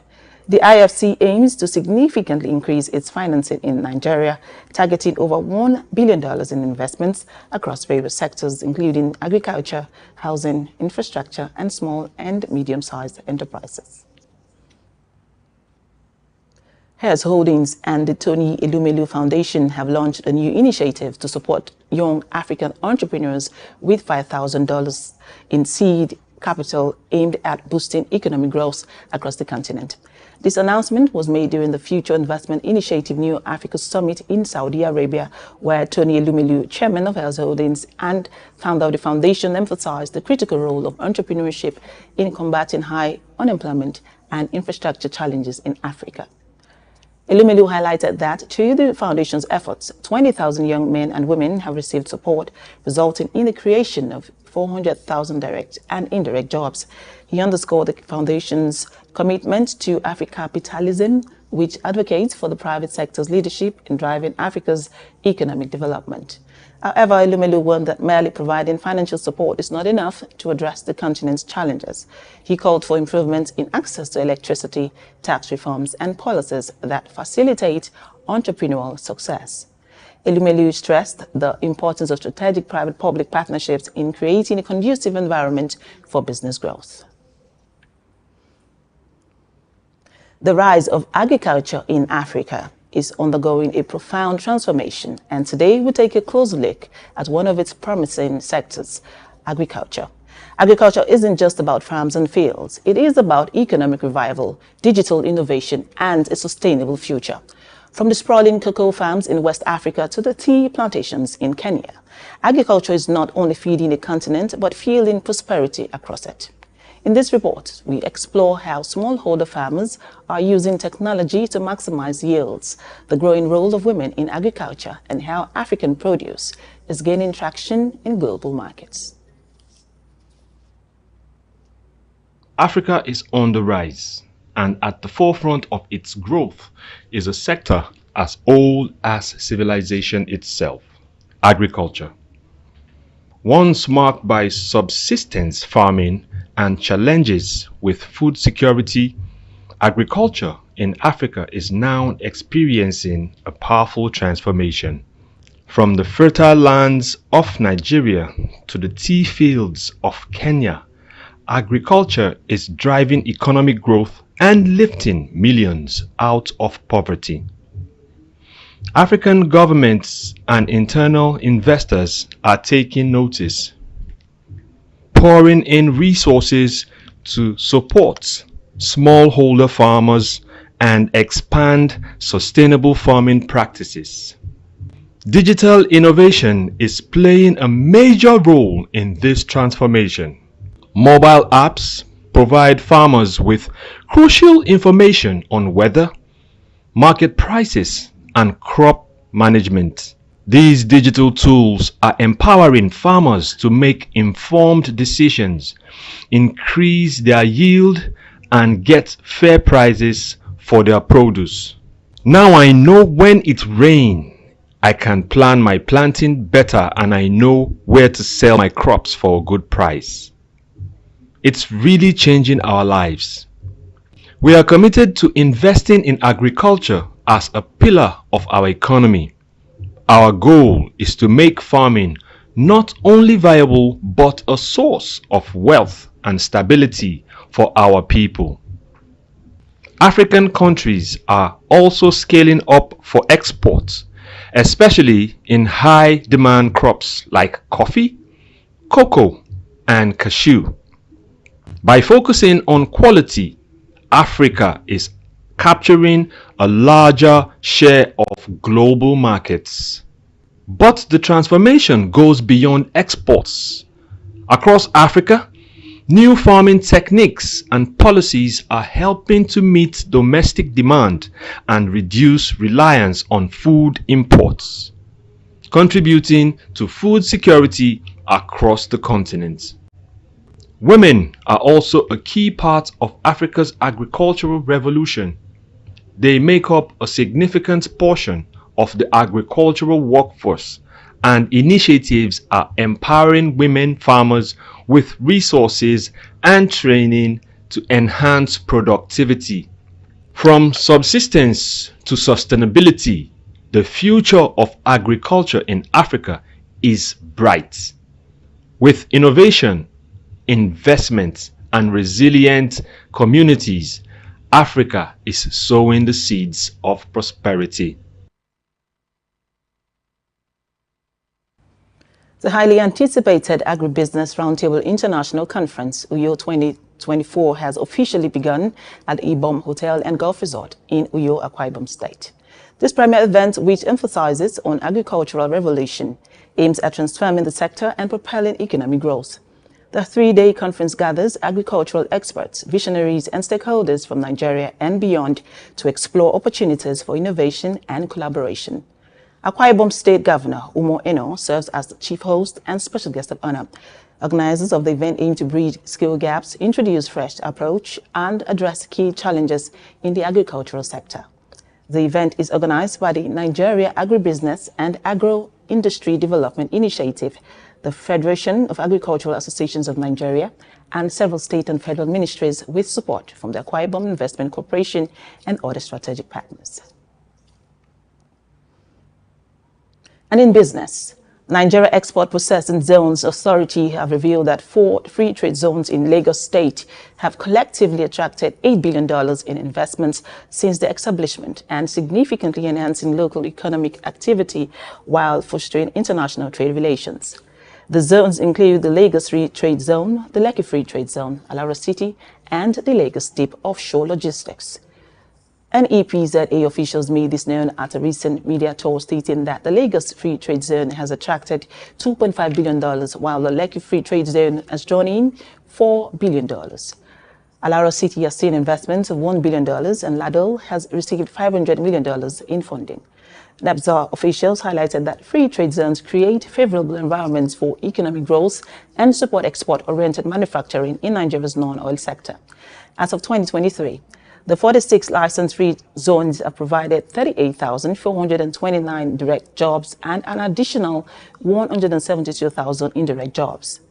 The Manager of Business Development and Marketing at the LFTZ, Chinju Nwako Udora, emphasized the zone's achievements since its inception in 2012. Currently, it houses 30 operational companies and aims to attract 150 in the coming years. Nwako Udora noted that the Lagos Free Trade Zone contributed over 40 billion naira in customs duties and remitted over 400 million naira as payee to the Lagos State government in 2023. Public Affairs Analyst Sam Orovuje has called on African countries to seize the opportunities offered by the Summit on Future Investment Initiatives currently ongoing in Saudi Arabia.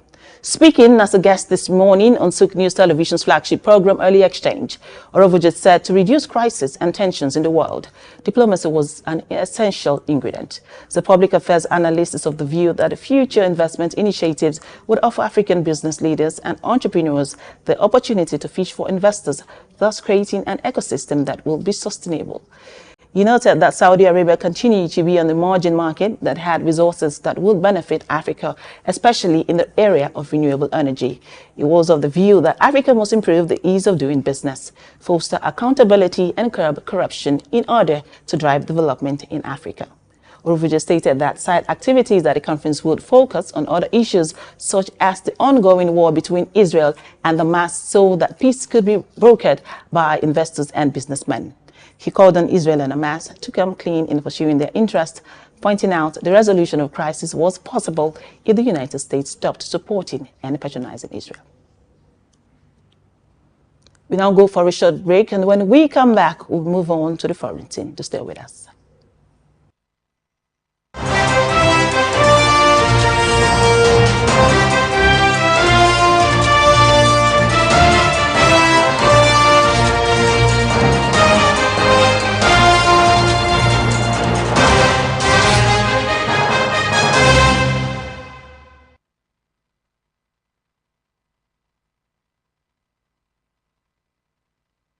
In early trading on Tuesday, South Africa's rand showed a slight increase as investors adopted a cautious approach before the midterm budget announcement scheduled for this week. The rand was trading at 17.6675 against the United States dollar, reflecting an improvement of approximately 0.17% from the previous day's close. Meanwhile, the dollar experienced a modest increase of 0.04% compared to its earlier closing. Meanwhile, Finance Minister Enoch Gondogwana is set to present the budget policy statement to Parliament on Wednesday, which is expected to offer insights into the fiscal outlook for Africa's most industrialized economy. However, ongoing fiscal challenges are anticipated to hinder consolidated efforts in the coming year. Earlier in the day, the South African Reserve Bank released data on the country's M3 money supply and private sector credit figures for September. Credit growth declined to 4.63%, down from 4.95% in August, while M3 money supply growth increased to 7.25% compared to 6.11% during the same period. Tanzanian cancer patients are set to benefit from a new partnership between Hosplan Tanzania and India's Apollo Cancer Center, designed to bring advanced cancer treatments to the country. The collaboration was recently launched at a symposium at Muhimbili National Hospital, where local medical professionals were introduced to cutting-edge medications for treating both blood and solid tumors. Dr. Puneet Jain, a hematologist from Apollo Cancer Center in Mumbai, emphasized the partnership's goal of empowering Tanzania's healthcare providers by sharing expertise and introducing advanced treatment protocols with an aim to bridge the gap in cancer care and improve patient outcomes. This partnership reflects the progress made by scientists worldwide, including those at Apollo Cancer Center, in advancing innovative treatments like immunotherapies. Hong Kong and Shanghai Banking Corporation Holdings reported strong third-quarter profits, beating expectations with a 10% increase to $8.5 billion. The bank's revenue grew 5% to $17 billion, driven by rising wealth and wholesale banking revenue, particularly in foreign exchange, equities, and global debt markets. HSBC's shares rose 2.5% to a 6-year high in London, following earlier gains in Hong Kong. The bank also announced a fresh $3 billion share buyback, demonstrating its commitment to returning value to shareholders. Hong Kong and Shanghai Banking Corporation CEO George Heldry outlined the bank's strategy overall, merging operations, streamlining senior roles, and reorganizing its geographic footprint in East and West divisions. Heldry emphasized that this restructuring aims to simplify the bank, remove duplication, and target growth opportunities, particularly in the fast-rising Middle East Asian corridor. And Germany's economy is facing a challenging period, with the German Chamber of Commerce and Industry predicting a 0.2% contraction this year and zero growth in 2025. This would mark the third consecutive year without real GDP growth, prompting concerns about the country's role as Europe's economic leader. The German Chamber of Commerce and Industry's Autumn 2024 Economic Survey reveals that 31% of companies expect the business situation to worsen, while only 13% anticipate improvement. The industry sector is particularly struggling, with 35% of companies rating their situation as bad. The German Chamber of Commerce and Industry is calling for profound reforms to address the underlying structural issues, and the government is taking steps to address concerns. Chancellor Olaf Scholz, Economy Minister Robert Habeck, and Finance Minister Christian Lindner are working on economic plans to spur growth. Companies are seeking stable economic policy framework conditions, reduce labor costs, and measures to address the shortage of skilled workers. And innovation, Germany's largest airline, Lufthansa, reported a 9% decline in third-quarter operating profit to €1.3 billion, largely in line with analysts' expectations. Despite the decline, the company remains focused on its turnaround program aimed at recovering from a challenging year.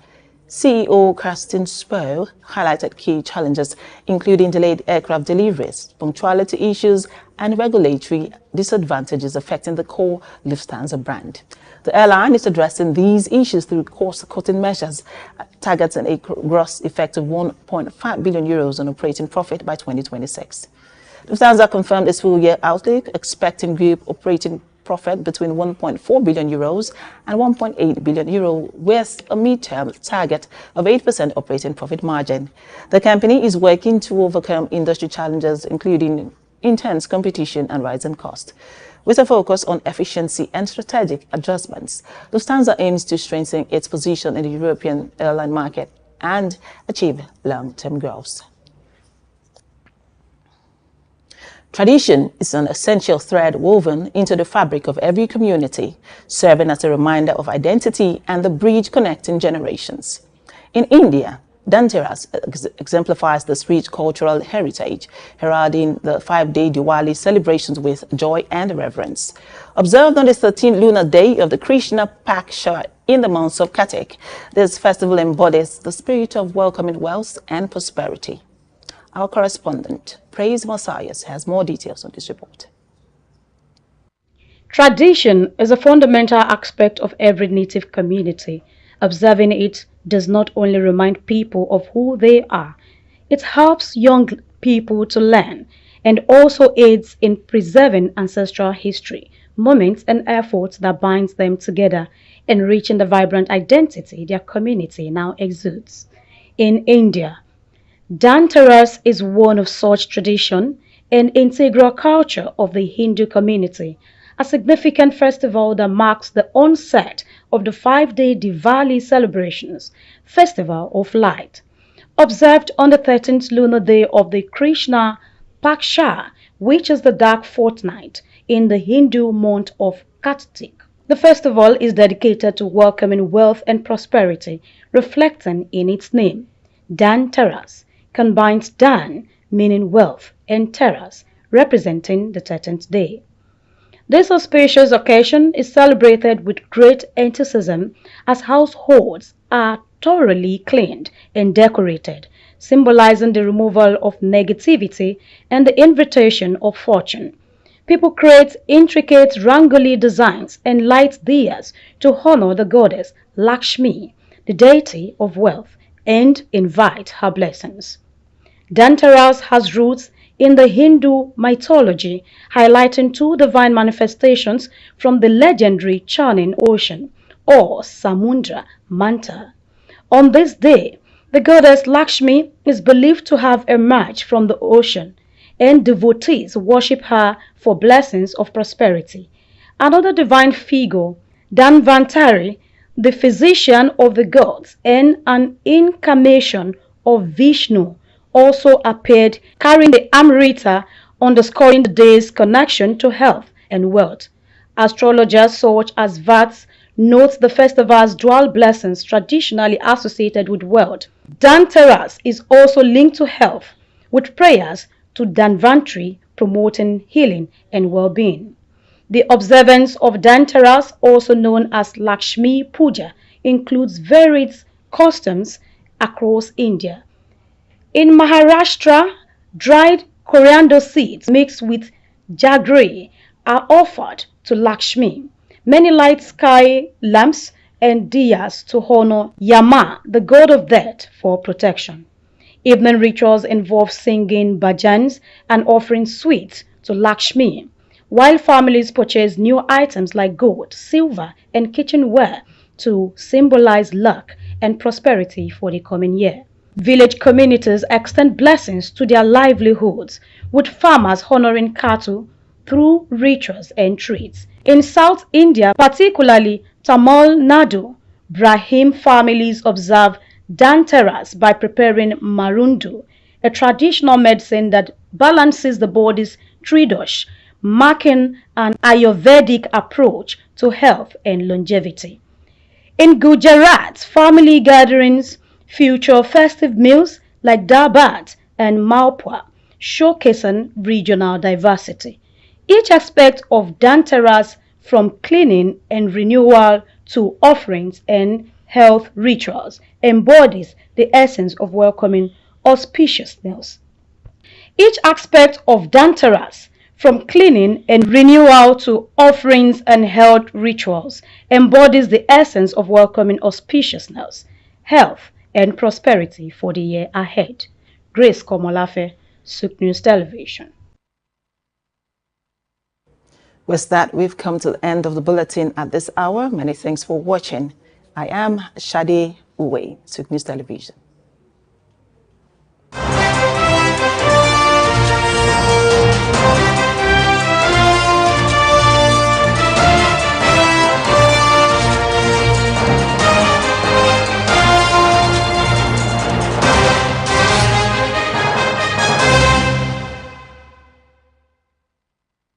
Stay ahead of the curve with the latest in news, development issues, global updates, market trends, and intriguing conversations from across the world. At SOUQ News Television, we'll bring you stories that matter right to your screen. Breaking news. Be the first to know with our real-time update on local and update events. In-depth analysis. Get the full picture with expert insights and comprehensive coverage. Exclusive interviews. Hear directly from the people making the headlines. Tune in daily for blended news and stories that keep you connected to the pulse of the globe. Click, like, and follow us on all our social media platforms at SOUQ News TV.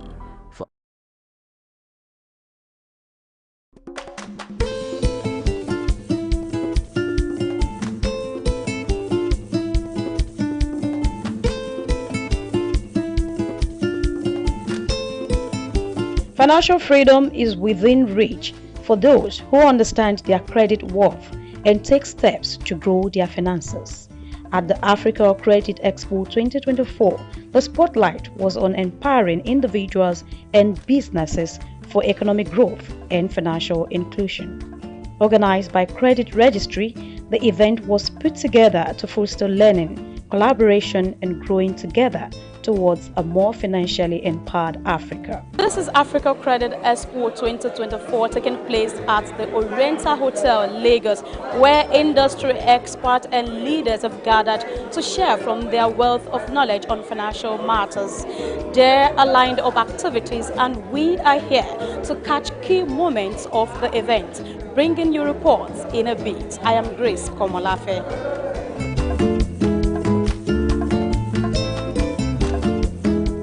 That by 2030, they were able to get 3 million families through a financial literacy program that would allow for them to begin that journey to financial freedom and to building financial wealth. And so that is our goal with ACE 2024, and that is going to be our goal at least through 2030, is to help 3 million families to be able to achieve that. So I hope each and every one of you can join us in that initiative. It is a big goal, but you know they say you have to take on the big goals if you want to achieve. And so you guys, thank you so much for being here. And the last group that I definitely don't want to miss out, and if they will take a moment, will be our VIPs and our board of directors. If you would please give them a round of applause because they are here and they made this event possible. So thank you so much. They are not just industry gatherings, but catalysts for real transformative change.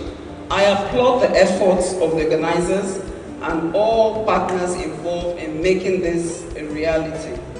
I wish you a fruitful deliberations and a successful expo.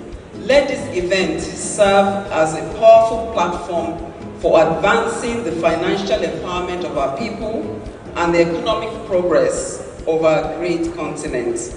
Thank you, and I look forward to the outcomes of this significant gathering. Thank you very much. The expo brought together top professionals and financial experts who shared strategies on credit building, loan access, and business growth. For Credit Registry, financial inclusion isn't just a goal, it is a necessity. It's an event put together by Credit Registry.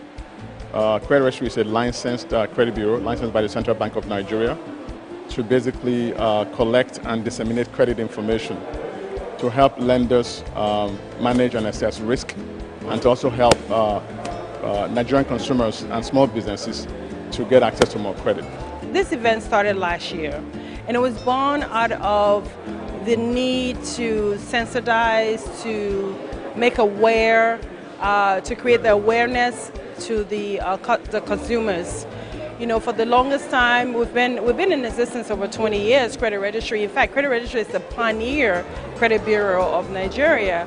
And, you know, we worked B2B with the banks, consumers were not really our end, you know, we didn't reach the consumer.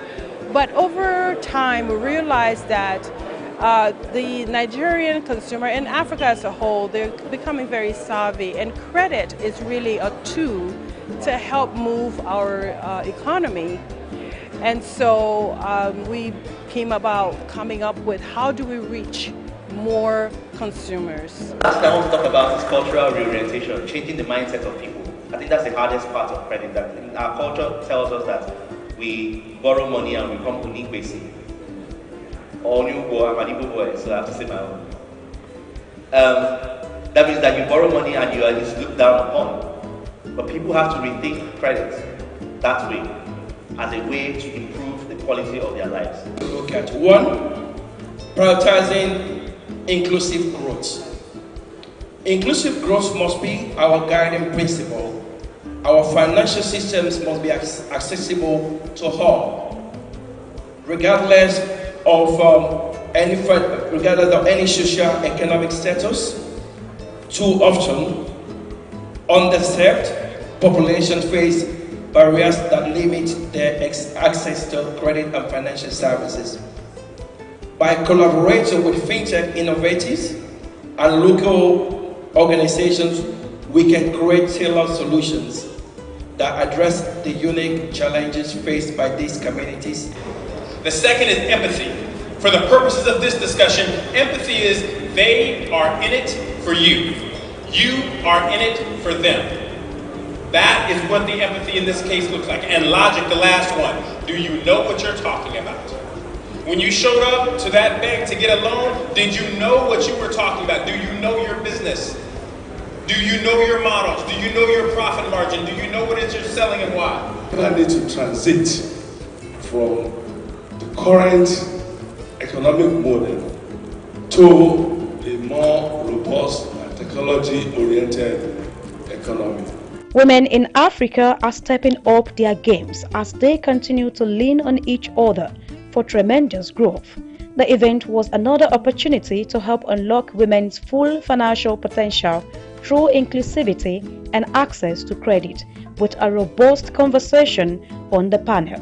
The powerful by nature part of the lined-up activities explored how women play key roles in economic development and how they can become better. The first thing I teach them, two things I teach them. It's important that you keep your word. Your word is your bond. You don't have to wait till you sign documents be bound by some legal instrument. You have to say, I have given my word, I must keep it. Irrespective of the environment that is permissive and says, Shebi is Nigeria, don't worry. You have to change that paragraph. So that trust, and second thing is, you must understand life is a problem-solving exercise. The world we're in today, with a double-digit high in inflation, everybody's looking for a safe haven. I think one of the key things we need to always remember is to diversify our assets, to diversify our wealth. We have the treasury bills, we have the bonds in the market now, which are going at a double-digit rate. And we have the money market, which would just be a simple fixed deposit that you want to put in the bank. And so it's important not to put all your hard-earned money into one basket, because you look at the average. I know that in the market generally, the stock market has been going with leaps and bounds. I did some investment in that space and I refuse to look at the app for some time now because I'm not happy with what I'm seeing there. Financial literacy is so crucial. When you manage your finances, you're managing your life. So please, live below your means. Ensure you're saving, ensure you're putting your money in the right bucket, ensure you're diversifying, do the right thing, have financial discipline, and your life will go much more smoothly. Be original, be authentic. Every other person is a photocopy. Just be yourself. And that is what African Credit Expo is telling us. They are here to support you. And at MasterCard, we are building a technology that will sustain and power a world that never stops, a technology that never fails. And choose your friends. Your network is your net worth. Go out there and be a good representative of the continent. Well, the theme was apt, of course, my panel talking about power by nature, because we believe that as women we downplay ourselves in many ways. You know, like I was saying on the panel, you know, some people would say, oh, I'm just a stay-at-home mom. You know, I don't do anything, but you do though. Because as a woman, you're running a house. You're actually the chief executive officer of your family. You budget. You're the minister of budget. You know, you are the health doctor. You know, you're the doctor. You also are the finance advisor. You know, you're able to pinch everything together. You are operating the entire family. You know, when the kids go to bed, when they wake up, what school they go, what degree they should get. Believe it or not, a lot of moms, we are influencing those decisions.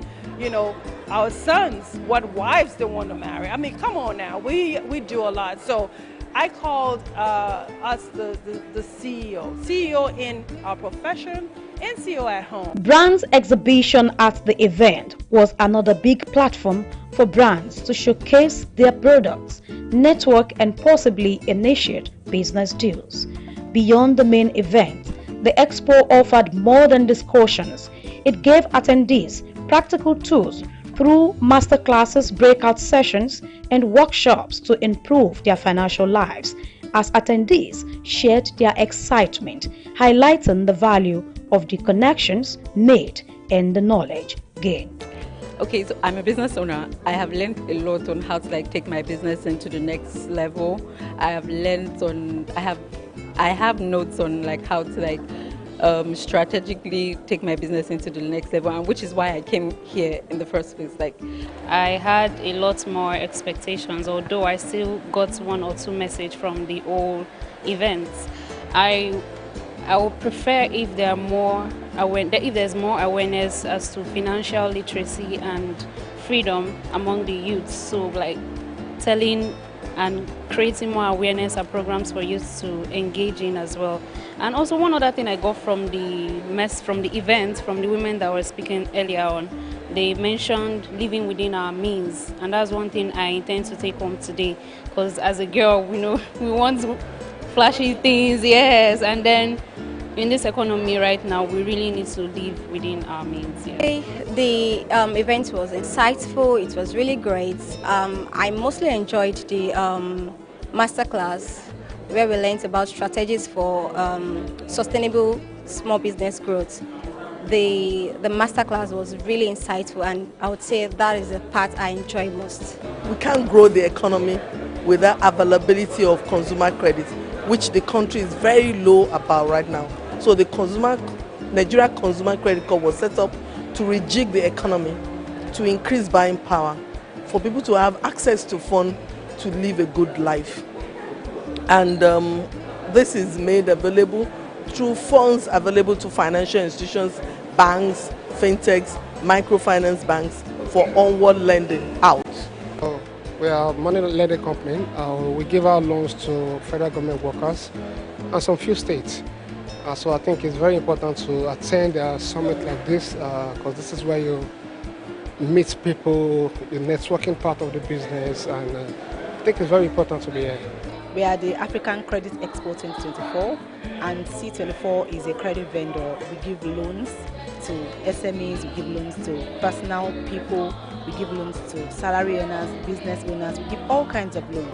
Actually, we give loans to keep you going. As you well know, there's been a lot of fintech companies that are coming to the market. So Nigerians are getting used to the idea of taking credit.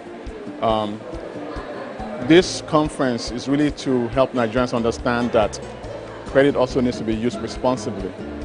So in other words, you shouldn't really borrow beyond your means. You should also plan to pay back the loans that you take. Otherwise, it's going to affect your creditworthiness and ability to take more credit in the future. But you'll be surprised that if you were to approach the lender and explain your situation, they may be able to restructure the credit, to the time when you can actually have the ability to pay back.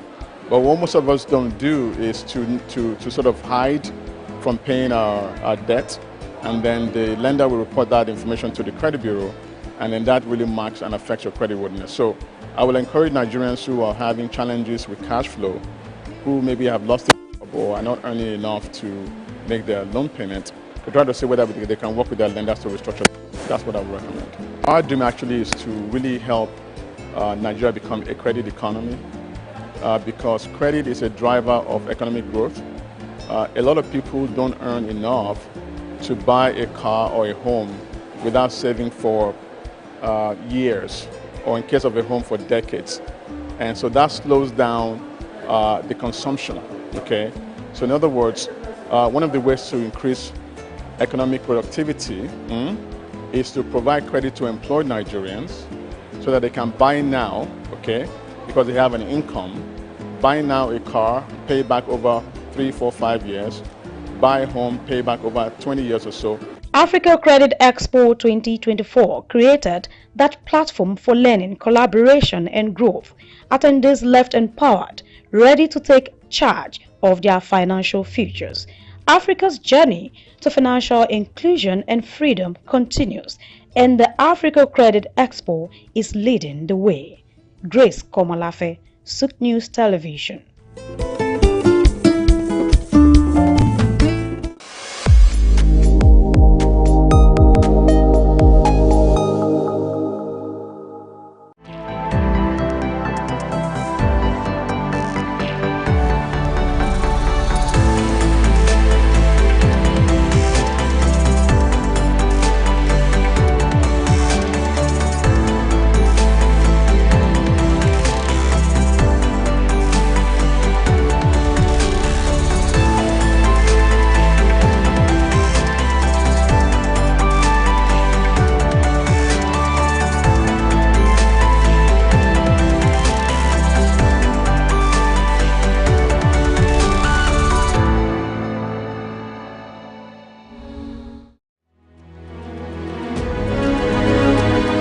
Bring to you the remarkable life of a Nigerian businesswoman who has overcome significant challenges to become one of the most successful entrepreneurs in Africa. Let me tell you about the strength, resilience, and passion for success of a woman who journeyed into the male-dominated world of oil exploration and production.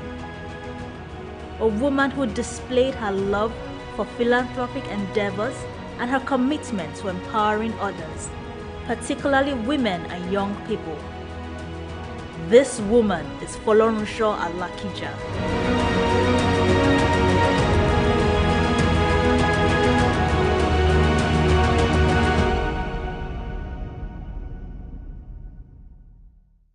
It takes only the brave, courageous, and smart-minded people to become rich and influential personalities in the world.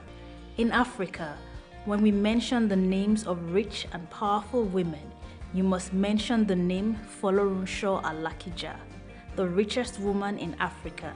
Her net worth, according to Forbes, is $1 billion. Now, how did she start? Let's take you down memory lane on the life of Folorunsho Alakija.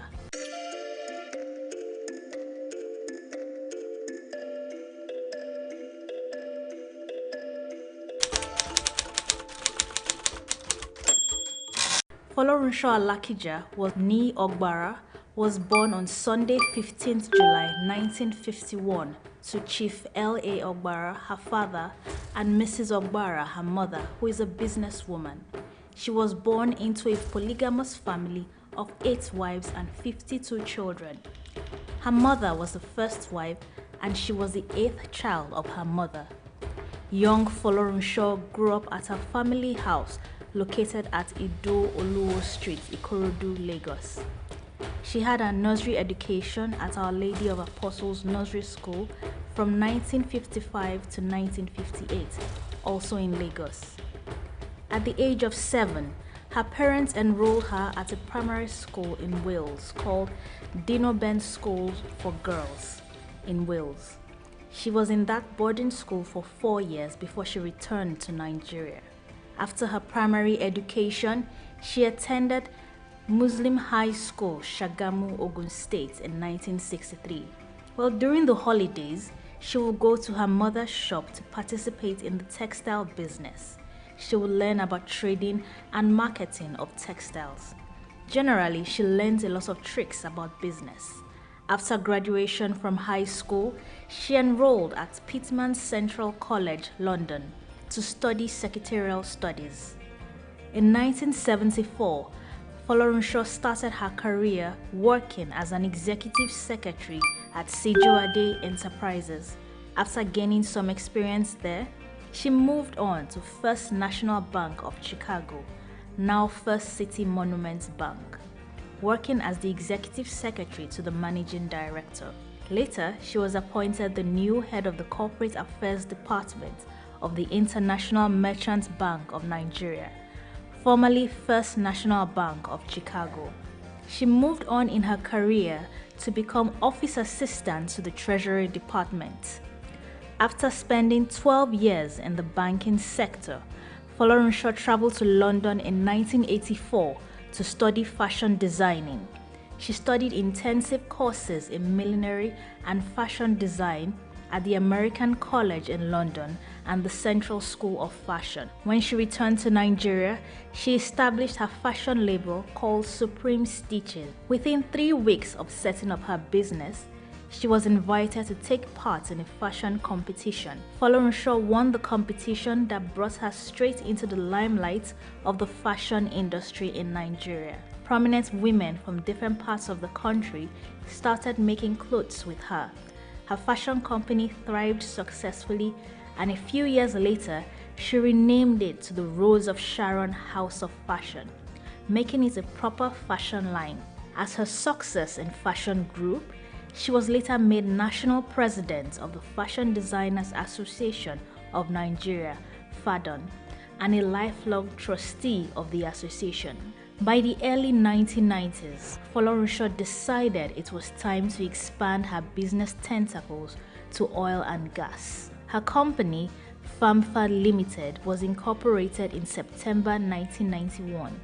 The company applied for an oil prospecting license, OPL, to explore a 617,000-acre block for oil, now OPL 216. In August 1993, the company was awarded the leasehold rights of OPL 216 oil block, and it was renamed officially. FAMFA Oil was changed to FAMFA Oil Limited. Its goal was to be the forefront of indigenous oil and gas exploration and production in Nigeria. Folorunsho got on board the exploration of a major deep water oil field located 1,500 meters off the Niger Delta, the Agbami field. She gained access by partnering with Star Deepwater Petroleum, a subsidiary of Texaco, through a joint venture agreement. FAMFA Oil Limited then appointed Star Deepwater Petroleum as its official technical advisor for the OPL 216 exploration license. The company received 40% of FAMFA's 100% stake, while the remaining 60% was retained by FAMFA and the Alakija family. It was discovered in 1998 by Shell. Star Deepwaters Limited, an affiliate to Chevron, functions as the operator of the field. Through her company, FAMFA, Folorunsho and other companies are oil benefactors of the Agbami field. The Agbami field was first discovered in 1998 but only became active in 2008. Its operations will last throughout 2024. After a majority of its vast reserves would have been extracted, she had to fight back against the government in court for laying claims to a 50% stake in her company. It was initially a 40% stake, but the government later returned for an additional 10%, claiming that the company generated a revenue of $10 million from the oil block. Folorunsho felt it was unfair because her company had worked hard, invested everything in the business. When the fruits of their labor started to manifest, that's when the government took everything away. The Alakija family fought the government in court until they won on May 22, 2012. The first drilling of the Agbami well was done on 15 July 1998. The exploratory well was about 4,700 feet underwater, which was the deepest depth in Nigeria at that time. From the license application to the point of the company's first strike, there was an interval of 17 years. Today, Famfa Oil Limited is a leading oil and gas exploration company. Folorunsho Alakija has other businesses in property, real estate, and in printing. She owns Dayspring Property Development, a real estate company with investments in different parts of the world. She also owns Digital Reality Print Limited, a printing company and corporate services provider. And in the area of philanthropy, Folorunsho's success story would not be complete without mentioning how she wants to give back to society. She wants to help those in need. Hence, she started the Rose of Sharon Foundation, which was created in 2008. It is a registered faith-based NGO that has empowered widows and their families and orphans to be successful through education programs and scholarships up to the university level within the country, Nigeria. Through Famfa Oil Limited, Folorunsho also hands out yearly scholarships to 9,000 medical and engineering students across the nation. The foundation has also donated a total of 21 chest clinics for the treatment of tuberculosis in 21 states across Nigeria, including the Niger Delta region and Lagos State. They have successfully donated 4 e-libraries and 2 school libraries to schools within the nation. In addition, she has a foundation created to empower women called Flourish Foundation. It encourages women in their different careers and provides grants for female entrepreneurs who want to start a business. Folorunsho is also a writer and has written a few books. For instance, one of the books titled The Cry of Widows and Orphans and The University of Marriage, and also the Folorunsho Alakija Speaks, to mention a few. Now, Folorunsho's personal life would not be complete in this article without mentioning her husband, Mr. Modupe Alakija. Folorunsho and Modupe got married in November 1976. Their marriage is blessed with 4 sons and their grandchildren, and they reside in Lagos, Nigeria. Folorunsho holds so many awards and recognitions for her contribution to society. She holds 6 honorary degrees and a fellowship at the Yaba College of Technology. In July 2013, she was appointed as the Vice Chair.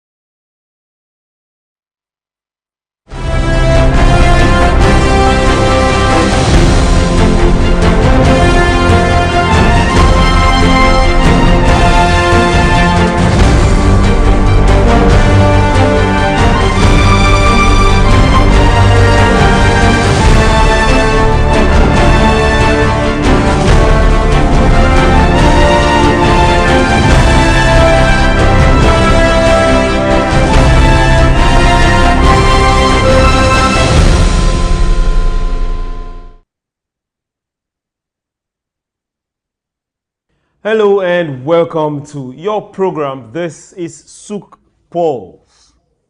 And it's a beautiful evening, start of the evening in Nigeria, Lagos to be precise. And we're live on SOUQ News, where we tell you it's all about positivities. So go around, get informed. Then when you get here, you detox. That's if you didn't start with us. So it doesn't matter what has hit you, what side of the news, narrative, negative, very negative. Things you might not be proud of. Once you get here, you detox. Then once you land here on SOUQ Pulse, we talk. No dull moment. And we don't keep quiet here. And we tell you the same thing. Do not keep silent. We talk. Whatever it is, we talk. So today we are heading somewhere. Something close and very close to where we were on Friday. But our guest had to leave, and a lot of those things were hanging in the air. We're looking at things that the populace should know. Who is responsible? Who is doing what? What agencies actually are there that people that should benefit from it are not even aware. or the average Nigerian or the average African is not aware that there are really agencies on ground to sort some particular issues, everyday issues, because everything is interconnected. So we'll open up that particular chain of thought and line and talk about it. So hey, don't go anywhere. We here, you there, and our guest is on ground. And I will open up that particular topic, introduce our guest, and we will talk. So this is SOUQ Pulse. My name is SOUQ, John Rogers SOUQ. We'll go on a very short break, and when we return, we'll hit the talk going. Don't go anywhere. Stay ahead of the curve with the latest in news, development issues, global updates, market trends, and intriguing conversations from across the world. At SOUQ News Television, we'll bring you stories that matter right to your screen. Breaking news, be the first to know with our real-time update on local and update events. In-depth analysis, get the full picture with expert insights and comprehensive coverage. Exclusive interviews, hear directly from the people making the headlines.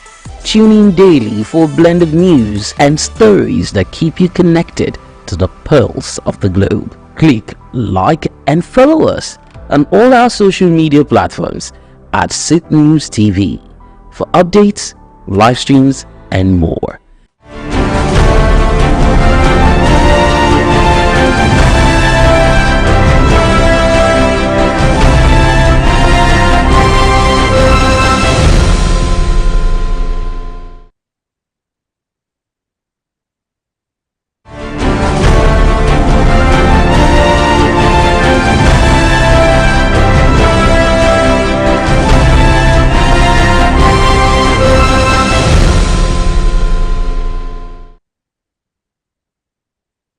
Welcome back. It's SOUQ Pulse. So on this beautiful evening, we are going back and looking at the river basins in Nigeria.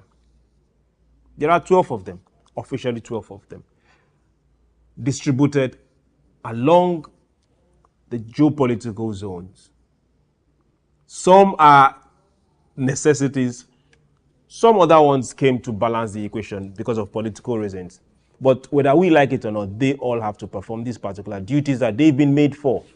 Now we are asking ourselves, the river basins, the Nigerian River Basin Authority, that is the agency. But now these river basins as units, individual units, they have a whole lot of potentials that is also enshrined not just in the policy, but in their document of work and on their activities that they are bent to achieve.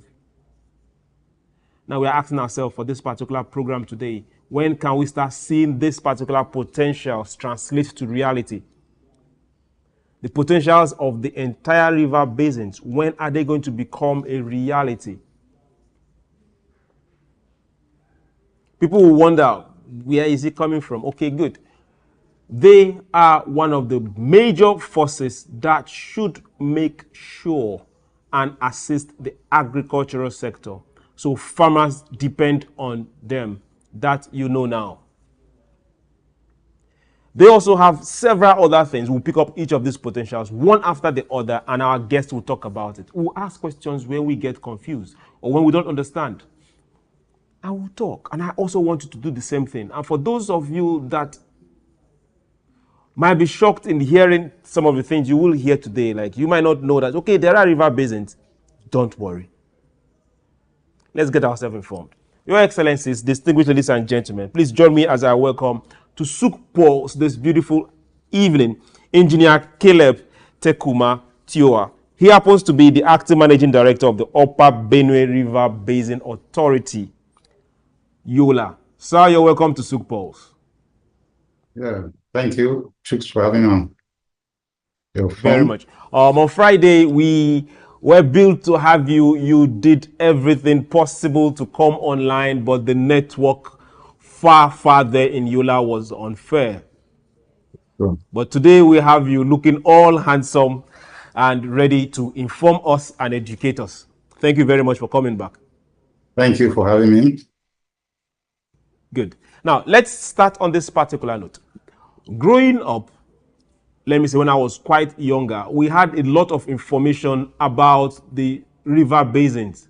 the information was always there. We had national orientation, either informing us of extension workers or informing us of an irrigation plan or informing us of a particular funding, farming extension, something. But of late, most people in this era, they are not fortunate to have this kind of information. How and where did that stop? We want to hear what is coming out from the River Basin authorities. So how can Nigerians be informed of the activities of your organization, sir?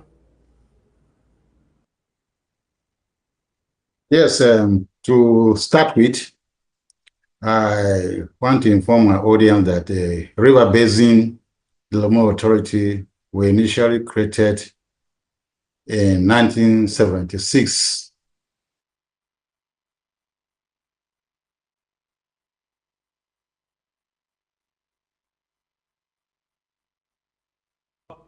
He's definitely going to return because he has a better network, unlike the last time. For those that are wondering, yes, we have river basin authorities, and I'm trying to get the list of them.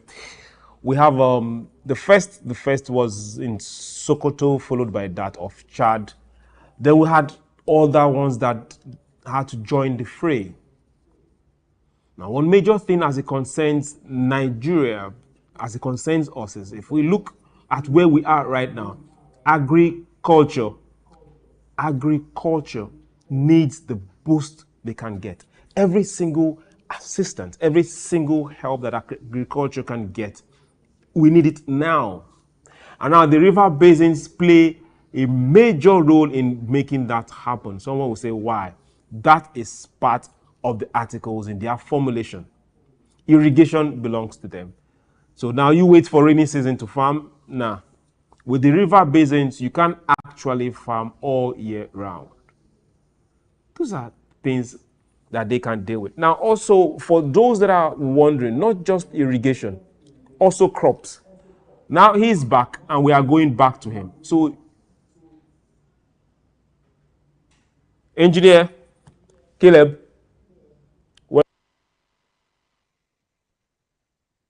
yes. Are you getting me? Ahead, please. Hello. Can you hear me? We can hear you. Go ahead, sir.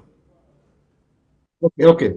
As I was trying to explain, the initial concept of the river basin, when it were created massively for Operation Feed Nigeria by the then government of General Olusegun Obasanjo, 1976, the river basin have the mandate of both integrated water resources development for food production, and agriculture was part of the river basin.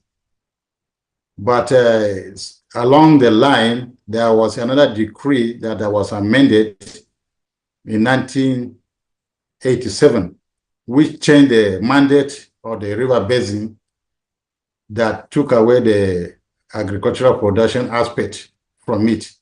And that was where most of the agricultural activities were no more being practiced at the river basin. So between 1976 and 1987 and 90, river basin were fully involved in both agricultural activities and then underground water and then surface water development for various activities like irrigation, water supply for domestic and industrial uses, and as well as construction of dams for power, hydropower as well. So these were all encompassing in the river basin operations. But with the change which made the river basin with only the water resources potential and development, the river basin mandate will be restricted. And that is why from that time, the river basin, most of the activities were no more on direct production, but to support the various irrigation activities for agricultural production and then most of the direct farming activities which were done, both rainy and dry season, were not done directly by the river basin. But before that, the river basin were directly involved, and they have experts who were involved in direct crop production. But over these years, we are only supplying water and also guiding the farmers to do their own farming. No more direct production by the river basin staff. So that is what has transpired between that changes. And there's another policy review which has made the river basin to go back to some of these agricultural activities, but it has not yet been passed into law. It's still hanging in the 2016 Water Resources Bill, which is yet to be passed. Now, looking at these policies and looking at where we are right now, I'm talking to you now, not just as an executive within the river basin. I'm talking to you right now as someone who I know is very vast in farming and also witnessing what is happening, not just in Nigeria, but across the Sahel and Africa at large. Agriculture is not doing well. And if you agree with me, in the early part of the formation of the river basin, agriculture was a mainstay and it was functioning very well. Do you think some of these policies has affected it, or the running of river basins has affected agriculture?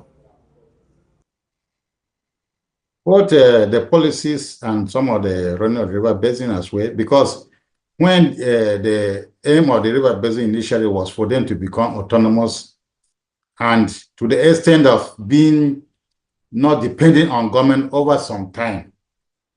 And that's why the initial plan was for them to build dams, machineries. They were having machinery for open up or land development. They also buy machines to even construct dams themselves, apart from the one they award contract. The other small dams they have to construct themselves. And then they have also the processing, which some of the river basin has processing, rice processing mills, maize processing, flour mills, and all that encompass in agricultural development. But when some of these things were taken away from them, they were not restricted in only the water. And then without water resource, only the water resources potential was for them just to develop. And you see, you cannot do agriculture without water. Like what you rightly said, the irrigation is paramount for the safest way of getting food sufficiency, because the rain that you have, in some places, you have up to 4 months rainfall in the year. Some places you have up to 6 months. But even those places you have in 6 months, there are a drought in between. And then you have a transition between drought and then flood. So you discover that if you don't have irrigation, most of the areas you cannot do twice farming in a year. But with irrigation, you can farm twice in a year.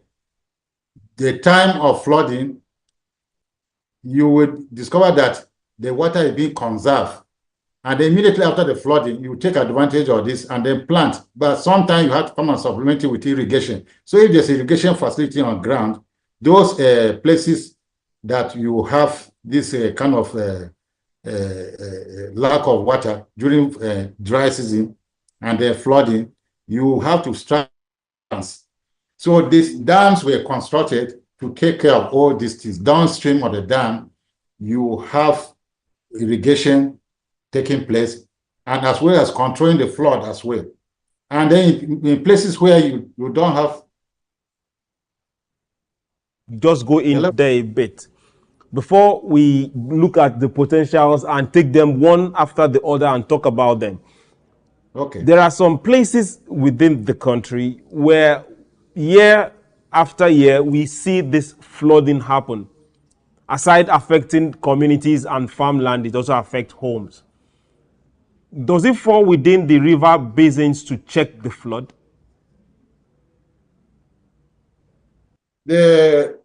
Some places that the flood take place are urban flooding. Some are river flooding. So any flooding that comes within the river is under the privy of the river basin. That's why you call the river basin. Because as we have about 12 river basins. And these 12 river basins cover the whole nation. But the real aspect of hydrology of this country is covered under 8 hydrological units. And these 8 hydrological units covers the whole nations. Well, some of the river basins are having about covering about 1 or 2 river basins under 1 hydrological unit, or some are covering 1, a single hydrological unit. And then there's my case is Upper Benue. Our hydrological unit is HA3. So all the rivers that are draining or directly flowing into River Benue comes under hydrological area 3. So all the rivers that flows within those River Benue, we are supposed to be having a check on them in terms of designing system that will check the flooding, and then having a water resources plan that will be able to manage this water that comes into this basin very well. That's one aspect I will like us to dwell on and go back. But before we head there, let's look at some potentials. We want to hear from you. Now, these particular potentials we took directly from the playbook of the Nigeria River Basin authorities. Now, the first one is saying various crops can be grown successfully. Now, you talked about that a little bit earlier. But now let's go to the next one. Massive irrigation potential of over 3.14 million hectares of land. So the 12 river basins have a potential. The watchword here is potential to irrigate 3.14 million hectares of farming land. But what we have right now from that same document is 100,000 hectares. When can this particular point of a potential be, even if it's 50 or 20% achieved?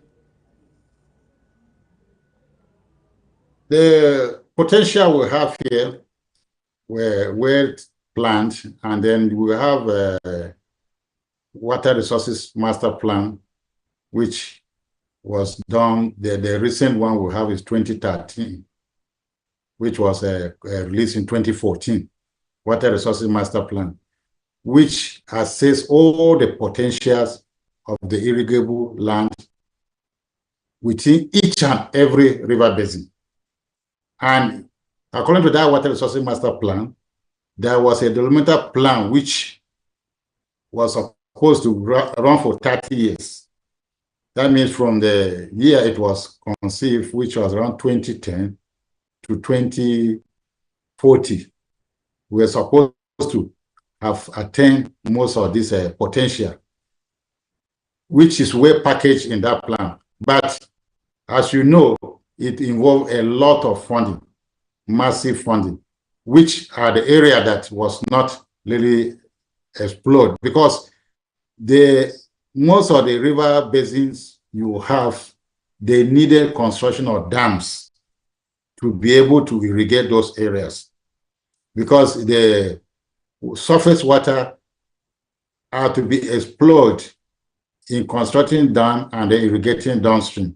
Some are to be explored through underground water development by construction of boreholes, either shallow or deep borehole, which we go on the small scales that we involve either private or individual small scale farmers to cover these potentials.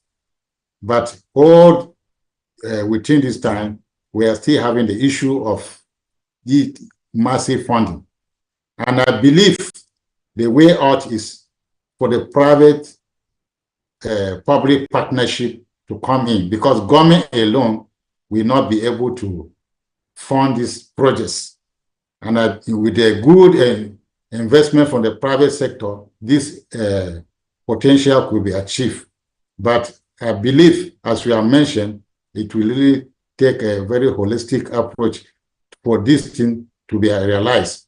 And recently, the government made a pronouncement of irrigating Nigeria, which is a project that is also going to review this and then bring in all the interested private people, and then big commercial farmers who are interested in investing in this irrigation agriculture to bring up this thing to potential within this time. The funding part, I want you to dwell on this particular next potential. Then we can now go back to funding, which almost everything in this country needs funding. For you to really be part of this program today shows a whole lot of interest, leaving Yola, going for your assignment in Abuja and making sure your connection worked. It took a whole lot of funding from you, and we are grateful. But now let's look at this particular potential, because this potential speaks a lot. Now it's saying small to large scale hydropower generating capacity.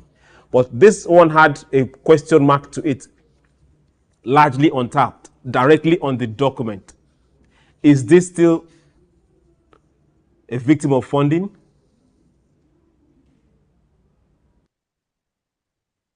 You see, a dam is a very expensive infrastructural project. And the small dams that will be constructed are mostly not having, in some cases, having that potential to irrigate any substantial areas. There are some dams that have that potential of generating hydropower as well as releasing water downstream for full development of particular areas of irrigation. And all these dams were identified in that Water Resources Master Plan. So the issue of these dams that are going to be explored will also come under massive collaboration between the Ministry of Hydropower, Water Resources, and the Environment, because there are some dams that the environmental problem will not allow them to just be constructed like that. So it needs the collaboration between these ministries. Okay. Now let's go back to that funding. Initially, when we started the program for today, you talked a little about the plan being that the river basins were going to be self-funding, which means we're going to be independent agencies of government, which means that we're also going to be, if whether we like it or see it in some light, income earning and serving the citizens. Now we have a whole lot of beautiful projects on paper, and this needs funding. What are the plans, not on paper, what are the plans off paper to get both governments, to get both private individuals, to get corporate private companies, and if possible, to get organizations outside Africa to tap into what the river basins wants to do and put their funds down? Well, I think the first thing for our investors, for them to find this in the environment has to be very attractive. And then recently, we also have to advertise our products. So the issue of insecurity, most of the time, is what discourages some of the investors. But I believe if there's going to be investment massively in agriculture to take care of this thing, there will be another collaboration within the various stakeholders involving the state government and then the federal government to be able to provide a neighboring environment for these investors to come in. Because, of course, if there's that guarantee for their investment to be secured, everyone will want to come, because most of these potential are having very, very good potential for a high return on investment, especially the one you combine a multi-purpose dam, where you have hydropower generating electricity, and then you have water supply, and then you have irrigation taking place downstream for a single dam. It is a very good investment, which has a good potential for return. But if the environment is not conducive for the investors, well, it will become very difficult. But I believe government is trying the best to make a provision and then make that the collaboration between the state government, the federal, so that this project will go on. Seeing this particular project fly will make our day. It will take us a very long way. Every single person wants to be able to walk up to the market and see farm produce, not at the price they are right now. We don't want to discuss food insecurity in Nigeria or food inflation in Nigeria. And this you've just talked about has a whole lot of positivities to make this happen. We are going to go on a short break, but before we go there, I want to ask, between the River Basin authorities, Ministry of Agric, Ministry of Power, Ministry of Water Resources, what's the synergy like working across these agencies of government?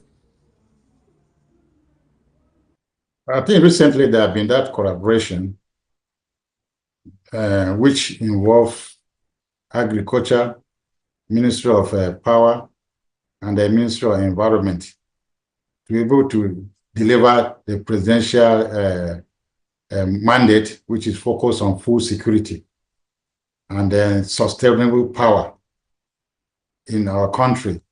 So the agriculture itself, they know that they don't have that land to produce the massive food to bring about that food security.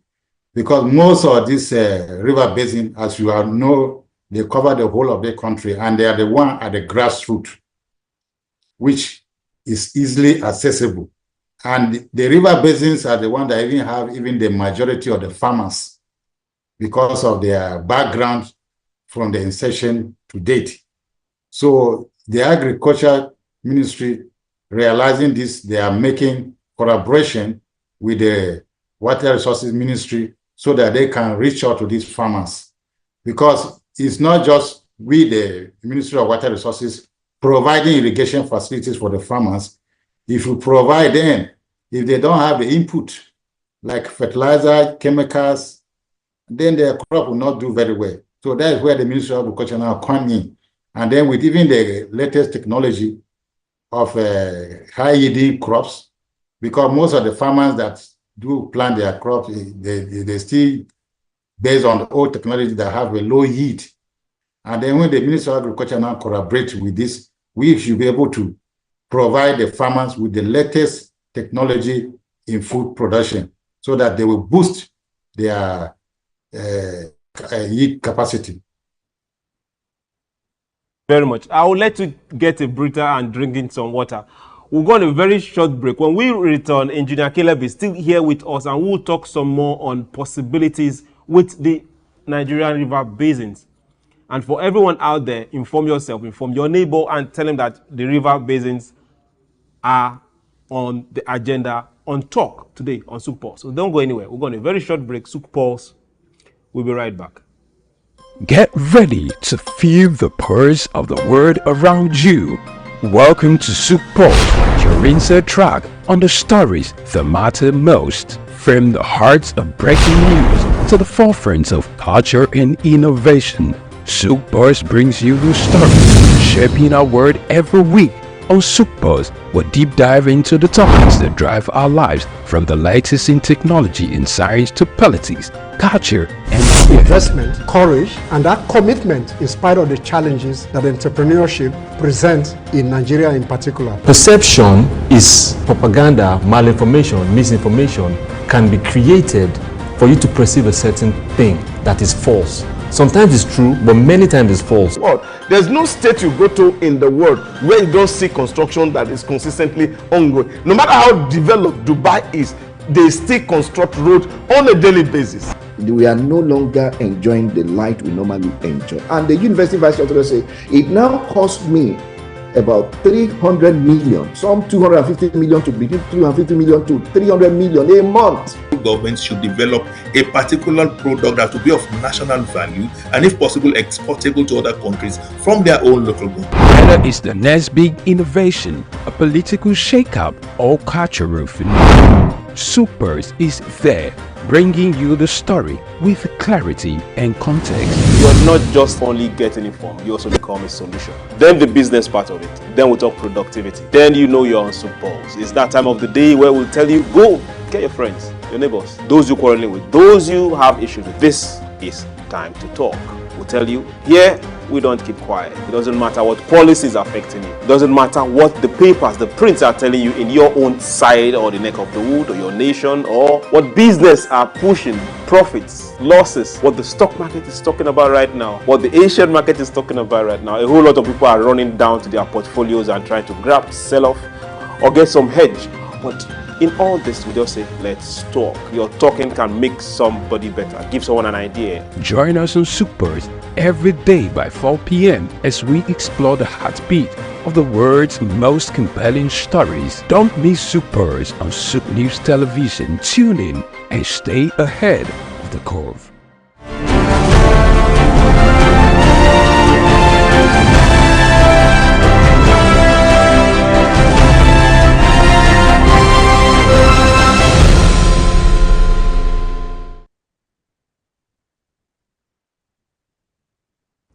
Hello, welcome back from that short break. My name is Chooks, John Rogers Chooks, and this is still SOUQ Pulse.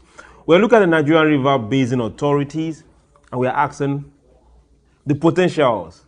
We want to see them translated to realities. And we have engineer Caleb Tekuma, and he's here. He's been educating us and answering us on issues affecting his agencies, where they are working at, what they are projecting, and what we want to see. Things working.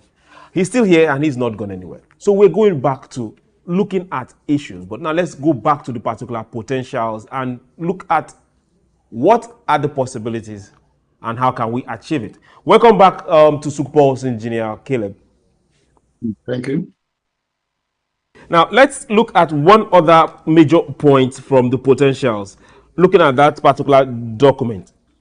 Now, this is a side I did not get to understand very well, and I think you need to throw light into this. Now, it's talking about fishery, piggery, port, and Fadama agencies.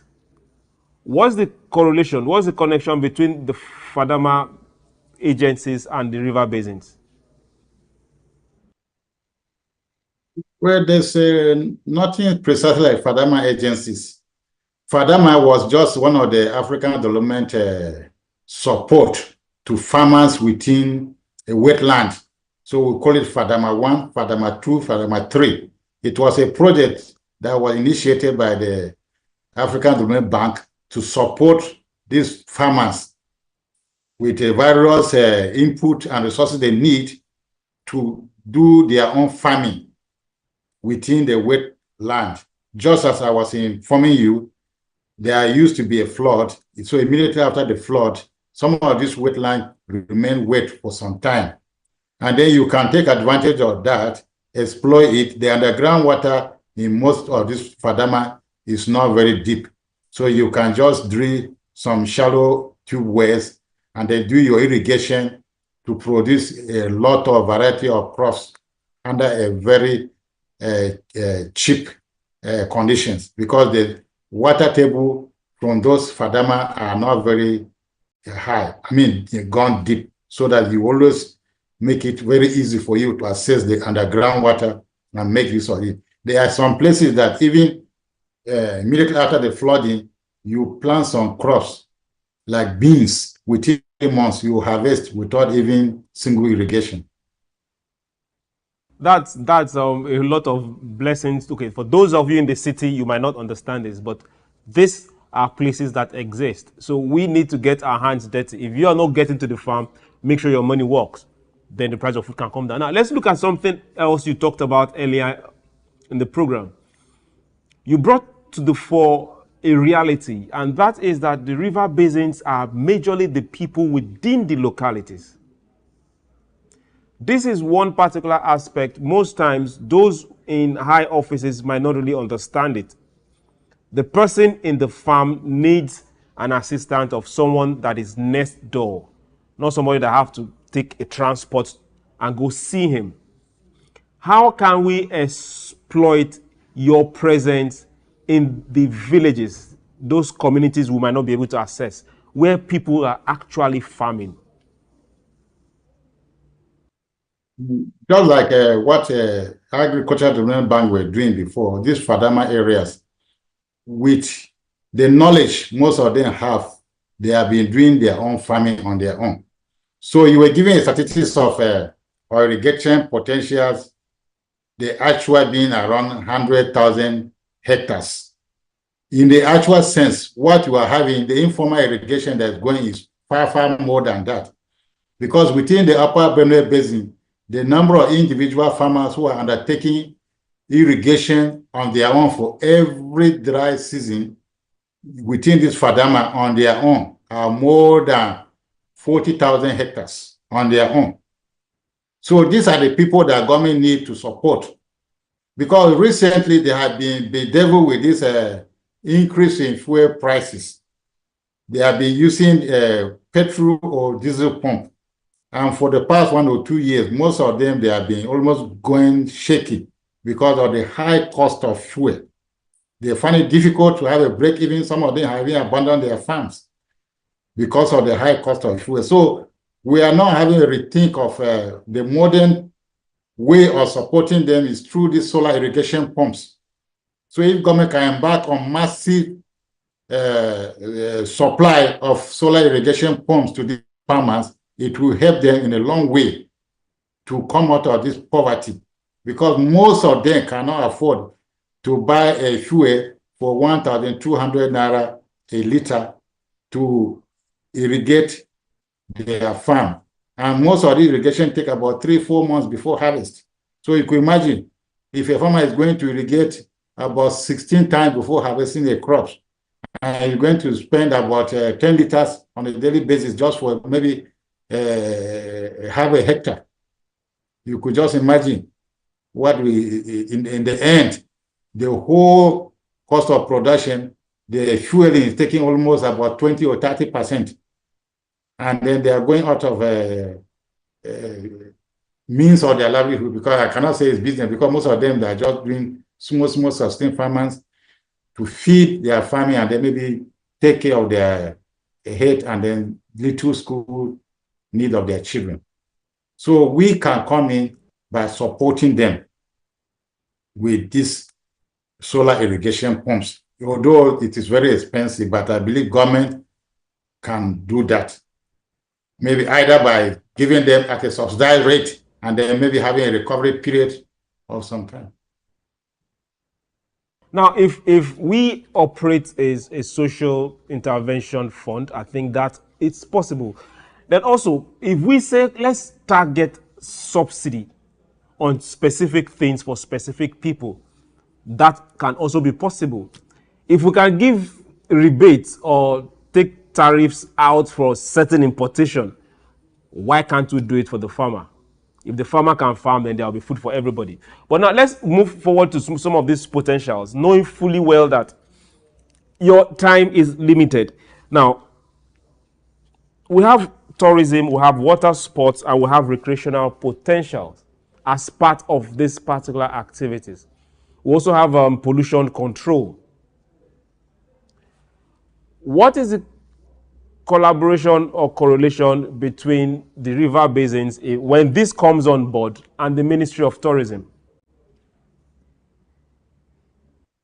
I believe for now there's none, but it is a very good area that's explored, because most of these dams being constructed, you have a large vast land of reservoir, water body upstream, and then you could build some recreational, maybe a resort, a hotel resort on those upstream of the dam, where people come, and then because of the body of water, the environment there will be very serene. There, maybe it will also be cooler than other places.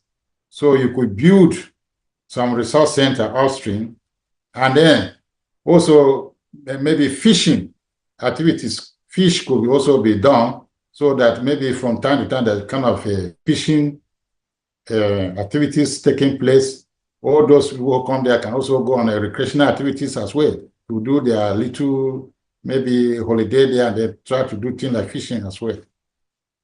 But presently, I have not known of a very good one that is there. From these particular potentials, from this blueprint, we see a whole lot that can come out of the river basins. Out of the entire 12 of them, none is exempted. But now let's look at ourselves and ask ourselves this particular question. If we have to market the river basins, from your point, because if Nigerians are aware that this is an opportunity, this is a blueprint, and we have to market it, how do we start? Because it's not just going to be an activity left for you that is heading it. I have to get involved. The next person has to get involved, and we should all market it. So what will you tell us on how to market this particular project? Of course, the first thing is the land potential we're having, because most of these river basins, they have their own peculiarities. There are some river basins that have a very good potential of farming rice. There are some that have potential of farming maize. There are some that have potential of farming tomato. So for all those ones that we have, and we know that these are the needs of the people now, we could also advertise those lands available for these commercial farmers to come in. And then the dams potential we're having for hydro that are yet to be explored, we could also bring them up. And I believe the Nigerian government, through a World Bank, is undertaking what we call SPIN, Sustainable Power and Irrigation Project in Nigeria, which they are trying to bring out with the cooperation of, in collaboration with the Ministry of Power, Water Resources and Sanitation, as well as Environment. They are trying to have a water resources, master plan for hydropower. And then for every hydropower you develop, there's a potential of controlling the irrigation downstream, because it is a renewable energy. The water is not consumed. As you generate the power, the water is passed downstream. So if you construct a dam that has a hydropower potential, the river that used to be dry for some time, if you are releasing that water, you have a particular determined amount of water that go downstream, which could be used for irrigation and other industrial use as well. So that is another way to advertise some of this potential we have. So if we have a package of all those, already we have a water resources master plan for irrigation and various dams, and then you have a hydropower master plan. If they have that one too, then most of the investors could have it at their tip, because it will not be in the domain for all the investors to be able to see. And then we will have the kind of incentives for the investors who comes to invest in this, because if an investor comes to invest in any irrigation project, he may also have to set up a factory to offtake some of this product he's going to process. And then the people there also have a benefit of also participating in this factory being established, or industry, agro-allied industry within those areas. So I think by doing this, we can woo a lot of investors to come into this the vast potential we have in our various river basin. Thank you. Thank you very much. Thank you very much, Engineer Caleb. You've made this beautiful evening look more flashy and more better. I want to say thank you again for making sure you connected back to this particular program after what happened sometime last week. It's been a pleasure having you, sir. Thank you. I'm great. I hope next time when we call you, you will also answer us, and maybe if possible, we will be very close to you, not just from the studios. Thank you. You're welcome. Forward to that. To everyone that has been part of this particular program today, is more of an educational kind of program. Whether you are aware, whether you are not aware, now you know. This same message, you need to pass it across. The potentials in this country abound. We have no excuse to be poor. We have no excuse to wallow in lack. We have no excuse not to farm. We have no excuse for our tourism not to work. We have no excuse for powers not to be on.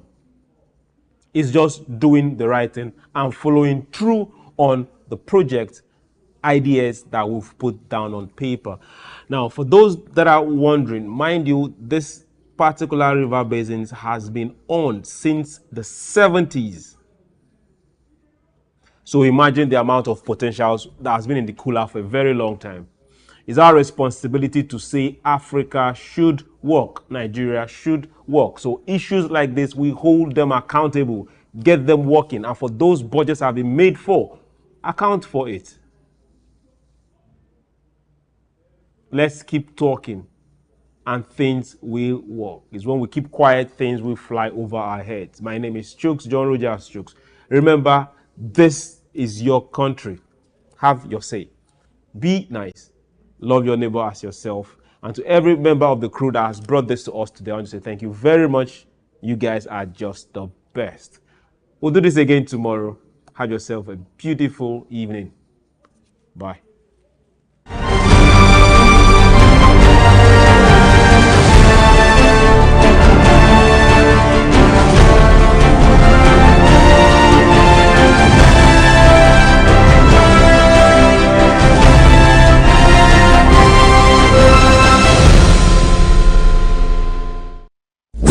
Just what you need right here at Femi Wash Media. Call it the Midas Touch and you wouldn't be wrong. Let us record, produce, mix and master your audio like nobody does. Reach us on our contact today for the best quality job.